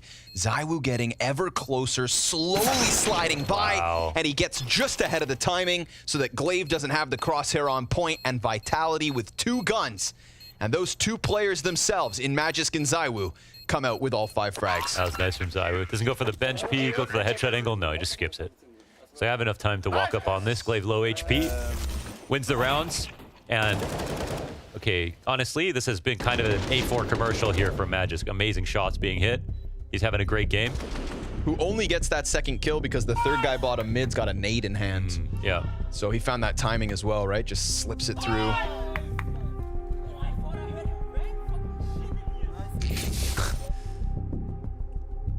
That's that one. The one guy just sounds like he's from the UK. Yeah. No, it's that one friend on your TeamSpeak that you have to keep at like 20% volume. Oh, yeah. That's what that was. But you don't tell him because then they'd be feel bad. I hurt his feelings. Yeah. You know who you are. Yeah. Fix your mic.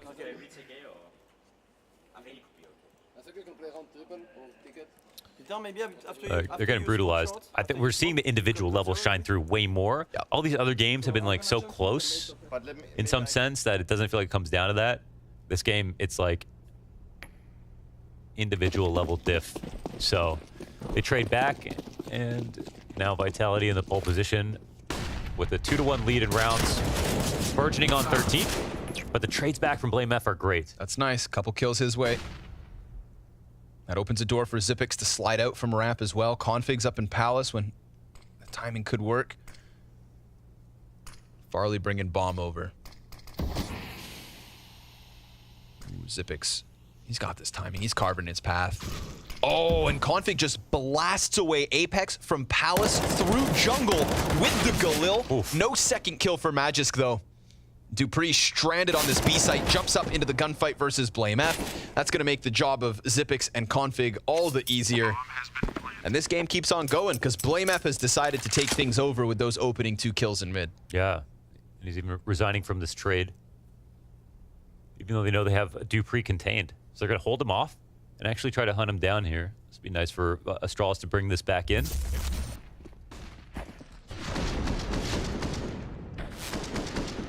Huge couple of frags.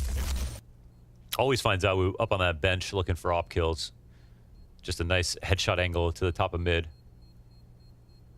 And the question is, do they actually approach on Dupree in time? And if they want to, so they have their own economy to worry about. Terrorists win.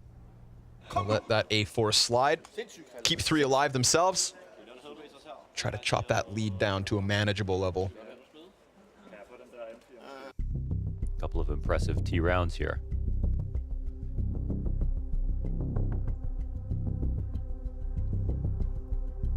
Timeout 3 of 4 for Vitality. And actually, wait, is Magisk playing Cat? No, because he's A anchor sometimes. Yeah, but that's when they only had a 1 scout. Okay, all right, okay. So I just keep forgetting to look for who's where. Because okay, so again, because I think we talked about it in the pregame, but naturally for Vitality, be Dupree on Cat, and the thing is that when Spinks was on ENCE, which was a home map for them, Mirage, he was also on Cat. So we're trying to figure out where they play now. If we looked at Astralis CT side, I mean, they actually mix it up a ton. They were playing like a lot of spawn-based stuff. It was really hard to say who played exactly where. Yeah. Switching out guns, switching out roles, switching out spots. So, it gets out the ramp nice and easy. No contest whatsoever, and if there is any, it should come from Dupree and Apex. Magic's Deagle head hunting, but Molotov forces him off his angle, and that's going to be an easy bomb plant here for Astralis. And he's fragging like crazy, 21 and 8. Yeah. You know, we've seen it before as well, right? Even when there was still Masuda on the lineup, like overpass. Every once in a while, you know, Magic has a big game. Dupree was kind of looking like ZywOo's number 2. Yes, at first, yeah, Dupree was more consistent. Magic had kind of like config style games. And I think, you know, at first, because of the language change, it felt like ZywOo really got hit by that, you know, when the project first got running. Yeah. But now, I mean, so first of all, he's the best at Counter-Strike, but now, I mean, he's just the best at learning English, apparently. Because, also, facts. Yeah. He's just the best at everything. I think ZywOo has caught up to Shox. Well past. I'll have to say. I just have to say. Not quite as cool yet, though. No, that's impossible. I don't think there's any chance of that. Yeah, no. Shoxy, baby. We'll give him another 6 years. We'll see. Even in game, the way Shox play, I don't know if anybody will ever be that cool, but. Nope. Le Richard Papillon. Yes. No one swings like Shox. Magic trying to hold up close. Grenade's good. Ooh, Deeg is better. Wow. Right between the eyes. Down goes Glaive, and here comes the M4. Dupree trying to throw himself into this mixture. Gunfight goes down inside that A site, and the A4 gets away from him. He still plays A1S. Oh, but who needs guns when you've got Desert Eagles? Pistols paying off. 3 versus 3 is where we're left. I don't know if Astralis can afford a second round loss like this. Assuming they don't recover. But Config's down to a quarter health. Spinx's Desert Eagle looking hungry. Oh, man. ZywOo's not too far away. They got one trapped, held hostage here in Santa Sandwich. He gets out, and they go back. But is it the case that they want to go back to B? When there are pistols alive, that's the most, there's the highest likelihood that they've full flanked something, they've pushed something. So it can sometimes be the best to just pause, wait, go back to the same site. And this could be understood for Vitality as well, but they don't know if there was some lurk earlier on who was leading into B. They go and clear out the market. So Vitality don't want to wait too long. They'll start to come back towards the action. But I can't help but feel like these Deagles are still scary. Apex holding that long angle with the scout into the A site. But default's good. Yeah. Except that's going to elicit, yeah, ZywOo's peak. They have that's last smoke. That's it. No CT smoke. Oh, scout damage. Farley down to 30. ZywOo buys his time. And because nobody peeks on that bomb plant, maybe they're not going to expect it. More damage in. Farley team kill. He killed Zipix. Oh, no. Why does he hate him? Could make things weird. Farley just spinning in circles, holding down that left click. Apex's scout connects. And that means Config's all that's left. We've got a smoke on Apex as well. Is that destined for Palace? Is he going to throw it on Bomb? He just obscures the vision. Config could spray down both, but he's dead. And with that, Vitality nab another. Can I just say, it's a nice shot. It's a nice shot. It was a nice shot.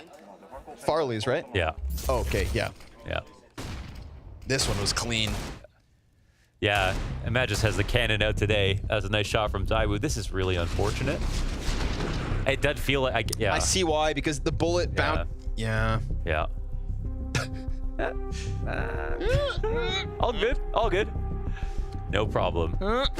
Happens, bro. Well, I could see why. You know, he assassinated him, though. That was sick.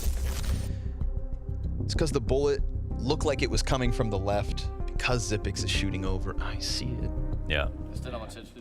No one will understand except for us and Farley, unfortunately. Yeah. The people around him, I mean, how's he going to No. How can he break it to him? You should break on, because we're gonna play too short this round. Because Matu's gonna pick and we do Navi default. Okay, we should take him from middle.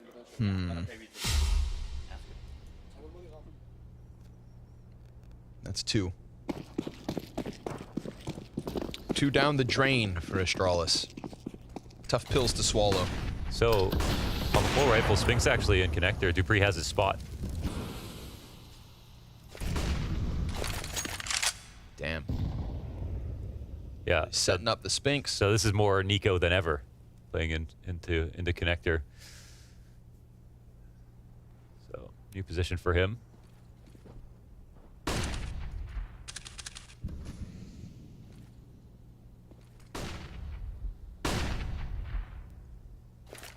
This could be a test of Sphinx. We'll see. Nade lands nicely. Ooh, through the window. He's in. He's in. Blames deep. Real deep. They broke the grate. No one's watching. They have that smoke and window. It's deep enough. This is one of those rounds. Should be over already. Let's see if they organize it correctly behind it. Blame F. Gotta wipe. Oh! Taps quick. Last one clean. Yeah. Second kill is critical. That's going to draw everything over to that B-bomb site. So Blame F gets away with the sneak through vent. Yeah. There's a gap on the timing. I think they must have boosted into ladder room if that was the play. Well, no, because ladder room vent is not broken. Oh, that's true. So then the reason I say that is why did they bust the grate if they didn't need to? Maybe they mollied window for the smoke. So Astralis took full advantage of that. As soon as you see that open, if you're Blame, you go. Your hands just start sweating from excitement. He gobbles up a couple kills towards the B site. This kind of makes things weird for Vitality. Again, you know, we're talking about a CT side that has 2 round wins. I'll be honest, man. They look like the better individuals, but not the better team. They've gotten like, they've won some weird ass rounds. Yeah. Yeah. A real wonky one with again, just, you know, lesser guns. They've had one of those each half so far. That's 33.333% of what they've done so far on defense. We talked about Astralis's marked improvement on T sides, but a 10-5 first half from Vitality, that felt like it was insurmountable. And especially when you start sprinkling in these fumbles. But they're within striking distance. I mean, 4 rounds is no huge gap. And it's going to be cut down to 3 once Astralis find this. Oh, you're going to say that again? It will be cut down to 3, or I'll let you break 2 more of my toes. Okay. Well, I wouldn't do that. I mean, yeah, I mean, that wouldn't even be fun for me. Not even a you don't even step on a bug that's too big and you feel it under your shoe. Oh. You don't even feel bad for the bug. You feel bad for yourself for having to deal with that. Yeah. I think that's how I'd feel. Yeah. You know, luckily Hugo was with me when I broke it the first time, so he got all the laughs in. Yeah, was he laughing? Oh, well, no, not laughing. He was concerned at first, but then it just turned into roasting me for the next. Hugo's got to be one of the most compassionate people that I've ever met, I think. So.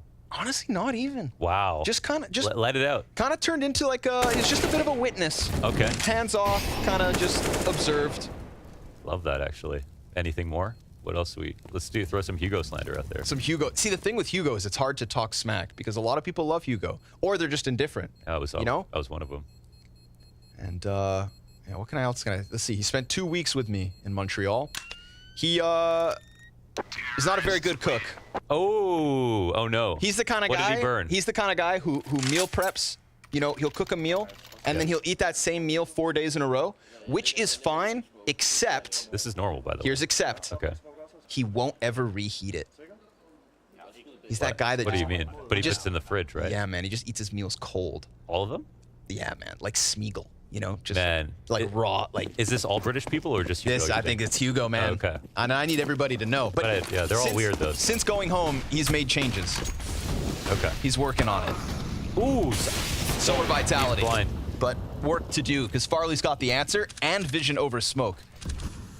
It's a big gap as well as Magisk being on the left side, but Farley gets away with the second coming around that catwalk. Oh, he's making up for his TK now. They boost up into window. This is a bit of leverage. Magisk, he is not aware of this, but he turns around. Dink comes in, but Config gets the kill with window and a 3v2. Notice that vent's not broken this time. Yes. Apex gonna hear that movement. You'll be on high alert, expecting this B commitment to come through, and sure enough, bomb's getting closer. Yes, it's a new spot for Apex as well as he picks up the B anchor position where Masuda used to play. Ooh. Oh man, he just has to run all the time, doesn't he? He's really. But it could be almost confusing. Oh, okay. That would have cost him. Yeah. He said, "I like your M4A4s."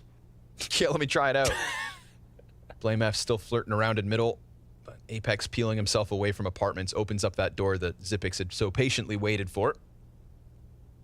They're going to jump down into the bomb site, plant this with ease. It really comes down to whether Apex wins this duel towards mid. No kit currently on the 2 CTs. Confirmation of the B play. Xyp9x going to walk right into Apex, and Xyp9x comes in with the kill. So Astralis aren't going down without an incredible T-side fight. Yeah, this would be a sick comeback if Astralis figured this out. And they would expose, I think the conversation would have to be that when we look back on the half with the rounds of Vitality 1, I mean, none of them were normal. There was an eco, there was the team kill from Farley that allowed them in. There's some great deagle shots and everything off the back of huge individual plays, but it didn't really feel like they had a super good game plan with tactics, like mid control that was standard that they went for a boost, got 2 kills in mid, and then came back. Instead, when we look at Astralis and some of the rounds that they've won, it's been, you know, Xyp9x inside of mid with his 3K. Farley finally finding success with these tactics on his opening op kills. Blame F also getting multi-frags in more standard positions. And so I feel like more reliable kills in that sense. Of course, it doesn't mean that they're going to win this game. They're still at a 2-round deficit, but it is a good sign. Of course, Blame F calling here just on Mirage. Pistols again to support Zywu's op. Desert Eagles can be deadly. But this Danish T-side's rolling. Dupree tucked onto the stairs.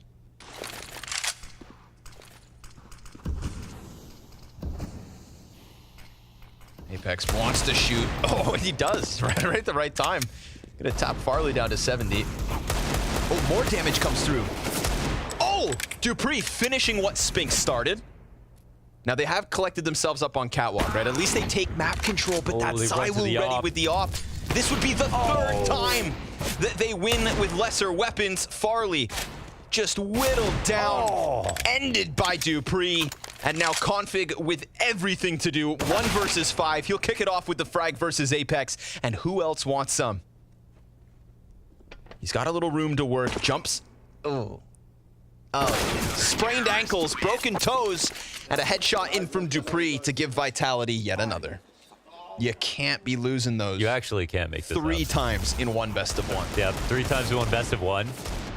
And they're not complemented by other good rounds. It's just enough. They came out ahead in the beginning. Too many tragedies. They run into this op, and fair play. Some of these kills, like the way that Dupree peeked this angle on Farley, that was hard to deal with. Super aware of the op, how it could fight him. Went down the stairs first, popped up, made that shot as hard as possible. Some nice kills, but this is such a tragedy for Astralis if they lose at this point. Because now we're talking about a game that almost could have been over in favor of them already. That it could. Apex tucked in by Van. Nice flash from Farley. Helps out. As Xyp9x goes down with just the 1 kill. Apex trying to hang on here. Looking for the reposition. Gets away from an entire pack of Astralis players.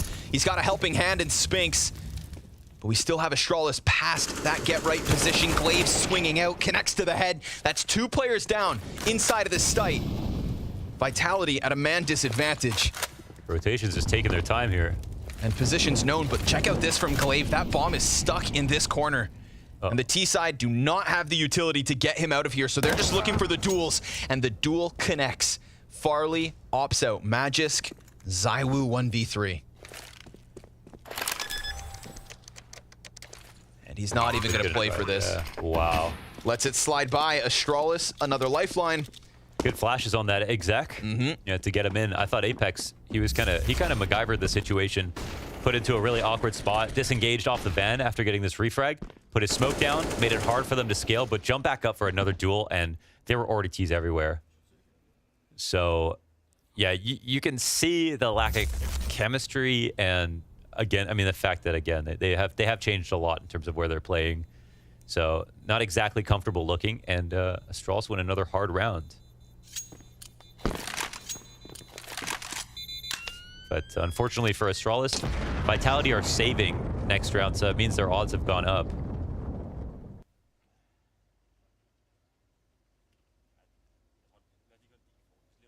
At this point, man, you gotta cheer for the Astralis. 15 at least. Those 2 gut-wrenching losses in the second half. Sprinkle in the third one from the first 15. Man, that's literally what makes the difference right now between these two. I mean, we're at a point in this half where Vitality are more likely to win this save than they are to win the next rifle round after they win it. How have we gotten here? Yeah. So I think, and Astralis, I think they'll be scared of that. We'll see what they do. And they have the op as well. You know, Zio got the 2K on that last round.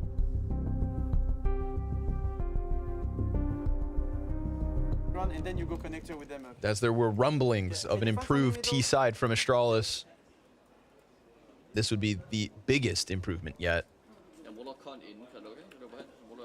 Hunting that coveted 10-5 T side. Let's go, guys! Dan. 2 rounds the difference. Oh, it's actually an investment. They have money, yeah. All right. Yeah, because they save again next round. Now we know what to expect. Single Desert Eagle. Spinks will take the limitation. Tries absolute damage. B-site understack for the time being. Zywoo in from Cat. Blamef. He'll get tagged to 73, but Farley with the opening. They had no escape plan there for Apex. He was smoked out of the bottom of underpass. It's good to stand there if you think a fast connector play's coming in, but they didn't even flash for him to escape, so he dies empty-handed. A-ramp push coming through. One big man here on the B site with the big op, and another big man in connector lurking. Nice flash. Zywoo gets nothing. Nothing whatsoever. Didn't even see them. Just knew that they were hitting in that moment and goes down. Astralis clean as can be into that B-bomb site. Magisk, he'll be found out on his run, and Blamef blasts away Spinks and his Desert Eagle, sweeping away the board of Vitality. Remember, this was the force buy. This was the investment. Yeah. They came in with all they could afford. We're talking Astralis 13, high likelihood for 14 unless they lose versus Pistols again. And then it's a 30-round game. Yeah, I mean, the biggest problem is they try to play standard CS, right? That's not where they excel. A good couple of kills, but I mean, he would have rather taken the save. Astralis making it come true, maybe. And here's the one where, you know, Farley's open any flash, they just don't throw one. They find Apex. And because it's a half buy, of course, you don't have every protocol in place. You just try, you know, one scummy idea, see what happens. Blamef, that second kill. White hot.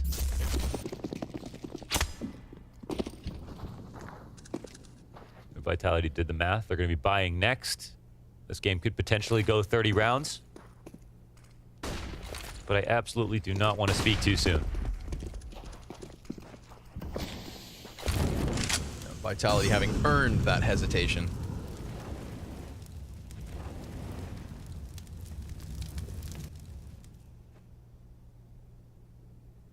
Already through connector, Blamef. Oh my god. 3 more players behind him. They are being corralled in the center of these Deagles, but Xyp9x finds Dupree first.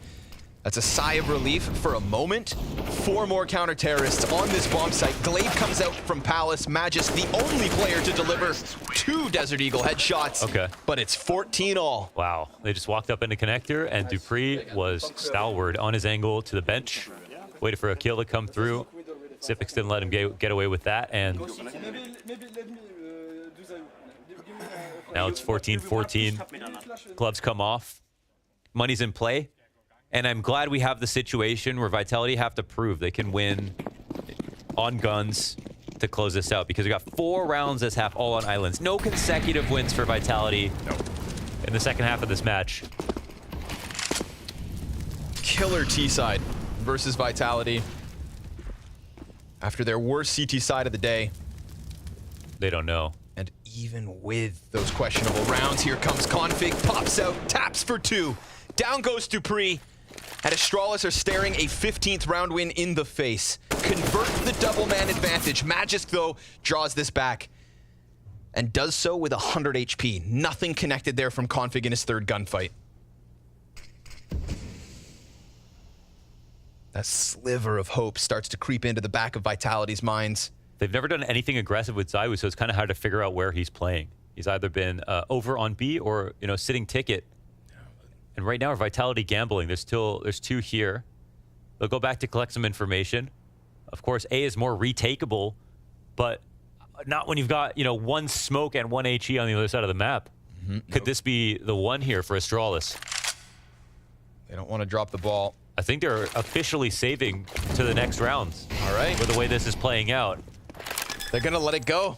Wow, they're hoping it's going to be B. It isn't the case, and Astralis have really done it.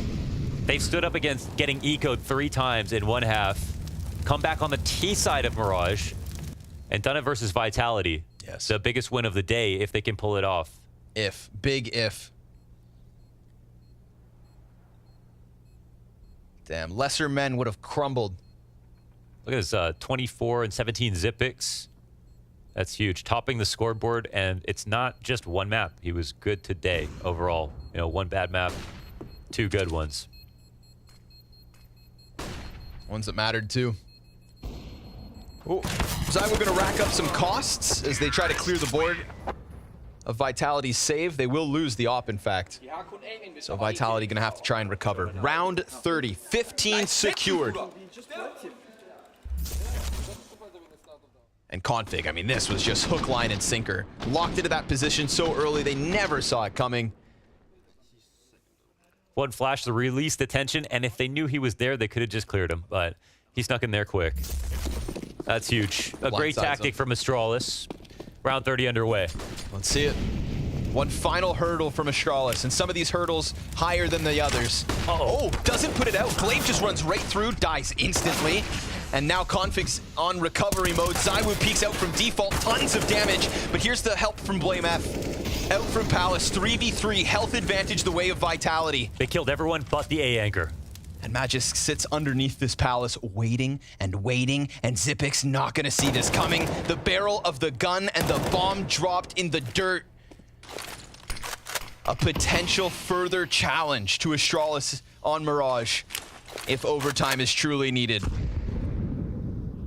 All 3 deaths as they try to storm their way out ramp. And we saw Apex in a similar round in a 3 versus 2 get caught inside of T-spawn that opened the door to the rotation. And instead this time he's gonna play it like an anchor. Reconfirms that Astralis is still outside this A site. Yes, and he lets them know they can't just run back, and there's more of a fight in A than anywhere else, so there's not enough time to go back and kill him. Apex makes, you know, just the best maneuver, and they clamp down. 30 seconds, and Astralis need to move, or they're going to be staring at OT. Oh, insta-dinks from the FAMAS of Dupree. And Farley 1v3, or this one goes overtime. He is down, he is down, he is out, and we go OT. Wow. They survive all that. Glaive made a huge mistake, man. That he did. It was a mechanical error. He pulled out his smoke, but he didn't click and throw it. Not only that, but because the molly's still going, he's the only one that can still run through it. And he dies. His teammates are stuck for the next 6 seconds waiting it out. And everything falls apart naturally. As hard as it was to figure out where the hell ZywOo was at times, it was really Magisk you needed to hide from. That's true. Something like 27, 28, yeah, 28 kills in regulation. Locks in that sandwich kill versus Zipix, drops the bomb, takes all the life right out of whatever was left in the 3v3. And we go straight to OT. No chance to cool off. We praise Astralis for coming back from that 5-round CT side, from recovering what were gut-wrenching round losses, not once, not twice, but thrice. And now, you gotta close it in OT. Good luck, have fun.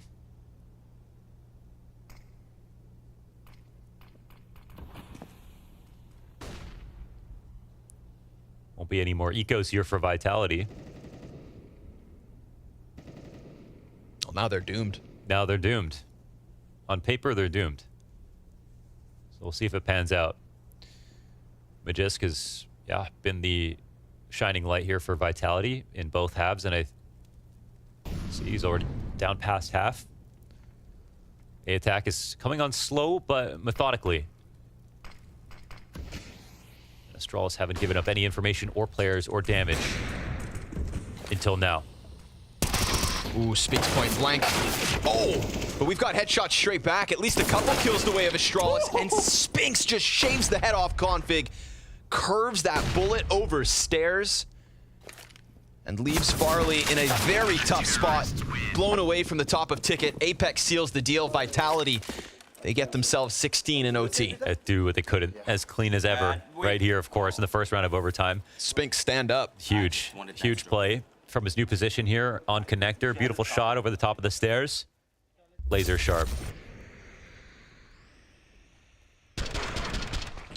Just got a glimpse. Barely saw him, yeah. I want to see this next one. Insane. 4 or 5 bullets into the spray.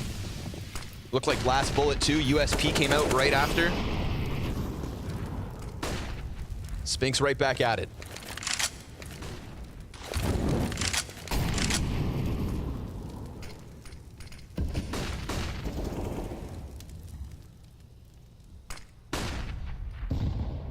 Ooh, nade damage too.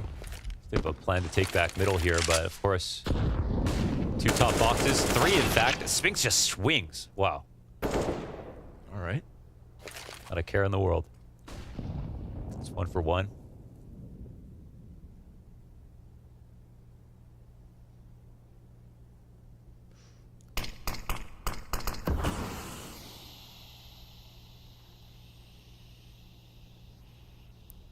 Apex trying to connect the dots before they get into connector, but here we go. Farley at the helm. Everyone on this T side right behind him. Zipix holding this position. Apex inside smoke as it fades.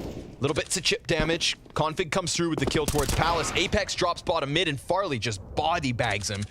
Oh, but he looks away from what could have been the kill to Dupree, who just stopped bomb plant. 30 seconds left. No possession of bomb. A hop across, and 2 kills come through from Astralis. Okay. 16 all tied again. Yeah, hey, man, they're doing a good job of kind of surveying the pressure, waiting a little bit. They got Spinks to just, I mean, go across the window like it was nobody's business. I think it would have looked less absurd if there was somebody else to swing with him, someone on Cat, a flash over Con with it, or whatever. But instead, you know, he just gets that kill, gets a little bit of info. Everyone else just falls apart. Astralis keeping up. 2 ops again. Farley opens. Traded quick. Get some good impact out of Farley as well here. He's got a chip on his shoulder after that team kill. He's recovered. Ooh, Apex spots bodies. He's got Dupree to try and help. Oh, goes at it again. Zipix caught trying to turn. 4 versus 2. Vitality looking for majority rounds on the defense. Config sliding around through jungle. Spinks not going to give him the duel just yet. Going to make him go that much deeper. Trying to let them make their own bed. But we'll see. It's not unwinnable, right? We have full nades. Got 2 teammates who have played together for some time. An open A site to put the bomb down. Their favorite map. The last chance here on T side. Let's see what they can do. Blame F and Config. Full belt of utility for Config as well, but as he plays with those grenades, Dupree will clip his hands.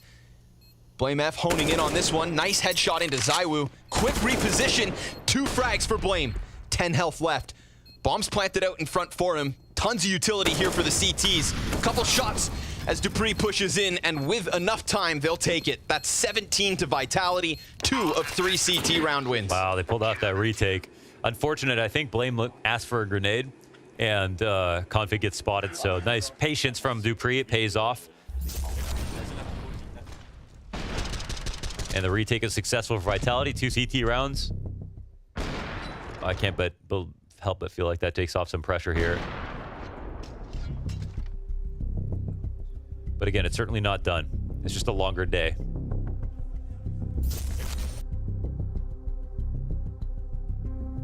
And one final timeout called for Astralis.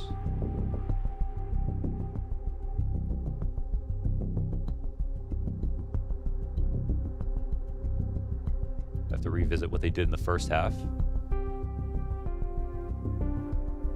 Talk about what they want to try to execute on again. Push absolute up. They did that a lot. And this is actually kind of best case for Astralis. Full money, and not only did they use full ops, 2 ops well, it was kind of core to their win streaks. So now that they're in this position, can't help but feel like they're going to make the most of them. Farley and Config, yes, both in fact by the ops. All right. Those 2 versus Zywoo. Oh, and Config instantly denies all the mid information. So I feel like that's a good amount to... They didn't see anyone cross boxes. And the only way you can do this is by making the cat jump this early. But they haven't rotated over to Zipix just yet. Could be a fake in any direction, of course. And so they slide back through their spawn towards A. Interesting. They've changed it up. A little bit of movement. Blame F. Starting to think about that B hit. This is going to put pressure onto the shoulders of Farley. Yeah, we saw Mahone break down the play, where Glaive threw the smoke in the site to connect triple, the default, and peek in for a kill. But will Farley do the same, or will he sit back and wait for the retake in CT? And will Glaive have a chance to come back and help? 3 smokes left for Vitality. Op duel between Farley and Zywoo. Neither sniper goes down. Glaive already very wounded, 8 HP, all he's got. He's also got Blame F not too far off. 35 seconds, and it's Magus to go down to the measly 8 health of Glaive. Spinks gets that trade back, and then we get Farley with the op duel 1. A second here from Farley. No 3rd kill to the top of Tetris, no. And Spinks creeping in through connector. He's got a player close. It's Convic combat opping, and they pass positions. This opens a door to Spinks, but meanwhile, everybody's just holding on to the little cover that they've got. They shake hands, and it's a retake indeed needed. Dupree comes through with a headshot. Spinks can't catch Blame F inside that smoke. Dupree looking for another clutch. Zipix gets him, and it's Astralis to tie 17. Damn, they made it happen. That was a tough one to calculate with the amount of action going on in that situation, but they figure it out. Oh, Spinks definitely looked very confused there. And another great round actually out of Farley. He does re-aggress. It's just a little bit later on, a similar smoke, and he gets a lot of value out of it. And a beautiful spray from Zipix. You could see Dupree falling off the box knowing, like, I'm just going to take CT control if I get this kill. So he was half working on that idea while he was going for that spray. But Zipix's aim, and I feel like a couple months ago, Zipix, you know, was the kind of player to fail that kill. Fair. Today, he's way more reliable. Improvements and improvements, and a return to form. Most amount of kills for Astralis at the moment. In a game to take that top seed in Group A. From losing to the Ninjas at the start of the day to getting a win over every other team in their group. If. 2 rounds to close. Zywoo eats the flash, gets back. Config standing on top of the bricks. Oh, he's dead. Yeah, that position from Dupree is perfect. Magisk on chair kind of leads Config to have to scramble back, and as he scrambles, he gets punished. Caught, killed, dealt with. Blame F's responsibility to try and recover him and Glaive with the crossfire top connector. But Spinks is over towards that palace. Molotov goes in. Glaive catches Magisk sleeping, looks the wrong way, but Dupree up from the corner, so the man advantage held on to.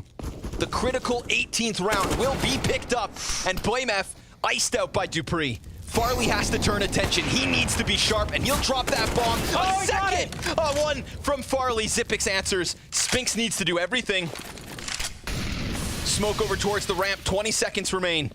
Spinks has to run across the open, and Xyp9x is going to give him that chance.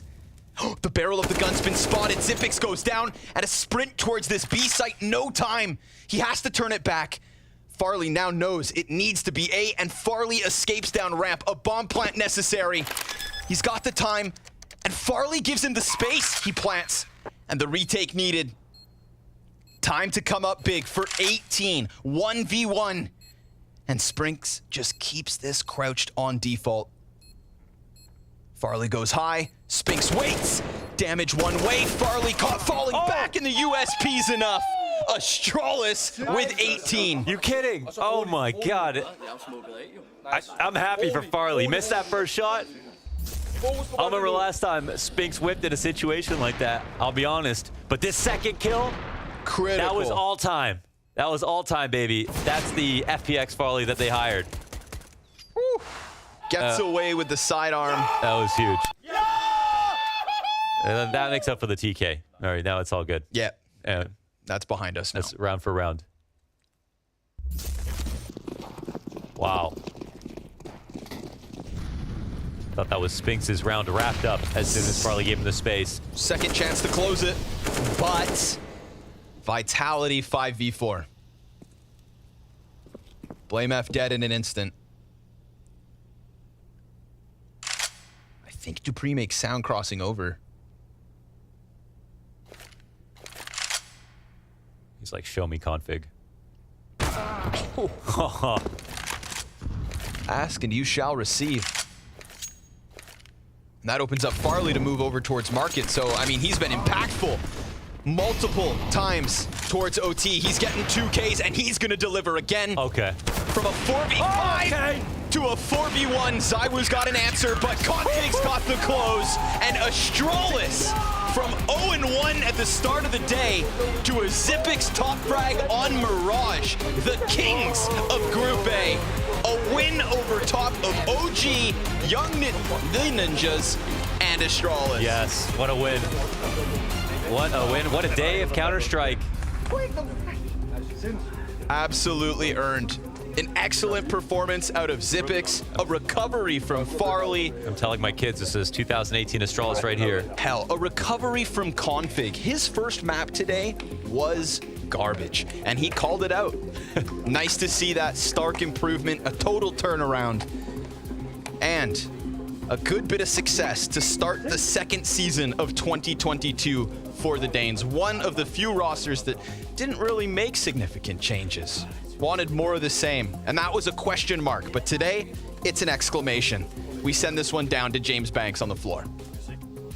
Well, Blame F, it's certainly, when it comes to this event, it's been a long day for you. You played the most best of ones out of any team, but this win here, right here, you came from behind it with 14-11 down, you fought back, it goes to OT, and you do it again. With you calling on the Mirage side of things, how was that one for you?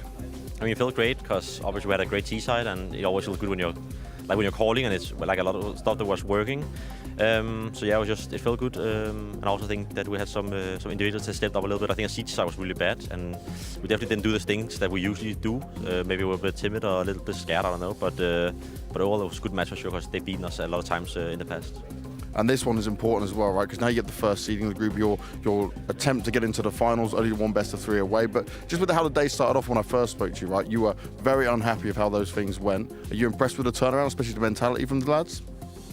I mean, I'm happy with the result, but I still think that there's a lot of stuff that we need to fix and improve, and a lot of mistakes and that we shouldn't commit, and a lot of we forget a lot of things and fail a lot of stuff still. So it would be nice if we didn't do that, because that can be a bit stressful sometimes, I think. But yeah, of course I'm happy. Like I don't think we expected to go through first in this group. Also, a lot of people said that that we had like a lucky Cologne, and that's why, so it felt good to show that we might not be number 4 in the world, but we can still beat like the top 10 teams, so that felt good for sure. Interesting. You say you might not be number 4 in the world, right? And obviously I was looking at that thing where you say Cologne, then you come into this. Sure, that's certainly a factor, but where would you place yourself now then? I mean, I don't like placing myself or like the team at all. I don't think it matters that much to us. I think it's more matters that we're like, at least now we can beat some top teams, where I think if you go like 3 or 4 months back, we never really beat any good teams. We almost beat some, but we never really beat them.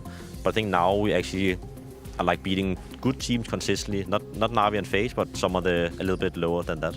Well, that's what it's all about. Good job so far, mate. Thank you very much for your time. We'll see you soon. Thank you.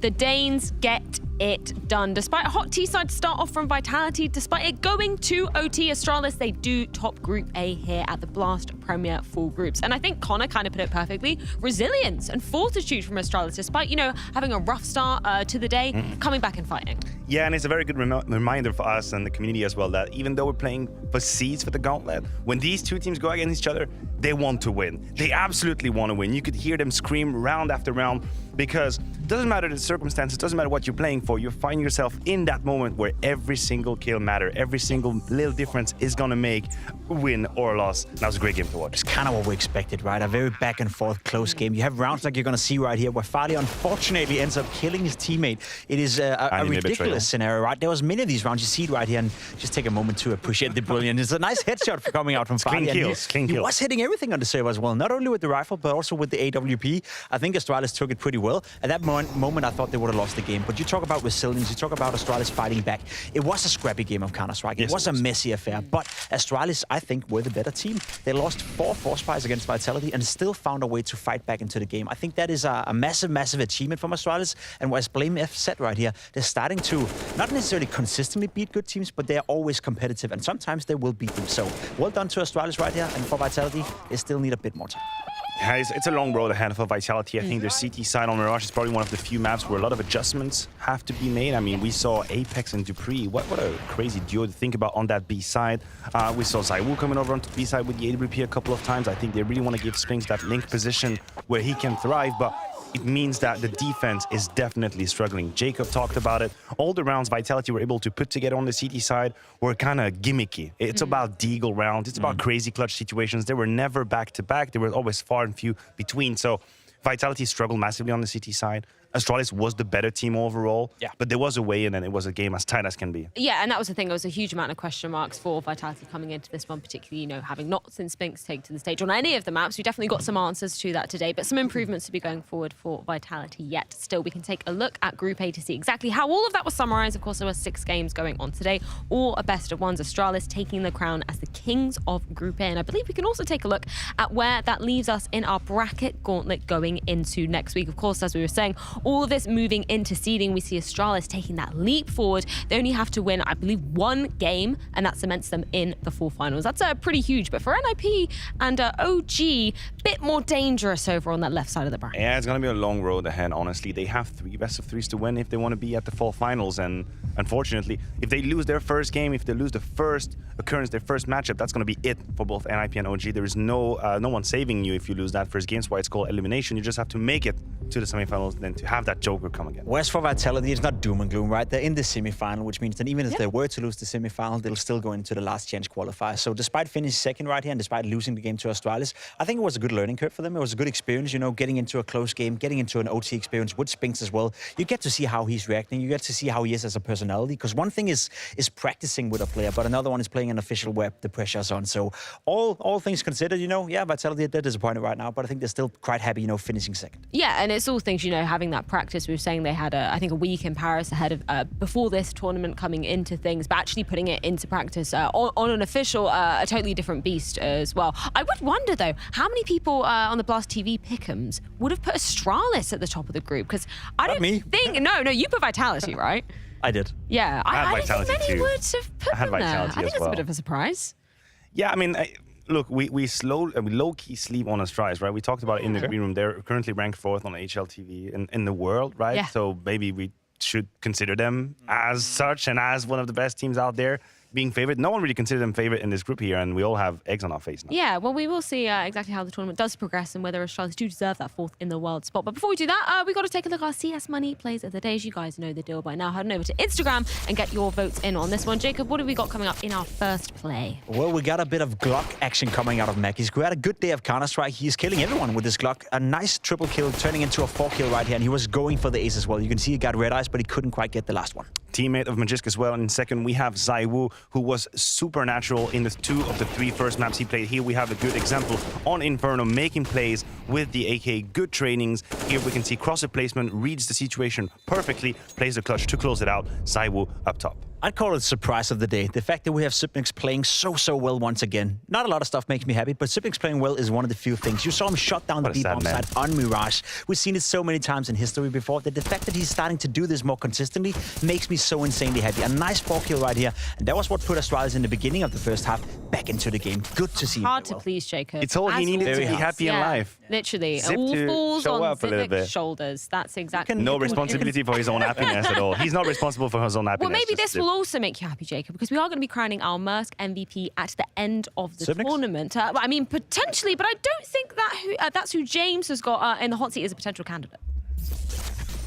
Yeah, not quite yet, Jacob. I'm sorry, mate. Each day, though, I will be here at the end of the tournament and having a look at who is going to be potentially our Mersk MVP at the end of it all. Now, the 3 players I'm looking at here today is Mr. Zywu, then BlameF, and Spinks. Now, Spinks, right, debut here, looking very good, strong performance overall. And for a player coming into a new lineup, very early on with not too much practice, you can be very happy with him. But you can't ignore Zywu right now. This guy popped off incredibly. He went 1.68 versus OG, 10 kills with the AWP throughout that game, 1.53 rating versus NIP. It was absolutely dominant from him from start to finish. Zywu going in from Lisbon into this, now continuing forward. Even after the player break, he's come back and he's looking hot. Him and Spinks on this B-bomb site as well was very entertaining. Obviously, he just swapped straight in Spinks for Masuta, so it's an upgrade to back Zywu up.